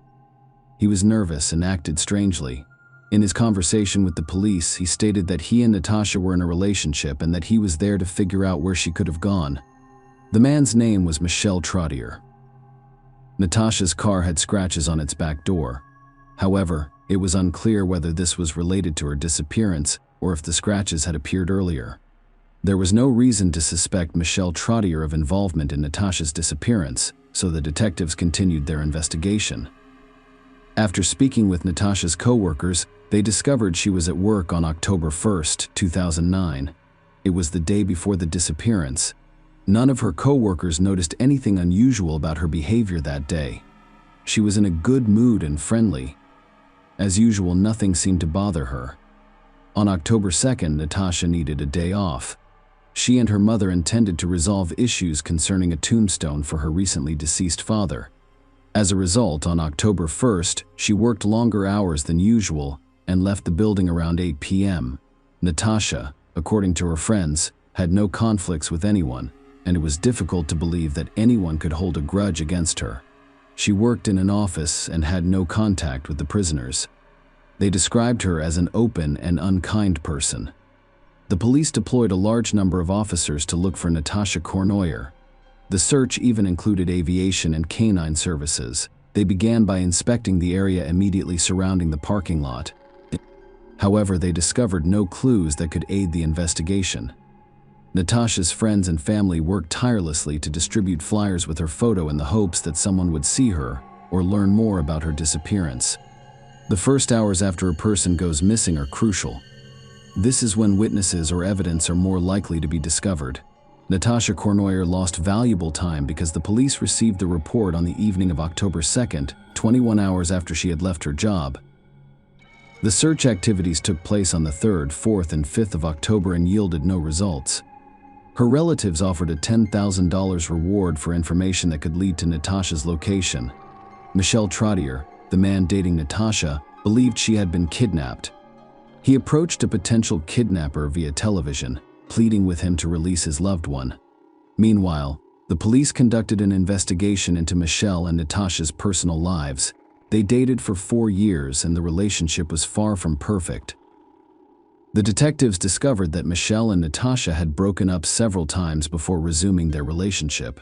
The police investigated all possible explanations for the woman's disappearance, reconstructing the events of Natasha's last day at work. The detectives gained access to CCTV cameras both inside and outside the building in which she worked. She entered the building at 9:04 a.m. Natasha drove to work and parked in an open lot. There were a few free parking spaces that morning, so she parked on the opposite side of the street. After reviewing the recordings, they discovered that Natasha left the building at 8:07 p.m. Another video confirmed that she went to the location where she parked her car, but the parking lot had poor lighting. Natasha eventually vanished into the darkness. After a few minutes, you could see the car's headlights turn on. The car began to move to the opposite side of the parking lot, rather than towards the exit. This location also had poor lighting. The car's headlights turned off when it came to a stop. After about 20 minutes, the vehicle began to move toward the exit. And it wasn't Natasha's car because she drove a Mazda, as evidenced by other Ford Windstar minivan records in the video. It also turned out that this car entered the parking lot at 6:35 p.m. and parked next to Natasha's car. Based on what they saw in the video, the police concluded that Natasha's disappearance was most likely a kidnapping on the 5th day of the search, October 6, 2009. That was no longer about a missing person, but about the loss of a person's life. They discovered Natasha's body in a vacant lot in the Point O'Trumbull neighborhood, about 20 miles from where she worked. The body lay next to a dirt road leading to the riverbank. Natasha's family and friends were devastated to learn of her death. They felt even worse after hearing the medical examiner's report. Natasha died due to strangulation. Before she died, someone hit her 9 times in the face, breaking her nose. Marks on her wrists and ankles indicated that she had been tied up at some point in her life. They discovered seminal fluid inside the body. It served as a source of DNA. While awaiting the results of the DNA analysis, the detectives attempted to identify the owner of the minivan seen on the day Natasha vanished in 2009. There were 2 motels near where she worked 10 days after the body was discovered on October 16, 2009. The police went to both of them and checked the cards that guests fill out at check-in. The police discovered that a man who identified his vehicle as a Ford Windstar was staying at the Lido Motel on the day Natasha Cournoyer went missing. The man was identified as 48-year-old Claude LaRouche, a registered sex offender who had served 2 prison sentences in 1993. The court sentenced him to 1 year in prison and 2 years probation for forcing a 19-year-old acquaintance to engage in sexual intercourse. In 2005, the court sentenced LaRouche to 40 months in prison for attempting to kidnap a 7-year-old girl who miraculously managed to escape his grasp and run into a neighbor's home. Consider this: for attempting to kidnap a 7-year-old child, he was sentenced to 40 months in prison. Please leave a comment below with your thoughts on this punishment. Is it not too soft? LaRouche regained his freedom in November 2008. He began working as a carpenter and married a woman with 2 sons in 2009. They all live in the same house, which is about a 10-minute drive from the parking lot where Natasha Cournoyer went missing. So, as I previously stated, the detectives discovered that Claude LaRouche stayed at a motel the night Natasha disappeared. They summoned forensic experts to the room where he was staying. They discovered badly rubbed dark red stains on the carpet and sent samples for analysis. On the same day, the detectives went to the address where LaRouche lived to speak with him. Because of the nature of the previous cases for which he had been imprisoned, the police already had his DNA. However, they needed time to compare it to the DNA discovered on Natasha's body. The man denied knowing Natasha Cournoyer, but admitted to frequenting the Lido Motel because it was cheap. According to his story, he was dissatisfied with his intimate relationship with his wife and frequently rented a room in a motel where he called women offering sexual services for money. When asked where he was and what he was doing on October 1st, the day Natasha went missing, LaRouche said he had no memory of anything, including his stay at the Lido Motel. LaRouche attributed this memory lapse to an excessive use of illegal substances. However, the memory returned to him quickly, albeit incompletely. On November 5, 2009, a month after the body was discovered, the detectives returned to his house, but this time they did not speak. The DNA analysis determined that the seminal fluid in Natasha Cournoyer's body belonged to Claude LaRouche. Natasha's DNA was discovered in the motel room he rented and on the inside of his car. According to Montreal police, the victim did not know the suspect, and there was no link between the crime and the coordinator's work as a communications officer for the Correctional Service of Canada. I believe that with the arrest of this suspect, citizens will feel safer on the streets, said Montreal Police Inspector Daniel Rousseau. The arrest caught LaRouche and his neighbors off guard. They described him as friendly and polite. The following day was November 6, 2009. Claude LaRouche became a suspect in the Natasha Cournoyer case. He initially denied his guilt, but after realizing there was sufficient evidence against him, he admitted to killing Natasha. However, he insisted that he did not want to do this and that her death was an accident. The trial took place in 2011. It presented two versions of what happened, one from the defendant and his lawyers, and one from the prosecutor. Let's start with Claude Lucia's version. His testimony revealed that evening, he was waiting in the parking lot for an illegal substance vendor. LaRouche was sitting in his car when he noticed a woman appear beside him. It was Natasha. He attacked her, pushed her into the interior of his car, and then shut the door. He then talked to her, and Natasha agreed to accompany him to the motel. Memory lapses prevented Claude LaRouche from recalling why he stood on the other side of the parking lot for 20 minutes, and he miraculously remembered only the moments that could not be used against him. According to LaRouche, while they were in the motel room, Natasha offered to satisfy him in exchange for letting her go. He agreed after Natasha completed the task LaRouche had assigned her. They argued during this quarrel. LaRouche lost control, attacked her, and then strangled her. Then he cleaned the room, placed Natasha's body in his car, drove home, and went to bed.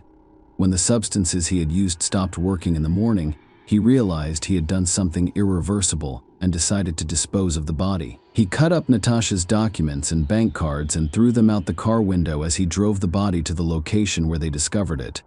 Once again, I emphasize that this is Claude LaRouche's version. The more he spoke, the more questions his story prompted. According to his words, the day after he removed the body, he returned to it and covered it with a blanket, fearing Natasha would freeze. Another day passed, and he returned to the body to get the blanket. LaRouche was concerned that the blanket would obscure Natasha's location. If we summarize everything he said, we can conclude that he did not remember something due to his clouded consciousness, and that some of his actions were irrational. Most importantly, he did not want to end Natasha's life. LaRouche attempted to persuade the trial participants of this. The prosecution's version was based on material evidence, but they also had a witness who claimed to have been walking his dog near the parking lot on the day Natasha Cournoyer vanished. He saw Claude LaRouche try to attack a girl who was jogging. However, when LaRouche noticed a man with a dog, he quickly left. Around 7 p.m., he attacked Natasha Cournoyer. An hour later, the prosecutor suspected that LaRouche had tied Natasha up and driven her to a motel against her will. She never made it out alive. In June 2011, Claude LaRouche was found guilty and sentenced to life in prison with the possibility of parole after 25 years. During the trial, it was discovered that 2 weeks after his attack on Natasha Cournoyer, LaRouche attempted to strangle another woman, Dominique Martel, who bit his finger and fought back. Claude LaRouche was declared a dangerous criminal during the trial in this case, which means his sentence is indefinite under Canadian law, and he has little hope of being released soon. Natasha led a quiet and happy life. She had dreams and goals. This life was stolen from her by a man who had previously committed serious crimes, but his heir set him free. This man had a criminal record and lived among the people. How does a man who attempted to kidnap a 7-year-old girl end up in society? Why wasn't anyone keeping him under control? Natasha's family and friends are not spared from these questions. After all, if the system had worked differently and LaRouche had been where he belonged, Natasha would still be alive.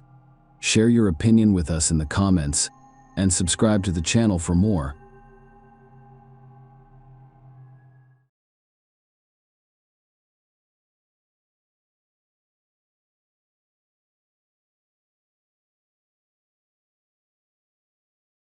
Hey guys, welcome to my channel, and today we're going to take a look at another horrible case with you. In this video, we'll look at what happened in 2019 in the English town of Yarm. Yarm is a small town in North Yorkshire with a population of about 10,000 people. Luke Jobson was on his way home from a fun night out with friends in the Keys. But things didn't go as planned. A chance encounter permanently altered his and his family's lives. His disappearance sparked an incredible response from the Teesside community, who banded together to help find the popular 22-year-old. Unfortunately, the search was in vain. Luke's death devastated a close-knit community, and tributes were paid to him from all over Teesside, as well as from the worlds of sports and entertainment. Luke, who attended St. Patrick's Comprehensive and Harewood primary schools in Thornaby, was months away from becoming an electrical and mechanical engineer. Following 4 years of study and an apprenticeship, He was a handsome and popular man who excelled in sports. Luke used to play football for Thornaby Central, where he was a center forward.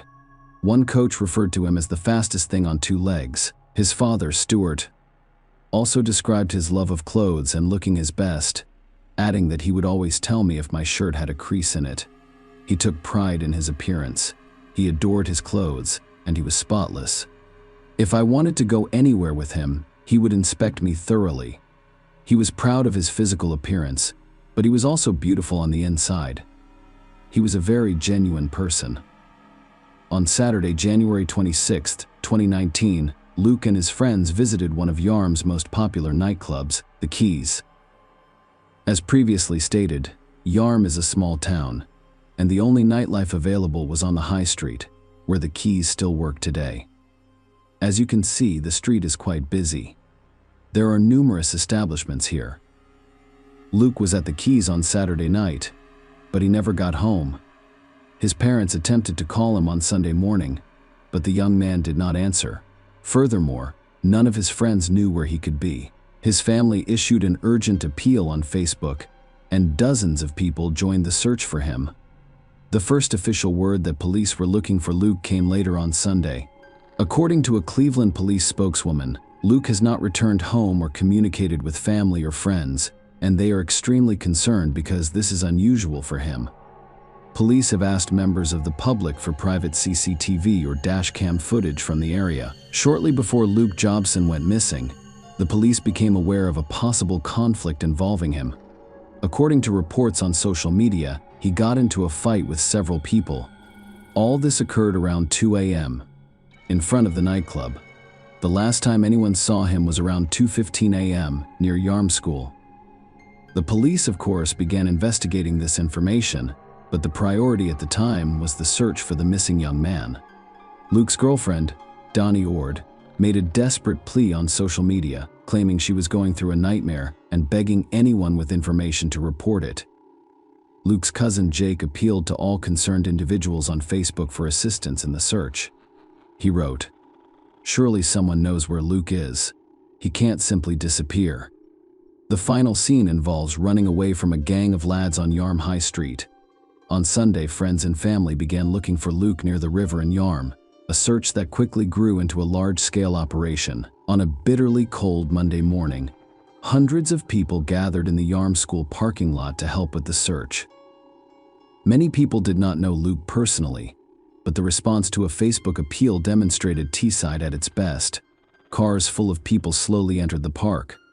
Many others arrived on foot, dressed warmly for winter, ready to do whatever it took. In the end, over 300 people came to help.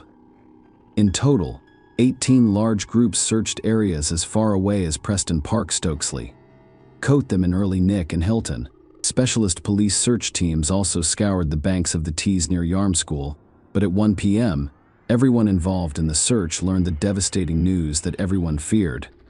Despite the heroic efforts of emergency personnel and Luke's family and friends, the search ended tragically. They canceled the search after police discovered a body in the river. OT's Cleveland police said a body discovered in the river at Yarm by officers searching for missing Luke Jobson has been confirmed as that of the 22-year-old. Our thoughts are with Luke's family and friends during this difficult time, and specially trained officers will continue to support them. Following Luke's death, his parents, Lisa Jobson and Stuart Banks, paid a moving tribute to their son. They described him as a popular and ambitious young man who adored the gym. Lisa, his heartbroken mother, said, "Me and his father are very proud we created someone like him. I could not have asked for a better son. We want to celebrate everything he has accomplished and who he is. We want everyone to remember him for good." Luke's death triggered a phenomenal outburst of emotion on T's side. Tributes from friends and loved ones flooded social media as people were heartbroken by his unexpected death. On Tuesday evening, a large crowd gathered in Yarm to observe a vigil in his memory. Everyone lit candles and added ribbons to their social media profiles to commemorate his passing. Nearly 1,000 people attended the vigil, and the family expressed their gratitude for the public's assistance in the days following Luke's disappearance. The gathering featured a fireworks display and the crowd singing Robbie Williams' Angels.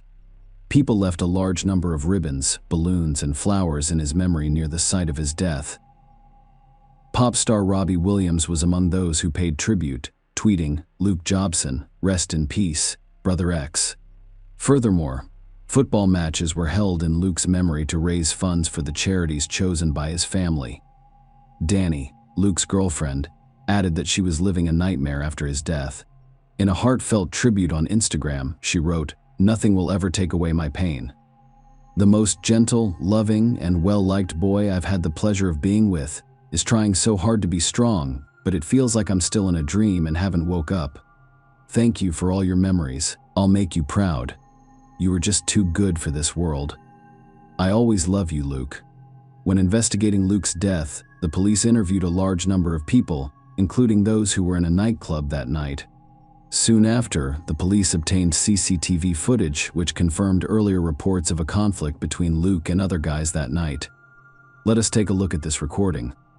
Luke wears gray t-shirts and white sneakers. You can see how several aggressively inclined people begin walking in his direction after he says something to someone. Everything ends with Luke fleeing and several people pursuing him. Almost immediately after Luke's disappearance, word spread that he died as a result of a confrontation. While speculation about what happened spread on social media, the police only mentioned reports of an altercation prior to his disappearance. Initially, they arrested 6 teenagers, 3 boys aged 16 and 3 aged 18 on suspicion of killing Luke Jobson. They soon released everyone, and the detectives resumed their investigation. The case's new development did not occur until January of the following year. Cleveland police said 5 people between the ages of 17 and 20 had been charged with using or threatening unlawful violence, but not taking Luke's life, and would appear in court soon. One of the teenagers, a 17-year-old who has since turned 18, has never been publicly identified due to age-related legal restrictions. The 4 others include Edwin Taha, 20, who refused to admit he started the fight. Ryan Alpay, 19, denied that there was a fight, as did Ali Abdulmajid, 19, who refused to admit his guilt, and Hamid Asif, 18, who also denied that there was a fight. Unfortunately, I couldn't locate his image. According to reports, Edwin Taha is the gang's leader in England and Wales. The law states that a person is guilty of fray if he uses or threatens unlawful violence against another, and his conduct is such as to cause a person of reasonable firmness present at the scene to fear for his safety. If 2 or more people use or threaten unlawful violence, their combined conduct must be considered for the purposes of subsections 1 and 3. For the purposes of this section, words alone cannot constitute a threat. Given what we see on the video, particularly Luke running away, there is no doubt that he was concerned about his safety. And, as we'll see later, the threats against him weren't just verbal. However, before we can learn more about the events that led up to Luke Jobson's death, we must first understand what caused the conflict that night. However, there is no definitive answer to this question because none of the suspects responded. It is also unclear where Luke's friends, with whom he had attended a nightclub, were at the time of the argument. The recording made available by the police does not answer this question. Based on what we see in this recording, we can assume Luke did not intend to leave the club. After all, he is dressed in a t-shirt. His jacket was inside the establishment. Police released footage showing Luke confronting the gang before being forced to flee for his life. His superior athleticism enabled him to outrun his pursuers. That might have been the end of it. However, Taha and the other future defendants returned to the nightclub, got into the Abdul-Majid Volkswagen Golf, and met up with Luke near the school. They got out of the car, and Taha sprayed Luke's face with an unknown substance, most likely pepper spray. It caused him to lose his vision. Attempting to escape, Luke climbed over the wall and entered the Yarm school grounds. Their CCTV cameras caught him as he entered the boathouse. Unfortunately, no one ever saw Luke again, a man who cherished life and strived to be the best he could be. So, after Taha pepper sprayed Luke's face, the gang got back in their car and drove away. It's unclear if Luke knew where he was going. But, given that he did not attend this school, and that the tear gas had left him disoriented, it is unlikely that he knew where he was going. If this is the case, he may have fallen into the water while inside. Let me remind you that these events occurred in January, when the water in the river was extremely cold. According to the police, only Luke entered the boathouse that night. Luke never got out of there. 2 days later, police discovered his body in the water near the school. The young man died due to drowning. As previously stated, all of the suspects have refused to admit guilt. None of them were in custody before the trial began. They released Edwin Taha on bail. Edwin Taha and Ali Abdulmajid changed their minds and admitted fault in the fight. During the first court hearing on September 28, 2020, pathologist Dr. Nigel Cooper and Dr. Jennifer Bolton performed an autopsy and announced the findings during the trial. The toxicology report revealed that Luke had consumed alcohol prior to his death. The amount he drank was likely to cause obvious signs of intoxication in an average social drinker. Furthermore, they discovered traces of a prohibited substance that he had consumed some time before his death. The court heard that having alcohol and a banned substance in his system would have made him more vulnerable to the effects of hypothermia. There were no injuries that contributed to his death, and no injuries that suggested an assault had occurred. He also had no natural diseases that caused his death. There was also no sign of inflammation in his eyes. The report stated that there was no pathological evidence that he had been sprayed with a substance prior to his death. Witnesses, however, confirmed that Luke had been pepper sprayed and was having difficulty walking and seeing. The inquest also heard how Taha returned to the high street and boasted to onlookers that he had pepper sprayed Luke. During the inquest, senior coroner Claire Bailey determined that Luke was rendered unconscious by the use of pepper spray. The court announced its decision in October 2020. Lisa Jobson fought back tears as she read a statement in Teesside Crown Court. Miss Jobson compared the gang that surrounded her son before chasing him through Yarm High Street to a pack of wolves when asked whether young criminals face justice for their actions on the night her 22-year-old son Luke died. She stated that Luke was loved, cared for, and protected from the day he was born. He was our world and our only boy. We couldn't have asked for a better son. We were really close. He was loving, caring, and beautiful on the inside and outside. He warmed the hearts of everyone he knew because he was kind, gentle, and genuine. He walked into a room and lit it up. He had good friends from various backgrounds and cultures, all of whom were good people. He had no nasty bones in his body. He enjoyed life. He was upbeat and always strived to do his best in everything he did. He was constantly anticipating events and making plans. We miss Luke every minute of the day. The pain we experience never goes away. Our lives have been destroyed, and we will never be the same again. This should never have occurred. Luke was 22 years old when his life was cut short. His life was only beginning. That night, in that car, you were all out to hurt Luke, and he was fleeing for his life. He was alone, scared, and vulnerable. You all behaved like a pack of wolves hunting him down. I knew Luke was attempting to flee from safety. He was heading to his aunt's house, and you all prevented that from happening by getting to him in that car. You understand exactly what you did. When you sprayed our boy's eyes and face, causing Luke pain and suffering, you were completely evil. We'll never forget what Luke had to go through that night. None of you have had the courage to admit what you have done to our son. Knowing your faces, or the last faces of terror our son had to see on this earth, is a living hell, and the fact that he could not flee safely is torture. We wish someone could take away all of our pain and bring Luke back, but no one can. We're angry, sad, and bitter. You've transformed us into something completely different from what Luke stood for. Whatever happens to each one of you will never be enough. I, Luke's father, and his sister will be serving life sentences. At the trial, Abdulmajid's lawyer stated that his client was unaware that Taha was carrying pepper spray. He stated that his plea is based on the fact that he was unaware that his co-accused possessed pepper spray. Only one person in the dark realized they had a weapon, and it wasn't Mr. Abdulmajid. He had not expected the victim to be assaulted with a weapon. During the hearing, his lawyer stated that his client had a difficult childhood, but can that be an excuse? His lawyer claimed he made the wrong decisions. On that night, something was said that sparked everything. It doesn't matter because what happened should never have occurred. He acknowledges this through me today. The lawyer defending Taha, John Nixon, told the court that his client and his brother had arrived in the UK from France when he turned 4 years old. He couldn't speak any English. He stated that when he was 10 years old, their mother abandoned them to return to France, and they were placed with a foster family.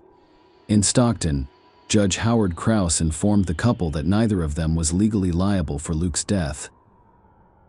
However, if he had not been chased down Yarm High Street, he would not have entered Yarm High School or the boathouse, nor would he have drowned in the River Tees. On October 30th, 2020, Edwin Taha, 20, was sentenced to 21 months in prison after pleading guilty to a fray. He was also sentenced to an additional 4 years and 4 months in prison on drug charges. A second man, 19-year-old Ali Abdulmajid from Corvus, Dr. Stockton, admitted to fray. The court imposed a 15-month sentence with an 18-month suspension. He admitted to driving the car that pursued Luke at Teesside Crown Court. The court also ordered Abdulmajid to complete 300 hours of unpaid work. Following the hearing at Teesside Crown Court, the senior investigating officer, Temporary Detective Chief Inspector Sarah Robinson, stated that a police investigation revealed that an altercation occurred on Yarm High Street before Luke was pursued by a group of males in a vehicle. When these men caught up with him, Luke was sprayed in the eyes with a noxious substance, which had a negative impact on him. Whatever the intentions of the males who pursued Luke that evening, his family is now without their beloved son and brother, and the impact on his entire family is immeasurable. Nothing can ever bring Luke back. However, now that the criminal case has been concluded, we hope that this brings some sort of closure for his family and that they can now look forward to moving on with their lives. The prosecution dropped charges against 19-year-old Ryan Alpay. Hamada Asif is 18 years old. To conclude, I'll quote Chris Atkinson of the Crown Prosecution Service. Following the sentencing in October 2020, Chris Atkinson stated that, while Taha and Abdulmajid have been sentenced for these charges, our thoughts are with Luke Jobson's family, who will undoubtedly face a particularly difficult time. While we have proven beyond a reasonable doubt that both men had an affair with Luke prior to his death, there is no evidence linking their actions to the tragic events that occurred following their attack. Share your opinion with us in the comments, and subscribe to the channel for more.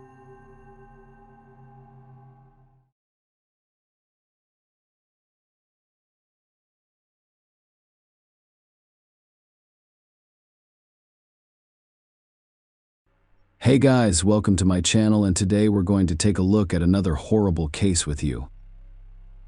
Today's story is set in the Netherlands in 2018. Dunny Odegaard, a Minnesota resident, was alarmed to see a police officer on her doorstep.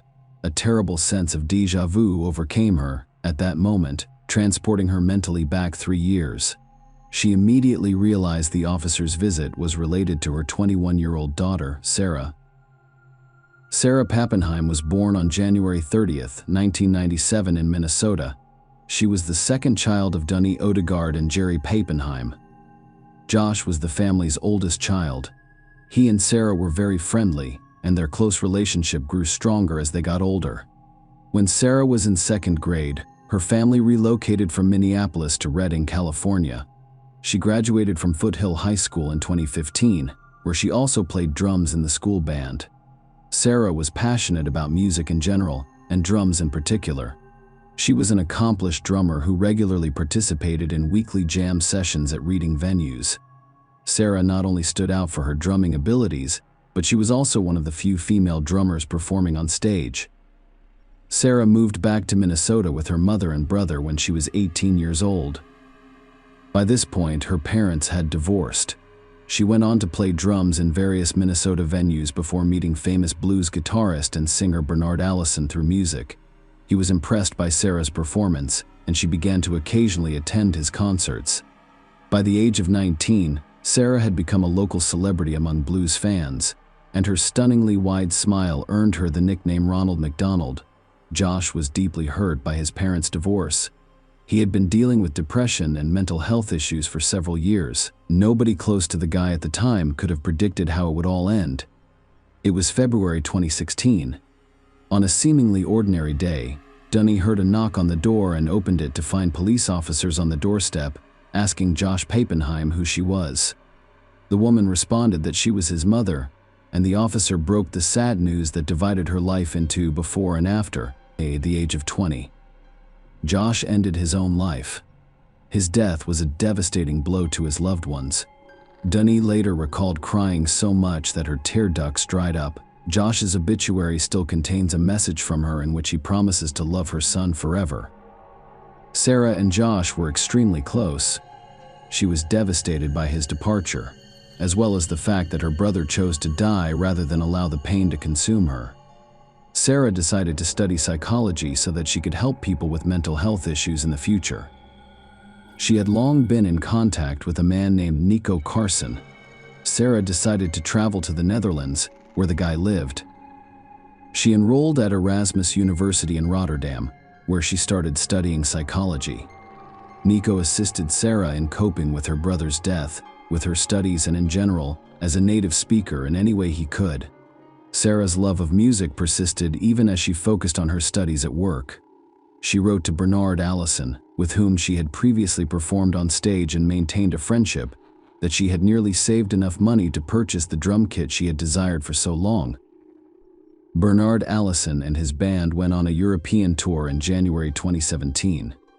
Sarah arrived at Allison's performance in Germany on January 30th, her 20th birthday, with Nico, and as soon as Bernard noticed her, he called her to the stage. After wishing her a happy birthday, he invited Sarah to sit at the drum kit and participate in a performance, just like the good old days. This recording was made on that same day. Sarah lived on the third floor of a complex in Rotterdam, about a mile from the university. 2018 was coming to an end, and she wanted to spend Christmas back home in the United States. Her flight was scheduled to take place a week before New Year's Eve, but on December 12th, everything changed. Dunny Odegaard saw a police officer on her doorstep, as she had in 2016 when her son died. When the officer began questioning her about her daughter, the woman's legs shook. She knew in her heart what was being said. She couldn't believe it had happened again. When the officer realized Sarah Pappenheim's mother was in front of him, he broke the news to her daughter had died. Dunny lost consciousness after hearing these words. She has 2 children. Her son died when he was 20, and she has now also lost her daughter. Sarah was 21 years old. As previously stated, the girl lived in a third-floor complex populated primarily by students. Sarah had rented an apartment there for the past year and shared it with another student, who was also a double bass player. Sarah Joel Schelling was a talented musician, and music was their common ground. Sarah was a very outgoing person who was always smiling, unlike her roommate. Joe's only friend was Sarah. Even though he had a temper and occasionally quarreled with her, Sarah did not want to abandon him with his problems and relocate to another apartment because she remembered what had happened to her brother. She told her mother that she could always calm Joel down when he became angry at someone. However, over time, the situation deteriorated. Sarah wrote to her friend Adam in Wisconsin 6 days before she died, saying she was afraid of her roommate because he had threatened to physically eliminate 3 people he didn't like. Sarah wrote, "I have to go to the police." Sarah had called her mother a few days before her death and informed her that her roommate's behavior was becoming increasingly bothersome. Dunny instructed her daughter to look for another place to live right away and to stay as far away from Joel as possible until she moved out. Sarah and Joel's next-door neighbors called the police on Wednesday, December 12, 2018, at 12:20 p.m. after hearing them fight loudly, and Sarah screamed in horror. When the police arrived and entered the apartment, they discovered Sarah unconscious on the floor, with multiple stab wounds all over her body. Unfortunately, attempts to resuscitate her failed and she died. Her roommate was not present. Apparently, he had fled, and the police began looking for him. Interviewing neighbors from the same floor, officers discovered that Joel Schelling had left the apartment in a hurry, carrying a double bass with him. This musical instrument is of imposing size, so it was highlighted in the description sent out less than 2 hours after the crime occurred.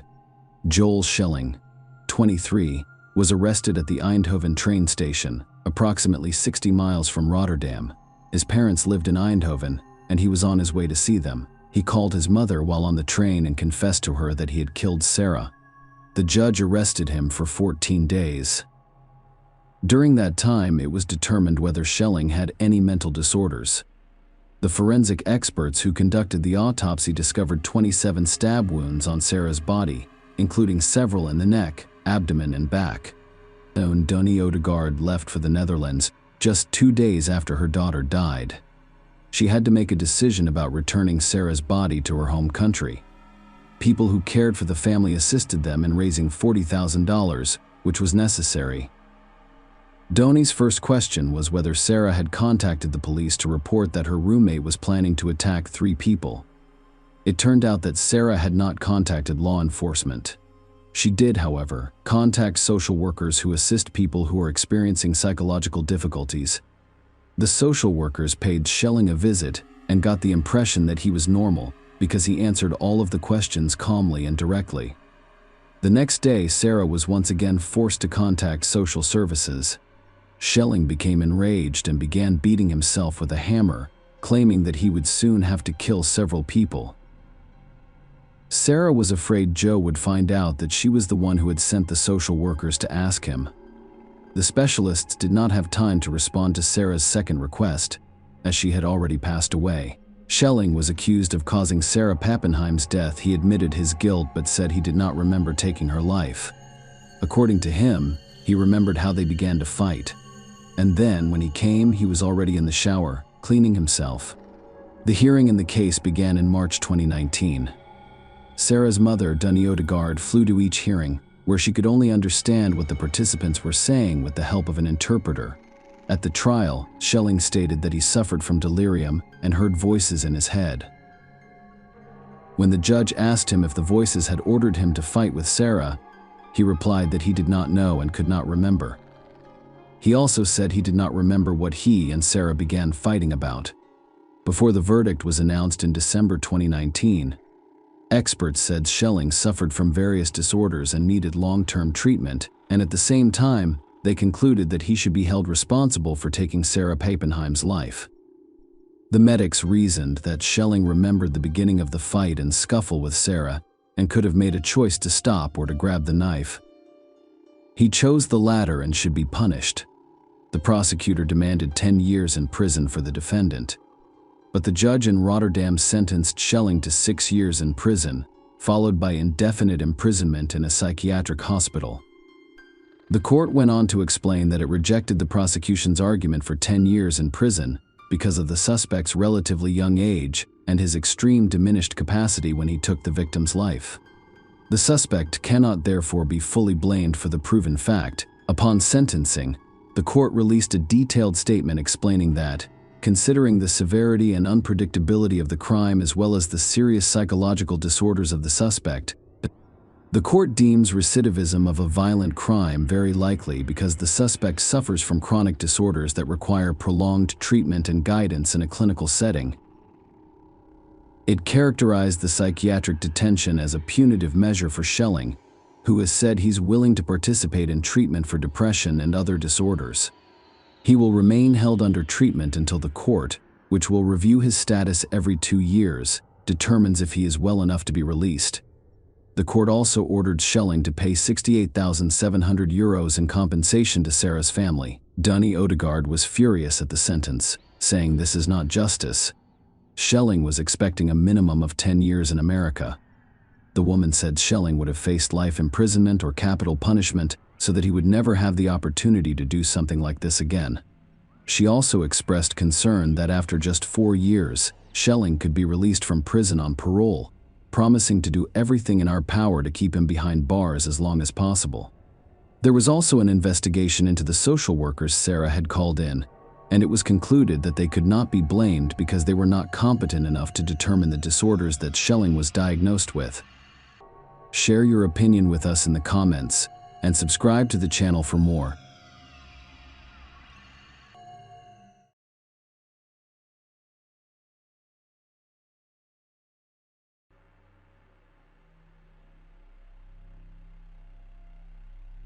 Hey guys, welcome to my channel, and today we're going to take a look at another horrible case with you. A young woman was found dead at her workplace. Detectives found several unusual clues, but they were unable to catch the culprit several years later. When the police re-examined all the clues, they made a very unexpected breakthrough. Harry Nelson was born on December 13, 1980, in the small American town of Laverne, Minnesota.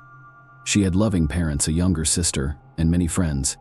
Carrie was kind and empathetic and always tried to help her loved ones.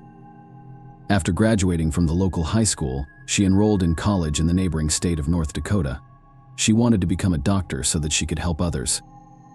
While in college, she met a young man named Mike Callan, and they became engaged.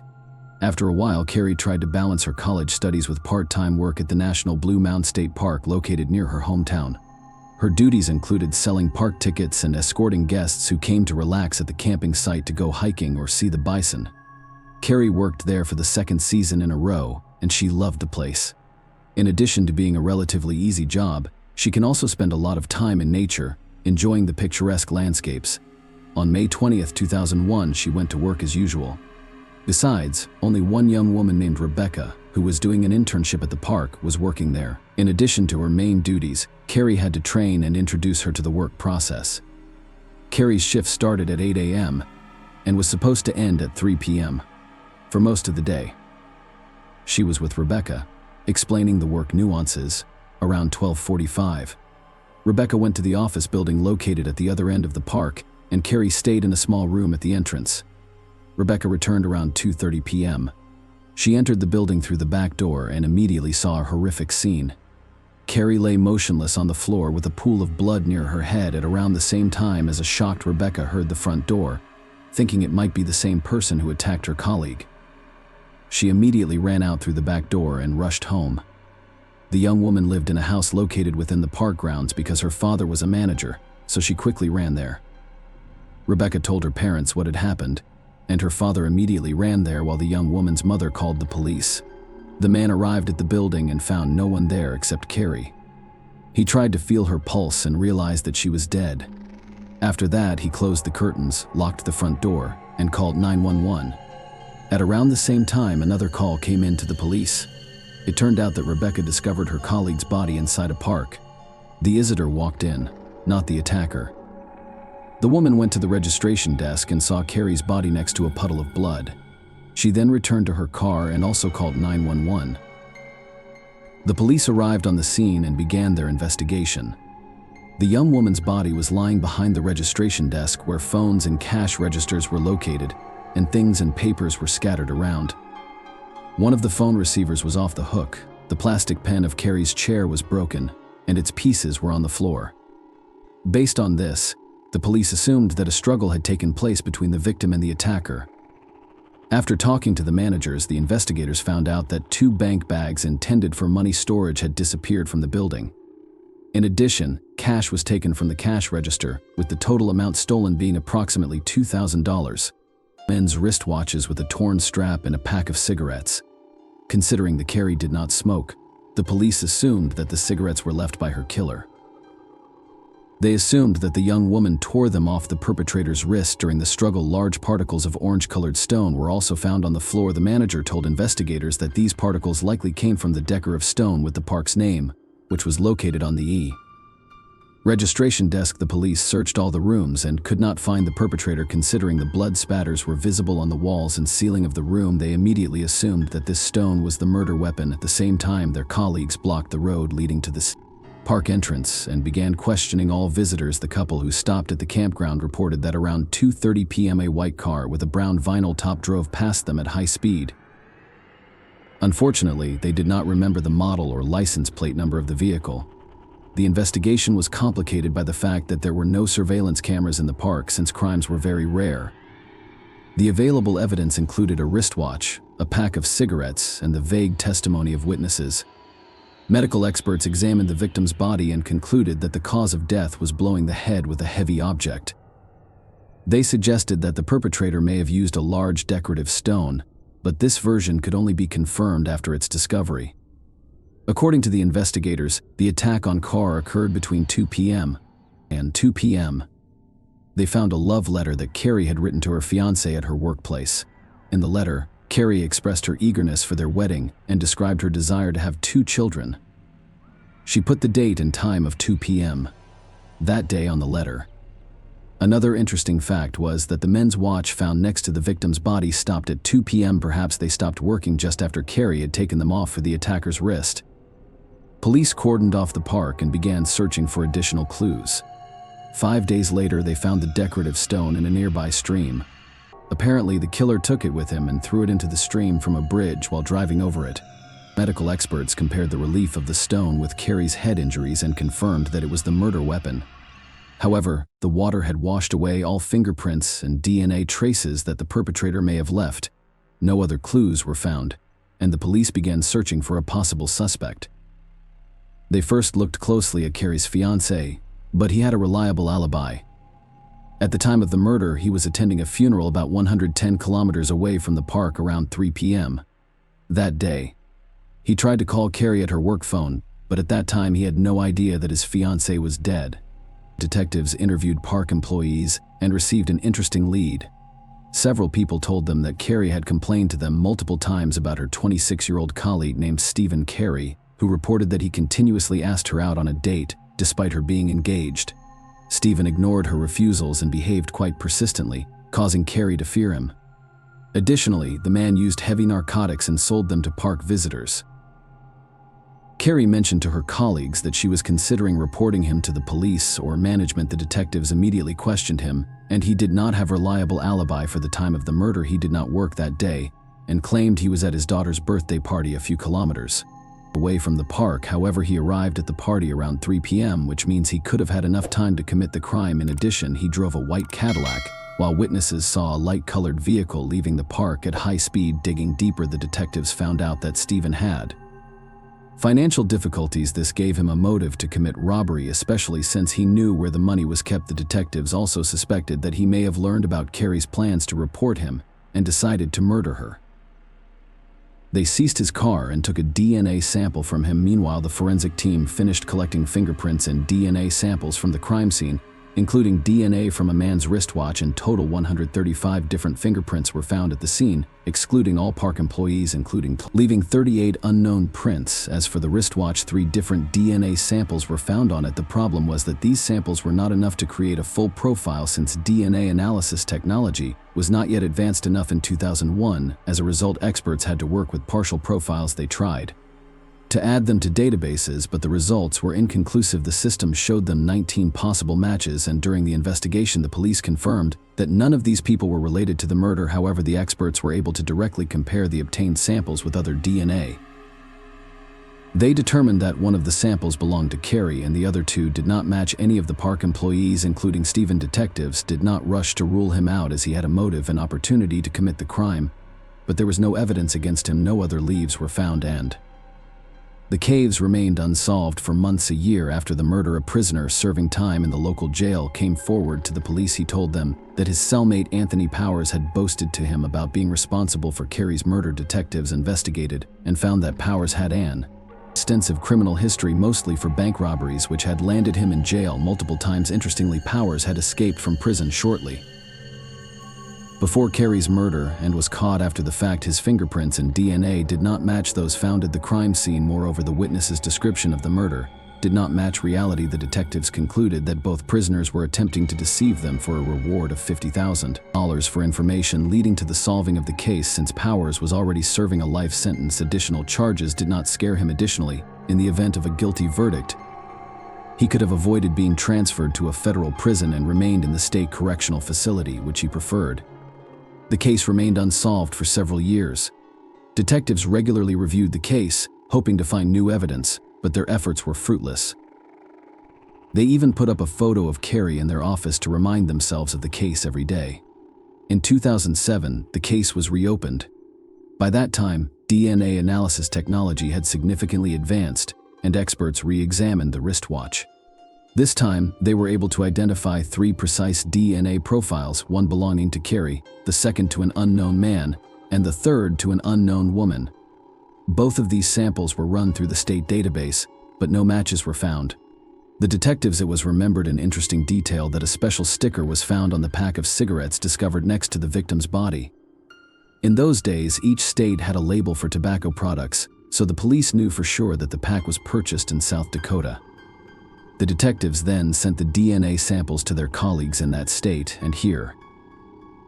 They had a long-awaited breakthrough when they ran these profiles with the South Dakota database. One of them showed a complete match. The man turned out to be 35-year-old Randy Leroyal Swaney. This name had never appeared in police reports in Carey's case, so it was a surprise for the investigators. Randy turned out to be a serial robber, and at that time he was serving a 30-month sentence in a South Dakota prison. At the time of the murder, he was out on parole. The police also discovered that he had a light-colored Oldsmobile Delta at that time, which matched the witness's description. The investigators checked his fingerprints, and they matched several prints found at the murder scene. Despite all this, the detectives wanted to gather as much evidence as possible before charging him. Randy had only 1 month left to serve in prison, so the police decided to act as quickly as possible. They spoke to his wife, not mentioning what her husband was suspected of. The woman was already used to Randy regularly coming to the attention of the police for robberies and thefts, so she was not surprised by their visit. The detective showed her photos of a watch, and the woman immediately confirmed that they belonged to her husband. She also said that she sometimes wore them, and the investigators immediately realized that the last DNA sample from the watch belonged to her. Then they decided to reveal everything and told her that they suspected her husband of killing a young woman. The woman burst into tears, but the police quickly realized that she was primarily scared for herself, learning that her DNA might be on the watch. She thought that she too would be accused of the murder on April 19th. Detectives came to visit Randy in prison and attempted to speak with him without specifying what he was being suspected of.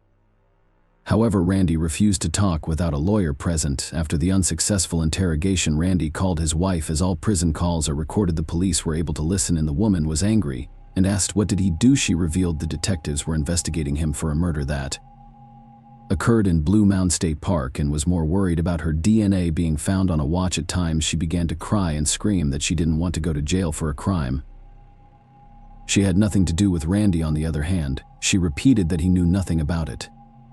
The woman actively cooperated with the police, providing her DNA samples and allowing them to search their home. She also gave them several photos of Randy, one of which showed him sitting behind the wheel of a white car similar to the one witnesses saw in another photo. The man's watch was visible and was fastened to the fourth clasp, just like the watch found at the crime scene. Additionally, his wife confirmed that Randy smoked the same brand of cigarettes that were found near the body. All of this was enough to take the case to trial. Randy was charged on May 8, 2007, one day before his release. He was immediately transferred to a prison in Minnesota, and the prosecution began preparing for the trial according to their version of events. Randy initially chose the park building as an easy target for robbery. There were no cameras or guards, but there was cash. When he entered Carey, he may have been in another room, seeing that nobody was there. Randy began stealing money from the cash register, but the young woman returned and caught him in the act. A struggle ensued, and the man may have used threats to make her open the safe. Afterward, he took a decade of stone and struck her more than 5 times because he feared leaving a witness alive. Even his relatives, including his wife, testified against him in court. They all said that Randy regularly committed thefts, used banned substances, and had serious gambling problems, which constantly put him in debt. His former cellmate told how Randy mentioned leaving his watch at the crime scene. Another cellmate claimed that after the police came to interrogate Randy in jail, he said, "This time they got me. I'm looking at life." Randy's lawyers insisted that he had nothing to do with the murder, according to their version. Randy lost his watch sometime before the incident, and the real killer found it. However, this version conflicted with the results of DNA analysis. There were 3 samples of genetic material on the watch. Randy's wives and Carey's Randy claimed that on that day he went fishing near a town about 150 kilometers away from the park. However, since he was supposedly there alone, no one could confirm his alibi. He also said that he had been in the park only once. Long before the murder, he admitted that he left his fingerprints there at that time, but there was another discrepancy. One of Randy's fingerprints was found on a leaflet that was made only 4 days before the murder. All defense arguments had no weight and contradicted real evidence, and Randy's lawyers tried to blame someone else. First, he called Powers and another inmate to testify, but their story still did not match reality. Then he began to harass the victim's fiancée, constantly hinting that he could be the real killer. Trial lasted until August 15, 2008, after 6 hours of deliberation, the jury found Randy guilty. He was sentenced to life in prison without the possibility of parole. After that, he continued to insist on his innocence and filed multiple appeals, but they were all rejected from the beginning. All his defense was built on absurd versions that contradicted DNA analysis and other evidence, so there are no chances for his case to ever be reconsidered. Share your opinion with us in the comments and subscribe to the channel for more.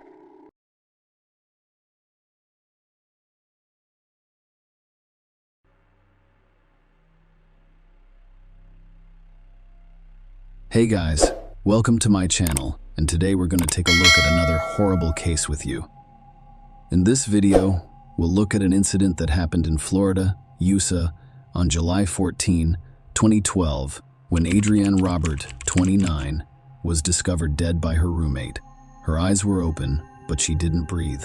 CCTV cameras were instrumental in the investigation of this case, assisting detectives in locating and apprehending the criminal. Adrienne was born January 4, 1983, in Brunswick, Maine, 1983, in Brunswick, Maine. She graduated from Leavitt High School in Maine in 2001 and from the University of Maine at Augusta in 2005. In 2007, she relocated from Maine to Clearwater, Florida. Adrienne's family and friends described her as a beautiful, unkind person who was always cheerful and energetic. She looked forward to the future with excitement. She and her boyfriend, Justin, were preparing to start a life together. Adrienne was renting a home with her friend Jay at the time.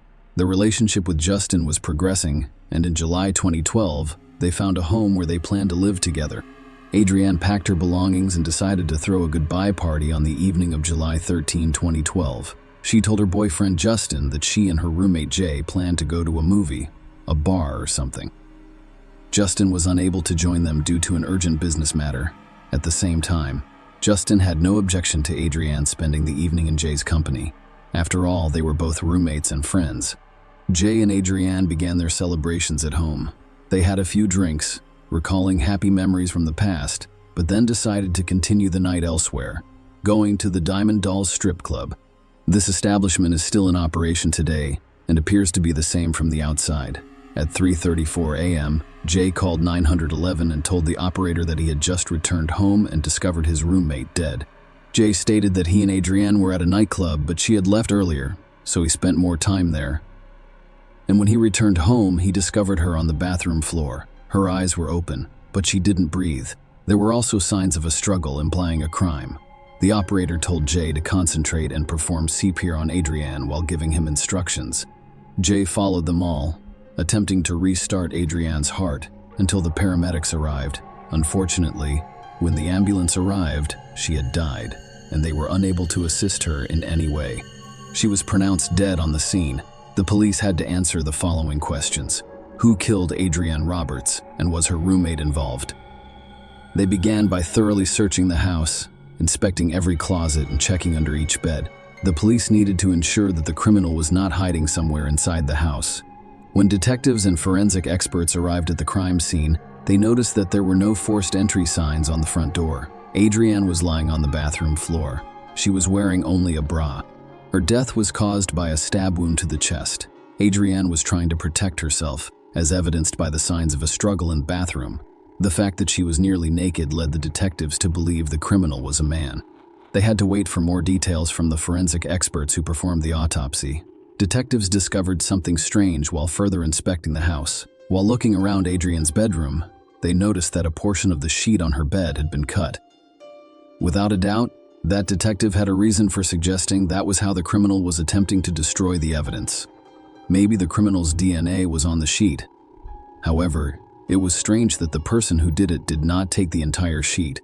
After all, the remaining portion of the sheet did contain some DNA.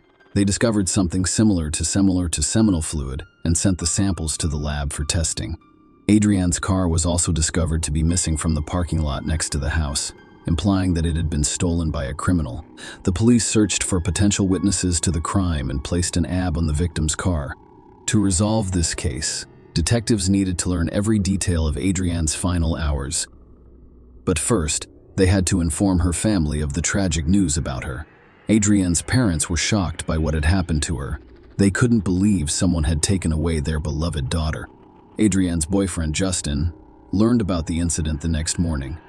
When he noticed that the police had cordoned off Adrienne's house, he knew something was wrong. The detectives informed him that Adrienne had died last night. Criminals frequently returned to the scene of a crime. Given this, and the fact that Justin was in a relationship with Adrienne, the detectives began to investigate him for possible involvement in the crime. The closest individuals become the first suspects. It is a common practice, and there is nothing surprising about it. On the same day, a few hours later, they discovered Adrienne's car a few blocks from her home. The headlights were turned on, and the keys were inside the ignition.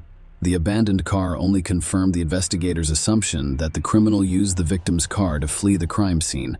Forensic experts carefully examined the vehicle's interior, hoping to find something that could help solve the case. Investigators turned to CCTV footage to determine who was driving Adrienne's car. Unfortunately, the location where the police discovered Adrienne's car lacked cameras. Nonetheless, there were cameras on nearby buildings. Looking through the recordings, the investigators noticed a man wearing shorts, a baseball cap, and long hair. It was around the same time that the 911 call came in. He was slowly walking in the opposite direction of Adrienne's car, and it was critical to know where he was going next. There was another surveillance camera around the corner. However, the investigators were greatly disappointed. This man went the opposite way. As a result, they lost track of his location. They replayed the recording dozens of times, hoping to catch something they hadn't noticed before. However, it was difficult to see anything but the general features of this man. Because the recording was done at night, interviewing witnesses provided the police with new information to consider while sitting on the porch of his house at night. One of the neighbors noticed Adrienne and a man running down the sidewalk. It was unusual for several reasons. First, it was late at night. Second, it did not appear that they'd gone for a run. Adrienne wore a dress rather than sportswear. Furthermore, she had shoes in her hand. The man running after her was not dressed in sportswear, but it did not appear to be stalking because Adrienne was not screaming or calling for help. As a result, the neighbor placed little importance on what he saw. As I previously stated, the investigators needed to reconstruct the sequence of events preceding the 911 call about Adrienne, the victim's roommate. Jay was invited to the police station for questioning. After all, Adrienne accompanied him to the club, and he later discovered her on the bathroom floor, or so he claimed. During a conversation with the detective, Jay stated that he and Adrienne had a few drinks at home before going to Diamond Dolls. They used to go there to relax and get away from their daily problems. According to Jay, they went there on foot because they had already consumed alcohol and didn't want to drive in such a state. As a result, the police decided to focus on Diamond Dolls, as visitors with questionable reputations frequent such locations. Jay said he and Adrienne arrived at the club around 10:30 p.m. I stayed there for several hours. When they were sitting at a table, another man they had never met before joined them. Jay referred to him as an African American with a beard and a baseball cap. Adrienne returned home a few hours later, and Jay is said to have stayed behind. He noticed that the guy sitting at the table with them had also left, hoping to confirm Jay's testimony and uncover new clues. The investigators headed to the Diamond Dolls. They were confident that the club had surveillance cameras that would allow them to determine whether Jay was telling the truth or had something to hide. The wide-angle camera aimed at the road recorded everyone who entered and exited the club that evening. Looking through the footage, the investigators discovered the moment Jay and Adrienne arrived at the club. They were relaxed, and nothing unusual was happening. The other camera was positioned at the club's entrance. Furthermore, the recording quality was quite good. It enabled the police to make. The CCTV footage verified Jay's testimony. He exited the club alone at 2:53 a.m. He stepped outside, crossed the parking lot, and walked to his house. Adrienne also left the club earlier than Jay, at 1:38 a.m., according to security cameras. When Adrienne entered the club, the most observant viewers likely noticed something was wrong. She was dressed in a dress and what appeared to be a jacket. However, when she returns home, she only wears a dress. Adrienne had left the club and was about to head home. But 4 seconds later, a man wearing a baseball cap emerged from the club. He dashed out after her to return the jacket she had left inside. After he handed Adrienne the jacket, they appeared to be discussing something. We'll never know what they were discussing at that point. Instead of returning to the club, This man followed Adrienne out of the parking lot, where they turned right. As you can see, the street isn't crowded. There are almost no houses here. Did Adrienne feel in danger at that time? Perhaps. We will never know for sure. Investigators concluded that the man caught on camera at the club and the man seen near Adrienne's abandoned car were not the same person. Given all of the circumstances surrounding her death, they concluded that the perpetrator was most likely the man they saw on the club's key TV footage, and that the man in this recording could be a random passerby. In any case, the police were investigating all possible scenarios and hoped to provide answers to Adrienne's parents as soon as possible. Her family traveled to Florida to pick up her belongings. The investigators met with Mark and Dolores and promised to do everything possible to locate and prosecute the criminal. Adrienne's parents described her as a friendly person who had no enemies. She got along well with her boyfriend, Justin, and her roommate, Jay. Investigators believe Adrienne had no real connection to the person who murdered her. Soon, the laboratory report arrived. Although the criminal cut out a portion of the sheet, in an attempt to avoid responsibility, forensic experts discovered male DNA there. Furthermore, it appeared not only on the sheet but also on Adrienne's body within the walls. When the investigators compared the obtained DNA to the database, they were disappointed that there were no matches. Thus, the police had an unknown man's DNA and CCTV footage from the club where Adrienne spent her final evening. At this point in the investigation, detectives considered the footage to be the most important clue in solving the case. They examined the recordings again, but this time they watched not only the night recordings but also the day recordings, which yielded results approximately 8 hours before Adrienne died. Investigators saw the same man Adrienne was talking to in the parking lot and who left with her. The police now had a better view of his face. But that is not all. I was trying to figure out how this unknown man got into the club. The investigators noticed that he had arrived by taxi. The phone number printed on the taxi's body was visible on the recording, and the car's brand was easily identified. This man could now be identified much more easily.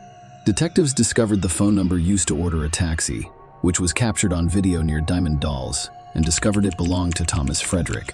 When they compared his driver's license photo to the image of the man on the CCTV footage, they realized they were looking at the same person. Thomas Frederick had become the primary suspect in this case, and the police needed irrefutable evidence to arrest him. The recordings from the cameras alone were insufficient. As a result, they secretly watched Frederick. The police were afraid of scaring him away, so they decided to obtain his DNA without his knowledge. The officers monitored him for a week and a half, waiting for the right moment. They followed him to work. They spent the entire night watching him at his house. They were always there, patiently waiting for him to give them something, and it paid off. One day, Frederick threw a cigarette butt on the road. They collected the cigarette buttocks and sent them to the lab for DNA testing. It was necessary to determine whether Thomas Frederick was responsible for the traces found in Adrienne Roberts' home. While awaiting the results of the tests, police officers continued to keep an eye on him in secret, fearing he would flee the state. Everyone was eagerly awaiting the laboratory's report shortly after it was issued. That concludes. Isn't it strange that the DNA on the sheet on the walls of the house and Adrienne's body belonged to Thomas Frederick? After receiving this information, police officers arrested him and transported him to the police station. During the interrogation, the man stated that he frequently visits different clubs and bars and almost always meets new people there. When the police showed him a photo of Adrienne Robert, he stated that he met her at Diamond Dolls. Adrienne allegedly treated him to a drink, after which they danced and talked. Frederick said he went to work after the club, but the CCTV footage contradicted his claims. When the detectives pointed out the inconsistency, it revealed that he had left with Adrienne. He stated that he and Adrienne walked together to the end of the street before departing in different directions. Sounds convenient, right? Especially when it is said by someone who could face life in prison.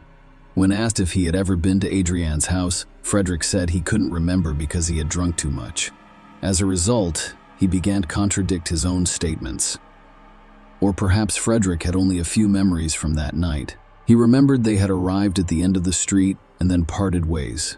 The man remembered going to work after the club, but he couldn't recall being at Adrienne's house. The investigators knew he was lying because they had a witness who saw Adrienne running barefoot with her shoes in her hands, and this man running after her. When they told Frederick about it, He said Adrienne asked to walk her home and then said she needed to hurry up. She took off her shoes and ran. The man claimed he had no choice but to run with her. He claimed he didn't pursue her and instead kept her company. The detectives grew tired of hearing his constantly changing stories and accused him of attacking Adrienne. They told him that his DNA was on the sheet, Adrienne's body, and a variety of other items in her home. Frederick realized he could not get away with it. He claimed he was acting in self-defense. Now his memory has returned. He claimed he and Adrienne went to her house and had consensual intercourse. Adrienne became ill shortly after, and they went to the bathroom, where she vomited. Then they started fighting. Adrienne took out a knife, threatened him, and attempted to injure him. He exercised his right to self-defense, resulting in Adrienne's death. Frederick allegedly panicked and had no idea what to do, so he chose not to call 911. Instead, he fled because he knew they'd blame him for the woman's death. Thomas Frederick was charged with first-degree deprivation of life. When he appeared in court for the trial in January 2014, the prosecutor gave his version of what happened that night. Adrienne and Jay drank some alcohol at home before heading to Diamond Dolls in good spirits. Thomas Frederick sat down at a table alongside them. They thought the man was a fairly ordinary person. They were chatting casually and simply relaxing. Adrienne needed to move her belongings to her and Justin's new home the next day, so she decided to leave early. Jay chose to stay at the club. Frederick decided to take advantage of the situation by following her. She did not want him to accompany her, so she attempted to flee from him, but she couldn't. He chased her all the way home, and when she went inside, he broke in, stole a knife from the kitchen, and did what he came after Adrienne for. According to the prosecutor, the injuries on her body indicated that her encounter with Frederick was not consensual. He then decided to end Adrienne's life so that she could report him to the police. He attempted to cover his tracks by cutting out the area of the sheet where his seminal fluid remained. However, it did not prevent the police from obtaining the criminal's DNA. After all, it was found in numerous other locations, including Adrienne's body. Then he took her car keys, drove a few blocks, and left the vehicle. Adrienne's parents left the courtroom while the medical examiner was giving his statement. "I did not want to hear that. Mark Roberts stated that does not bring her back, and I did not want to know what she went through. According to what I've heard, she fought extremely hard. Mark and Dolores, Robert, have found it difficult to live without their daughter. It will undoubtedly take some time for us because we have recently lost the most important thing in our lives." He said, "We'll get back on our feet because Adrienne would want that, and it'll take some time, but we'll get there." Thomas Frederick's defense attempted to make Adrienne look bad. At the trial, his lawyer stated that Adrienne also invited Frederick to her home to engage in consensual intercourse with him. This version has no basis and could simply be an attempt by the perpetrator to justify his presence in the victim's home. The presence of DNA, which can only be traced back to one individual, is undeniable. Frederick's defense team also attempted to persuade the jury that he acted in self-defense. She did sustain a stab wound while he was fighting her off, according to his lawyer, and his attempt to convince the jury that it was self-defense was unsuccessful. Due to a lack of evidence, the jury convicted Thomas Frederick of first-degree life deprivation and stealing Adrienne's car. They did not accuse him of coercing her into intimacy by threatening her with a knife. The court sentenced Thomas Hampton Frederick, 25, to life in prison without parole. Adrienne's father stated that he and his wife were thrilled to learn that Frederick would spend the rest of his life in prison. It does not bring Adrienne back, but justice was done today. It was difficult to be in the same room as the man who had hurt his daughter and keep his emotions under control. He claimed Frederick showed no sympathy or remorse, even when the jury returned its verdict.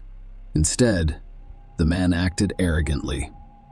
Robert and his wife Dolores sobbed as the verdict was read aloud in court. "We were extremely happy." He said, "She simply loved to live life. Her smile was contagious. It's unfortunate that we will never see that again."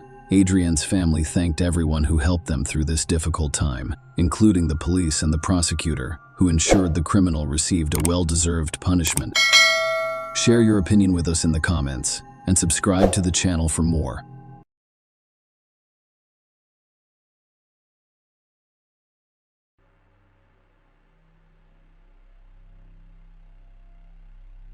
Hey guys, welcome to my channel, and today we're going to take a look at another horrible case with you. In this video, we will look at the events that occurred in Austin, Texas. Diane Hollick, 43, was a successful woman with a senior position at IBM on the morning of November 16, 2001. She missed a scheduled work call, which caused immediate concern among her coworkers because they knew she was a responsible person. As a result, when colleagues couldn't reach her, they called the police and asked them to check Diane's house. When the officers arrived, they discovered something terrible. Diane Tammy Hollick was born in 1958 in New York City. Friends and family described her as a hard worker and a happy person. Her determination and work performance helped her become financially secure. She has spent more than 20 years at IBM, one of the world's largest manufacturers and suppliers of hardware and software. In 1996, she relocated to Austin, Texas. She had advanced to a senior position in the company by this point, allowing her to work from home. Diane purchased a luxury home in Austin's suburbs and lived a lifestyle that many people can only dream of. She hosted wine tasting parties for friends, went to the most expensive restaurants and dance clubs, and was involved in charity work. At the same time, she attempted to improve her personal life in mid-November 2001. A storm warning was in effect in Texas. Torrential rains and tornadoes hit Austin on November 16th, so Diane worked from home that morning. Her company had scheduled a work call, but she stopped answering the phone. Diane owned several phones, including her home phone. However, she didn't respond to any of them. Her colleagues left messages asking her to call back. They quickly realized there was something wrong. As a result, they contacted the police and requested that someone be dispatched to Diane's home to investigate what had occurred. When the officers arrived at Diane's house, her neighbor noticed them and offered them a spare key. The police went inside, where there was complete silence, interrupted only by dogs emerging from the kitchen. After receiving no response from Diane, they began inspecting the house. In the bedroom on the second floor. After discovering Diane Hollick's lifeless body, detectives went to her home. Diane's house became one of the cleanest crime scenes they had to work with. There was no evidence of theft, struggle, or illegal entry into the home. Diane's fully dressed body lay in the bedroom, next to her bed. However, the detectives quickly realized they were dealing with a crime. The woman's neck bore distinct strangulation marks caused by what appeared to be a rope. There were also traces of someone binding her wrists with what appeared to be cable ties. The cleanliness of the house, untouched valuables, and lack of signs of forced entry led detectives to believe Diane died at the hands of someone she knew and trusted enough to let into her home. There was no evidence that anyone forced her into intimacy prior to her death. However, the detectives discovered several dark spots and red stains on the carpet near the bedroom entrance.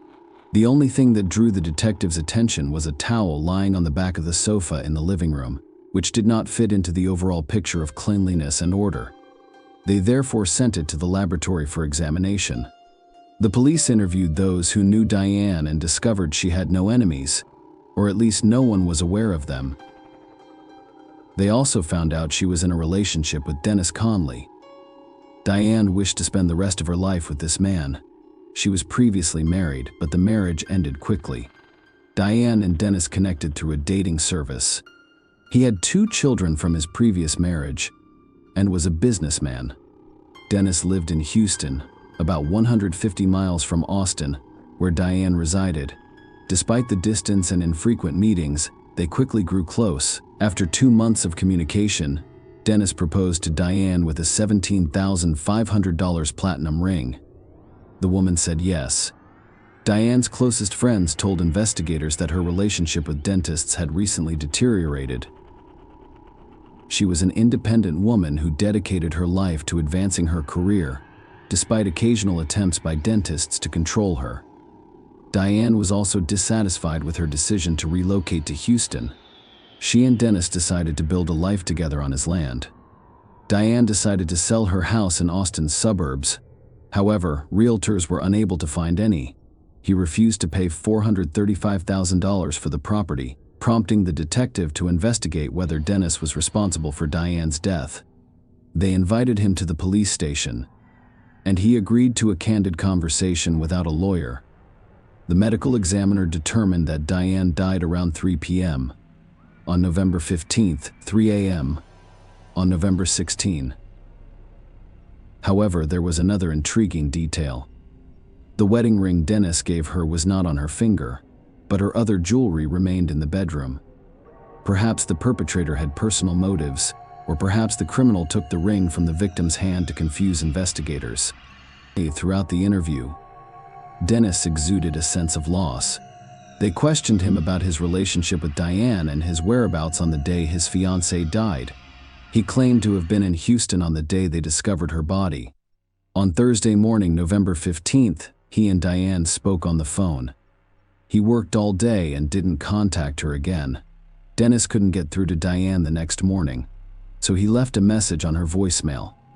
As we now know, the woman had already died by this point. He admitted that their relationship was far from ideal, mentioning recent arguments. Before ending the conversation, the police collected his fingerprints and a DNA sample. In theory, he could travel to Austin to deal with Diane before returning to Houston in the morning. However, the detectives investigated his alibi. The man did not leave the city. As a result, the police had to search for a new suspect. Dennis was the one who altered the course of the investigation. Before leaving the police station, he stated that one of Diane's colleagues was overly attentive to her. As detectives discovered, Ray, the man Dennis mentioned, paid regular visits to Diane's home and occasionally walked her dogs. However, Ray had a solid alibi and was not considered a suspect. However, after speaking with Diane's colleagues, the authorities discovered that a man had inspected her house a few days before her death. He sold the ranch and intended to purchase her home if he liked it after inspection. He said he'd make a cash offer. This man inspected the house and promised to return with his wife in a few days to make a joint decision on the purchase. Because this information was one of the few clues the police had, they focused all of their efforts on finding this mysterious buyer. Perhaps someone noticed him when he came to Diane's house. Detectives began interviewing the owners of all the properties for sale in Diane's neighborhood, implying that the victim's home was not the only one this mysterious buyer visited. 7 of the women interviewed told the same story. According to them, on the day Diane died, a 35-year-old man with a large nose and dark hair combed back came to see their homes without the presence of a real estate agent. While 6 women refused to let the man in, one allowed him to go inside and see the house. As this woman mentioned, the potential buyer behaved strangely after entering. He did not open any doors or examine the layout of the rooms. He was only interested in the bedroom on the 2nd floor, so he asked the woman to show him. The woman felt something was wrong and asked him to leave her house. The important thing to note here is that, when requesting permission to inspect the house, this man identified himself as Walter Miller. The police looked up this name in their databases, and the forensic artist drew this man. There were 2 Walter Millers in Austin, neither of whom matched the age or appearance description. Detectives were attempting to determine the motive behind the crime. Did the criminal only take the wedding ring? Could he have taken more jewelry or money? After all, the victim was wealthy and had lived alone for quite some time. As a result, no one could tell how much jewelry she actually owned. Why did he remove the cable ties that bound Diane's hands and carry them away? Did he know her? Diane was fully clothed when the police discovered her body, and the autopsy revealed no evidence of her being forced into intimacy prior to her death. Nonetheless, the detectives decided to return to her home and look for signs of sperm. They assumed that the criminal had left fluids somewhere in the house, but they found nothing. A sketch of a possible criminal began to appear on evening newscasts, with a request for anyone who knew someone similar to report it. A few short hairs discovered on a towel from Diane's house provided one of the few clues available to the police. Unfortunately, the hair lacked roots, preventing the experts from obtaining a complete DNA sample of its owner. Nonetheless, the investigators were optimistic about the results of the partial profile. Meanwhile, a woman called police after seeing a sketch of a man who could be considered a suspect in the Diane Hollick case. During the interview with detectives, the caller stated that she and her husband listed their house for sale about 6 months ago. One afternoon, a man approached and stated that he wanted to buy a house for cash. However, he needed to see it first, As in previous stories, a real estate agent was not present. This woman refused to let the stranger into her home, so he was forced to leave. After about 2 months, she noticed the same man on her doorstep. The latter identified himself as Jim Taylor. Her husband had just left for work and she was home with her young daughter. The man again requested to look around inside, but was denied. It enraged him, so he began shouting and demanding to go inside. The pseudo-buyer only left after the woman threatened to call the police. The woman was terrified. She took a piece of paper and wrote down his name and the license plate number of his minivan, which was parked in the driveway. When she saw the suspect's portrait on the news, she assumed he was the person who came to look at her house back then. The police now had the license plate number at their disposal. Using a database, they discovered that the vehicle's owner was not Jim Taylor, but Patrick Anthony Russo. At first glance, it appeared unlikely that Russo was involved in Diane's death. He lived 40 minutes from Austin, was married, had 2 children, and played in a church band. However, a more in-depth look into his background revealed that he was an ex-convict who had served time for a series of attacks on women. One of them resulted in abduction. He tied up his victim with cable ties and began strangling her, but stopped at the last moment. The court sentenced him to 20 years in prison for this offense.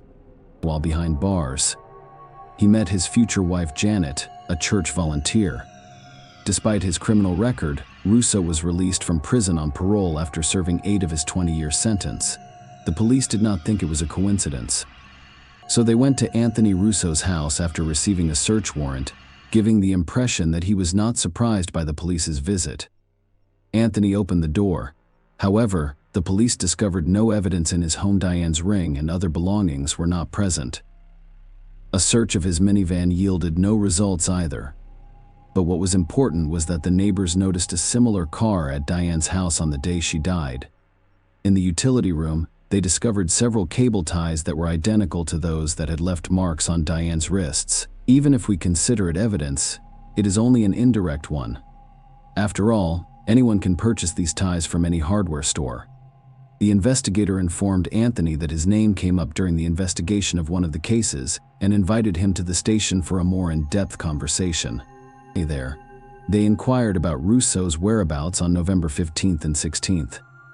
He stated that on Thursday, the 15th, he went to Austin to visit a religious radio station, but was unable to enter because no one opened the door. This radio station happened to be close to Diane Hollick's house. He said he went home around 4 p.m., but I got a little lost due to a hurricane. He arrived home around 6 p.m.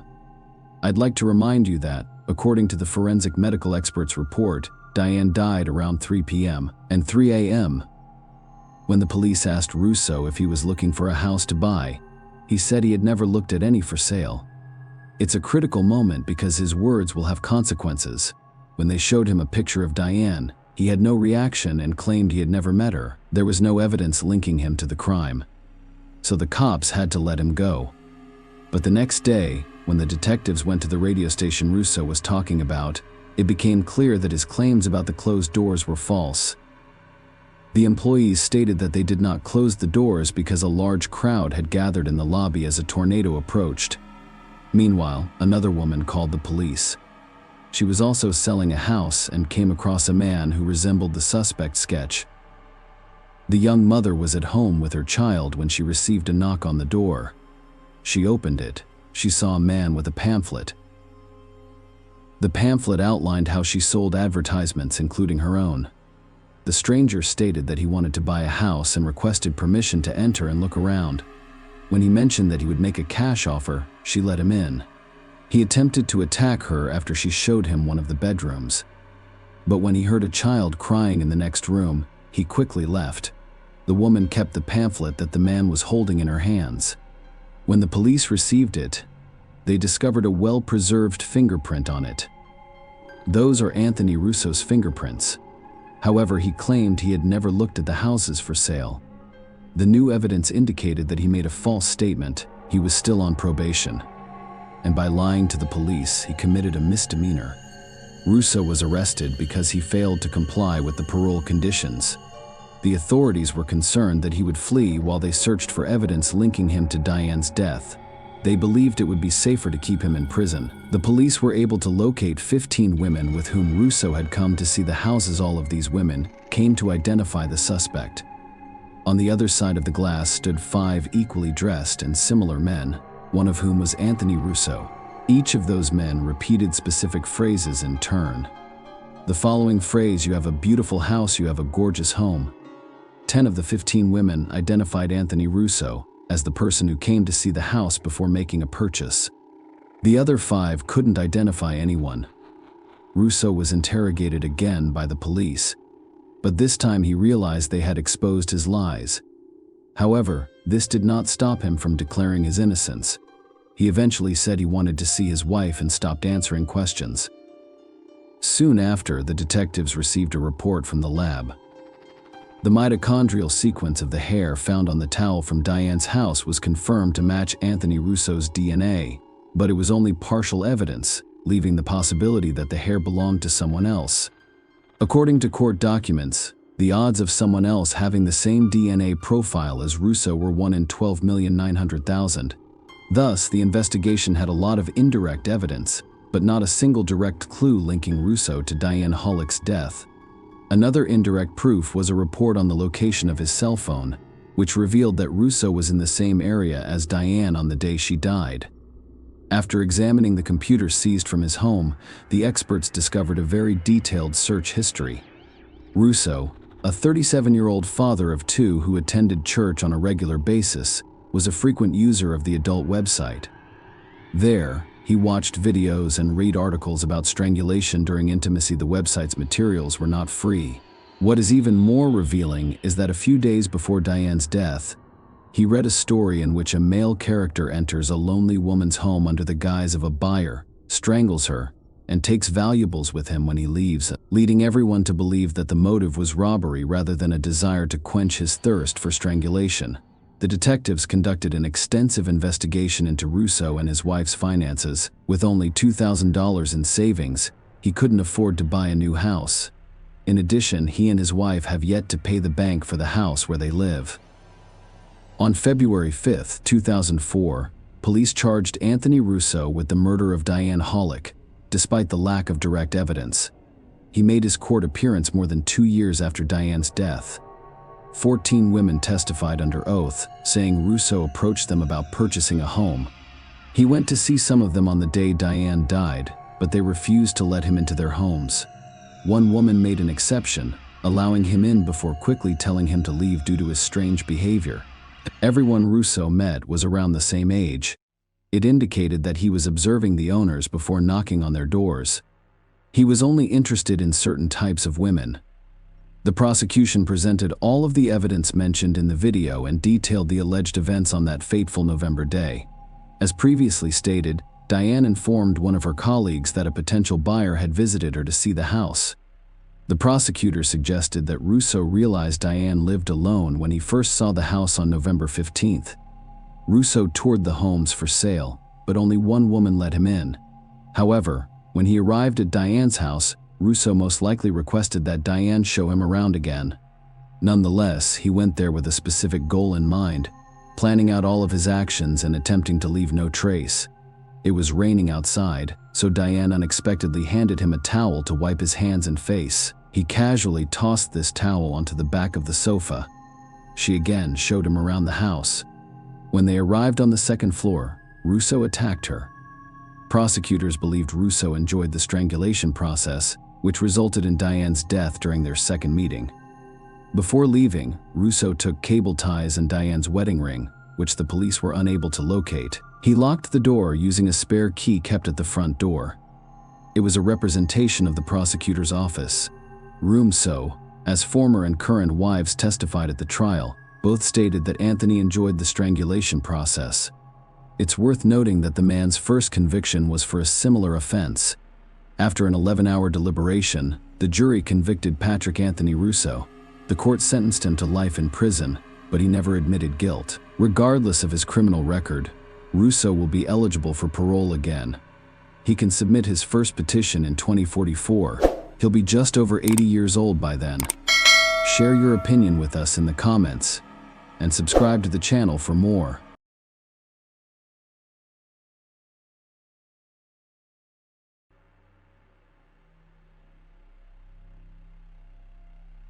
Hey guys, welcome to my channel, and today we're going to take a look at another horrible case with you. Today we'll look at a story from 2004 in New Jersey, USA. Brittany Gregory was born on April 1, 1988, in Brick Township, the youngest of 5 children in her family. Her parents divorced, and she was left to live with her father, but she remained close to all of her siblings, particularly her sister Brianna, who was 4 years older than her. Brittany excelled in school, and her teachers expected her to become a scholar. Her unusual dream, however, was to become a forensic scientist and investigate crime scene evidence. Brittany enjoyed being the baby of the family. Her mother described her as spoiled but not vain or arrogant. She celebrated her 16th birthday in April by keeping her mother's promise to let her get her belly button pierced. She adored pop star Britney Spears and had posters of her up in her bedroom. She enjoyed cartoons, particularly SpongeBob SquarePants. She also couldn't get enough of TV shows about forensic science, which she wanted to pursue. She and her mother used to watch the same shows and then call each other to discuss what they were watching. In 2004, Brittany, 16, and her older sister Brianna, 20, lived in a small house near their school with their father, Joe Don, and his new girlfriend, Lori Peterson. Brittany's father's house was the last one on the street, and it was near a wooded lot. Brittany had been dating 18-year-old John Fitzgerald for nearly 2 years. He was a nice guy who Brittany's family liked. They had a great relationship and were considered the ideal couple. At around 8:30 p.m. on Sunday, July 11, 2004, Brittany's mother Deborah and sister Brianna drove to the town of South Toms River, about 15 miles from Brittany's home, to visit her older brother and his wife, who had recently had a daughter. That evening, Brittany called her mother from her cell phone and requested a ride to her boyfriend John's house. The girl's voice was extremely upset, indicating potential trouble. Her mother explained that she was out of town and unable to drive Brittany, but that her sister Brianna could be there in about an hour. Brittany agreed, saying she'd wait for her. Brianna was free about 45 minutes after Brittany called, so she called her, but her sister did not answer.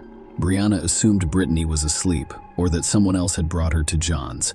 When Brianna returned home in the morning, she discovered Brittany was not there, but her belongings, including her phone, were still there.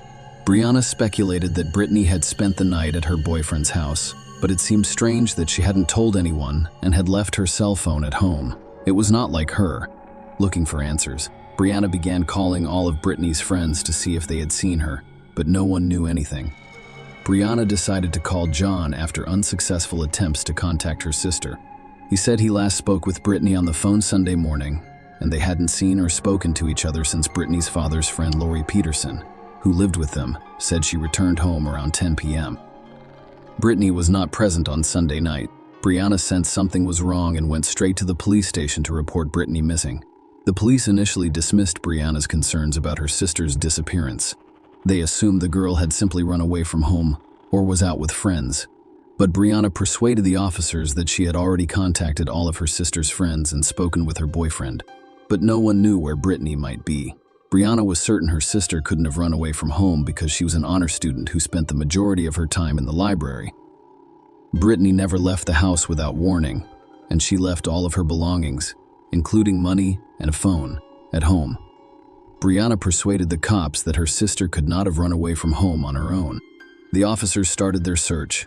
They first went to Brittany's house to inspect her room and look for clues. They ensured that Brittany's purse, containing her phone, ID, and makeup, was left in her room.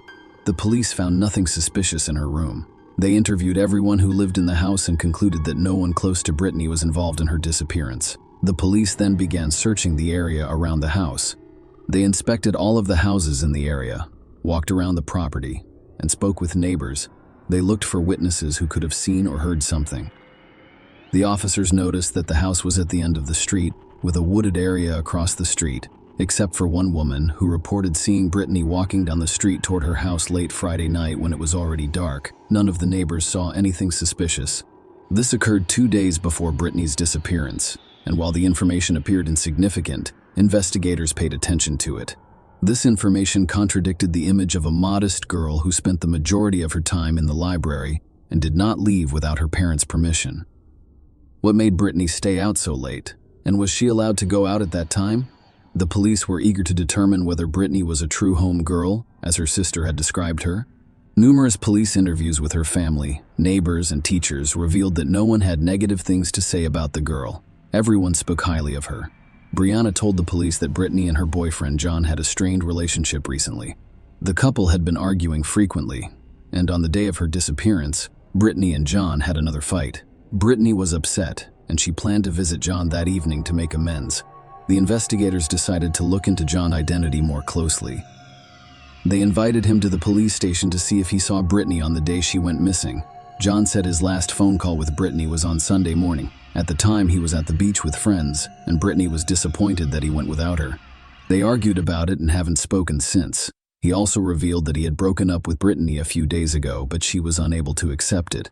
Even though she knew he was already dating another girl, John insisted that he had no plans to go out with Brittany that night and had no idea she was coming to his house. The rumor that Brittany kissed another guy at the party sparked their breakup.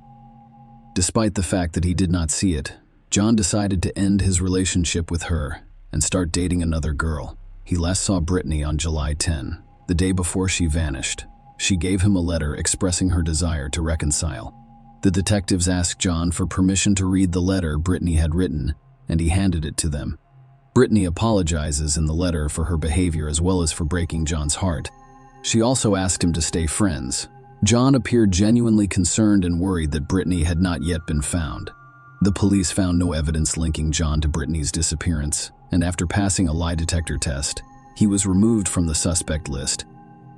However, John did provide the detectives with one important detail. He claimed that Brittany frequently came to his house via the woods behind her father's house, and the story of Brittany's disappearance became increasingly complicated. Detectives began to wonder if Brittany attempted to reach John's house that night, which was about a mile from her father's house through the woods. It was already dark, and she might get lost or fall somewhere along the way. The police began a search in the woods where Brittany most likely passed. She may have walked along a path that began near her house. Being in the woods at night was frightening and dangerous. The question of why a young girl was not afraid to walk through the woods in the dark was perplexing. The search in the forest lasted 3 days, but nothing was discovered. When it appeared that the investigation had come to an end, the police were contacted by a woman who had been with her brother in a nearby park. The night Brittany disappeared, it was quiet and deserted, with only one car. The woman drove a Chevrolet pickup truck with distinctive wheels, and she noticed and remembered the car's license plate. Investigators discovered that the car was registered to Anthony Geiger, a 23-year-old. To determine Anthony's connection to Brittany's disappearance, police began investigating his past and discovered that he was Bobby Joe's ex-boyfriend. Brittany's sister, Bobby Joe, told detectives that they split up about a month ago because Anthony was overly jealous and focused too much on Brittany. She also stated that she began to suspect Anthony, who was 23 years old, had feelings for her younger sister, Brittany, and ultimately decided to end her relationship with him. Brittany's friend said Anthony always looked at her strangely and tried to flirt with her. They last met at lunch, when Anthony attempted to flirt with Brittany again. Detectives began to suspect Anthony of kidnapping Brittany and brought him in for questioning. During the interrogation, Anthony denied being in the neighborhood where Brittany lived on the evening of July 11. According to him, he did not arrive until the following day, July 12, when the police had already begun searching for the girl. He did not deny that he was on good terms with her and saw her frequently at parties and other gatherings, but he insisted that they were just friends and that he did not flirt with her. Anthony also stated that he knew Brittany was too young for him and that he only cared about her as a friend. Anthony testified that he spent the evening of July 11 at home with his new girlfriend. Although Anthony's girlfriend confirmed his alibi, investigators still suspected him because his house was close to Brittany's. Investigators returned to examine the letter Brittany had written to John and discovered disturbing signs that she was saying goodbye to her loved one. They became concerned that Brittany might be harming herself after ending her relationship with her boyfriend. Brittany's parents, however, rejected this version, believing that their daughter was intelligent and determined, and that her breakup with her boyfriend would not prevent her from pursuing her dreams. They thought Brittany was overly passionate about life. After the investigation stalled again, the police decided to use the media to contact the public in search of potential witnesses. In addition, Police officers from other areas joined the investigation to help. Brittany's parents also decided to take an active role in the search because they were tired of doing nothing but waiting. They decided it was time to take action and began going door to door, asking people in the neighborhood. But it did not work. The police decided to return to where it all began, Brittany's home. Even if she had decided to walk through the woods to meet her boyfriend, it remained unclear why she had left her phone in her room. Could she have been kidnapped right outside the house? If so, did she know the person? Did she trust him? During a thorough search of the house, the police discovered something important in Brittany's room. Her personal diary, which contained a handwritten letter. The contents of this letter were extremely important to the police because they pierced the veil of secrecy surrounding family relationships. Brittany described her life, her relationships with her friends and boyfriend, her education, and how she prioritized her family. In particular, she wrote that she comes from a dysfunctional family, that she visits her older brother in jail every Sunday, that her mother is a drug addict who abandoned her when she was 9, and that she now lives with her father, with whom she is not particularly close, and his girlfriends. She also stated that she is not perfect and has done things she is not proud of. However, she does not want to be like her parents and wishes to succeed in life. She aspires to be a forensic scientist who helps solve crimes. After reading this letter, the police expanded their suspect pool and focused on Brittany's family, who had not previously been considered suspects. Detectives began checking on each member of Brittany's family and discovered that a male massage parlor was operating from her home. Lori Peterson, a friend of Brittany's father, serves various men every day, but everyone in the neighborhood knew she didn't give massages, but rather offered intimate services for a fee. It turned out that many people were aware of it, and Lori did not keep it a secret, handing out business cards throughout the area. Neighbors also reported that suspicious individuals frequently gathered at Brittany's father's home to use illegal substances for the police. This suggested that the atmosphere in Brittany's home was dysfunctional. Lori's services were sought by a number of men, the majority of whom she had never met. It was possible that one of her clients had taken Brittany from the house. More than 100 police officers began working to identify everyone who had visited Joe Dunn's house in the previous month. It was an extremely difficult task. However, a week after Brittany disappeared on July 18, police announced the arrest of a murder suspect. Brittany's family was shocked to hear the news because she had been reported missing and her body had yet to be found. When a picture of the suspect appeared on television, Brittany's mother, Deborah, recognized him. It turned out to be her longtime friend, 28-year-old Jack Fuller Jr., who had attended all of the family gatherings and had known them for 20 years. His daughter was engaged to Brittany's brother, who was incarcerated. Deborah was in shock. Why was Jack arrested and charged with murder when Brittany's body had never been found? The family couldn't believe Jack could have been involved in this case, given that his children were friends with Brittany. They hoped Brittany was still alive. Fuller, a hardened criminal, spent the majority of his adult life threatening his Howell neighbors. According to court documents and interviews, he broke into cars, houses, and garden sheds, used and sold drugs, threatened a man with a baseball bat, fought with police, and lied about his identity after being arrested for drunk driving. He has been arrested over a dozen times in the last decade alone. He has spent time in state prison for theft and parole violations. Neighbors claim that many of his crimes went unreported because people were afraid of him. The last time he was tried. He was sentenced to 5.5 years in prison and released a year before Brittany went missing.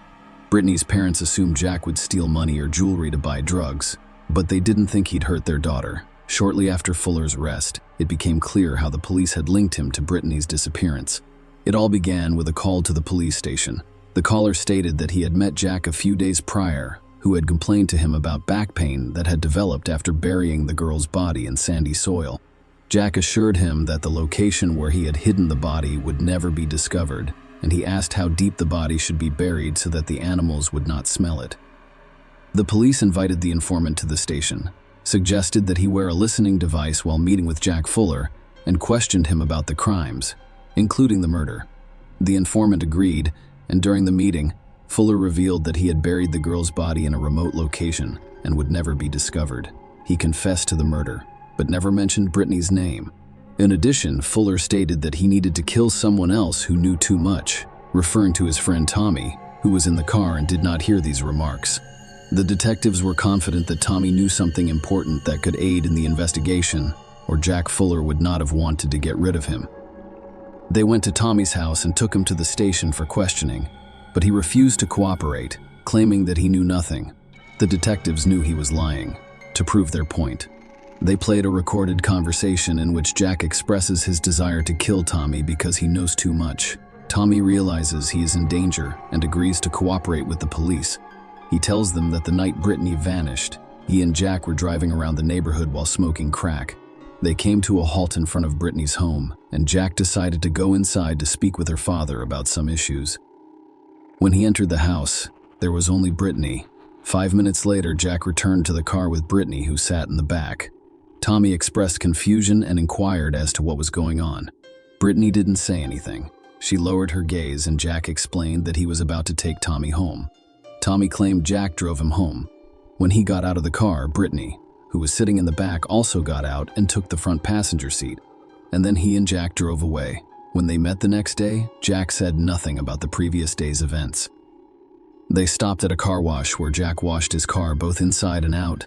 This was unusual because he had never attempted it before. The car wash attendant even made a joke about it. But Jack became enraged and told him to mind his own business, or he'd risk his life. Tommy explained that when he learned about Brittany's disappearance, he suspected Jack was involved and asked him directly what he was doing with her. Jack became enraged by the question and stated that he had taken her home and left rudely, instructing him not to ask again if he did not want trouble. Tommy assumed Jack had taken Brittany to the woods to rape her because he intended to use Laurie's intimate services that evening. But she wasn't at home. The detectives realized Jack is just the man for them. When they arrived to arrest him, Jack was holding a can of gasoline and appeared to be preparing to burn his car. Was he planning to burn the car to destroy the evidence? Yes. It appeared that he was conducting the search. Blood was discovered in the car, and forensics determined that it was Brittany's. When the police discovered that Jack had visited a car wash after his trip with Brittany, they went there and confiscated the vacuum cleaner he was using. A criminologist discovered sand particles stuck together by blood inside a vacuum cleaner. Testing confirmed that it was Brittany's blood. Despite the evidence in front of the police, Jack refused to confess to Brittany's kidnapping and murder. Detectives interviewed all of Jack's acquaintances, and the majority of them were convinced that he was capable of murder. Many described him as a man who could handle anything. Despite the fact that Jack never worked, he was always financially secure. During the investigation, it was discovered that on the night of Brittany's disappearance, one of the patrol officers observed a car parked on the side of the road near the woods. That was Jack Fuller's car. Brittany had gone missing, but this was unknown at the time. When the officer approached Jack, he explained that he was looking for his dog, which had run off into the woods. Given this information, the search for the body concentrated on the area where the officer spotted Jack's car. The search, which involved police officers, canine units, helicopters, and volunteers, was ultimately unsuccessful. Investigators suspected Brittany was desperate for someone to drive her to her boyfriend's house that night. When Jack arrived at her house, she asked him to do it. Jack agreed to transport her wherever she needed to go. Instead, he took his friend Tommy home and decided to exploit the situation by raping and killing Brittany. To prove it, her body had to be discovered. While the police were attempting to question Jack and extract a confession, another witness came forward. A woman called the cops, claiming that if Jack Fuller really killed Brittany, she might know where he hid her remains. This woman was a former drug addict who Jack once held hostage for months before escaping. During that time, she had grown to know Jack Welch and knew all of his secrets, including where he went and what he did. He frequently visited the same places and accompanied her. One day, he showed her a location near a power line and told her it was an excellent place to bury her because no one would ever find a body there. The detectives didn't believe the woman at first and began questioning her. She stated that the site was in Lakewood and the soil was sandy. The police immediately remembered the words of an informant who told them how Jack had complained to him about how difficult it was to bury a body in sandy soil. The authorities decided to conduct a search in the area the woman had mentioned. It was only 3 miles from Brittany's home. After several days of searching, no results were found. However, the police continued their search after experts discovered a perfect match between the sand from Fuller's vacuum cleaner at the car wash and the soil in the area. Every day, more than 100 people combed the dense forest that borders Monmouth and Ocean counties. Brittany's grave was discovered on Tuesday morning, July 27, 2004, 15 days after she had been reported missing. She was discovered by 3 New Jersey canine officers who had brought their dogs on a weekend search to assist. The young girl's naked body was discovered in a hole, accompanied by a necklace bearing Brittany's name. The detectives knew right away that they had finally found her. The medical examiner who performed the autopsy confirmed that it was Brittany Gregory's body, but he was unable to determine the exact cause of death due to the girl's strangulation and head trauma. "I'm not going to deny that there was trauma to her head, but that was not the cause of death," said Ocean County Executive Assistant Prosecutor Robert Gasser. The body had decomposed for 2 weeks, and the medical examiner says he cannot rule out strangulation or suffocation. Gasser stated that Brittany's body showed no obvious signs of sexual assault. However, the medical examiner did not rule out the possibility of rape. After consulting with his attorney, Jack Fuller agreed to a plea bargain. Brittany's family also agreed to the settlement to avoid a lengthy and difficult trial. Brittany's mother stated that she opposed the death penalty for Jack because it would be too easy for him. She wanted him to spend the rest of his life in prison, suffering and regretting his actions. Jack stated that Brittany asked him to take her to her boyfriend's house, and he agreed. He took Tommy home first, then planned to take Brittany to see her boyfriend. But first, he stopped on the side of the road and began smoking. This infuriated Brittany, who began yelling at him and slapping him on the arm. This irritated him, and he started punching Brittany. He admitted to punching her in the face and head at least twice after she tried to stop him from smoking again. Following the beating, Brittany began to make gasping and gurgling sounds. Fuller continued to get high as blood flowed from her nose and mouth. Brittany stopped breathing when he finally turned his attention to her. He realized she had died and decided to dispose of her body. However, his story was not believed because the medical examiner discovered evidence of strangulation on Brittany's body that Fuller had not mentioned. Furthermore, he did not explain why he had removed all of Brittany's clothing. The prosecution suspected that the crime was sexually motivated. On February 9, 2005, the Ocean County grand jury indicted Fuller on murder charges. On October 18, 2005, Fuller pleaded guilty to purposely and knowingly causing serious bodily injury that resulted in death. On January 13, 2006, he received a 30-year sentence without the possibility of parole. Share your opinion with us in the comments and subscribe to the channel for more.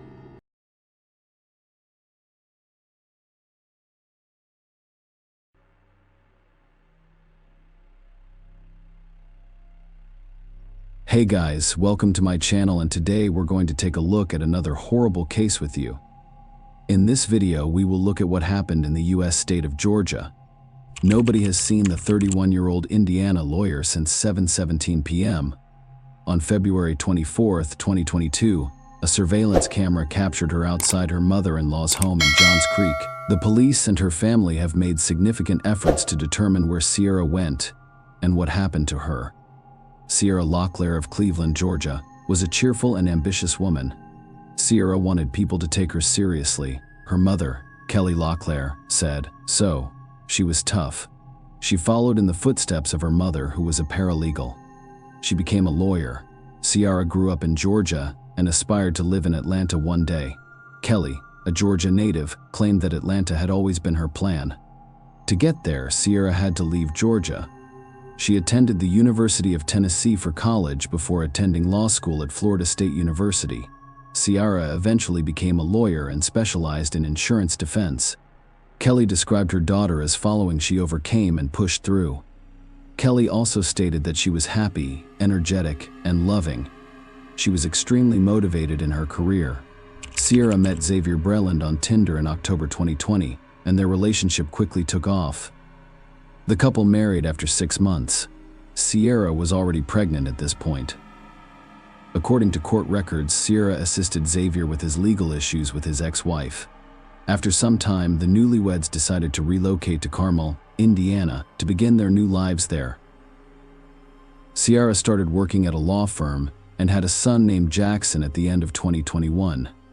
From the outside, Xavier and Sierra seemed like the ideal couple. However, their relationship problems began shortly after they met. Shelby Campbell, Sierra's cousin, said the couple's problems began after their first date. Sierra informed Xavier that she did not want to continue communicating with him, but her future husband was not the type of person who could handle rejection. Instead, if Xavier showed up uninvited to her apartment and sat near her door, he began sending her threatening messages because he noticed her with another man. Sierra threatened to contact the authorities if he did not stop. Finally, she gave him another chance. 6 months later, they were married. Shelby and Sierra were best friends who texted each other daily. Sierra expressed her feelings to her, stating that she was afraid of her husband. For example, one of her messages read, "Well, I'm struggling with it in a big way. I don't want to give up on someone I love and abandon him and our family. However, I believe that the behavior is deteriorating. So, if this is how things are now, how will it be in the future? Furthermore, he used to feel bad when he said ugly things. And lately he's not even sorry for his actions. He's blaming me for it, as if I did it because you forced me to." Sierra stated that her husband would be held responsible if anything happened to her. Shelby claimed she often told Sierra to leave her husband, but Sierra understood that if she was going to leave, she needed to do so strategically. Here is another screenshot of Shelby and Sierra's text conversation. Sierra was obviously afraid of her husband. Shelby Campbell stated that the texts she shared were only a few examples of what was going on between Sierra and her husband. She called the police several times. The police were called to her home in both Georgia and Indiana several times. Campbell stated that by the time the police arrived, she would have calmed down enough to tell him where she was lying. Shelby claimed that after one of those incidents, an investigator called Sierra's mother and informed her that he knew she was lying about what was going on when she called 911, and that he had seen the same pattern many times before. He was worried about what would happen to her. Sierra was preparing to leave her husband. She opened a secret bank account and transferred money there. The messages had a strong impact on the woman. Sierra stated that she loved her husband but couldn't afford to stay in the relationship. Her parents, Kelly and Nick Locklears, were aware that their daughter's family situation was far from ideal. They wanted Sierra to break up with Xavier and assured her that she could always return to a safe place, i.e., her home. Sierra's fateful trip to Georgia began when she and Xavier loaded their baby and large dog into Sierra's 2017 white Volkswagen Tiguan and drove 11 hours south. According to her family, Sierra arrived at her parents' home on February 19th. She spent the night with family members who hadn't seen her since she moved to Indiana. It seemed like a quick trip to see her family. However, Sierra decided that she would no longer return to Indiana. Xavier was also interested in the trip because his mother lived in Georgia. However, he was unaware that Sierra would not return. She informed her mother that she was going to find work in Georgia. She had also informed her parents that her husband's abusive behavior was escalating and that she was getting divorced. Sierra showed up at Nick and Kelly's home in Cleveland, Georgia, on Saturday, February 19th. The woman remained at her parents' house until Sunday. It had been a long time since we had seen each other. She reiterated that she wanted to divorce her husband and would not return to Indiana. On Sunday, February 20th, Sierra left her parents' house to pick up her son Jackson from her mother-in-law's house in Johns Creek, Georgia, which is about an hour away. Shelby Campbell stated that one of the last texts she received from her cousin read, "I'm at Xavier's mom's house. He won't give me Jackson, so I'm waiting for him before I leave." On Monday, February 21st, at 11:17 p.m., Sierra texted her father Nick, "I'll be back in the morning if that's okay, of course." "It's okay. You don't need to ask," Nick responded to her. Nick stated that the next day, when he had not heard from Sierra, he attempted to contact her again, and she said everything was fine. She mentioned that she had felt a little sick. Nick said he contacted her again on Wednesday to see if she was feeling better. He did not get a response. He texted her again on Thursday, February 24th. No one replied. By Friday, the Locklears were concerned because Sierra had not responded, which was unusual. Then, on Saturday evening, February 26th, Nick received a call from an unknown Indiana number.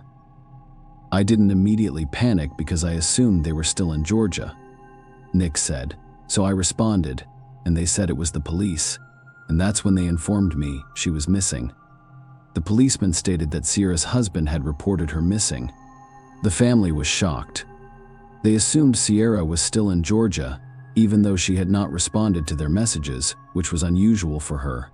Shelby Campbell is perplexed as to why he did not contact anyone to inquire about her safety. He did not contact anyone. He did not make us aware at all. After speaking with the Carmel police, Sierra's father called her, and Xavier answered. That is how Nick described his brief conversation with his missing daughter's husband. I asked, "If Xavier, tell me the truth. What is going on?" Sierra told me that if anything happened to her, you were responsible, so just tell me the truth. He then hung up, telling me to go to hell. Nick then called Xavier's father, who lived next to Sierra and Xavier in Carmel. The father responded, "No, I never saw her," as Nick had said. According to a press release issued on March 2nd by the Carmel Police Department in Indiana, Xavier Breland reported Sierra as missing to their office on Saturday, February 26, 2022. During the investigation, detectives discovered a video recording that showed Sierra's last known location. On February 24th at 7:17 p.m., she was at her mother-in-law's house in Georgia. Nothing unusual happens during the video. According to the official missing person report from the Carmel Police Department, Sierra left their home in the Brookstone Park of Carmel subdivision in Carmel, Indiana, shortly after 10 p.m. On February 25th, walked to the nearby store. She was reportedly wearing a black top and purple shorts in temperatures nearing 20 degrees that night. According to police, Sierra never arrived, and there is no surveillance video of her entering the store. They were also concerned because she had left her phone, work phone, and burner phone behind, along with her ID, credit cards, and 5-month-old son. Family members stated that she had a burner phone to contact them in an emergency. There was no evidence of Sierra's return to Indiana. Her family knew she wanted to stay in Georgia. Furthermore, Sierra would not have left without informing them. Even more suspicious was that she had abandoned her 5-month-old son. Her mother thought it all sounded absurd. Kelly LaClaire stated that her daughter confessed to her that the couple was having serious financial problems and accused her husband of being abusive to her and using their child as leverage to get her to stay with him. Kelly said she and her husband knew their daughter was dead after police called to report Sierra had gone missing, leaving her child behind. "She is definitely gone," Kelly said. "That was the first thing my husband said when police called after Xavier reported her missing, and the officer said she had left without bringing the baby. She refused to take a shower or let anyone else watch the baby." Kelly described Sierra as a devoted mother who lived to care for her son. She claimed Sierra awoke every hour or two to check on her son, who had a rash. "So when they said that, my husband said, 'No, there is no way my daughter would not do that.' If that's the case, and you're telling me she's missing, and the baby isn't with her, then my daughter died." Kelly said she would not leave him. On February 28, 2020, 2 days after reporting Sierra missing, Xavier noticed police officers at his door.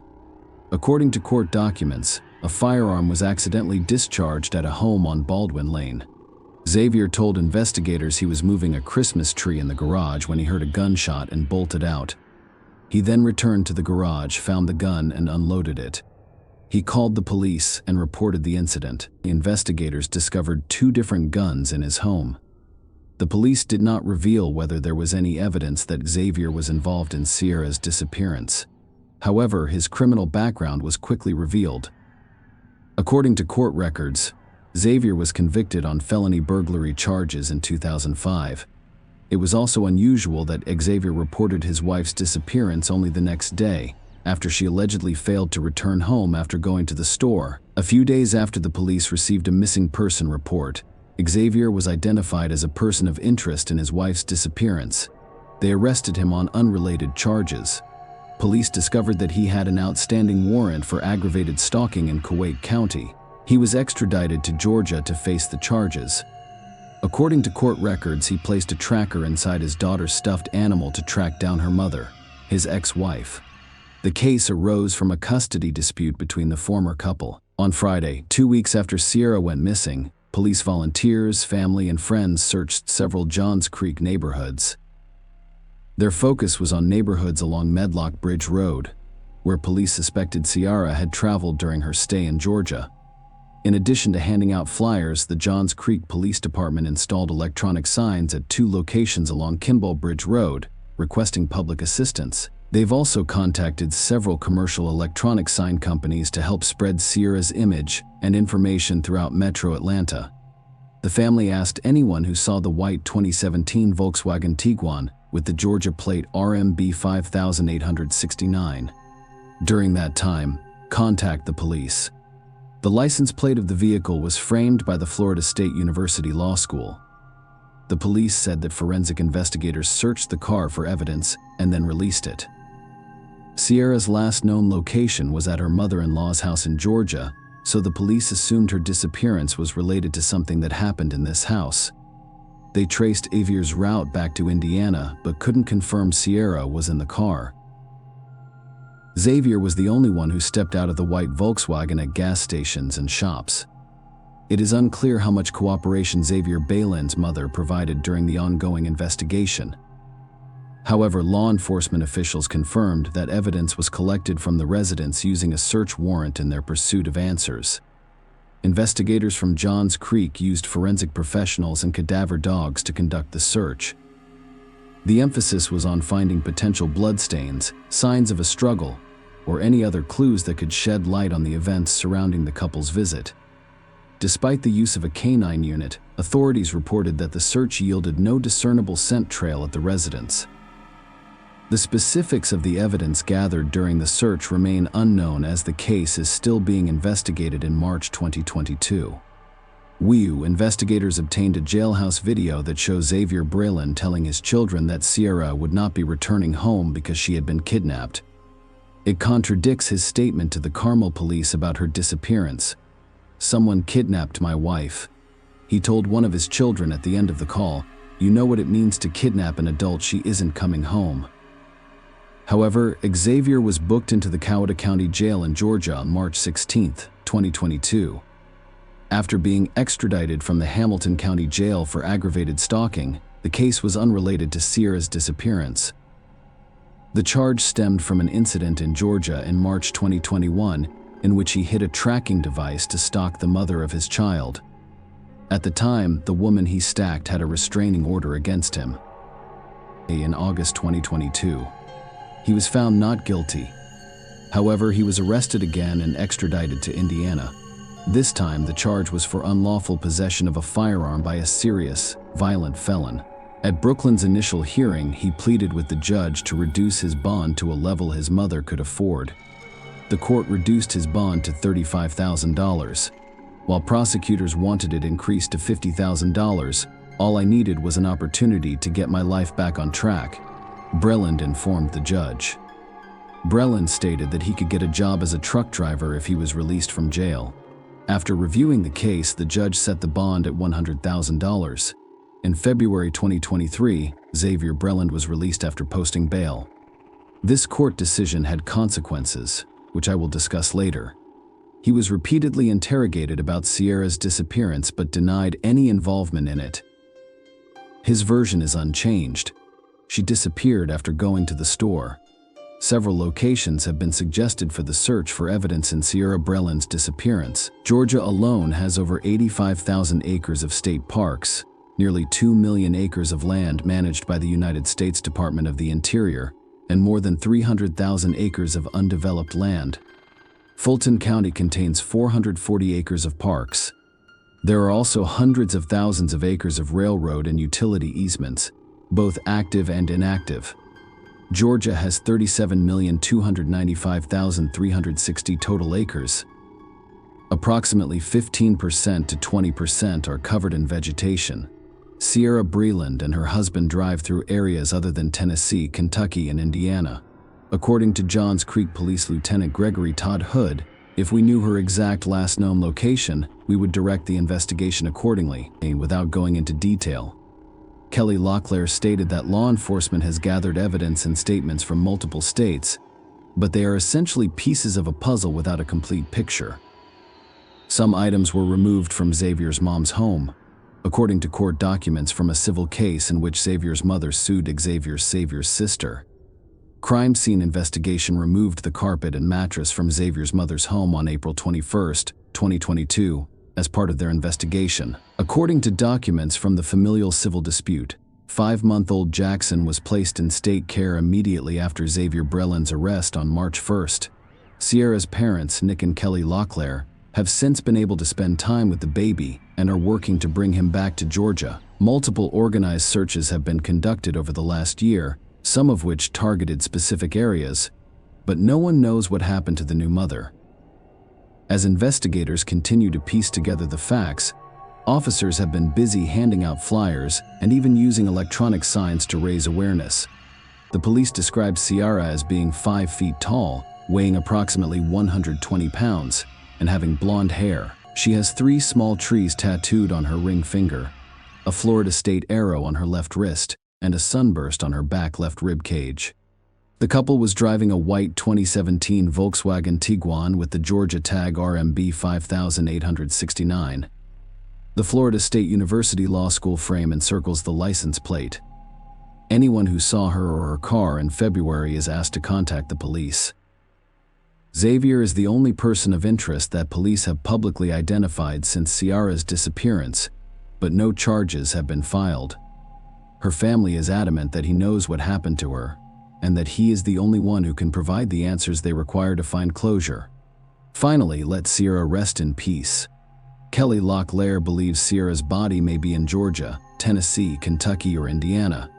She is pleading with woodsmen and fishermen to keep an eye out in those states and to contact law enforcement if they have any information.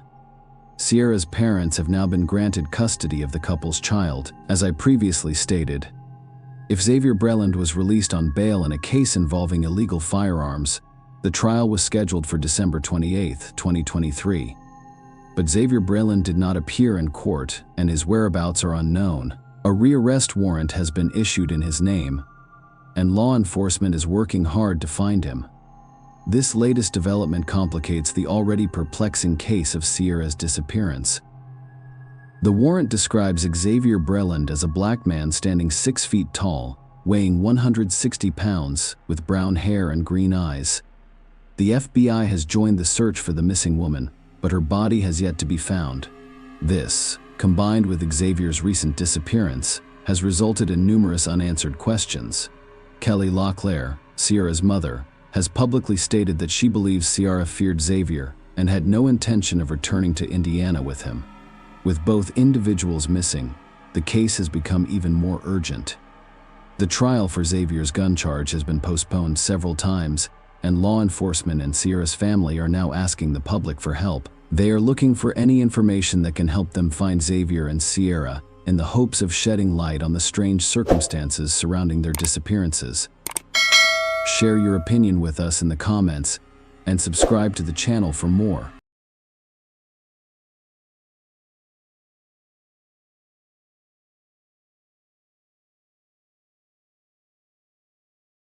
Hey guys, welcome to my channel, and today we're going to take a look at another horrible case with you. Brianna Warren, a young woman, was awakened abruptly by an unexpected phone call at 1:45 on December 18, 2013. In the morning, she picked up the phone and found her best friend Heather on the other end, sobbing. Heather shared a recent conversation she had with her ex-lover, Sydney. Sydney had called her, revealing that he had split from his wife, expressing regret for their own breakup and urging Heather to start over. Brianna inquired as to why Heather had answered his phone call. The number turned out to be unknown, prompting Heather to pick it up. After listening and briefly calming her friend, Brianna insisted that Heather had only recently recovered from the difficulties of their breakup and should not get involved with Sydney again. She persuaded Heather to return to sleep and rest, and they exchanged goodbyes. The picturesque Horry County in South Carolina is frequently regarded as an ideal place to live. This region is well known for its beautiful beaches, with Myrtle Beach being particularly beautiful and popular. Aside from the beaches, there are dense forests, vast rivers, and numerous friendly towns to explore. On December 19, Horry County Police discovered an abandoned car, a green Dodge Intrepid, parked in a remote area along the Waccamaw River. Peachtree Landing was approximately 8 miles from Myrtle Beach. This location served as a dock for small boats and was at the end of a long, little-known road that was rarely traveled by cars. The police checked the car's registration in their system and discovered that it was registered to Terry Elvis. Officers were dispatched to his home. They knocked on his door and told him about the found car. Terry was at home, watching TV on his living room sofa. It turned out that the car belonged to his daughter Heather. Terry attempted to contact Heather by phone, but she was unavailable. He agreed to accompany the police to the Peachtree Landing for further investigation. Terry was surprised to see his daughter's car in such a strange, secluded location, but he was not initially concerned about her safety. He assumed the car had been stolen because it was strange that it was there without its owner. After receiving a spare key from Terry, the police opened and thoroughly inspected the vehicle. They discovered no personal items in the cabin, including Heather's purse, keys, or cell phone. Terry's concern grew, so he attempted to contact Heather again. "I'm still not getting a response." He called the restaurant where she works. Heather had not shown up for work, according to the manager, and she was not scheduled until the following day. Terry informed the police of his concerns, stating that such behavior was completely out of character for his daughter and that something had gone wrong. At the time, the car and the riverbank where it was discovered were not considered crime scenes because there was no evidence of a struggle, broken glass, or blood. Nonetheless, authorities decided to conduct a missing persons investigation. Police and volunteers searched the land while divers investigated the riverbed. During the search, human remains were discovered in the forest. However, they were identified as belonging to an unknown man, not the missing woman. Investigators searching for leads investigated the missing woman's background. Heather, 20, was the daughter of Terry and Debbie Elvis, who lived in the county. She shared a close bond with her parents and younger sister. Heather's father mentioned that their family has always been close and supportive of one another. Heather was independent, but she remained close to her father, communicating with him every day by phone in 2011. Heather told her family that after graduating from St. James High School, she wanted to live with her best friend, Brianna Warland. Her parents were fully supportive of this decision. At 20, Heather worked as a waitress at the Tilted Kilt, a Scottish-themed restaurant in Myrtle Beach, and wanted to be a cosmetologist. Heather's younger sister Morgan revealed that her interests included makeup and working in front of the camera, and she was known for her creativity and ambition. Heather was also well known in her town for her kindness, carefree attitude, and positive outlook. Her friend Brianna observed that when people remember and talk about her, they smile because she always had a positive attitude. Heather was described by another friend as sociable, free-spirited, and enthusiastic about life.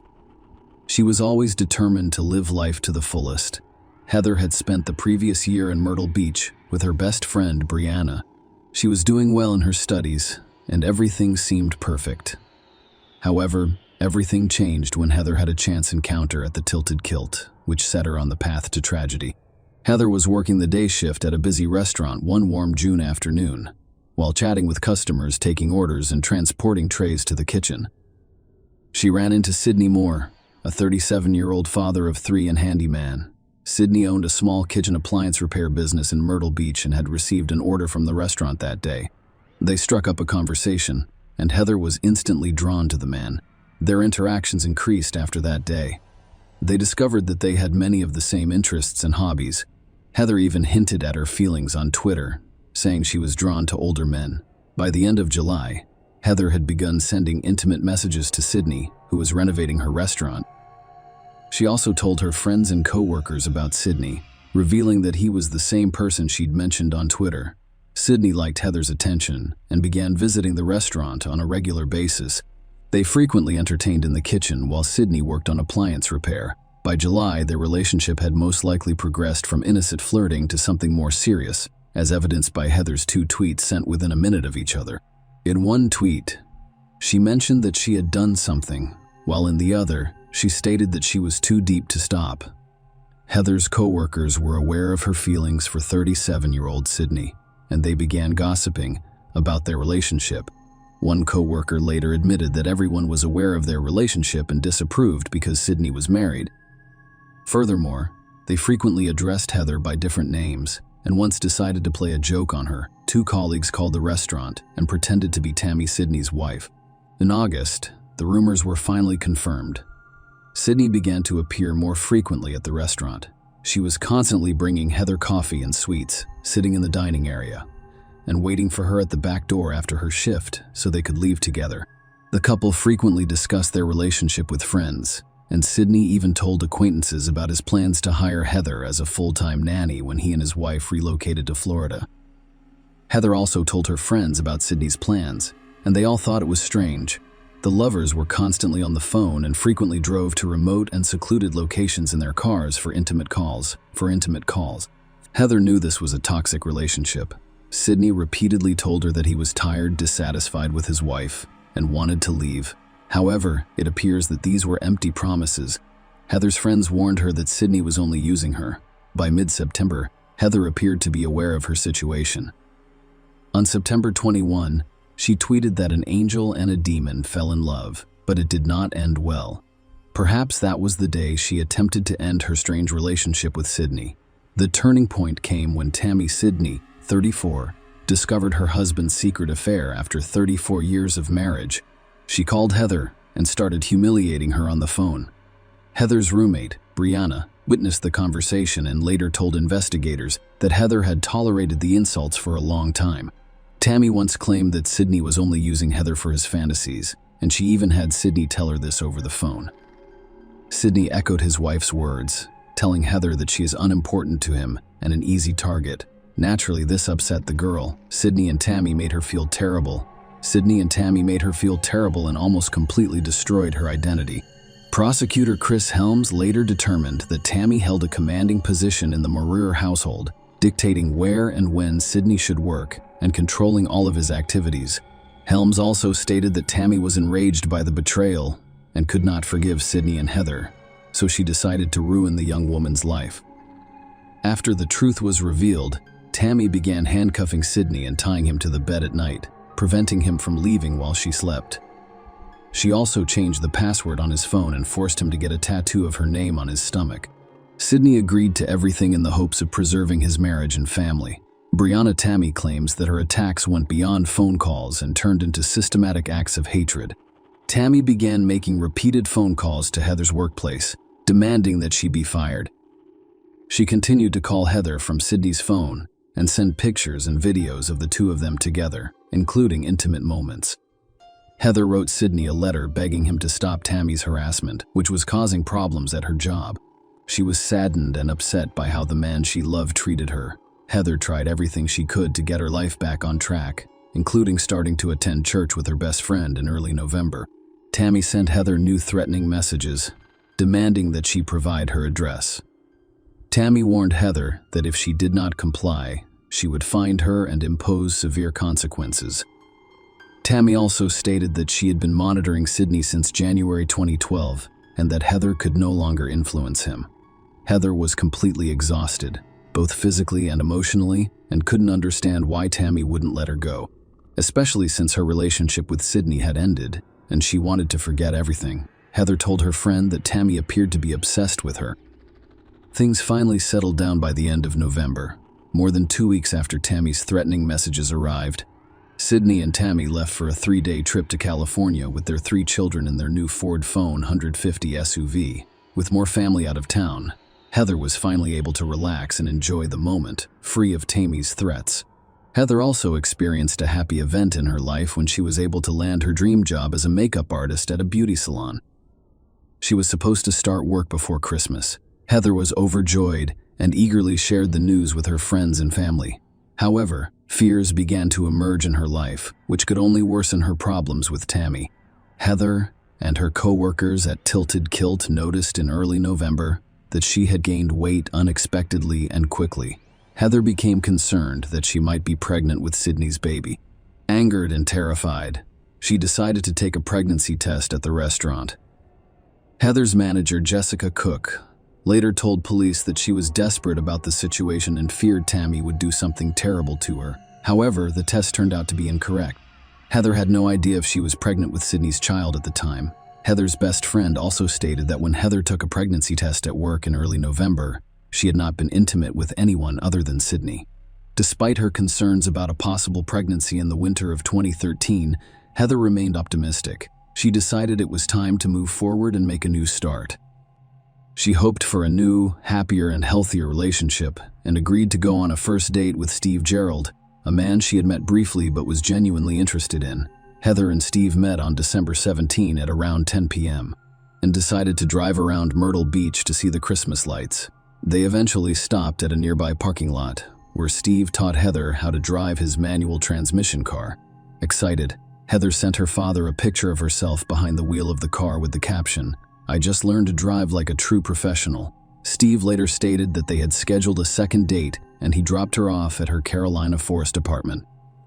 Detectives struggled to find specific clues or leads around 1:15 a.m., so they decided to create a timeline of events preceding Heather's disappearance on December 17 and 18. The prime suspect was Steve Gerald, with whom Heather had spent the evening before her disappearance. However, after questioning, no evidence of his involvement was discovered and suspicions were dismissed. Heather's family and friends were surprised to learn that, while they were working hard to find the girl, they were also reaching out to the general public and offering a reward for information about her whereabouts. Tammy Moore, at the same time, became active on social media and continued to insult Heather. On December 20, Brianna and her restaurant colleagues told police about Sydney and Heather's affair, causing outrage and drawing the attention of investigators leading the investigation. Detectives summoned Sydney for questioning. Sydney was evasive and reserved throughout the interrogation, claiming that he was not near the Peachtree Landing on the night of December 17-18. He also claimed that he had no contact with Heather and was traveling with his wife Tammy at the time. Detectives suspected he was lying but needed proof. That's when investigators looked into Heather's call history and phone records, and they discovered the first clues. By reconstructing Heather's movements on the day she vanished, they attempted to establish Sydney's connection to these events. According to Brianna, Heather received a call from an unknown number on December 18 for only 5 minutes. Heather then repeatedly attempted to call the number back. Starting at 1:35 a.m., she dialed the number 9 times, indicating her desire to speak with someone she knew. The police were able to determine the exact location where the call was made. There was a payphone near a gas station in Myrtle Beach. Surveillance footage revealed that an unknown male was entering the phone booth at the time Heather received the call. All of this evidence was presented to Sydney, who initially denied making the call before admitting that he called Heather to request that she leave him alone. Tammy Moore was also called in for questioning, where she discussed her marriage and the situation but denied any involvement in Heather's disappearance. She also stated that Heather led an inappropriate lifestyle and that her behavior was abnormal. Tammy contended that the issue was not only Heather's infidelity, but also her overall behavior. Based on their suspicions, detectives decided to check all of the neighborhood's security cameras, which quickly yielded evidence. Shortly before Heather's call, Sydney was caught on video purchasing a pregnancy test at a local supermarket. When asked if the test was for him, the man responded that it was for his wife. Even more compelling evidence was discovered later. Footage from cameras installed along a remote stretch of road leading to the Peachtree Landing. These tapes featured a Ford Phone 150. It's very similar to Sydney's vehicle approaching the location where Heather's car was discovered at 3:36 a.m. After about 10 minutes, they leave the area. Experts later confirmed that the SUV seen on video belonged to Sydney. He was the last person Heather spoke with, and investigators believe he was the last person to see her at the Peachtree Landing. Using Heather's phone records, investigators were able to create a timeline of her recent movements. At 2:30 a.m., Heather's phone called the payphone number Sydney was using, but there was no answer. She then went to Longbeard's Bar and Grill in Carolina Forest, which is not far from her apartment. She stayed there for about 15 minutes before heading towards Augusta Plantation Drive. She then returned to her Longbeard and remained there for an additional 15 minutes. Heather tried calling Sydney again but received no answer, so she went to her apartment and stayed for 5 minutes.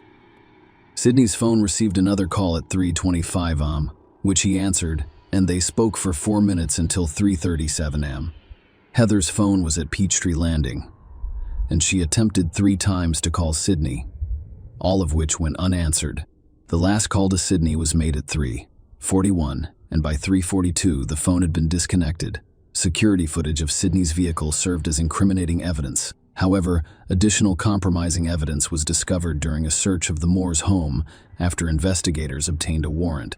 Suspiciously, the Moores removed their home video surveillance system on December 20 and replaced it the next day. Although investigators were unable to obtain footage from the previous system, they did seize recordings from the new one.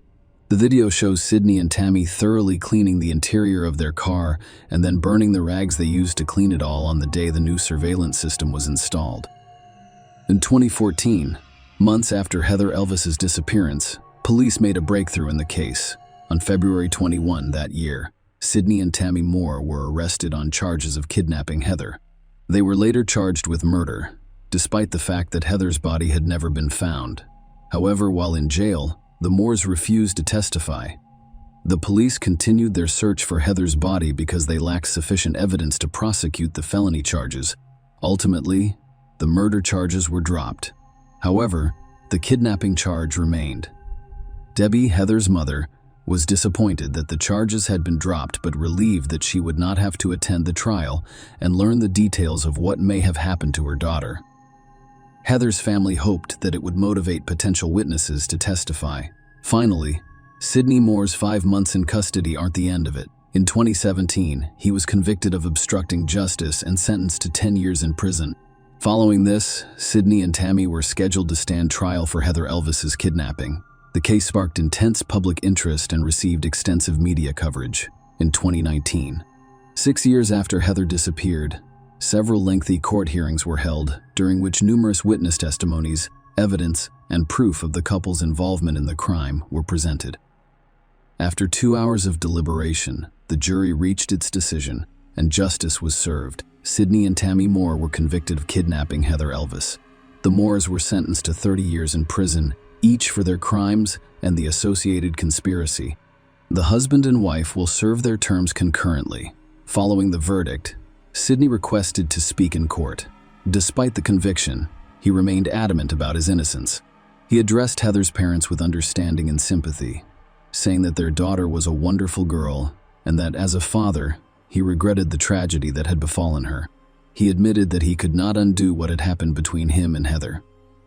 But nothing could change now. Heather's parents gave an interview following the trial, which was extremely difficult for them. They expressed hope that this was not the end, and that Sydney and Tammy would eventually reveal the truth about the crime.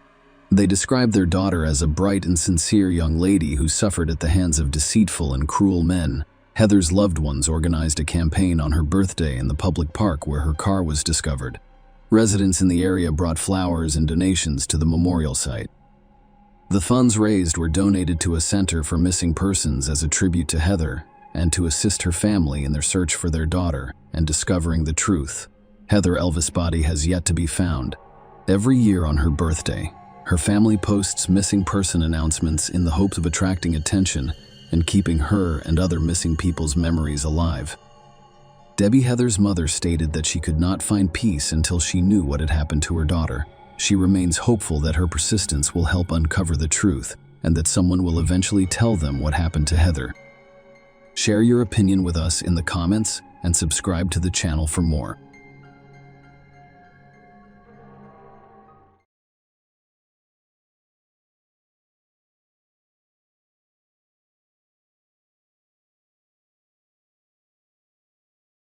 Hey guys, welcome to my channel, and today we're going to take a look at another horrible case with you.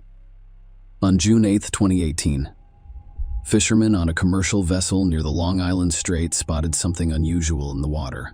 A closer look at the deck revealed it to be a man's body. The fishermen immediately reported their discovery to the Coast Guard. Police arrived at the scene and recovered the body of a young man from the shore. They observed unexplained bruises and abrasions on the body. Spencer McPherson, who had been reported missing a few days prior, and his girlfriend, Sophia McKenna, were later identified.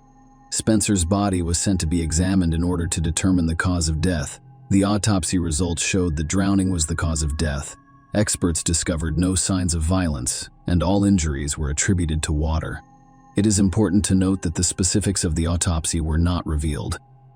Spencer and his girlfriend disappeared over the same weekend. 2 other men have gone missing in the area. Their bodies were eventually discovered to have drowned as well. The police initially believed these were tragic accidents caused by unfavorable circumstances, which resulted in the young people drowning. There were no other theories about the incident considered at the time. The body of Spencer's companion, Sophia McKenna, was never discovered. This mysterious story unfolded on the night of May 27, 2018. Groton is a small town in Connecticut, northeastern United States. The case remains unsolved, leaving more questions than answers. The story's main characters are two young people who decide to go for a walk and visit the lighthouse in New London, which is located on the banks of the Thames River and is regarded as a mystical place by locals. The historic lighthouse, built in 1909, is well known for rumors of strange occurrences associated with the ghost of its first keeper, Ernie. According to legend, his beloved abandoned him, and in despair, he committed suicide by jumping from the lighthouse's rooftop. Since then, both residents and visitors have reported strange occurrences at the lighthouse. Some report unexplained phenomena, such as doors and windows opening spontaneously, while others report bedsheets slipping off beds. Sailors have reported radios turning on for no apparent reason and ships mysteriously unmooring from the shore. As a result, the lighthouse has become the subject of numerous television shows devoted to paranormal phenomena. Although these claims are rumors, the location continues to entice visitors with its mysterious and unusual aura. Spencer and Sophia were among those who had long wanted to visit this mysterious lighthouse and set out on the eve of Memorial Day. However, something went wrong that night. What exactly happened is unknown to family members, and police can only speculate based on the limited information available. On Saturday, Sophia McKenna's friend Austin attempted to contact her but received no response. He didn't think much of it at first, knowing Sophia had a habit of sleeping late. However, after several hours of unsuccessful calls and messages, Austin became concerned. He contacted Sophia's mother, Michelle, to see if Sophia had called her the night before. Michelle hadn't checked her cell phone because her younger daughter had been playing with it all morning. When Michelle finally checked her phone, she discovered 7 missed calls from an unknown number. When she attempted to call back, she reached Spencer's voicemail, a friend of her daughter's, and realized the calls could have been from Sophia. Michelle attempted to contact Sophia, but also received no response. Panic set in, and she and Austin immediately started looking. Austin called all of the local hospitals. Michelle filed a missing persons report, and the police contacted Spencer's family. They discovered that his relatives were also concerned because he did not show up for an important family gathering and did not respond to their attempts to contact him. They went to Spencer's apartment but found no evidence of his presence the previous night. Spencer's father was aware that his son had met with Sophia the evening before, which concerned him and his wife due to Sophia's problems.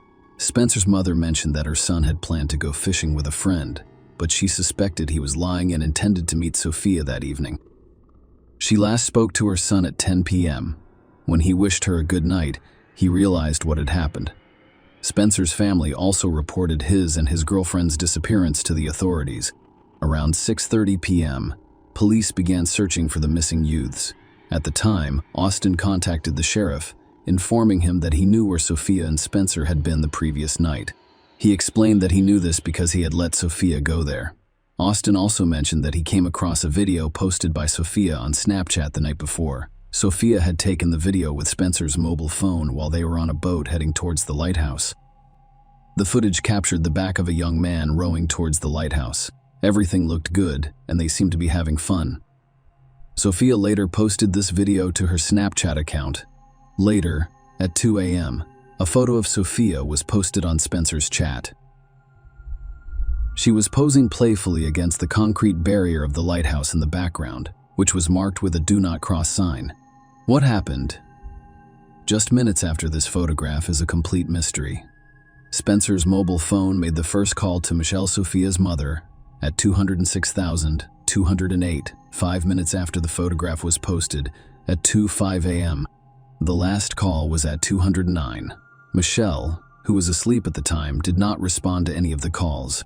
There were no voicemail or text messages left, and the 911 service received no calls from that number that night.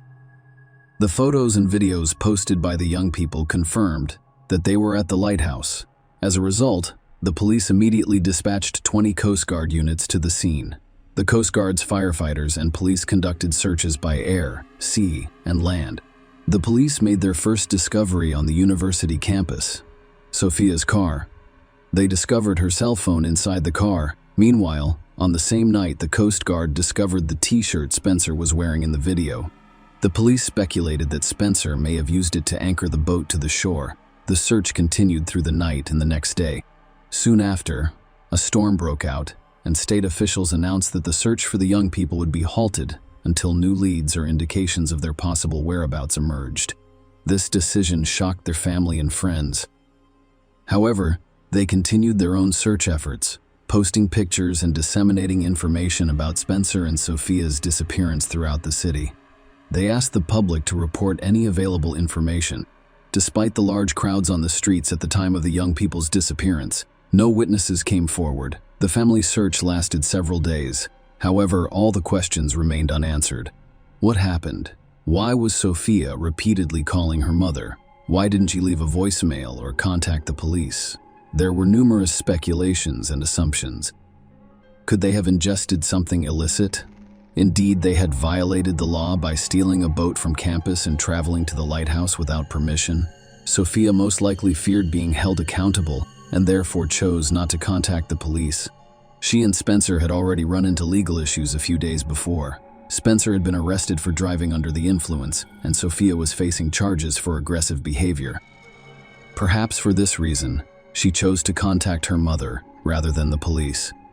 However, it is unknown what other circumstances Sophia faced in her life. She may have been panicked and unable to think clearly at the time. People's reactions to such situations can be unpredictable. Meanwhile, detectives attempted to reconstruct the events of the day. May 26, 2018 began as a typical day. It was sunny and warm, and the upcoming weekend promised plenty of entertainment. The city was preparing to celebrate Memorial Day, a national holiday. Sophia had the day off, but Spencer was scheduled to cover a colleague's shift at 7 a.m. to 7 p.m. After that, the young couple planned to meet and participate in the city's festivities. Sophia and Spencer planned to spend the rest of the day together, including a visit to the mysterious lighthouse, which is known for its paranormal phenomena, which they were eager to witness for themselves. The details of what happened after Spencer's shift ended are unknown.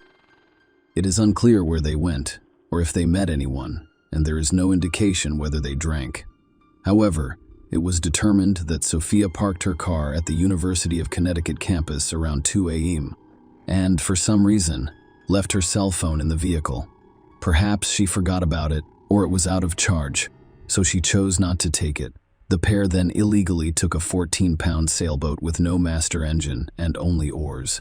They pushed it into the water and proceeded towards the lighthouse, navigating the rocky shores. Clearly, it was dangerous given the lack of safety equipment. Most likely, they were not afraid to embark on this journey because Spencer was confident in his aquatic abilities. He had been an excellent swimmer and boat handler since he was a child. That is all the investigators were able to gather about the events of that night. On Monday evening, while scanning the area from a search helicopter, the police discovered a white and blue sailboat stuck in the rocks, covered in dust. The vessel was 12 kilometers west of the lighthouse. According to 30 p.m., this was most likely the same boat that went missing from campus, possibly used by Spencer and Sophia. Although this was not proven conclusively, fingerprints were discovered on the boat, but they were never analyzed or the results made public to determine whether they matched the fingerprints of the young couple. There were also disagreements over the type of vessel used. Initially, it was reported as a kayak, but later information indicated that it was a white sailboat with a red inscription. In their search for clues, investigators thoroughly investigated Sophia McKenna and Spencer Mugford's backgrounds. Sophia McKenna was born on March 7, 1996, in North Stonington, Connecticut, around the time of the incident. She was 21 years old and lived in Groton, Connecticut, USA. She was Michelle's first marriage daughter, and she grew up with her younger sister Grace and older brother Justin. Sophia was very caring towards her siblings, whom she adored. Sophia was a happy and intelligent child with unique characteristics. She was active, full of energy, and lived a vibrant and fulfilling life. Her parents' divorce, which occurred when she was 6 or 7 years old, had a profound psychological impact on her life. Sophia was diagnosed with bipolar disorder in high school, which caused her to become depressed. This mental illness is characterized by extreme mood swings such as manic episodes or hypomania. Sophia experienced emotional lows such as depression, sadness, and melancholy, interspersed with manic episodes of euphoria. These mood swings could have an impact on her behavior and ability to think clearly. Sophia received medication and psychotherapy to help her symptoms. Unfortunately, there is no cure for bipolar disorder. It poses a challenge to both the patient and their family. Sophia's daily life was significantly impacted by her illness. Her behavior became unpredictable, and her life was chaotic. She had unstable relationships, and the people she interacted with frequently demonstrated complex behavior. Sophia and Austin met in 2015. She captivated the young man's heart right away with her bright and cheerful personality. He pursued the attractive Sophia with passion and persistence, and they soon began a 3-year relationship. However, Sophia and her mother both found this relationship unpleasant. Michelle Austin was a problematic young man who was aggressive and used anabolic steroids in sports, making their relationship unstable. The young couple frequently argued and yelled at each other, sometimes to the point of physical confrontation. Because of her mental health problems, Sophia was usually the instigator of these conflicts. Austin's aggressive outbursts caused Sophia to sustain injuries that necessitated hospitalization on several occasions. Sophia discovered Austin's infidelity about a month prior to the incident and decided to end their relationship. They did, however, maintain sporadic contact. Despite her difficulties, Sophia attempted to move forward. She was a very attractive young woman, and she briefly worked as a model for a local company advertising their jeans. This helped her fund her education. She eventually graduated as a massage therapist and found work at the Red Door, an exclusive spa in a luxury hotel. It was here that she met Spencer Mugford, a 20-year-old colleague.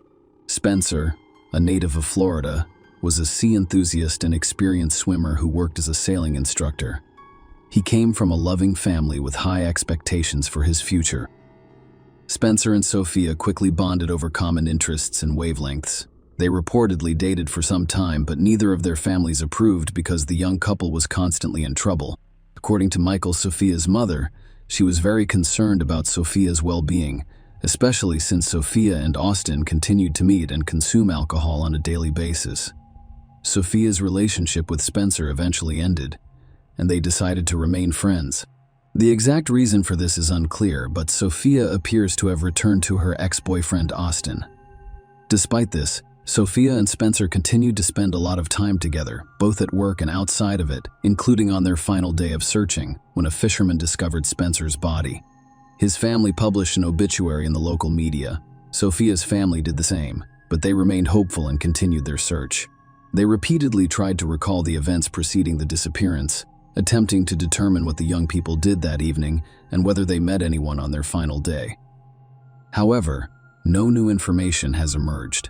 Spencer's phone was never found, and the police did not provide cell operator records, so it was unclear whether he made any other calls besides those to Michelle's number. Cameras at the lighthouse and campus were reportedly not operational. As a result, there were no video recordings of what happened that night. It was also revealed that the lighthouse was never checked, despite the fact that authorities should have done so immediately following the couple's disappearance. Sophia McKenna's close relatives set up a Facebook page called Searching for Sophia McKenna in July 2018 to keep the case in the public eye. The page served as a platform for sharing information, brochures, and requests for information from the public. Weeks after the disappearance, an unusual incident occurred. Michelle received a message from Sophia's social media account requesting money while the police were in possession of Sophia's phone. This message raised suspicions about a hacker's involvement. The investigations into Spencer's death and Sophia's disappearance came to a dead end. The police produced no conclusive findings. Unofficially, several theories about the incident circulated. One involved Austin, Sophia's ex-boyfriend, and his potential role in the young couple's disappearance. Some speculated that Austin might have attacked Sophia and his friends assisted him in disposing of Spencer. Their tumultuous relationship, marked by frequent arguments and physical altercations, was a topic of public debate. Michelle, Sophia's mother, witnessed several of their arguments a month before she vanished. Serious issues arose when Sophia discovered Austin's infidelity on May 8, 2018, and ended the relationship in what could have been an act of revenge or a fresh start. Sophia dated another guy and brought him to her apartment. Austin, enraged, rushed to her apartment, where neighbors saw him banging and kicking the door and hurling insults at Sophia. Sophia opened the door after approximately 15 minutes of silence, assuming Austin had left. However, Austin was still present, attempting to push Sophia into the apartment. Fortunately, Sophia was able to close the door quickly. Neighbors heard him threaten to cut her throat if she did not open the door. When police and Michelle arrived, Austin was arrested. The next day, May 9, a court order went into effect. Sophia mentioned Austin's previous attacks in her statement and included photos of her injuries. She expressed concern for her safety due to his stalking. A restraining order forbade Austin from being in the same vicinity as Sophia. Sophia later felt guilty, and the restrictions were eased. Austin was no longer allowed to share an apartment with her. The man with Sophia at the time refused to reveal his identity and did not cooperate with the police. Michelle initially claimed Spencer was with Sophia, but later changed her statement. However, a colleague Sophia trusted confirmed that it was him. Sophia and Spencer's coworkers confirmed that they were in a relationship at the time of their disappearance, behaving as a couple both at work and outside. Witnesses also described a situation at the hotel in which Austin Sophia's ex showed up at her workplace and publicly threatened her. Nonetheless, Austin and his father took part in the search for the missing couple, using a private helicopter and distributing flyers with their images throughout the city. Austin claimed on social media that Sophia had been his girlfriend for 3 years and that she had no romantic relationship with Spencer, only friendship. Many people found it odd that this post seemed to emphasize Sophia's association with him rather than her disappearance. On July 10, Sophia's family and friends organized a memorial day for her. Austin went to the event with Michelle and later shared a now deleted message on social media. "Rest in peace, baby, we'll see you soon." These actions sparked concern among acquaintances. Austin told authorities that he spent the entire day with Sophia on May 26 and that they continued to meet despite the court order, even making plans for the following day. A friend of Austin stated that around 3 a.m., on the night of the incident, Austin texted Sophia, claiming to be at the gym with a friend. However, this was doubtful because gyms are closed at that time here. His family maintained that he was at home before going to the gym. An undisclosed witness claimed that Austin and his brother were invited to a party that day. Austin had planned to go, but later messaged that he was tired and would be unable to attend. This raises questions about Austin's whereabouts during Sophia and Spencer's disappearance. With no clear answers, Austin's acquaintances described him as temperamental, which may have been exacerbated by steroid use. There were rumors that Austin, his brother, and a friend had connections to the Groton police. In addition, a woman from Austin's family allegedly married the police chief, who was investigating Sophia's case and had received complaints about police violence. However, the credibility of these claims made by Austin's friend with a criminal record is doubtful. The following day, a YouTube channel dedicated to Long Island disappearances posted a video about Sophia. Austin deleted all photos of them together from his social media. This action caused confusion, especially since Sophia's fate remained uncertain. One theory is that Austin had found a new girlfriend and wanted to avoid any complications. However, the complete removal of all photos featuring Sophia appeared unusual. Furthermore, when Austin met with investigators just days after Sophia's disappearance, his involvement in the search seemed to wane. He appeared calm and composed, not visibly distressed by the loss of someone close to him. However, this is insufficient evidence to support any accusations against Austin. People respond differently to stress. One theory holds that Sophia was murdered to prevent her from testifying against Austin in a domestic violence case. Without her testimony, there would have been insufficient evidence, and the case could have been dismissed.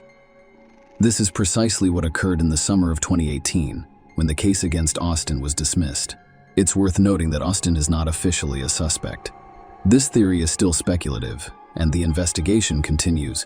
Another theory holds that Sophia and Spencer may have encountered dangerous individuals at the lighthouse. It was a busy day due to the holiday, but witnesses either forgot or didn't think the information was important, so no one reported it to the police. Sophia's mother speculated that her daughter had been kidnapped or a victim of human trafficking, But there is no evidence or ransom demand to back up this claim. The police also considered the possibility of an accident caused by reckless actions or decisions. The young couple set out in an unprepared boat, without life jackets, into strong currents. When they arrived at the lighthouse, they anchored the boat using Spencer's t-shirt. They took photographs before realizing the boat had drifted away, relying on his swimming experience. Spencer may have underestimated the water's low temperature. The darkness, which can distort distance perception, may have led him to believe the boat was closer. Physically exhausted from his workday and the swim to the lighthouse, Spencer might have drowned.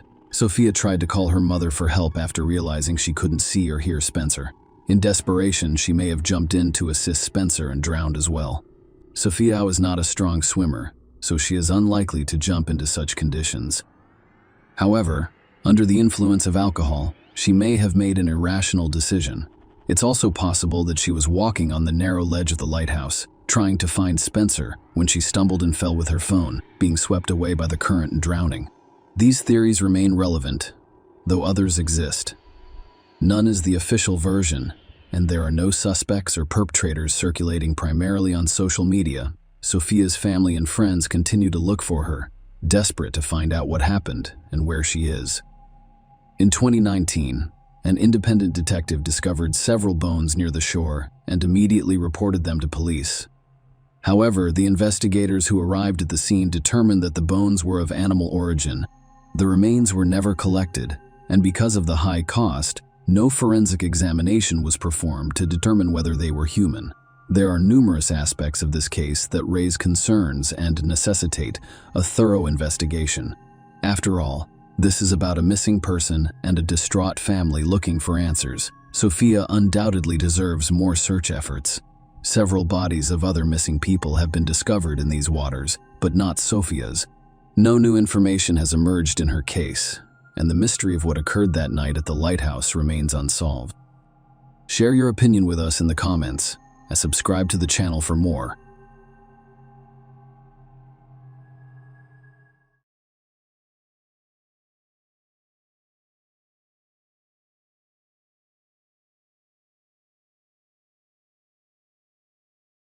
Hey guys, welcome to my channel, and today we're going to take a look at another horrible case with you. The events depicted in this video occurred in 2008 in Auburn, Alabama, USA, and despite the passage of 15 years, the Lauren Burke case has yet to be resolved. Lauren Ashley Burke was born December 30th, 1989, in Marietta, Georgia. Her parents, James Burke and Vivian Gorchon, eventually divorced. Lauren has a sister, Jacqueline Burke, and a brother, Chad Burke. Lauren attended Auburn University to study graphic design after graduating from high school. She was a Delta Gamma sorority member, lacrosse player, and all-around campus community participant. Lauren was described by her friends as a popular, excellent student who was always smiling, happy, and helpful. Lauren began dating Sean McQuaid when she was still a high school student. After high school, they both attended Auburn University, where they maintained their relationship. At this point in their lives, both young people prioritized their education, but that did not prevent them from planning their future together. Unfortunately, not all of Lauren's plans and dreams were meant to come true. She began the morning of March 4th, 2008, by eating breakfast at a cafe with her boyfriend Sean. Lauren went to class at 11 a.m. and then called her father, James, to discuss spring break plans and a dentist appointment. After finishing her conversation with her father, she went to Sean's dorm and stayed until 8:30 p.m. She had an appointment with her classmate Michael. They agreed to meet in the library to work on a study assignment together. Around 8 p.m., Lauren left Sean's room. It was already dark outside her car. A black 2001 Honda Civic was parked in the parking lot next to the dorm, so she approached it. That was the last time Sean saw Lauren. Michael, whom Lauren was supposed to meet at the library, began calling her cell phone after she failed to show up for her appointment. But Lauren did not respond for some reason. He kept calling, and eventually he heard Lauren's voice on the other end. She said she wouldn't be coming to the library because she had forgotten about the appointment. She hung up a little later, around 9 p.m. 911 received a call about an injured girl who was seen lying on the road between Farmville Baptist Church and Route 280 on the 147 freeway. Lauren drivers stopped on the road, obstructing traffic in both directions. Lauren was lying on her back in the middle of the road, breathing slowly and deeply. She was suffocating. She had numerous wounds on her body and was only wearing socks on her feet. At 9:12 p.m., when the first police car arrived on the scene, Lauren was already unconscious. Paramedics arrived a few minutes later, and as they loaded Lauren into the ambulance, her pulse was barely palpable. Lauren was transported to East Alabama Medical Center at 9:35 p.m., where doctors began their efforts to save her life. 8 minutes earlier, at 9:27 p.m., 911 dispatchers received multiple reports of a car fire on Auburn University campus. Firefighters and police were dispatched to the address provided by the caller, but were unable to locate the owner of the burning car among the crowd of curious students drawn to the fire from their dormitories. Police checked the license plates and discovered that the car's owner was James Burke, a Georgia resident. James Burke is Lauren's father. The police contacted James by phone and discovered that the actual owner of the fire-ravaged Honda was his daughter Lauren, who attends Auburn University. James immediately inquired as to what was wrong with his daughter, but the police officers responded with silence. They had no idea where Lauren was, and they informed James that no one was inside the burning car. After speaking with the police officer, James immediately began calling his daughter's cell phone, but she did not answer, which only added to his anxiety. Unable to reach Lauren, James initially contacted friends of his daughter, but none of them knew anything about her whereabouts or the car fire.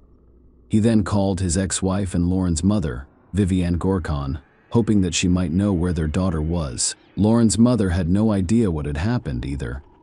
At 9:40 p.m., Vivian called Sean, her daughter's boyfriend. That's how Sean learned Lauren was missing and her car had been burned. Sean called Lauren's mutual acquaintances to see if anyone had seen her that evening and discovered that she had canceled a library meeting, claiming to have forgotten about it. Sean, on the other hand, knew Lauren hadn't forgotten about her appointment for the evening, because when she left his room about 2 hours ago, she had intended to go straight to the library. While family and friends tried to figure out where Lauren had gone, doctors at East Alabama Medical Center fought to keep her alive. Lauren was brought in unconscious and without any personal belongings or documents, so the doctors had no idea what her name was. However, despite their best efforts, doctors were unable to save Lauren's life. She was pronounced dead approximately 1 hour after being admitted to the medical facility. A single bullet wound claimed her life. The bullet that had exited had punctured both of Lauren's lungs. Experts determined that the gun's muzzle was only a few inches from Lauren's skin at the time of the shot. When police officers compared the girl's deaths at the hospital to the burned-out car on campus whose owner was missing, they realized Lauren Burke was the victim who doctors could not save. The very next day was March 5, 2008. James Burke identified his daughter's body after visiting Atlanta. The news of Lauren's death spread quickly around campus. Auburn University issued a statement following Lauren Burke's death, urging students and staff to exercise extra caution on and off campus while assuring them that the campus is safe. Many of you and your parents have called, and your concerns are understandable, but there is no indication of any additional threat to campus or student safety. According to the statement, the Delta Gamma Society released a statement regarding what fraternity representatives described as an unexpected and disturbing crime. The society urged sisters from the Auburn branch to fully cooperate with detectives as they investigated what happened. Lauren's family and friends were devastated. Police were trying to figure out who killed her, how the car fire was connected, and whether other students should be concerned. Both locations along the road where Lauren Burke was discovered in the vicinity of her car were investigated for evidence. We have used every resource available to find the person responsible for this crime, said Auburn Police spokesman Captain Tom Stuffer. Auburn, Alabama, is a relatively quiet student community, and we take these things seriously. If someone is hurt or killed, we all feel it, and we will not stop until we find the perpetrator. Stuffer also stated that Alabama Governor Bob Riley offered a $10,000 reward for information leading to an arrest in Burke's case, and Lauren's charred car was delivered to the Auburn Police Department. Investigators from the State Forensic Laboratory and officers from the State Fire Chief's office combed through the burned interiors of the vehicles. They discovered burned clothing remnants, Lauren's melted digital camera, and the car owner's manual. A .38 caliber bullet was discovered under the front seat, which could indicate that the interior of the car was the scene of the crime, and the perpetrator set it on fire to destroy the evidence. Detectives questioned Lauren's family, friends, and boyfriend. None of them could identify a single person who wanted to harm Lauren and was capable of doing so. Knowing Lauren was in a dorm at Sean's before her death, investigators searched his room but found no evidence linking Sean to the crime. After speaking with Michael, whom Lauren was supposed to meet in the library, detectives discovered that when Lauren answered his phone, he heard a noise similar to a moving car. At the same time, it was revealed that someone had used Lauren's bank card several times shortly after she was discovered lying in the road. Most likely, the person who had Lauren's bank card was involved in her incident, so the police began looking for them. However, events quickly took an unexpected turn. Less than 3 days after Lauren's death at 9:55 a.m., on March 7, 2008, in the parking lot of the Walmart supermarket in Newnan, Georgia, about 75 miles from Auburn, an African-American man attacked a 72-year-old woman as she was getting into her car. The attacker hit her on the head, threatened her, and ordered her to sit in the passenger seat. He got into the driver's seat and attempted to drive away from the parking lot. However, an eyewitness to the attack was following him while talking on the phone. The perpetrator returned to the Walmart parking lot after the bystander threatened to call the police. He came to a halt and exited the stolen vehicle, running over to a nearby silver Chrysler. Sebring entered and fled the scene quickly. A few hours later, officers pursued the fleeing Chrysler at high speeds towards Columbus, West Georgia. The driver did not take any action to stop endangering other road users. During that time, Chase police noticed the driver of the Chrysler throwing an object out the window. One of the chase crews came to a halt and searched for the object. Police officers discovered a .38 caliber revolver on the side of the road. Meanwhile, the chase continued, but at one point the perpetrator's vehicle broke down, spewing smoke from beneath the hood. The driver came to an abrupt stop in the road and opened the door. Next, a police officer pursuing a motorcycle collided with the open door. Following the collision, the officer flew over the motorcycle's handlebars and fell to the pavement, fortunately without serious injury. The perpetrator stopped on a road that led through a forest, and he fled into the woods. He was unable to escape. However, the police quickly apprehended him and placed handcuffs around his wrists. Courtney Lockhart was born October 20, 1984. His family described him as a nice, fun-loving guy before joining the U.S. Army. He was sent to Iraq in 2004, and then returned to someone else in 2005. According to his mother, he was not the Courtney I knew.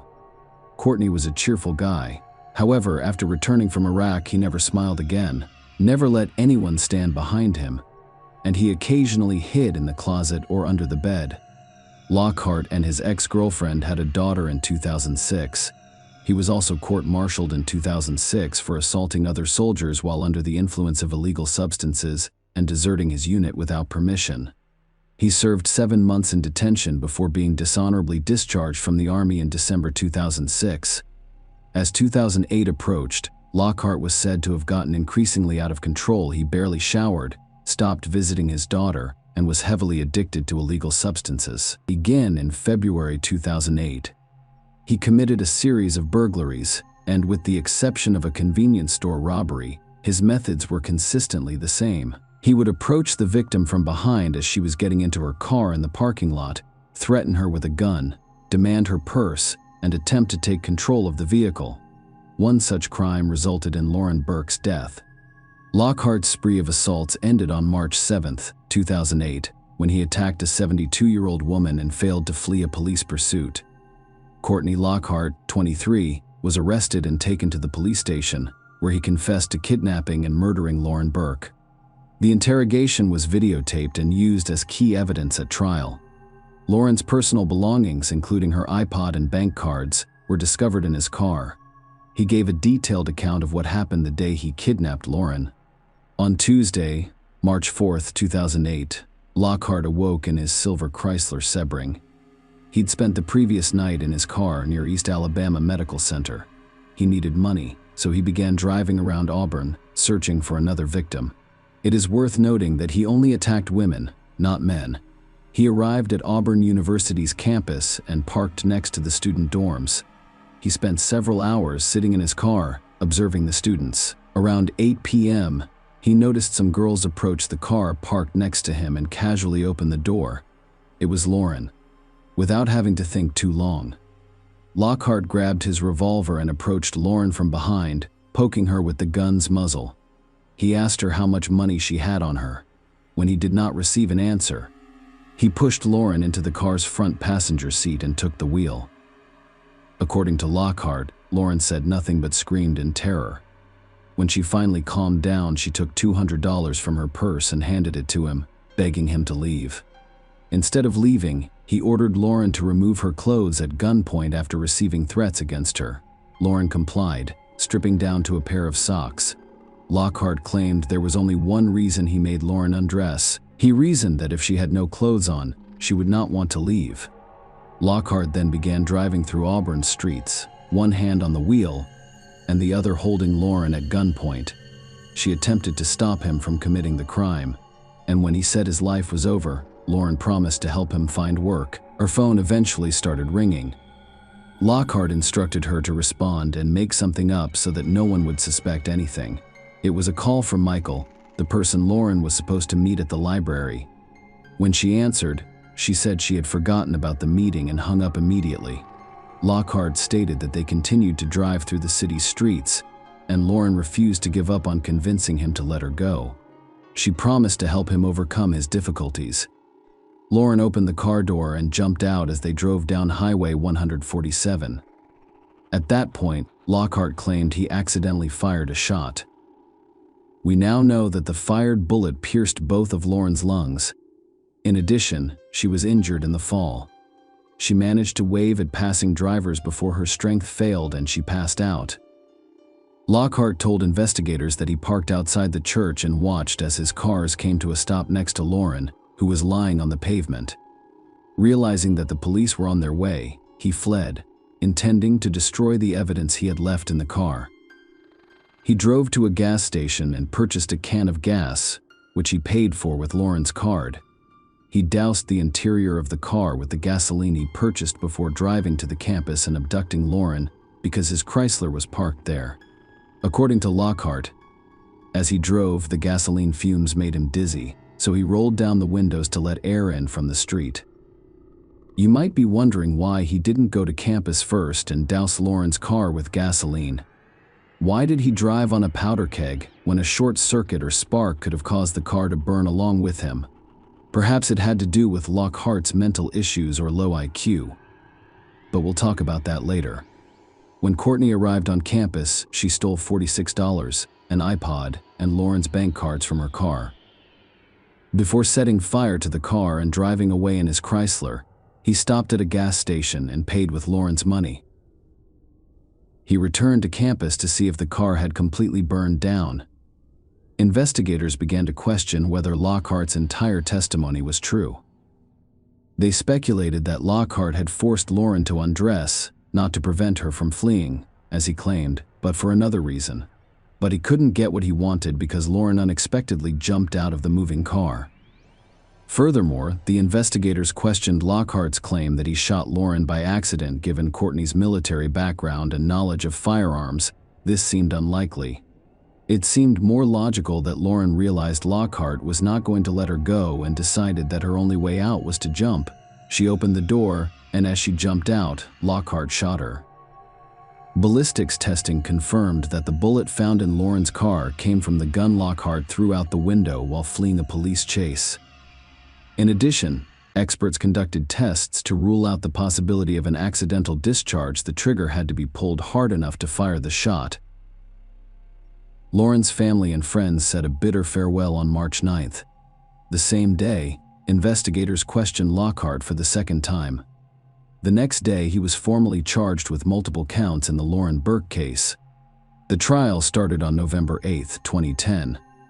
Law court attorneys claimed that their client suffered from a mental illness as a result of his military service, and that Lauren's shooting was an accident.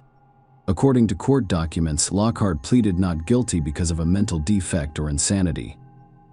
The court heard testimony from a psychologist who stated that Lockhart had an IQ of 86, which is below average, that he had some symptoms from being in combat in the military, but did not have PTSD, and that Lockhart was immature and not thinking clearly. Although the state attempted to introduce evidence of Lockhart's other crimes and dishonorable conduct in the military, the trial judge rejected it. Following the guilt phase of the trial, the sentencing phase began immediately. Lockhart presented witness testimony and evidence in an attempt to portray himself as a war hero who was psychologically disturbed by combat and the death of his superior officer. The jury returned a special verdict, with the death of a person during the kidnapping serving as an additional aggravating factor. The jury voted 1-0 to recommend a life sentence without parole. The trial judge later rejected the jury's advisory sentence and sentenced Lockhart to death, a 28-page sentencing order. The judge explained why he disagreed with the jury's findings. He came to the conclusion that the kidnapping was a strong case for the death penalty. Lockhart chose the victim at random, as she was alone and unarmed. The kidnapping is even worse because she was taken from a college campus, where students should feel safe, and forced into her own car. Lockhart forced her to undress and held her at gunpoint in order to prevent her from fleeing. The court also stated that the jury was unaware of Lockhart's crimes and the true nature of his military service. Although the jury heard testimony about Lockhart's service, they were unaware of the full scope of his military disciplinary record. They wrote to the judge because, if the jury had been aware of the additional facts known to the court, their sentencing recommendation would have likely been different. 15 years after Lauren's death, Lockhart remains on death row in Alabama and has not given up on appealing his sentence. Following his conviction and death sentence, he appealed to an Alabama court which upheld the sentence in August 2013. In April 2014, the Alabama Court of Criminal Appeals denied Lockhart's request for a new trial. He then filed an appeal with Alabama's Supreme Court, but his motion was denied again in September 2014. In January 2015, Lockhart filed an appeal with the United States Supreme Court. In April of that year, the Supreme Court of the United States rejected his petition. In 2018, Lockhart attempted to challenge the sentence again. Lawyers for a human rights organization who represented him attempted to persuade the court that the lawyers defending Lockhart in 2010 mishandled the case. Although the Lockhart 2010 defense had some flaws, it did not change the outcome, and the death sentence was upheld again. In April 2021, the Alabama Court of Criminal Appeals upheld Lockhart's death penalty. Lauren's parents stated that they would never give up and would do everything in their power to prevent Lockhart's death sentence from being overturned. Courtney Lockhart sentenced my daughter to the death penalty. There is no reason why he shouldn't face the death penalty. This is all I have to say. Burke's father, James, stated that he did not give her a second chance, and he should not receive one either. Lauren's mother, Vivian, spoke. As of today, Courtney Lockhart is still on death row in Alabama. Share your opinion with us in the comments, and subscribe to the channel for more.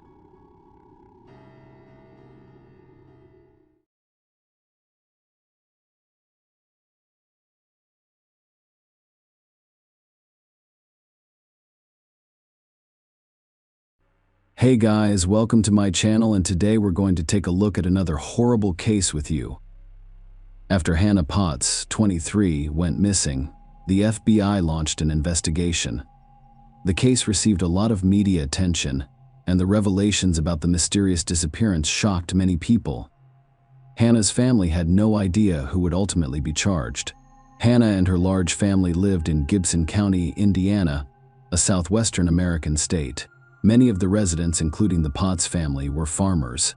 They had their own small farm, which Hannah's parents considered a good and safe place to work, live, and raise their children. It was indeed a safe environment. But, as you know, things can change. The summer of 2020 marked a watershed moment for the Potts family, forever altering their lives. Hannah couldn't sleep on the nights of July 23rd and 24. She told her mother that she was going to walk around the farm, look at the animals, and possibly take some photos. She then grabbed her phone and camera, exited the house, and headed to the barn. Hannah's family discovered she was not at home in the morning, and a post on her Facebook page shocked everyone. She posted a video clip based on the image that was recorded in the dark, because the image is a black screen throughout the video, and she was saying, "Mom, are you there? Hello. Mom, if you can hear me, please say something. I really need to hear your voice. Something happened. I was out taking photos of animals, and this guy appeared out of nowhere. He's the same guy I saw in the maroon car yesterday morning. He grabbed me and pushed me inside the truck. Oh God. Where will he take me? Mom, please consider Hannah's point of view. He's black, about Jerry's height. On the jury I work with, his voice is deep, and the way he referred to me as baby girl sent shivers down my spine. I do not like it. Please, Mom, if you're there, could you say something to me? I'm in a room with a little light. There are 4 walls. I don't think they know I have the phone, so I'll have to tell the cops everything you're going to show them in the videos, so maybe they'll find me. I do not know where he is. Where did he say this? What exactly did he say? He mentioned something about Ohio. God, I love you, Mom. Tell Dad that I love him too. Please take care of Gigi for me. Please. If I do not make it back. I love you. I really love you. Hannah's parents immediately contacted the police, recognizing the gravity of the situation and the fact that even minutes can change everything. The FBI became involved in the case. The video quickly gained traction on social media. Hannah's kidnapping was covered by all of the country's major television stations on the same day. Extensive media and social media coverage helped attract a large number of volunteers who, along with the Potts family, distributed several thousand informational flyers on the first day, stating that Hannah was last seen at home around 2 a.m. She wore a gray shirt and sports pants. It was also stated that the person who abducted her was driving a maroon vehicle. The police appealed to anyone with information to come forward. Hannah's family used every available resource to find her. One of these resources was social media, which allowed information about the kidnapping to spread rapidly. Hannah had a twin sister named Lauren, and she posted a request for help with a broken heart. I never imagined I would be posting something like this. I need help. Please share this post with your Facebook friends. Share this photo. Please help us. My twin sister Hannah posted a video this morning describing how she was kidnapped. If you have seen or heard from her, please contact Princeton, Indiana, police or my family. Hannah, I miss you. Please come home. When the FBI attempted to track Hannah's cell phone, they discovered that on the day of her abduction, a cell tower located about a few miles from the Potts family home received a signal from her phone. Hannah posted the video to her Facebook page around 6 a.m. She was already being held hostage at the time, and a cell tower near the house was still picking up her phone signal. This meant Hannah was being held in a room close to her family's home. The police were desperately looking for a man driving a maroon car, but it was impossible to find a man who fit that description within a 5-mile radius of the Potts family home while researching Hannah's life and determining whether anyone she knew was involved in her disappearance. Detectives discovered that prior to her disappearance, she had been in close contact with Maria Hopper, a 34-year-old woman who lives just a mile away. When investigators arrived to speak with Maria, she confirmed that she knew Hannah but had last seen her a few days prior to the abduction. It looked like another dead end. However, when police obtained a report from a cell phone carrier and gained access to Hannah's social media page, where she posted her heartbreaking plea, it became clear that Maria Hopper lied when she claimed to have seen Hannah a few days before the abduction. Hannah disappeared in the early hours of July 24th. 2 days later, on the morning of July 26th, several police officers arrived at Maria's house, and she once again told them she had no idea where Hannah was. Maria's boyfriend, 45-year-old Joshua Thomas, was also present, and he told police that he knew nothing about Hannah. Officers asked Maria for permission to look around the house. The woman reluctantly gave her consent, but immediately stated that Hannah was not in her home. Except for the stairs in the kitchen that lead to the basement, the police found nothing suspicious. Maria stated that there were only unnecessary items in the basement. However, law enforcement officials decided to inspect the basement firsthand. Among the dusty items in the basement, the police discovered a sheet of plywood that was unlike anything else. There was no dust on it, and it appeared that this sheet of plywood had not been in the basement as long as the other items. The plywood appears to be blocking the passage to another area of the basement. As one of the officers began to move it away, Maria Hopper made a significant announcement. But first, we need to return to Hannah's recording. When the video was shared on social media, people immediately noticed Hannah's strange and illogical behavior. She recorded a 6-minute video. Many people questioned why she was wasting time recording the video instead of calling 911. Why didn't the kidnapper search her or take her phone? What was she going to photograph at the farm at 2 a.m.? While recording the message, Hannah initially claimed she was kidnapped by a man, but after a few minutes, she is heard saying it appears there were multiple kidnappers. She then used social media, so she had internet access at the location where she was being held and could have pinpointed her exact location. For some reason, she didn't. Of course, the authorities were aware of all of these strange occurrences. However, because everyone behaves differently under stress, the investigation was underway, and Hannah's disappearance was presumed to be a kidnapping until proven otherwise. The truth was revealed when the police obtained Hannah and Maria Hopper's correspondence. When the officer asked to see what was behind a sheet of plywood in Maria's basement, she revealed that Hannah was hiding there. The police officer pushed the plywood aside and directed her to approach him. When Hannah entered the light, the officer noticed that she had fully functional handcuffs on her right wrist and shackles on her ankles. The young woman immediately admitted to police officers that she had not been kidnapped and was sitting in the basement of her own free will. Hannah had planned her own kidnapping, with Maria Hopper and Joshua Thomas assisting her. This was clear from their social media interactions. The tone, content, and context of the messages read like a fantasy fiction story. The police filled out the arrest records. All three were brought to the police station for further investigation. Of course, everyone wanted to know why she did it. Hannah informed the investigators that she was writing a book and had decided to stage her own kidnapping as inspiration and to learn how kidnapped victims feel. Maria and Joshua were characters in her story who helped her keep everything organized. They hid her in their basement, brought her food and drinks, and, per Hannah's instructions, destroyed her cell phone so the police couldn't find it. Hannah's heartbreaking video on Facebook was pre-recorded, and she said she rehearsed for about a week before recording it. No one in her family knew what she was up to. After the truth was revealed, the Potts family apologized to everyone who assisted with the search. And to everyone who was concerned for Hannah, her sister, Brittany, issued a public apology on her social media page. It particularly included these words: "As word spreads that Hannah has been found, I need to make a public statement about it. I neither publicly disowned nor wish to have any future contact with my sister. She's dead to me. I hope she is prosecuted to the full extent of the law. My family is deeply embarrassed and hurt by her actions, and the fact that she attempted to blame this on someone of color. I hope no black man driving a maroon car was targeted because of her blatant lie.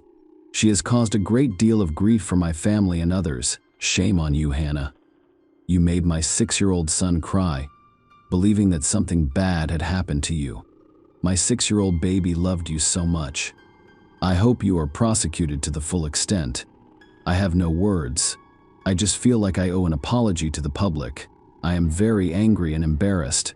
While in the basement of her friend's house, Hannah kept a personal journal in which she revealed that she was aware that her social media posts would go viral.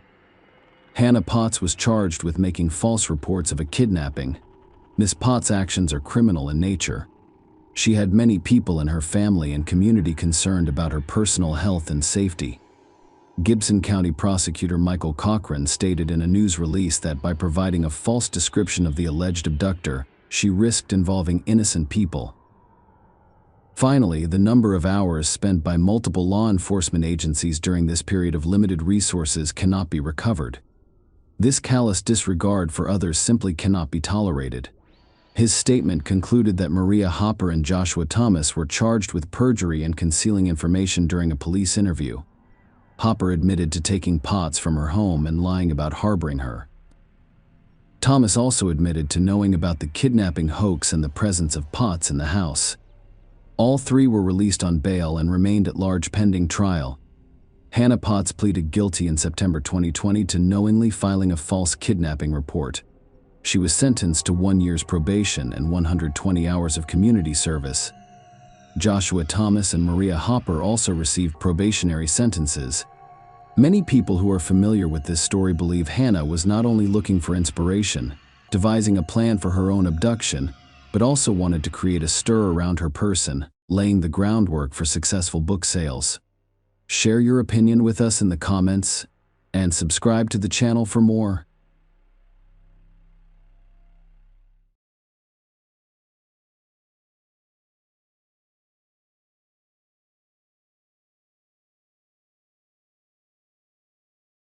Hey guys, welcome to my channel, and today we're going to take a look at another horrible case with you. The summer of 1985 in London was sunny and warm, with a strong sense of nature and tranquility. However, at 3:30 a.m. on August 7, Jeremy Bomber, heir to the White House farm, received a sudden phone call at his home. The young man, barely awake, answered the phone, wondering who could have called him so early. On the other end of the line was his foster father, whose voice was unusual. He was clearly in panic, and Jeremy couldn't understand his father's words. He tried to concentrate and figure out what had happened. However, his son's efforts proved futile. And then there was an eerie silence on the other end of the line. The last thing Jeremy heard from his father was, "Your sister has gone crazy. She has a gun and an alarm."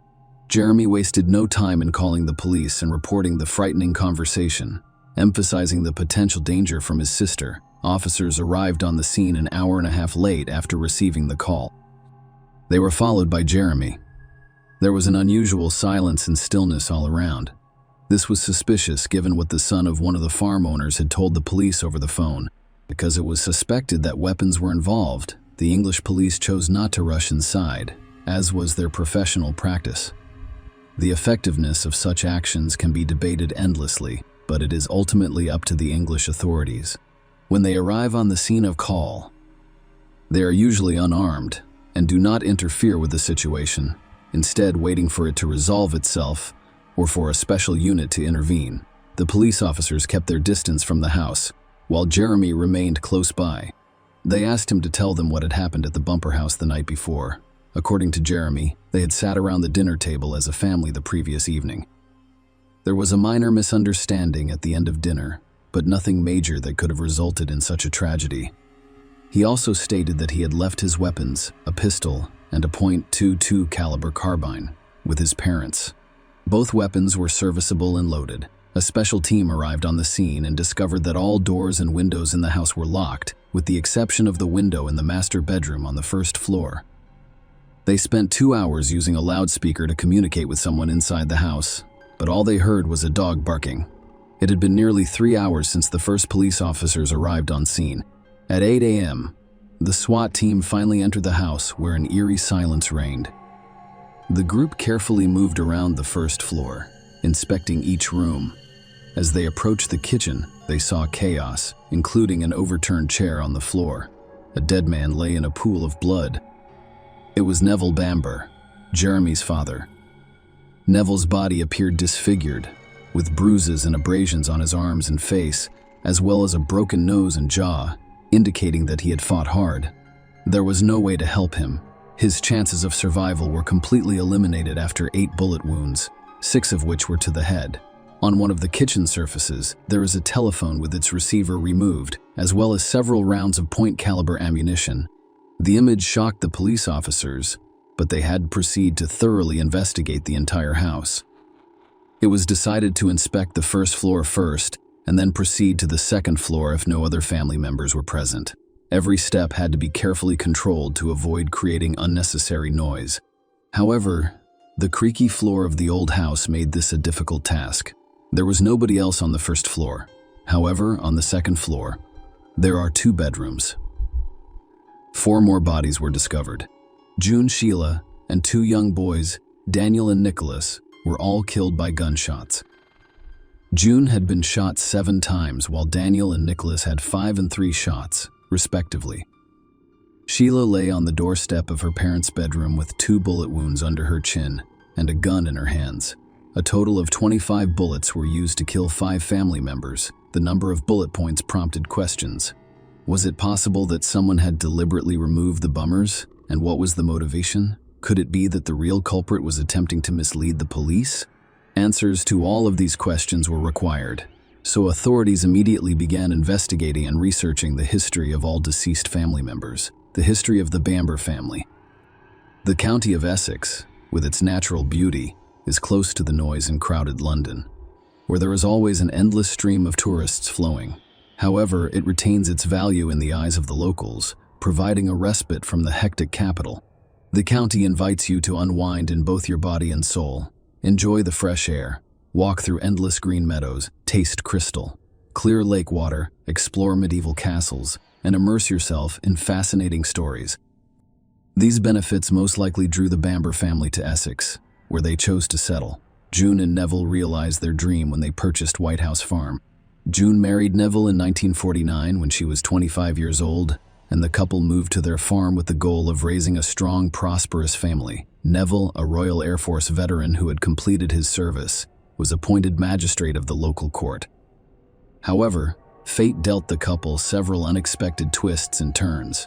June's lengthy attempts to conceive proved futile. They did not give up, however, and instead chose to place their 2 children in an orphanage. So Sheila, at 3 months old, and later Jeremy, at 6 months old, joined their family. June and Neville were exemplary parents, filling their children's days with love and care.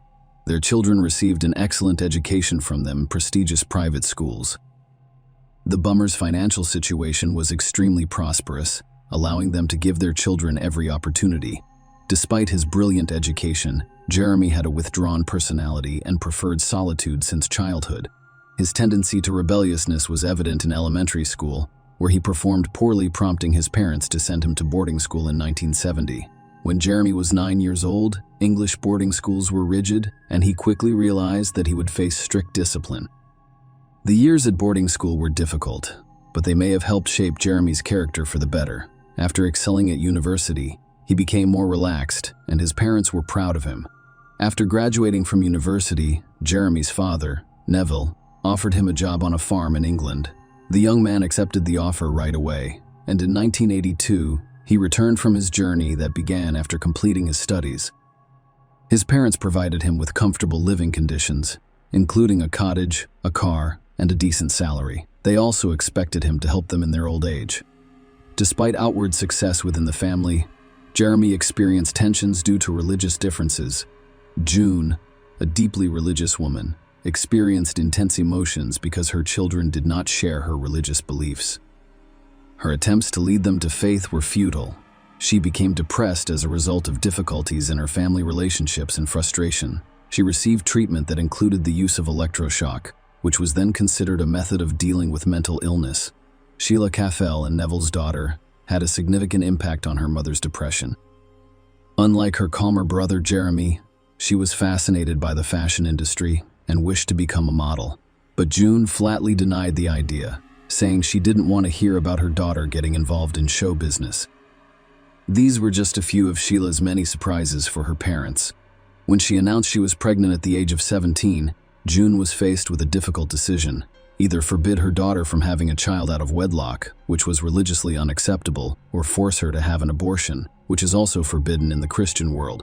In the end, June absolved herself of all responsibility and instructed Sheila to make the decision herself, but in such a way that no one in their family would ever know she had terminated the pregnancy. As a result, the mother and adopted daughter's relationship deteriorated. In 1977, despite her parents' objections, Sheila married Colin Campbell, the father of her first unborn child. The young men formed a family and had twins, Nicholas and Daniel. However, after a while, Sheila began to suspect her husband of infidelity and filed for divorce. This had a significant effect on her mental health. Sheila spent several months in a psychiatric hospital where she received electroshock therapy just like her mother. Meanwhile, Sheila's sons were sent to an orphanage where they spent nearly 2 years. Sheila's health only deteriorated. She became anxious, frequently expressing a desire to end her and her children's lives, claiming that they were under the influence of Satan. She had paranoid schizophrenia, and Jeremy used to cause a lot of problems for his parents. He settled down and was content with his life on the farm. Sheila reunited with her ex-husband Colin in 1985, and the two took their sons from the orphanage. In August, Sheila and her children were invited to meet her parents at the bamboo house. They planned to stay for a week, after which Colin and the boys would travel to Norway. He brought Sheila and the kids to the farm, and on Tuesday, August 6, 1985, everyone congregated at the lovely White House farmhouse. It ended up being the Bamber family's last dinner. The Bummer's funeral took place a few days after the tragedy, and Jeremy, of course, attended. It was a difficult and bitter situation for him. He cried a lot and was stunned by what had happened. But it was on this day that the investigation took a new direction. Jeremy's strange behavior was noticed, and relatives of the Bamber family reported it to authorities. During breaks between bouts of grief and tears, he would say ridiculous phrases about himself as the boss. Those around him noticed a smile on his face, an unusual smile, but one typical of a contented winner. All of these observations and remarks were reported to the authorities, who decided to conduct a more thorough investigation. On this ill-fated evening, everything seemed perfect. A family dinner, a cheerful atmosphere, and a delicious meal. However, one comment made by Neville in June changed everything. The parents suggested that Sheila return the children to the orphanage, emphasizing her inability to provide them with a proper upbringing. This provocative suggestion irritated Sheila, who reacted angrily, stating that she was already thinking about it and would make her own decision. The warm atmosphere of the evening was disrupted. At 9:30 p.m., Jeremy went home. At the same time, Barbara Wilson, the Bamboo Farm secretary, called about a work-related issue. When Neville answered the phone, Barbara noticed he was irritable. There were several loud voices in the background. People appeared to be arguing excitedly. Barbara was taken aback by the atmosphere, as such occurrences were uncommon among bummers. She was unable to determine the cause of the conflict. However, Neville abruptly terminated the conversation and hung up the phone. The next morning, all of the family members in the house had been shot. Jeremy was the only surviving member of the family, and he couldn't hold back his tears. The investigators were sensitive to Jeremy's emotions and gave him time to recover before beginning interviews. Before leaving the house, Jeremy shared all of the available information, including his sister's life difficulties and the dinner conflict on the evening of August 6. Given her mental state, Sheila's crime appears to be a desperate and most likely unconscious act. Under the influence of a parental remark, she couldn't take the new invasion of her privacy and lost her mind, so she turned to gun violence, shooting the bummers, her children, and herself. Investigators were certain that was what occurred. During an inspection of the house, it was discovered that the crime that destroyed almost the entire family was committed by the Bambers' mentally unstable adopted daughter, Sheila. This was demonstrated by the weapon discovered lying on her body, pointing upwards toward her chin. The detective's subsequent actions appear absurd. The police decided to clean up the house and organized an unusual process of burning the bloody bedding and carpets on which the bodies were lying. The police wanted to rid Jeremy of the horrible memories of what had happened, and the weapon found at the scene, which could be used as evidence, was picked up by the officer with his bare hands. To avoid jumping to conclusions when reopening the investigation, the scene needed to be thoroughly examined. The first step was for detectives to inspect the weapon. Several people's fingerprints were found on the barrel, including the investigator, who appeared to pick up an important piece of evidence without gloves. The presence of Sheila and Jeremy's prints raised no questions. Jeremy confirmed that it was his hunting gun. He'd bought it legally. Sheila's fingerprints as a suspect in this crime were quite expected. However, it is important to note that the alleged perpetrator was shot twice in different parts of her body. How did she come to take her own life? And that's when things became clear. Julie, Jeremy's girlfriend, began to question his innocence. She contacted the investigators and provided them with some interesting information. On the night of August 7, Jeremy called her to report problems at the farm. However, when Julie attempted to learn more, Jeremy abruptly hung up. She also recalled Ames complaining to her several times before the tragedy about his family's fatigue with his in-laws. However, the most shocking aspect of her testimony concerned the Bombers' will. It turns out that the Bombers had left a will stating that all of their property would go to their children after their deaths, and that their mother would rewrite their share in favor of the twins, Sheila. This fact turned Jeremy against his sister. He did not like this prospect, and he openly discussed it with his friend. Furthermore, Neville's will stated that Jeremy would have to work on the farm to receive his share of the inheritance. But the worst part was when Julie overheard him say that Jeremy fantasized about murdering his family and blaming it on the mentally ill Sheila. He showed some acting talent by portraying himself as a witness to the tragic drama in front of the police officers. According to Julie, she told the police about it not only to assist with the investigation, but also out of a desire for revenge. After learning about Jeremy's mistress, Jeremy gave the police the name of a possible suspect in an attempt to cover his tracks and divert the detectives' attention away from him. He went after a plumber he allegedly hired to work on the property. However, this cunning plan proved ineffective. The plumber was discovered and interrogated, but his alibi was strong. The plumber not only did not understand why he was being questioned about the crime, but he also provided clear evidence that he was not present at the time of the incident. As a result, the suspect list was reduced to just one: Jeremy Bamber. Despite his temporary detention, the lack of concrete evidence resulted in his release. Furthermore, the police did not limit his travel abroad. Although it was known that following the inheritance, Jeremy's financial situation had improved significantly. Soon, he had left England for a vacation in central France, and a few days later, he easily sold his father's car. Jeremy's cousins demanded that the theory that Sheila murdered her family be reconsidered. They went to the police and the media, and the deputy director of the CID once ordered the Bamber cousins to leave his office when they asked him to consider that James Bamber had orchestrated the entire thing. After that, one of the brothers decided to investigate the scene in secret from the others.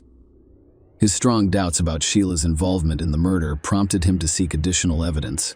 By then, Jeremy had gotten the keys to his parents' house and was living there alone. His cousin made it through the door and around every corner of the house, hoping to find new evidence, and his search was fruitful. In one of the closets, he discovered an unexpected item: a silencer for a .2 carbine with bloodstains. It was something that prompted him to draw new conclusions. The weapon's length, including the installed silencer, indicated that the assailant would be unable to turn it on himself and shoot himself. This implied that Sheila could not have been involved in the crime. After being shot twice and bleeding, she would not have been able to remove the silencer and hide it deep in the closet. But, assuming she fired without this additional device, a new question arises. Why were there bloodstains on the end of the silencer? Thus, it only confirmed that it had been installed on the carbine at the time of the crime. On September 29, Jeremy returned home and was immediately arrested and charged with the Bamboo family's murder. The trial, which lasted 18 days, started on October 3, 1986. At Chelmsford Crown Court, Jeremy Bamber appeared arrogant as he took his seat in the darkness. Throughout the trial, prosecutors charged him with lying.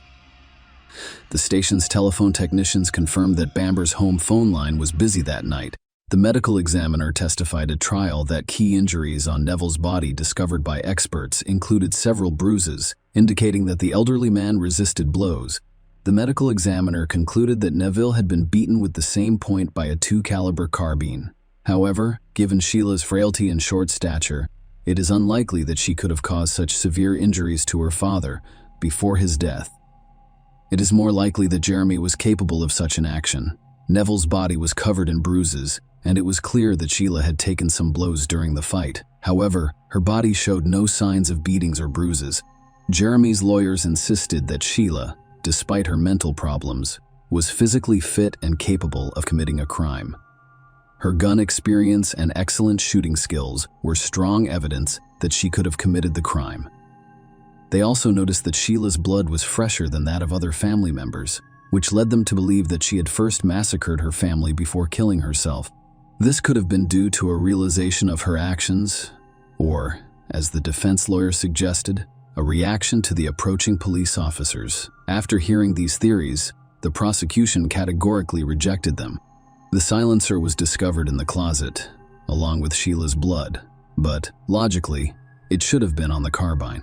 These statements were unquestionable. The defense was in a difficult position, with no additional arguments to counter the prosecution's case. The prosecution claims that Jeremy's anger at learning of the divided will motivated him to commit the crime. He planned the bloodbath for financial reasons.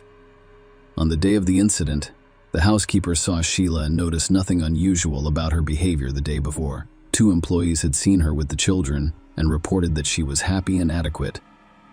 Barbara Wilson, the farm clerk, testified that she called Neville around 9:30 p.m. and believed she had ended an argument.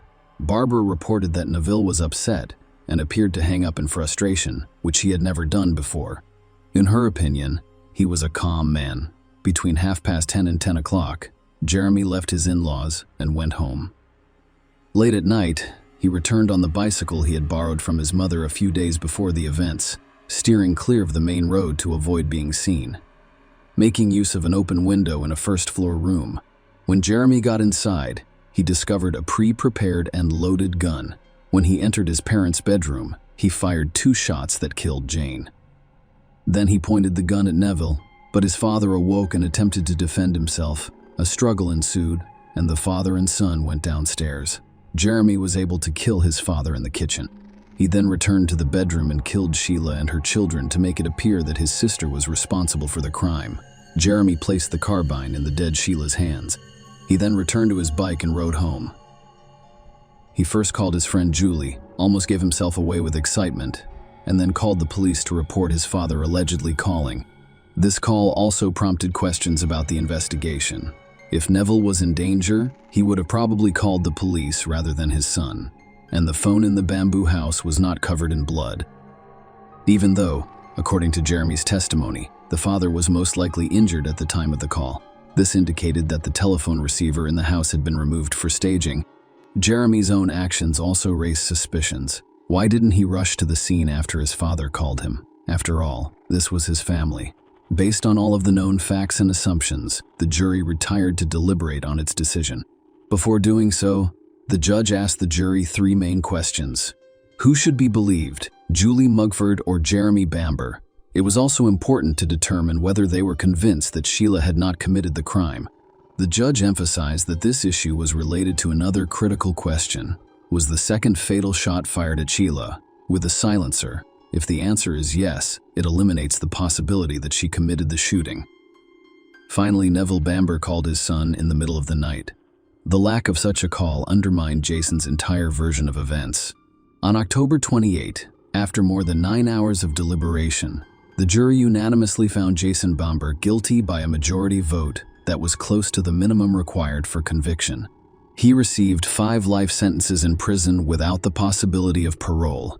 Douglas Hurd, the Home Secretary, ruled in 1988 that Bamber should not be released. The case remains a source of contention. Despite the lack of direct evidence proving Jeremy Bamber's guilt, he is serving his sentence, and there is speculation that a miscarriage of justice occurred, with his sister Sheila Bamber insisting on his innocence through appeals. His lawyer claims that the judgment was skewed due to Jeremy's aggressive behavior in court. Jeremy Bamber believes there is no evidence of his guilt, and there are numerous unexplained points in the case.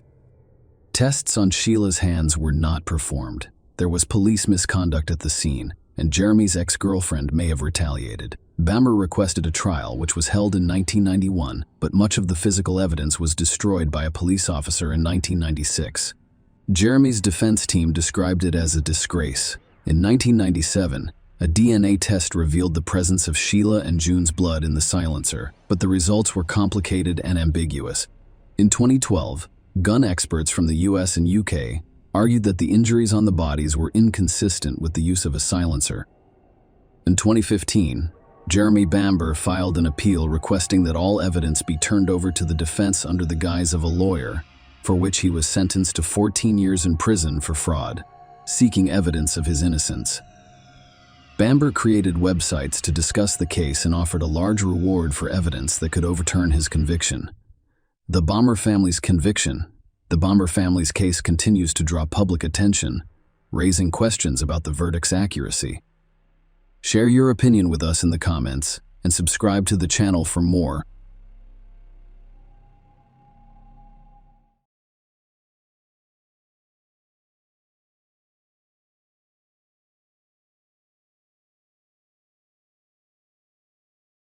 Hey guys, welcome to my channel, and today we're going to take a look at another horrible case with you.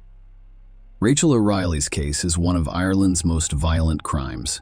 When a person goes missing or dies in mysterious circumstances, the other half is usually one of the primary suspects. Unfortunately, in approximately 80 of cases, suspicions are valid.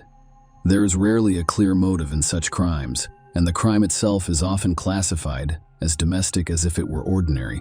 Rachel O'Reilly's high-profile case in the early 2000s stunned Ireland with its unprecedented cruelty and cold-bloodedness. A young woman and mother of 2 young children was brutally murdered in her own home, and police officers who arrived on the scene admitted that they had never seen such a horrific crime scene before, but they were determined to solve the mystery and put all the pieces of the puzzle together. It took investigators several years of meticulous work. Throughout this time, the criminal remained at large, confident that no one would prove his guilt. Perhaps this would have happened, but the killer was let down by his own arrogance. Let's start the story from the beginning. Who was Rachel O'Reilly? Rachel O'Reilly. Rachel O'Reilly, real name Callie, was born in 1974 on the northern outskirts of County Dublin, Ireland. His biological parents were not aware. Rose and Jim Calloway, her spouses, adopted her when she was very young. She grew up alongside the couple's other 4 adopted children. Rose and Jim, their own heirs, were unable to have children, so all of their parental love was directed toward foster children. Rachel was an active and purposeful child since she was very young. She excelled in school, participated in sports, assisted her parents with household chores, and never caused a problem. The girl grew up to be very sociable, open, and kind. She got along well with everyone and avoided conflicts. Rachel was an avid softball player as a teenager, competing in a variety of competitions and setting several local records. She also had a close relationship with her foster mother, to whom she confided all her secrets and communicated constantly, even after she married and had her own children. After graduating from high school, the girl enrolled at one of the local universities, intending to pursue a degree in marketing. At the same time, she secured a position as a salesperson in a city department store. In her spare time, she continued to participate in sports, most notably for the local Joe O'Reilly team. In fact, public sources contain very little information about Joe O'Reilly's early life. He was notorious for his inhumanity and extreme cruelty to his own wife and the mother of his 2 children. However, the type of person he was as a young man is rarely discussed or remembered. Joe is also known to be a County Dublin native, having been born there in 1972. In a simple family, he was the second common child and was raised alongside his older sister. The O'Reillys' children were not spoiled, and their parents taught them that in life, they should achieve everything on their own through hard work and effort. The boy was tall, athletic, and enjoyed playing softball.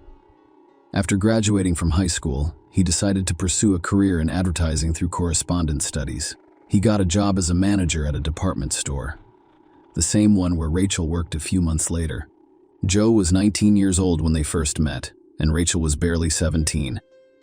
The young man noticed the new employee right away and took the initiative to be the first to meet her miniature smiling blonde, dizzy the guy's head, but only to go on a date with him. For whatever reason, she flatly refused. Joe began to woo Rachel with compliments and small surprises such as flowers or chocolates at her workplace at the start of the day, but Rachel remained cold to him.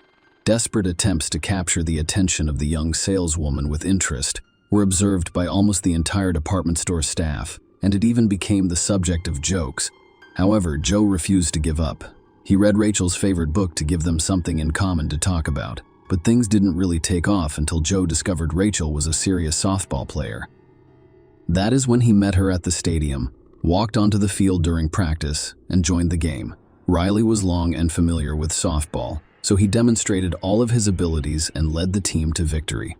This time, the young man impressed Rachel, and she agreed to go on a date with him. Their relationship progressed rapidly, and Joe, by all means and available means, demonstrates that he is prepared for the beloved to literally roll mountains. He unexpectedly organized a trip to Paris, the most romantic city in the world, and proposed to her on top of the Eiffel Tower. Of course, Rachel couldn't resist and agreed with him.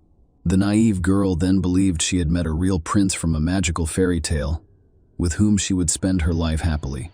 A few years later, the couple married, and they eventually had 2 sons in common.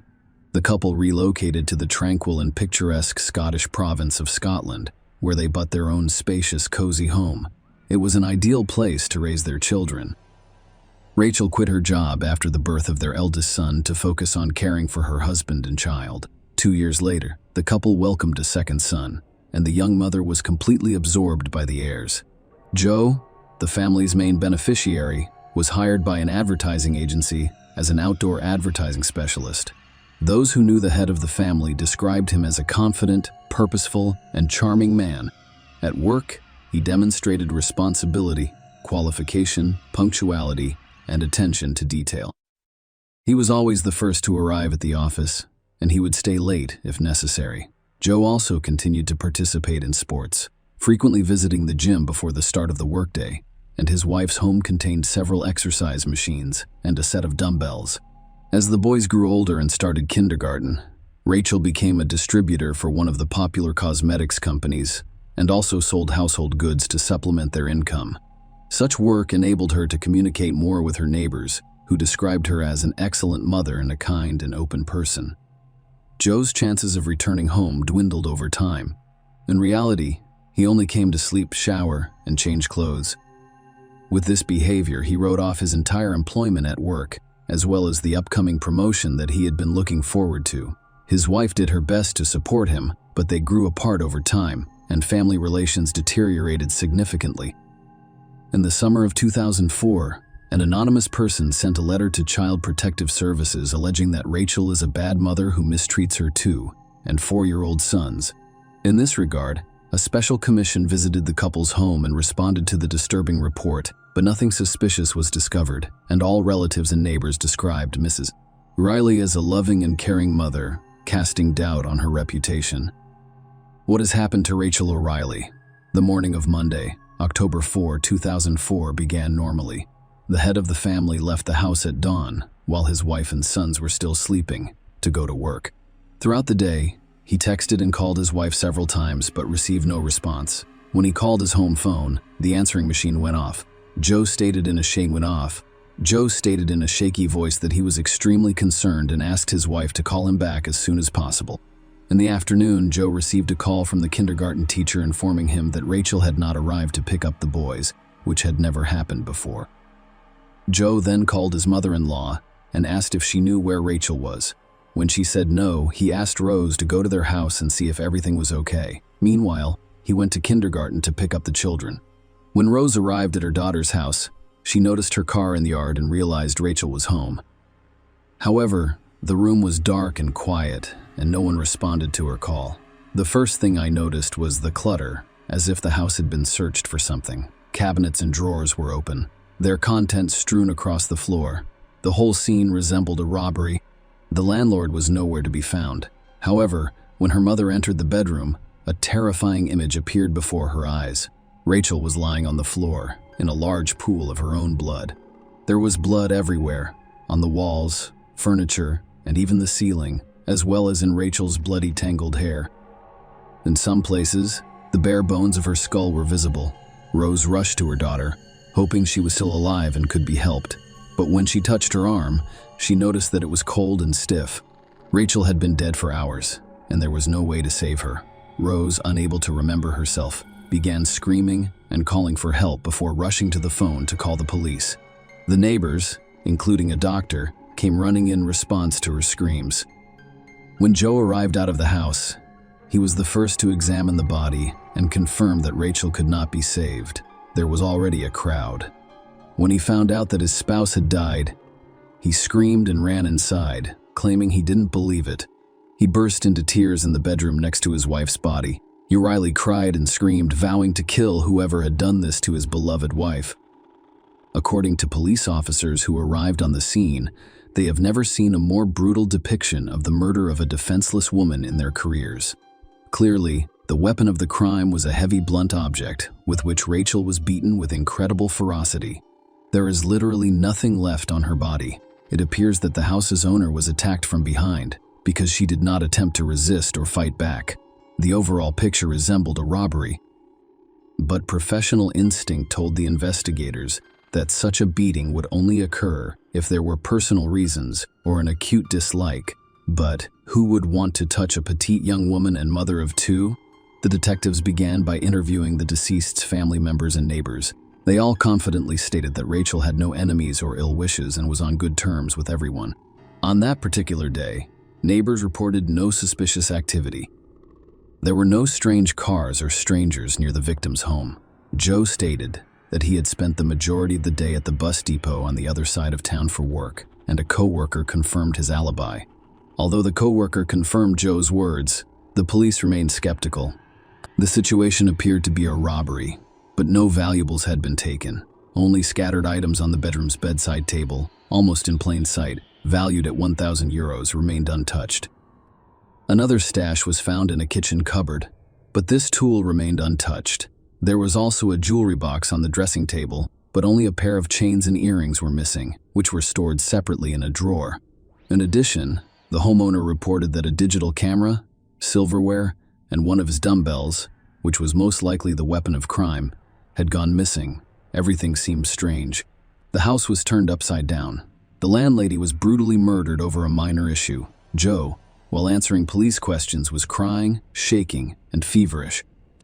However, one of the investigators later admitted that the guy appeared to be in a state of nervous excitement rather than grief or shock.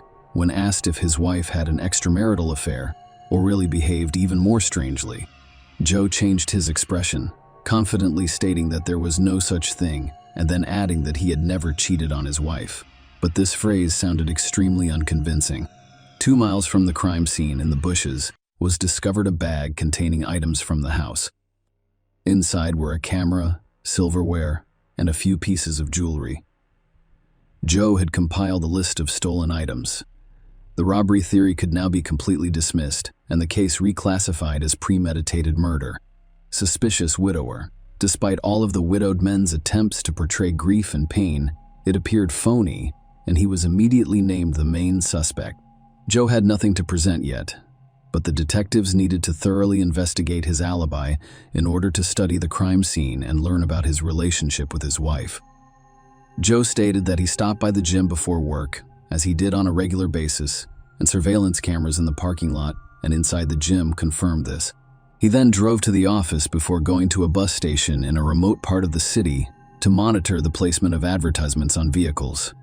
His words were confirmed by a colleague he allegedly spoke with at the time. The investigators then went to Joe's workplace and seized his computer for inspection. This is where the most interesting part starts. Because the email contained strange correspondence that Joe had partially deleted, specialists were able to recover the deleted messages, and the police were finally confident that they were on the right track. Joe mostly corresponded with his friend and his sister, to both of whom he constantly complained about his wife. He wrote about Rachel in an insulting and profane tone. He wrote that his wife had not appealed to him as a woman for a long time and had generally disgusted him. Moreover, the computer discovered another curious correspondence between Joe and one of his colleagues, a woman named Nikki Pelly.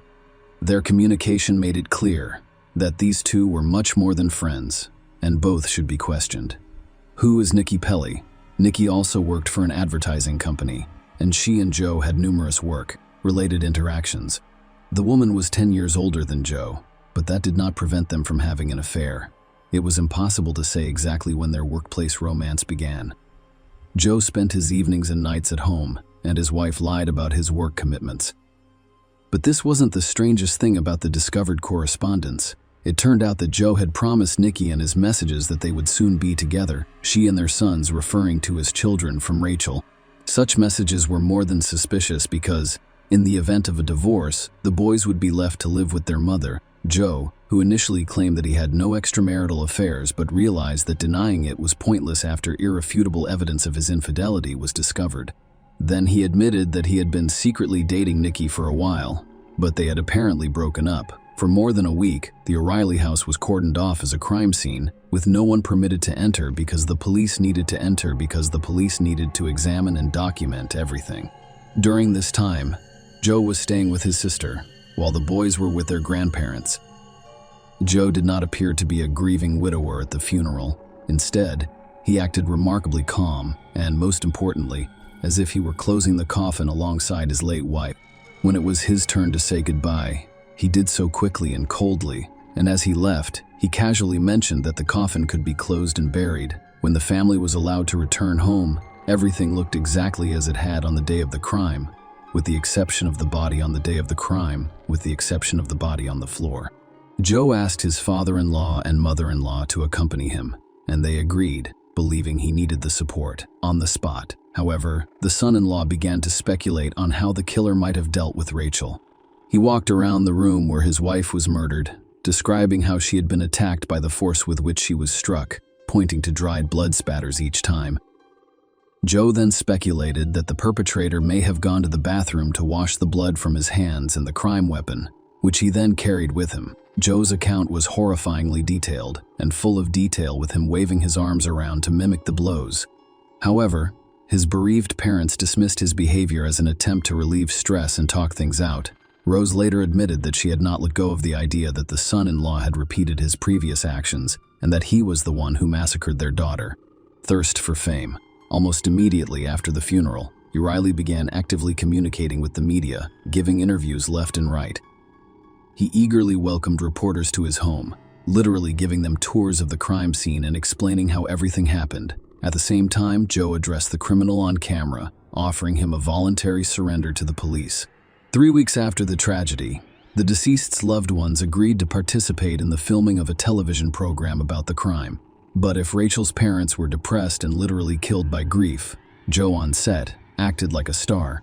He vividly communicated with the makeup artists, curious about how he would appear in the frame, and then eagerly nibbled on the proposed treats while drinking their coffee.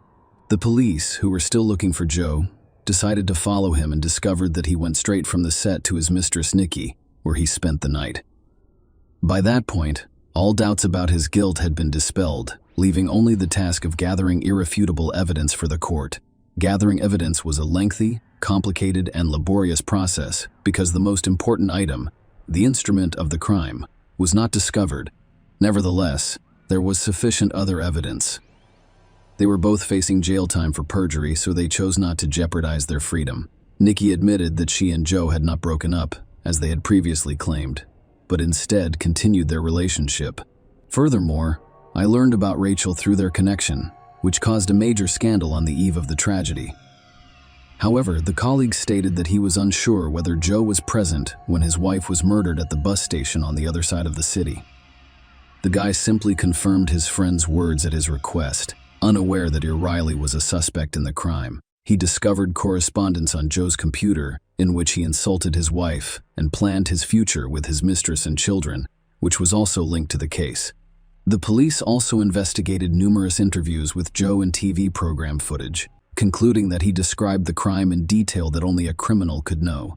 The widower's careless remarks helped reconstruct the full picture of the crime. He went to the gym in the morning and purposefully got into all of the camera's lenses. Then he informed his colleagues that he would be absent from the office because he was leaving for work in another part of the city and his phone might not be available. Then, instead of going to the bus station, he went home, armed himself with a dumbbell, and hid in the marital bedroom, waiting for his wife, who had left to take the children to kindergarten. He suddenly attacked her from behind, leaving no room for escape. After the massacre, Joe admitted to washing the blood from himself and the murder weapon in the bathroom next to the bedroom. The perpetrator then changed clothes, dispersed his belongings throughout the house to simulate a robbery, and went to work. On the way, he discarded the items and disposed of the soiled clothes and dumbbells so they would not be discovered. He also called his murdered wife's cell phone several times, sent her a few messages, and left voicemails on the answering machine, requesting that she call him back. In the office, he was acting strangely and appeared overly excited, with his hands slightly shaking. Some of his coworkers noticed this and inquired whether he was okay. But Joe was perplexed, so instead of responding, he dashed to his office, where he quickly received a call from the daycare center, informing him that the boys had not been picked up. He did not hurry home, instead sending his mother-in-law to be the first to discover his daughter's disfigured body. He believed he had considered all possibilities and that proving his guilt would be impossible, but his desire for fame and public attention worked against him. Joe was not arrested until 2 years after he committed the crime. Despite the fact that the majority of the evidence was circumstantial, Joe's guilt was established by reconstructing the entire route of his movements that day using the signal of a cell phone that he did not abandon. It is worth noting that at the time of Rachel's murder, Joe's cell phone signal came from the family home. This was later confirmed using billing data. In addition, at trial, it was revealed that Joe's mother wrote the anonymous letter to Child Protective Services at her son's request. Joe was aware that he would not have sole custody of the boys in the event of a divorce, so he tried to smear his wife by portraying her as a bad and abusive mother. However, social services officials found no evidence to support the anonymous message's claims. So O'Reilly decided to take decisive action. He had no remorse. He smiled in court, chatted animatedly with his defense attorneys, and even tried to joke, convinced that he would be released regardless. But in the summer of 2007, the court found Joe guilty and sentenced him to life in prison. The lawyers attempted to challenge the decision, but all of their complaints and appeals were rejected. It is worth noting that Joe and Nikki's relationship continued even after the man was imprisoned. His mistress paid him visits on a regular basis for many years before they stopped communicating in 2022, for unknown reasons. Joe Riley never pleaded guilty in prison. He has become a model inmate, never causing trouble, and hopes to be eligible for parole one day. Share your opinion with us in the comments and subscribe to the channel for more.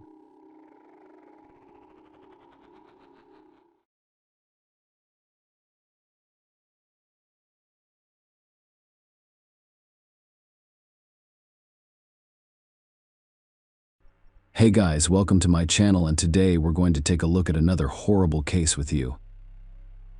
Today we will look at a case that occurred in Minnesota.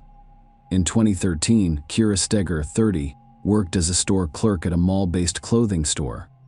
She was enthusiastic about her job and never missed a shift. So, on February 23, 2013, she did not show up for work. Her coworkers became worried. They attempted to contact Kira, but she did not return their calls or text messages, and the police were quickly informed that she was missing. Kira K. Steger was born on November 19, 1982 in Des Plaines, Illinois. She was Marcy and Jay's daughter. Steger described her as a lively, dedicated, and affectionate daughter. Kira worked for 2 Mall of America stores, Wet Seal, and, most recently, Delia's. Kira considered her co-workers to be more than just friends, they were like family. Kira had a unique talent for identifying people's strengths that they themselves did not notice. She envisioned and hoped for a bright and peaceful future. Unfortunately, all of her dreams came to an abrupt end when Kira mysteriously vanished. On Thursday, February 21, 2013, Kira worked a shift. Her co-workers reported that she had been feeling well and planned to go to a nice restaurant with her husband after the store closed. Kira and Jeffrey Trevino met 3 years ago and immediately struck up a romantic relationship, which eventually led to a wedding. Overall, Kira and Jeffrey appear to be a happy and stable married couple. There may have been occasional disagreements between them, but everything was kept within their immediate circle. At least 2 days later, on Saturday, February 23rd, no relatives, friends, or co-workers knew about them. When Kira failed to show up for work, her co-workers were concerned because such behavior was unusual for her. She was punctual and strict with herself, and others would never tolerate being late or not sticking to her schedule. After failing to reach Kira, her co-workers contacted Jeffrey, who had no idea where his wife had gone. Kira had left the house the previous morning and had not returned since. Kira had a habit of disappearing for a day or two at a time, so he wasn't worried. She would spend the night at a friend's house or visit a relative unannounced. One factor that could have caused concern was the bad weather that day, as it had been snowing heavily. Jeffrey suggested that perhaps something had happened to her along the way. Perhaps her car became stuck and her phone battery ran out of charge. On the same day, after not hearing from his wife, Jeffrey filed a missing persons report and contacted Kara's family. Her family members were taken aback by their loved one's mysterious disappearance, which was a devastating blow to them. After receiving a missing persons report for Kira Steger, detectives immediately went to work, as is customary in such cases. The investigation began by questioning the spouse and searching the immediate surroundings. This was no exception. Detectives went to Jeffrey's home to speak with him. Jeffrey told detectives that he and Kira planned to spend time together on Thursday. They had dinner, talked, bowled, and then left the mall. According to Jeffrey, he and Kira immediately went home because Kira wanted to watch a movie. Jeffrey also told detectives that his wife left their home the following day, a Friday, around 8:30 a.m. An event was scheduled at work, and her presence was mandatory. He noticed nothing unusual about her behavior. Jeffrey thought it was normal for Kira to disappear on occasion, despite the fact that he had no idea where she was or who she was with. They'd been having relationship problems for a few months, Jeffrey explained. However, he did not consider it serious or alarming. Consider them to be minor conflicts that occur in all families. The detective began asking Jeffrey who Kira might be staying with and if she had a lover. The man refused this suggestion because he had personally asked Kira about it and received a negative response. Jeffrey describes his wife as someone he truly loves and trusts. The investigators relayed all of the information they gathered about Kira and her car to the on-duty patrols. The detectives went to the Mall of America to confirm the credibility of Jeffrey's statements and possibly find some clues. The Mall of America ranks among the world's largest shopping malls. It is located in Bloomington. It includes 520 stores and theme parks. There is an ocean area movie theater, a golf course, and much more. As a result, it's unsurprising that the mall is outfitted with numerous security cameras.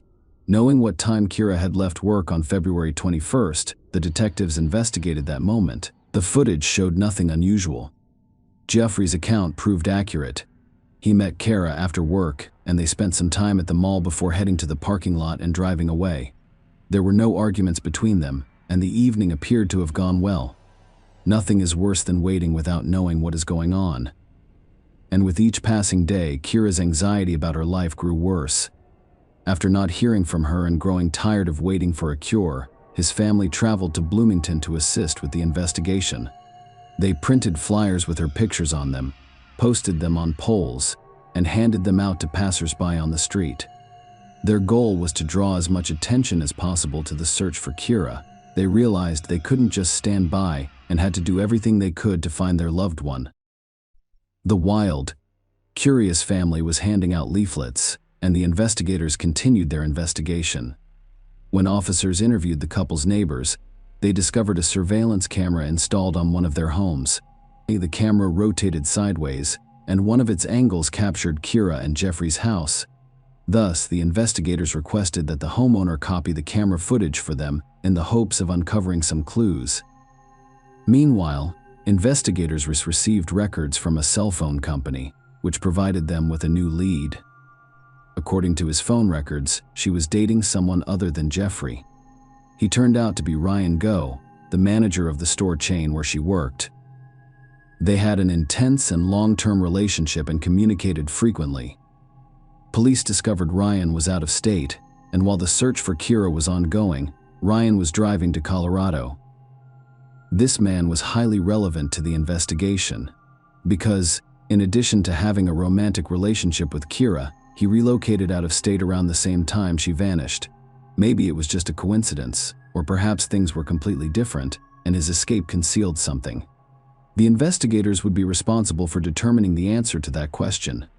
Regardless, the detectives were able to reach Ryan, who agreed to appear for questioning in Colorado, where he was asked numerous questions. He stated that he last contacted Kira while driving across South Dakota and texted her. These text messages were sent shortly before Kira disappeared. Detectives discovered that Kira had communicated with her new lover while dining with her husband. The correspondence made it abundantly clear that Kira was growing apart from Jeffrey. The investigators examined Ryan's phone to determine his location in relation to the cell towers and reviewed his credit card statements. He appeared to be completely out of it that evening and had no way of being connected to solve his disappearance. He was released and removed from the suspect list on that basis. The message's timestamps revealed that Kira was still texting Ryan when she arrived home with her husband.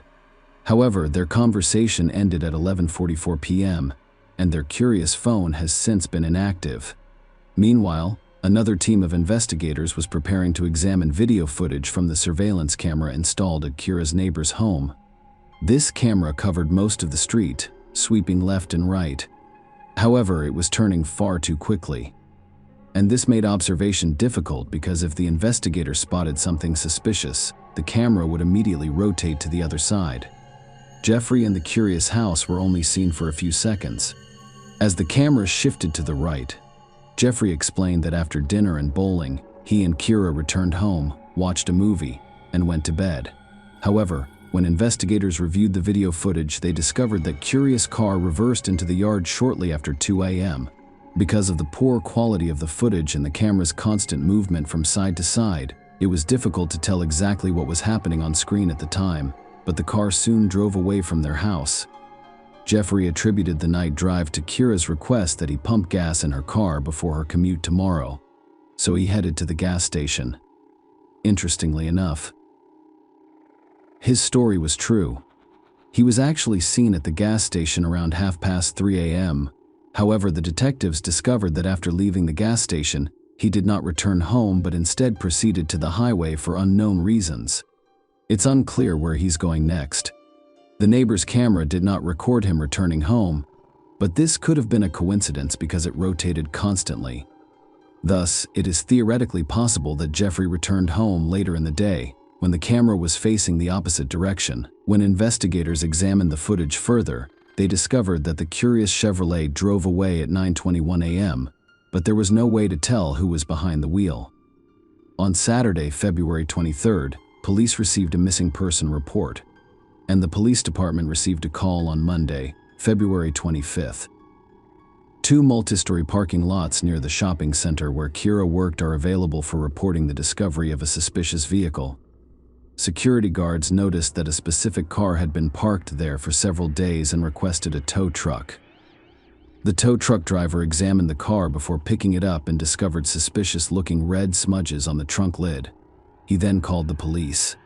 It turned out to be a white Chevrolet. There wasn't much blood, just a few minor stains, but it was present. That was an extremely bad sign. Kira's purse, which was recovered from her abandoned car, contained divorce court forms that appeared to have been downloaded from the internet. In addition, the investigators noticed a small, dark item lying in the snow behind the car. When they got closer, they noticed a rolled-up trunk mat with dark stains on the reverse side. DNA testing revealed that it was Curious Digger's blood. With regret, the investigators realized Kira was most likely no longer alive. Her family and friends were devastated by this horrific discovery. Their last hope of seeing Kira again was dashed. But this sparked a slew of questions in their minds. How did she die? Did she suffer? Who could have resented her enough to take her life? The absence of care in his body exacerbated the situation, as it was much more difficult to bear the grief that had befallen them without it. The detective's top priority was now to identify the person who had abandoned the vehicle in the parking lot. The car left the house at 9:21 a.m. About 20 minutes later, the mall's cameras caught it. There were no cameras in the lot where the car was found, but there was a camera pointed at the path leading to the car. The camera was near Kira's car.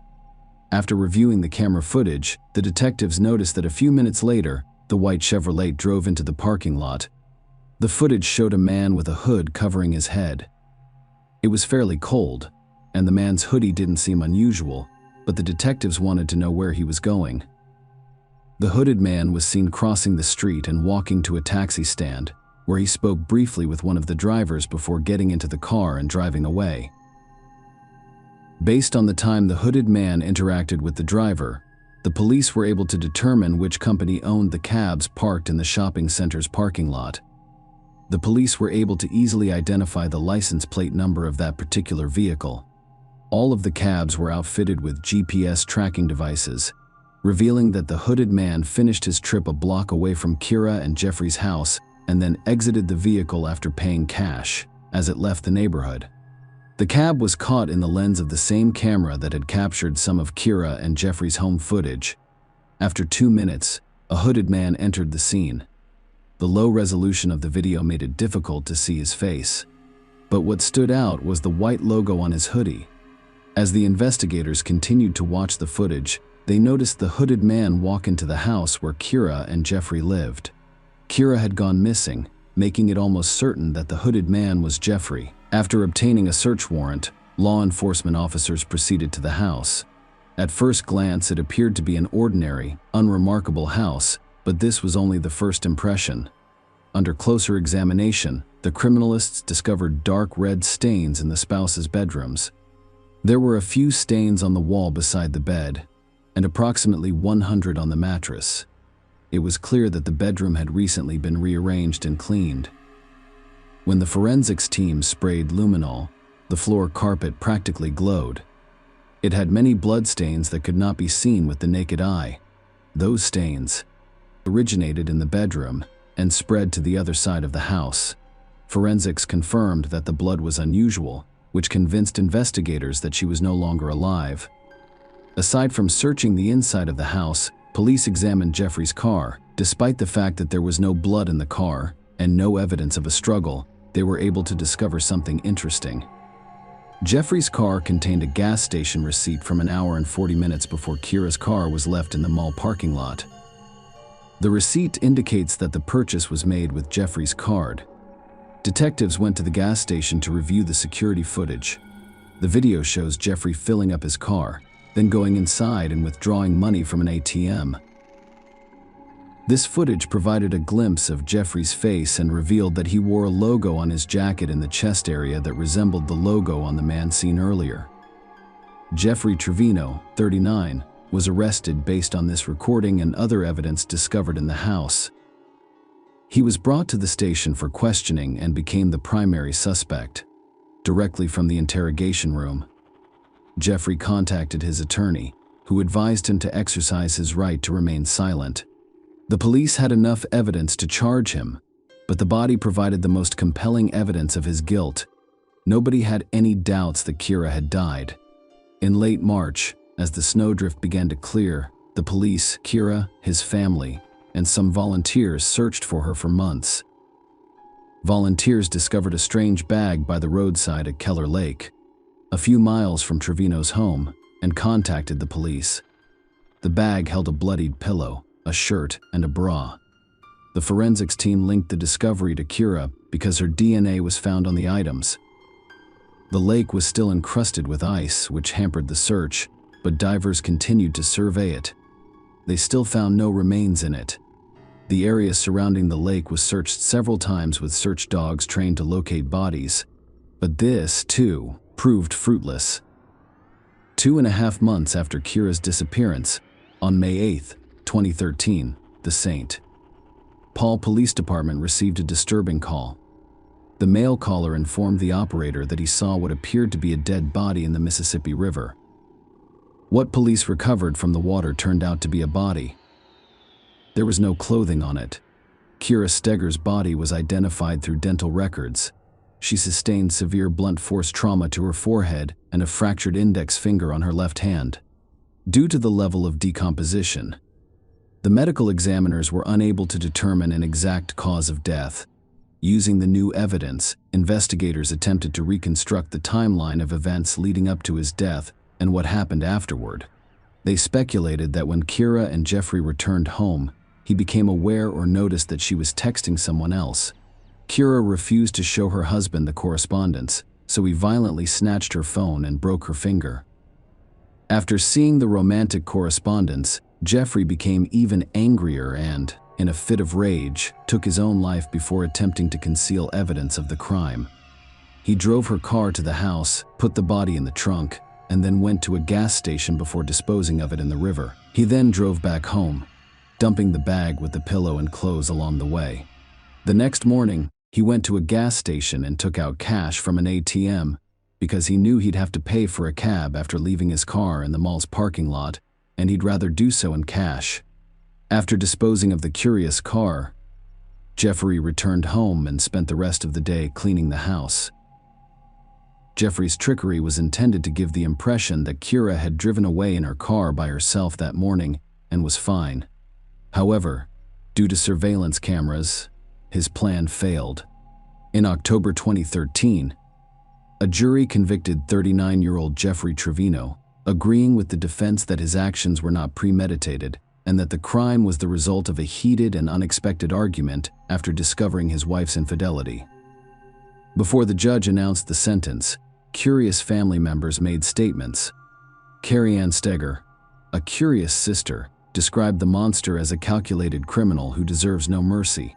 Marcy stated that Trevino showed no mercy to her daughter and dumped her like trash into the nation's most polluted body of water. She said. But her father Jay insisted that no punishment would ever compensate for the pain Trevino had caused their family. No amount of time spent with Mr. Trevino will suffice. Never enough, he said. In November 2013, Jeffrey Trevino received a 27.5-year prison sentence.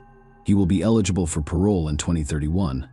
Share your opinion with us in the comments and subscribe to the channel for more.